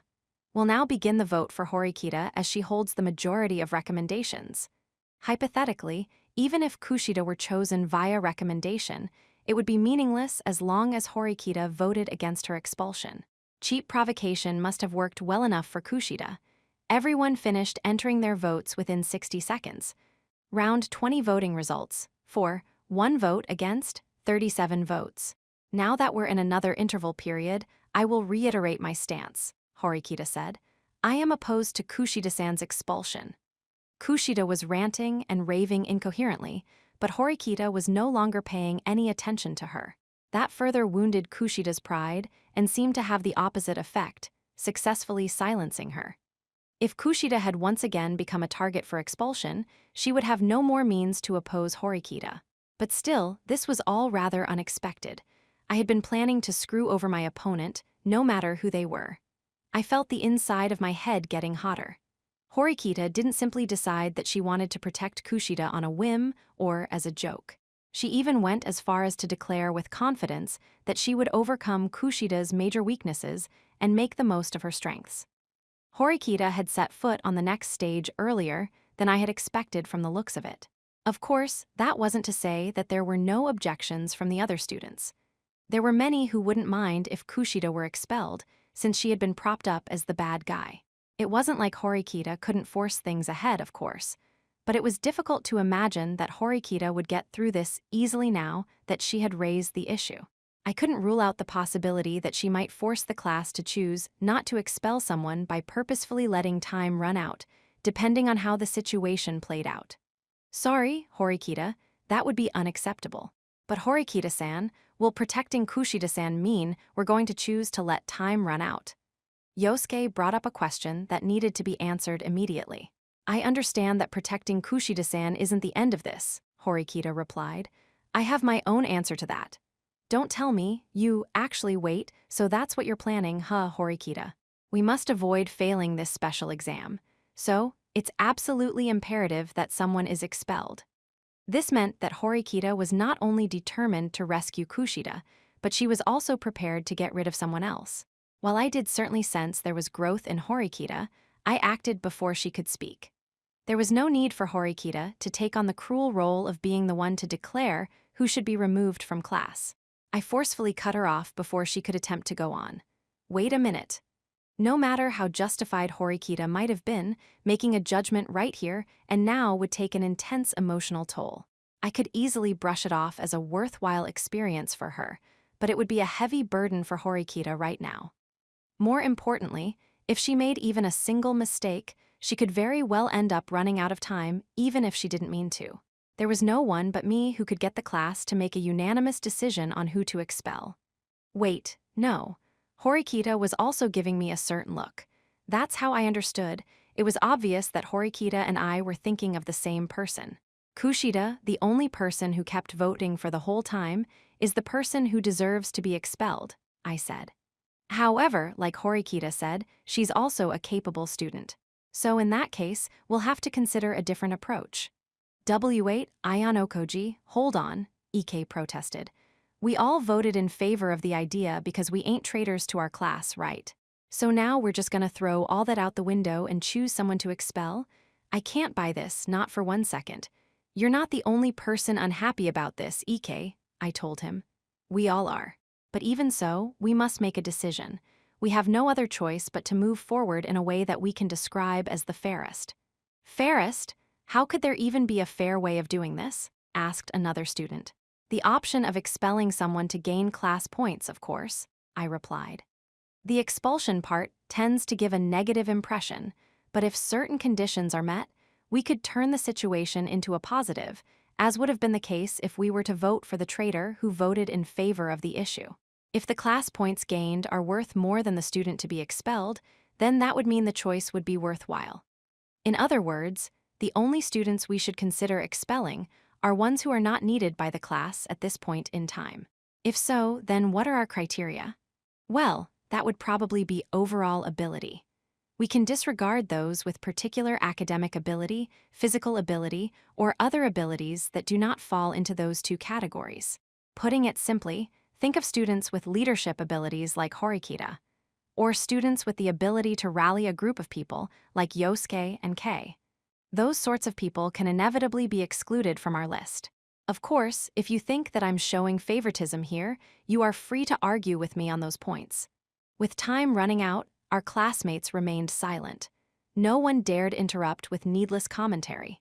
It's better that we don't consider future prospects here, or how things might turn out, I added. Determining exactly how much someone will develop is objectively difficult and requires speculation. So, if we're going to draw a final conclusion, OAA would be an impartial means of doing so. OAA was the school's quantification of a student's abilities that showed how capable a student was. Feelings were completely out of the equation. As of September 1, the lowest score in our class was 36 points overall.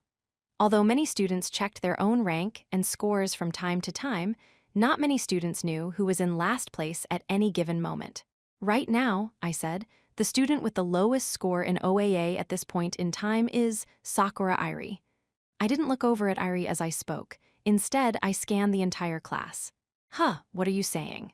Don't play stupid jokes at a time like this, shouted Haruka. She was furious.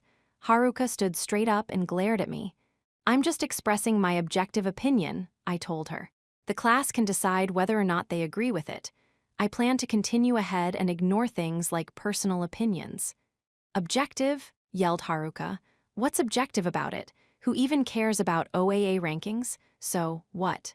You're saying that makes it okay to expel Irie, but why would you say that, Kiapon?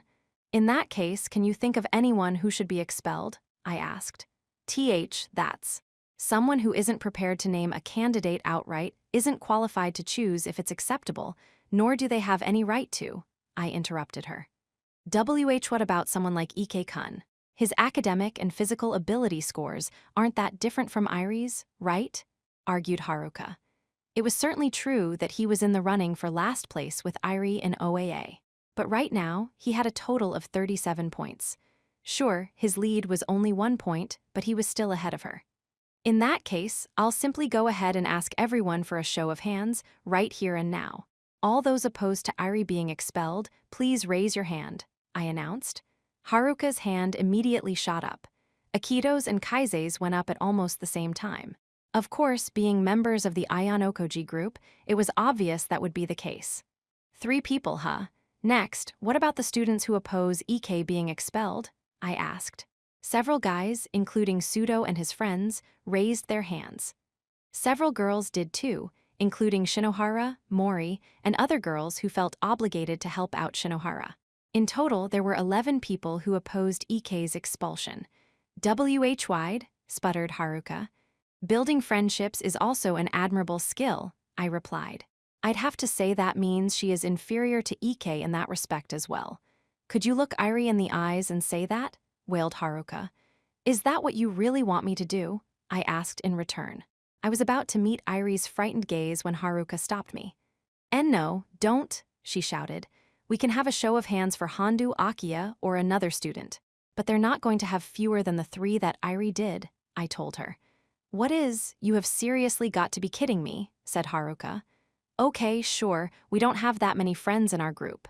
But that doesn't mean we can just expel Irie like this because of that. If there were another choice, I would have taken it, but we were long past that point now. But, to be completely honest, losing 300 points would be fatal.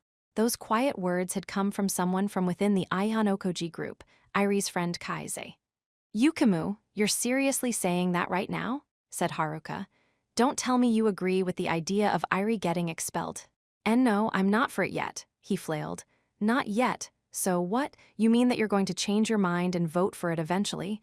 Is that it? I can't believe you. And no, I'm just, sputtered Kaise. Then, as if she now understood everything that was going on, Haruka bit her lip and made up her mind. Gross, I just can't even. Seriously, what's wrong with you? I thought we were friends, she said coldly. That wasn't just to me, but to Kaise as well, as he let his true thoughts slip. And the same goes for the rest of you too. No one wants to protect anyone. Yeah, I said it. You're all fine as long as you save yourselves, so you don't care what happens to Irie, the person you're not friends with anyway. So, what? You're gonna prioritize Kyowu-chan just because you have a little use for her. And you'll abandon a girl trying her absolute hardest, who doesn't cause any trouble for the class? Oh yeah, this totally is just the best class ever. Wow, said Haruka sarcastically. Kaise's unintentional comment proved to have been careless. It completely revulsed Haruka. No other student would make eye contact with her. They shrunk back in their seats as not to get involved. Well, whatever. I'm not letting Airi get expelled, Haruka declared. If you insist on it so much, you can go ahead and vote for me instead. I'll happily let myself be expelled. Unlike the strategy that Kushida had gone with, Haruka was trying to protect Airi by volunteering to be expelled herself. I already took all of that into account though, Haruka. If anything, your words just now only serve to put the noose around your own neck. W8 Haruka-chan, I can't let you get expelled either though, wailed Airi. It's fine, Airi, you need to stay here at this school. I never liked this class to begin with anyway. But still, after I got to be friends with you, and Kiyopon, and Yukumu, and Miyaki, every day got to be fun. Even though Yamahuchi-kun got expelled, I never thought something like this would happen again. I thought we could make things work if everyone was together, but...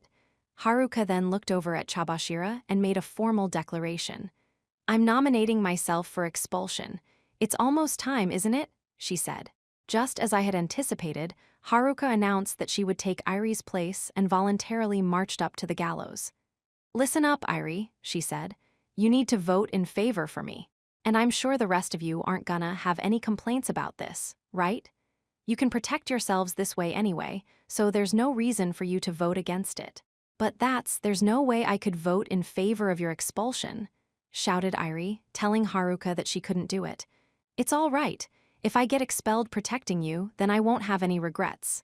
But that's enough talking amongst yourselves, said Chabashira. We'll now begin the vote. Because of Haruka's strong will, we were now voting on whether we were in favor or opposed to expelling her. The results were tallied and shown up on the monitor. And they showed Round 21 voting results, for 35 votes against 3 votes. Though almost every student in class voted in favor, there were 3 votes against. I figured it was easy for Haruka to guess who those 3 people were. Airi, she yelled in dismay. Of course, one of those votes had obviously come from Airi herself, without a doubt. But I just couldn't do it. I can't expel you, Haruka-chan, wailed Airi. I'm doing this to protect you though, said Haruka. And Miyaki, Yukumu, what the hell? Haruka had been prepared to be expelled, but apparently there were some students who didn't want that. I don't want you to be expelled. I couldn't vote in favor of that. Despite the look of anguish on his face, Akido looked Haruka straight in the eyes as he answered her. So, what, does that mean it's fine if it's Airi? She replied. I wouldn't say that, but it's just if I had to take one over the other, then stammered Akido. I'm sorry, shouted Kaise, suddenly interrupting their conversation. He stood up and bowed. I voted in favor, because at this rate, our class won't. We won't be able to make it to Class A. Kaise spoke up to tell Haruka how he voted, even though no one would have known what he voted for if he stayed silent. Wait, so then who was the other person? Who was the other person who voted against? Shouted Haruka. That was me, I replied. Kiyopon, what? You know you don't need to defend me, right? I already told you. As part of my newly instituted policy, I should cut the least capable student in this class. I will not be changing this policy from here on out, no matter who comes forward, whether it's someone who wants to volunteer to be expelled themselves like you, or like Kushida, who tried to get someone else expelled. I won't change it. If I took a step back right now, we wouldn't come to a unanimous decision in favor.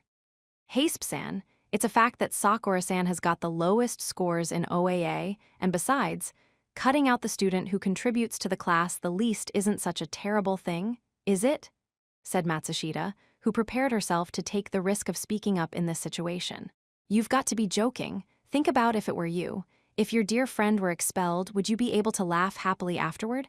I couldn't. There's no way I could, countered Haruka. Airi is the one who should be expelled. There is no other choice at this point, I told her. No, Kiyopon.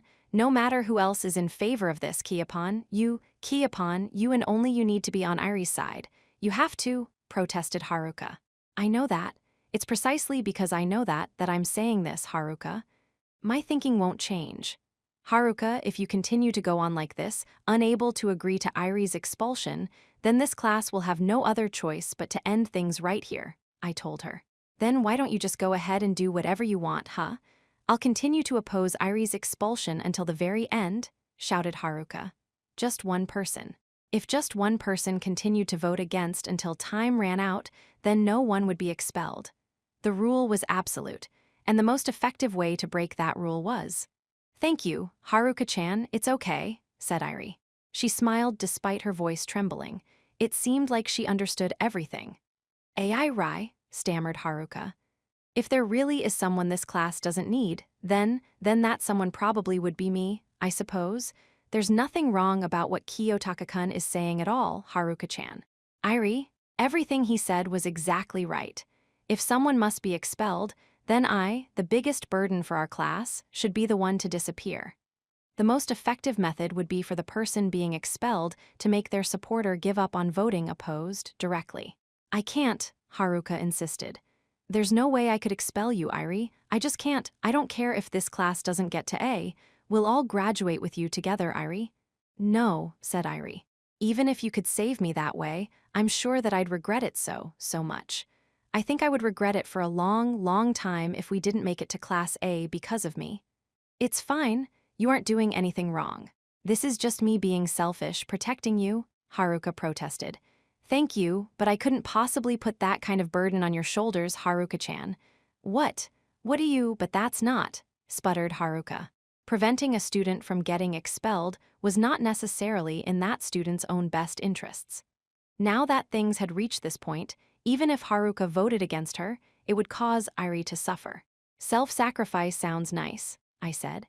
It's got a nice ring to it.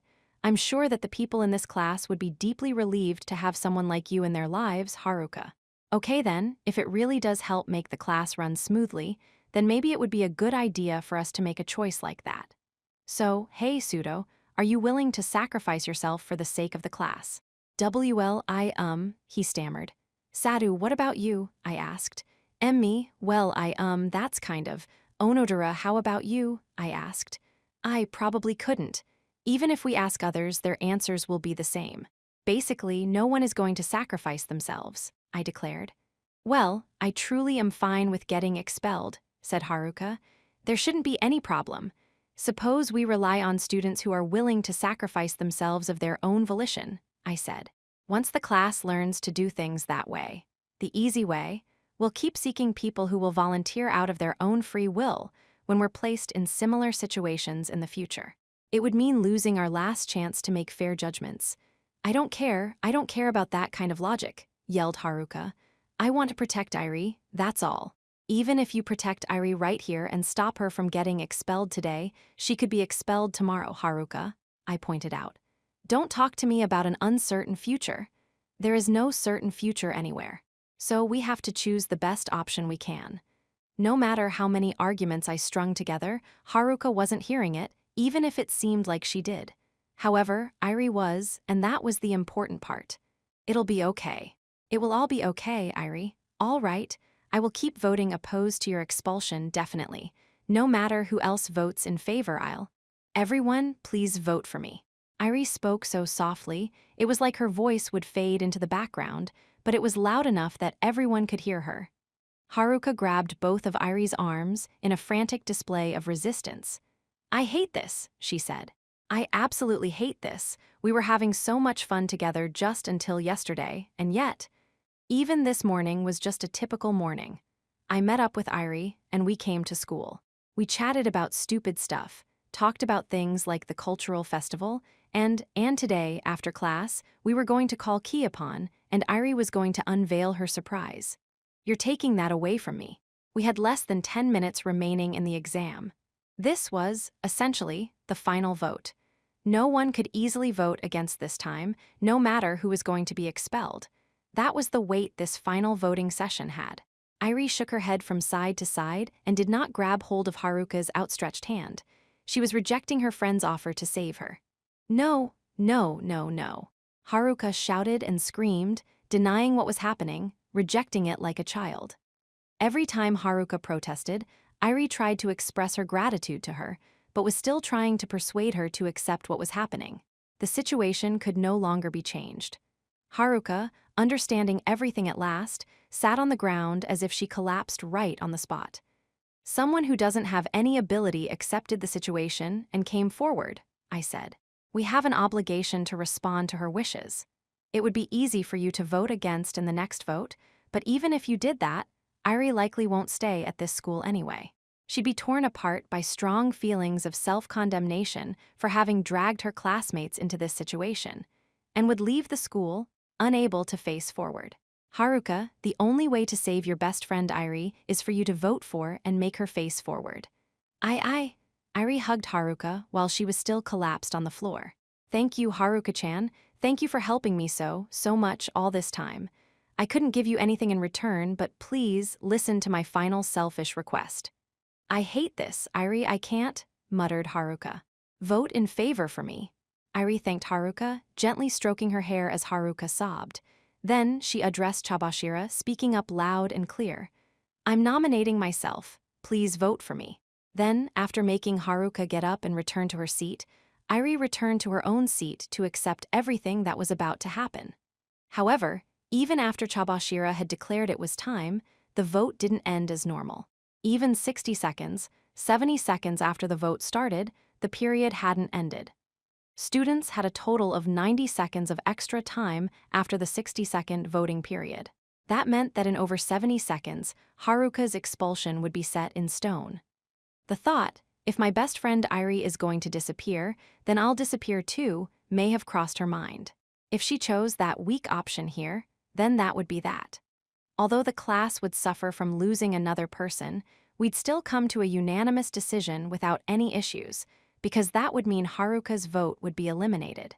Now that 100 seconds had passed, Haruka had 40-something seconds remaining. Haruka just kept crying and showed no signs of reaching for her tablet. Harukachan. There was anger in Irie's voice, something I had never heard from her before. It was also the loudest she had ever shouted. Haruka quickly looked up in surprise, like someone had slapped her on the back. Irie looked at her crying face, smiled, and nodded. If Haruka didn't come to a decision and vote right now, then it would be denying everything Irie was doing. Voting has finished, said Chabashira. I will now show you the results. Round 22 voting results, for 38 votes against 0 votes. Chabashira, who had been watching the entire spectacle, forgot to report the voting results aloud. She simply stared at Irie and Haruka. Irie, with her expulsion now confirmed, just looked straight ahead as though she had accepted what had happened. On the other hand, Haruka was struggling desperately to hold back her tears. She couldn't protect her friend Irie. Despite her attempts, she couldn't hide her sobbing from the now speechless class. Chabashira-sensei, said the monitor. Please continue. Even the monitor, who had been silent and composed throughout, only uttering the bare minimum necessary to give reminders and warnings, seemed to have forgotten to prompt Chabashira to signal to the students that it was the end of the special exam. Regarding the matter of the expulsion of Sakura Irie, the final issue is now complete with the class having come to a unanimous decision in favor, Chabashira said. The decision has been validated, and you will be awarded 100 class points. Just as a reminder, there is only one way for you to cancel her expulsion. If you had 20 million private points at this moment in time, and you used them to. Chabashira was about to continue providing us with the explanation, as she was obligated to do, but she suddenly stopped mid-sentence. Well, I suppose no further explanation is necessary, she admitted. Hypothetically, even if we were to gather up all the private points everyone had, there was no way we'd come close to 20 million. The other 3 classes have already finished their special exams, so you will be heading back to the dormitories immediately.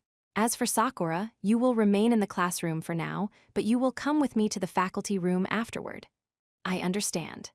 Although Irie responded to Chabashira quietly, unlike her shouts from earlier, she still answered without hesitation. That is all. Everyone, please get up from your seats and leave the room as instructed, said Chabashira. After that announcement, we all got up from our seats, although not all at once. Irie, of course, remained where she was as instructed. Haruka couldn't seem to stand up. She struggled to get to her feet, but her knees shook, and she couldn't seem to find her balance well. Her breathing was labored, and she was starting to show symptoms of hyperventilation. Aikido, unable to bear the sight, rushed over to her and helped her to her feet, forcing her to stand upright. Nothing good would have come from just leaving her here, after all. I stepped out into the hallway right away, and my phone was immediately returned to me.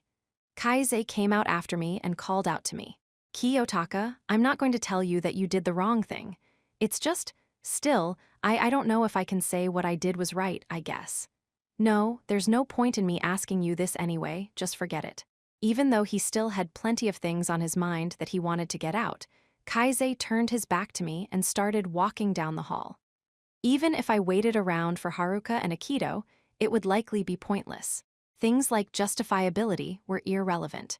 There was no way that they wouldn't feel something after I had gone ahead and thrown away a precious member of their friend group. Kay approached me. I noticed that she seemed upset and on edge, so I stopped her with a glance. It would probably be better to have Kay settle down quietly right now as well, since she was probably grieving over the loss too. There was no need for me to incur hate from others by doing something necessary. If I remembered correctly, Chabashira mentioned wanting to meet with me after the special exam. I looked at my phone and saw that I had received a message telling me that we were supposed to meet at 6 o'clock. That was a while off, so I decided that I should leave, figuring that it would be best if I didn't stick around for too long. Still, I knew if I headed straight for the entrance, I would likely bump into Kaise and other students. In any case, since I had an appointment with Chabashira, I supposed I'd just wander around the less populated parts of campus. I had known there was someone following me, but they didn't call out to me until there was no one else around. Ayano Koji-kun, what's up? I asked. I would have thought you'd be talking with Kushida. No, not really. I just urged her not to do anything desperate, that's all, she replied. Kushida had many friends before the exam, but no one went to talk to her after it. It made sense, as people would have found her difficult to approach right after witnessing her intense true nature. I'm sorry. Horikita's hair was a little longer now than it used to be, and it swayed when she bowed deeply. This special exam, I wasn't good enough. Not good enough? You did the best you could though, didn't you? I asked. Besides, this year's exam was a much more difficult battle than last year's in-class vote. Still, no matter how difficult it was, you ended up with such a big burden on your shoulders, you took on all the responsibility, which should have been broken up and dispersed. It was inevitable that someone would be expelled. That was precisely why Horikita wanted to illustrate her intentions. I was the one who told you to be quiet, I assured her. It's fine. No, it's not fine. It left a huge scar on your treasured friend group. I can't imagine that it's ever going to recover. It's all right. If anything, there might come a day when they'll see this as a good thing. If Horikita had gotten involved, then the blame certainly would have been divided equally between the two of us. I hadn't wanted that to happen. A good thing? Whatever do you mean by that? Asked Horikita. Nothing, don't worry about it, I replied. It's trivial.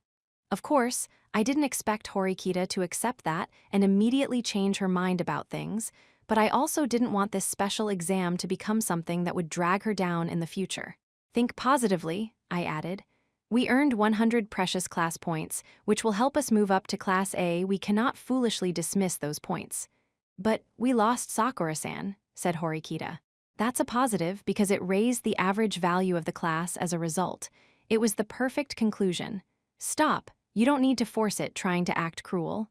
Force it.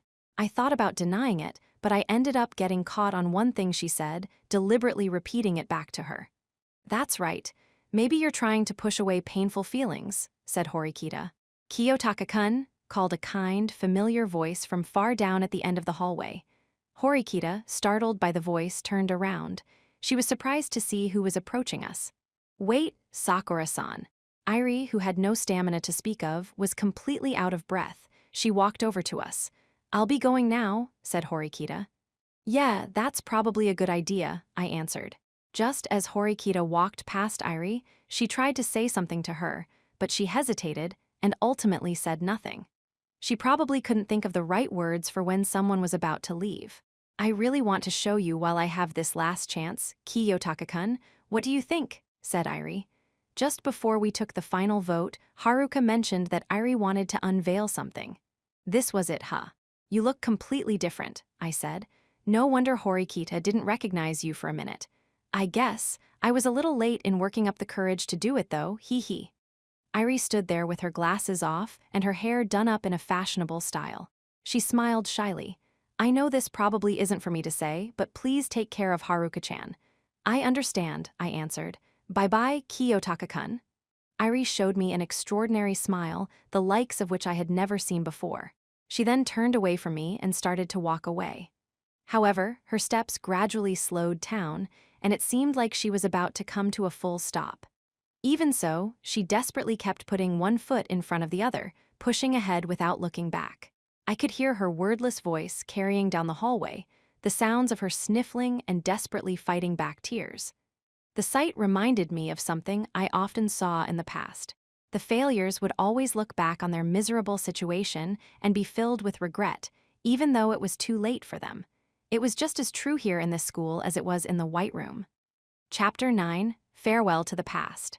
The unanimous special exam lasted for approximately 5 hours and was now over. Not long after, we heard that our class was the only one out of the 4 that chose to expel someone. It was likely that more than a few students would be strongly resentful over what happened. However, the fact that we had gained 150 class points from this special exam, while the other 3 classes only got 50, was most certainly going to be a positive factor in the battles to come. If this didn't change by the time September was over, we would finally be moving up to Class B. After school, I stood on the stairs leading up to the roof, waiting for the person I was scheduled to meet as promised. About 10 minutes after our meetup time, the person in question showed up. Sorry to have kept you waiting, said Chabashira. I had my hands full taking care of some things afterward. It was time-consuming. I don't mind. So anyway, did you get the conclusion you wanted? Or was it the opposite? I asked. Don't ask me such tough questions. Besides, there's no real correct answers in this exam, or that's what I think anyway. It's possible someone could see us here. Let's get moving. That would be wise. The corners of her mouth raised slightly. Chabashira began to climb the stairs to the rooftop and took out a key with a simple blue nameplate on it. Every year, the school gets increasingly resistant to the idea of people using the rooftop, she said. Perhaps even this school won't be an exception to the norm anymore, and it'll become difficult for anyone to come up here at all. Even though there was a fence installed up here, there was still a danger of falling, after all.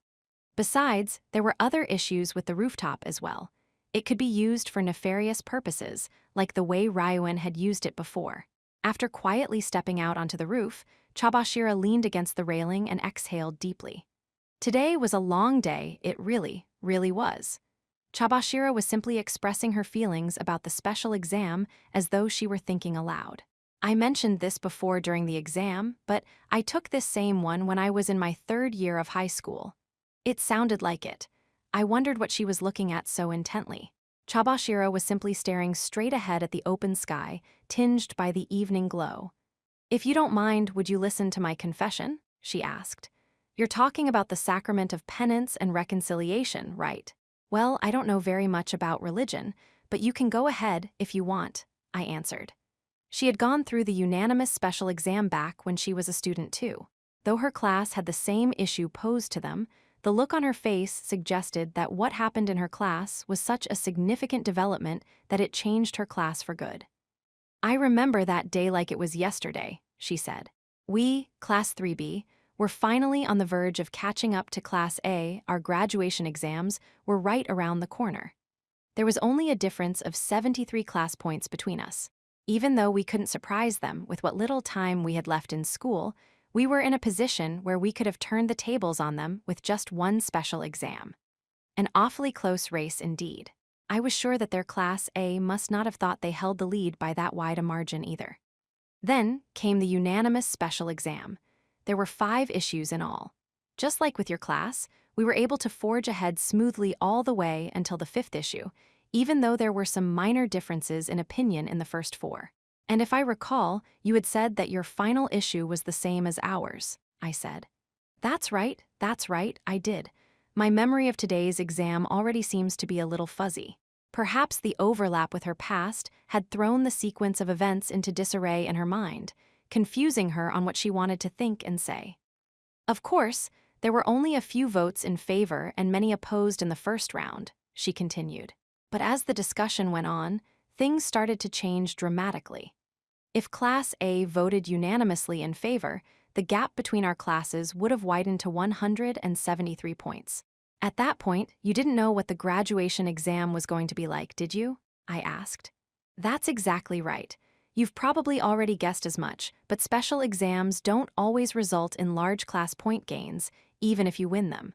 Even if our Class B took first place in the graduation exam, and Class A placed second, there might not have been that big a difference in the awarded class points.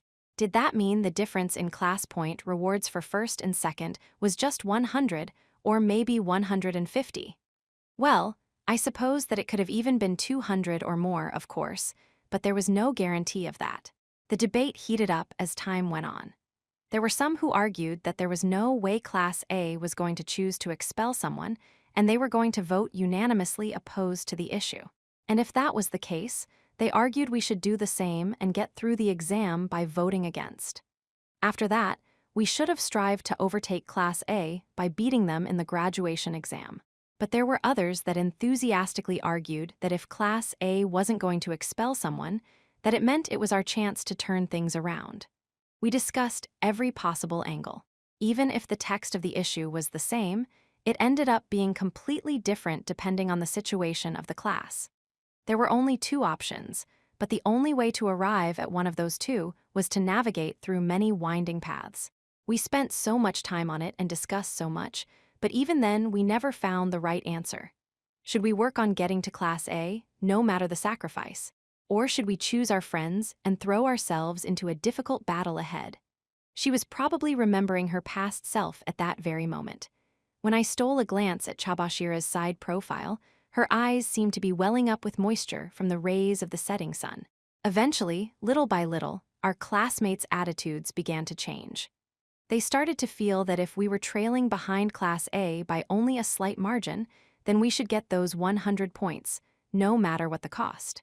As the discussion proceeded with more and more students operating on that assumption, students from the opposition camp started drifting over and joining the side for the issue, one by one. Even so, it wouldn't be that easy to come to a consensus in favor of the issue, would it? I asked. Considering that the result was that someone would be expelled, students with a low level of ability or students with poor communication skills, for example, or students with one or two peculiar quirks, they would likely be the first choices for someone to expel. That much is unavoidable. Yes, once you unanimously voted in favor of the issue, it was impossible to take it back. You're exactly right, no one was voting in favor so readily. That meant that something happened to change the situation. Something like how I prompted people to vote in favor during our special exam by promising to only have the traitor expelled. There was a guy in my class, Chabashira said. He was, well, if I had to compare him to someone from your class, I suppose he was a combination of Hirata and Ike. I think that's probably the best way I could describe him. Yosuke and Ike, I can kind of imagine it, I guess. But that's a personality that I can't quite picture all that well in my mind. He was earnest, but he could be kind of silly too. He was smart and was a good friend, but he couldn't read social situations all that well. He was something of a leader for our class, but at the same time, he was a class clown. I see. From her description, that meant he was the sort of person who had both Yosuke's strengths and Ike's strengths and downsides. He was struggling the entire time we dealt with that final issue. In the end, our class chose that we would vote in favor. And because of that, he took the leadership role on himself to decide who was going to be expelled. Chabashira started gripping the railing even more tightly. And then he arrived at his answer. After he brought us to settle on a unanimous decision in favor, he told us what he had decided. He said that he would nominate himself for expulsion. I guess it was probably because he decided that he couldn't just abandon his friends, who he had been fighting alongside for 3 years by that point. The only exam left after that would be the final exam before graduation, I mused. The absence of a leader would be painful, but even so, I suppose it's not like that would be completely off the table as an option. Of course, you couldn't exactly call it a wise choice, but if all their classmates were close to being on even standing, it would have been extremely difficult to pick one person. It would have been possible to leave the decision up to chance, but few students would have accepted that. But even after that, we never came to a unanimous decision, said Chabashira. Why was that? I asked. It was agreed that the leader would be expelled though, right? Well, it's because there was one student who kept voting against over and over until the exam was done. That one person never changed their vote. And eventually, they used up all their remaining time, Chabashira said. And the person who continued to vote opposed was none other than myself. Based on how this conversation had been going, I thought that might have been what happened, but if that was true, then that means that to you, Chabashira-sensei, that student wasn't just the leader, was he? I asked. Chabashira closed her eyes and chuckled at herself in self-deprecation before slowly opening her eyes once again. She then looked up at the colorful sunset in the sky and confirmed what I had suspected. That's right to me, he was a leader, a friend and a lover. Someone more precious to me than anyone, though we had only just started being involved at that point. There's the added irony that we had started seeing each other the day before the special exam was held. The two of them had overcome many hardships and had come to understand one another. They were supposed to have a future where they would grab hold of the most amount of happiness that they could get in their remaining days at school, while striving to end up as Class A. Chabashira couldn't let go of that. I knew that if I kept voting against, my classmates would obviously be perplexed and angry. There were some who decided to come after me instead, making me their target. Well, that was to be expected. But you didn't get expelled either, Chabashira-sensei, which means… That's right, she said. I protected him and he protected me. We were locked in a stalemate and it dragged on and on. In the end, we were unable to finish the special exam in time, and our class was penalized by 300 points. On top of that, Class A had chosen to expel someone, and after the exam, that meant that there was a difference of 450 points between us. When added to their existing lead, that brought the total gap to 523 points. The distance between us and Class A had been within our reach before, but it became hopelessly vast in an instant. That was a point difference that would be impossible to overcome, no matter how big a chance there was in the graduation exam. It might not be any consolation, but your boyfriend didn't get expelled, did he? I asked. I don't know why I was protecting him, sighed Chabashira. Our relationship ended right after the unanimous special exam was over. It only lasted a day. No, actually, it didn't even last a full 24 hours. After that, we ended up losing the final exam in a direct competition. Our 3 years ended with nothing. What happened to him after? I asked. I haven't seen him since. I don't know where he is or what he's doing right now. When I was a high schooler, this school was everything to me, and he was everything to me too. Thinking back on it now, it's all so stupid. Overall, the 3 years you spend in high school is just a tiny part of your life. Even if we didn't make it to Class A, we should have fought until the end with no regrets. This meant that Chabashira had been regretting the error of her choice for the past 11 years. Well, no, I suppose that in this case, it would be better to say that she continued to agonize over whether she made the correct choice or not rather than to call it an error. I didn't have what it took to graduate from Class A, she said. But what was I supposed to do? Should I have aggressively persuaded him to have me expelled instead? Or should I have abandoned him after he told me that he nominated himself to be expelled? There were no real right answers in that special exam, I replied. If you're voting purely from the heart, it would probably be impossible to come to a unanimous decision. Unless, of course, you have a student who is thoroughly incompetent and no one needs them. In that case, it'd be a different story. But even then, that wouldn't necessarily mean that person wouldn't have a way out. If I had to say anything, I think the reason your class failed was because he failed to see things through with his strategy, I said. I think that there was only one way for your class to get to Class A, Chabashira-sensei. Because he failed to see things through, she repeated. When he convinced everyone else in class to give up on the idea of voting against, he made the decision to be expelled himself for you to hold onto the possibility of getting to Class A.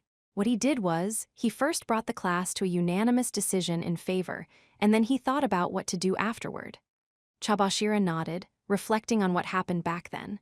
So if I had let him go then, was the graduation exam easy enough that you could have won, even without an exceptional leader? I said, cutting her off. Your class failed the unanimous special exam even though you hadn't gotten anyone expelled, right? That's right. If we had come together as one and performed flawlessly, we might have won, or we might have been evenly matched. Meaning that it's unthinkable that you would have chosen to be without your leader, I said. Still, even if you were missing someone else aside from him, you still wouldn't have beaten Class A with that in mind. The only option you could have chosen was to hold your ground between the two choices, to agree or disagree. You should have turned down all attempts, all temptation, to sway the vote to be in favor of the issue. But even if I had held my ground, the other students weren't in a position to be persuaded to vote against it. You admitted as much yourself, Ayanokoji. There wasn't any need to persuade them, I replied. Opinions in your class were divided on how to win. If the vote wasn't united, then defeat would be inevitable once time ran out. So, when time was about to run out, those who were in favor would have absolutely changed their mind and voted against. Even if they vocally resisted it, if there was just 1 minute remaining and it was the final vote, what do you think they would have done? If they voted in favor, there wouldn't have been time to expel anyone anyway. The interval times were fixed 10-minute periods, but the voting time was a maximum of 60 seconds. If you adjusted the timing by deliberately delaying voting periods, you could force everyone into a final vote with no wiggle room. If those students voted for, the class would have failed and been penalized 300 points. But if they voted against, they would pass and get 50 points. It would be impossible for anyone to choose the former in that situation. No matter how much those students lost their cool over it or how angry they got, there would be no way that they could look away from the reality of the situation, I went on. Either they would run out of time and lose 300 points, or, even if it meant foregoing the additional 100 points, they could pass the exam for certain and gain 50 points and still be able to challenge Class A in the graduation exam. There would only be one conclusion to make. Of course, it still wouldn't be certain whether you could have made up for that 173-point difference, though. The students in her class were fixated on those 100 points dangling in front of them, unable to throw away their chance of winning. The leader had leveraged those students' states of mind and successfully guided the class to a decision in favor. However, that strategy in itself was a mistake. He had failed to see Chabashira's heart and her stubborn will as the person of the other sex with whom he had a romantic entanglement. If we had a student like you around back then maybe. Chabashira was about to continue, but then stopped. No, it'd be pointless to say anything about it now. I can't go back to the past. But let me ask you something, Ayanokoji. Sakura must have been someone you were close with as a member of your friend group, and moreover, she had special feelings for you. You're well informed, I replied. I'm your homeroom teacher. I can figure out lots of things just from the way my students look at me, she said. She didn't sound proud, but instead seemed somewhat exasperated. Wasn't there a way you could have saved Sakura and sacrificed someone else? I'm not so sure, I replied. At the time, Horikita had this force about her that prevented me from saying if there was another choice or not. There wouldn't have been enough time to challenge her on it. You're being very businesslike about this. Didn't it hurt emotionally? If I could have kept Irie from getting expelled, that would have been the best option, of course. As for me, personally, I tried to lead the class to a unanimous decision against in every way possible, but Kushida wasn't letting me. Then, after we chose to expel someone, I decided that there wouldn't be any solution unless I cut off Kushida's every escape route and drove her into a corner. Still, while it's possible that this is just a conclusion based on hindsight, there might have been a possibility we could have come to a unanimous decision against, I admitted. At the time, Kushida's heart was in such disarray over Horikita's presence that she accepted the choice to remain at this school. I didn't foresee that at all. As it turns out, I'm not the only one who wants to help the students close to me. Anyway, I figured that since things had come to that, the only option I had left was to remove people. I had no other choice but to weigh the relative merits and flaws of my classmates. Were they academically capable or not? Athletic or not so much? Communication skills, insights, observational skills. All I could do was look at objective data, meaning their OAA rankings. If you used the system the school had created, you would see who should be expelled even if you didn't want to. Of course, there were a few students whose abilities aren't that much different from Irie's, I added. However, if arguments broke out over those students, then those students' friends would naturally take their sides and defend them. But in Irie's case, the only major obstacle was Haruka. And even if Haruka nominated herself, we'd only lose 10 minutes. Meaning that you intentionally chose one of your own friends. Personality was one of the deciding factors.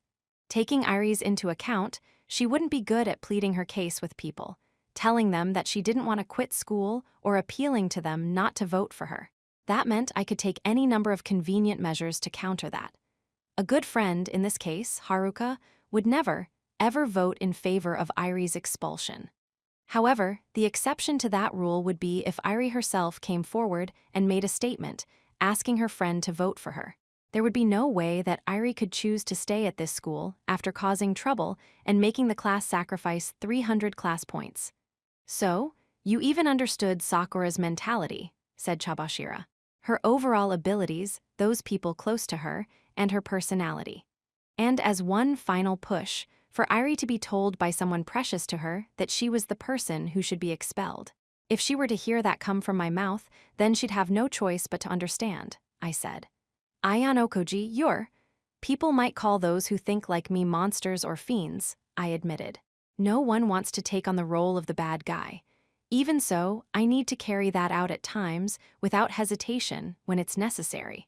That'll be inevitable to protect the class, or in other words, the system.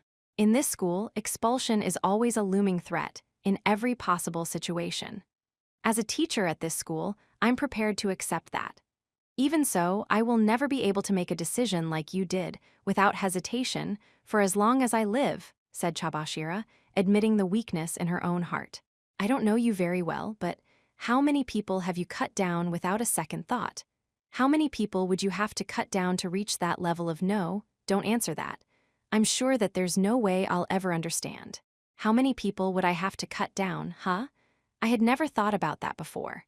Just like you wouldn't remember the shape of every single little stone on the side of the road, both those you studied with and those who taught you would be removed and disappear if they were incompetent. That was artificial selection. Thank you for taking the time to meet with me today, Aion Okoji, Chabashira said. I've been standing still for a long, long while now, regretting my past choices. But I understand now that I don't have the time to keep standing around. I will fulfill my role as a teacher and guide the students of my class so they can continue to fight without regret. It sounds like you've been able to bid farewell to your past through this special exam, I said.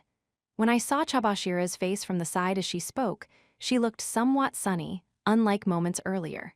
Even now, it's not like I haven't been dreaming of reaching Class A, she said. Even when I try not to think about it, I still end up hoping. I pray that I might be able to make my unfulfilled dream come true. And every time I think those things, I ridicule myself for being so stupid and erase it from my memory. I've been stuck doing that. Then, Chabashira turned and smiled at me. It was something I had never seen her do until now. I've made my decision, Aion Okoji. I am going to get your class to graduate from A, no matter what it takes. It's all well and good to be enthusiastic, but please don't deviate from your position as a teacher, I replied. HMPH? Well, yes, I do understand my position, of course. There is only so much I can do, but what I mean is that I am prepared to do that much. I have to say, though, every time you say something, it doesn't sound like something a student would say. Like what a student would say, huh? And what would have been the correct way for me to have answered you then? I asked. I can't tell you that. I'm not a student, said Chabashira. She was such a ridiculous person. If we're done talking, I'm leaving, I told her. I understand, she said. Sorry for taking up so much of your valuable time. No problem. Anyway, I'll be heading out now, Chabashira-sensei. I put deliberate emphasis on calling her that, even though I was already calling her as such lately. I wondered if she thought I was just being impertinent. Chabashira-sensei smiled back at me and nodded. She'd probably be all right now. She had grown just as much as her students did through this special exam. Her heart had stopped when she was in her 3rd year of high school, but all at once, it was beginning to catch up with her current age.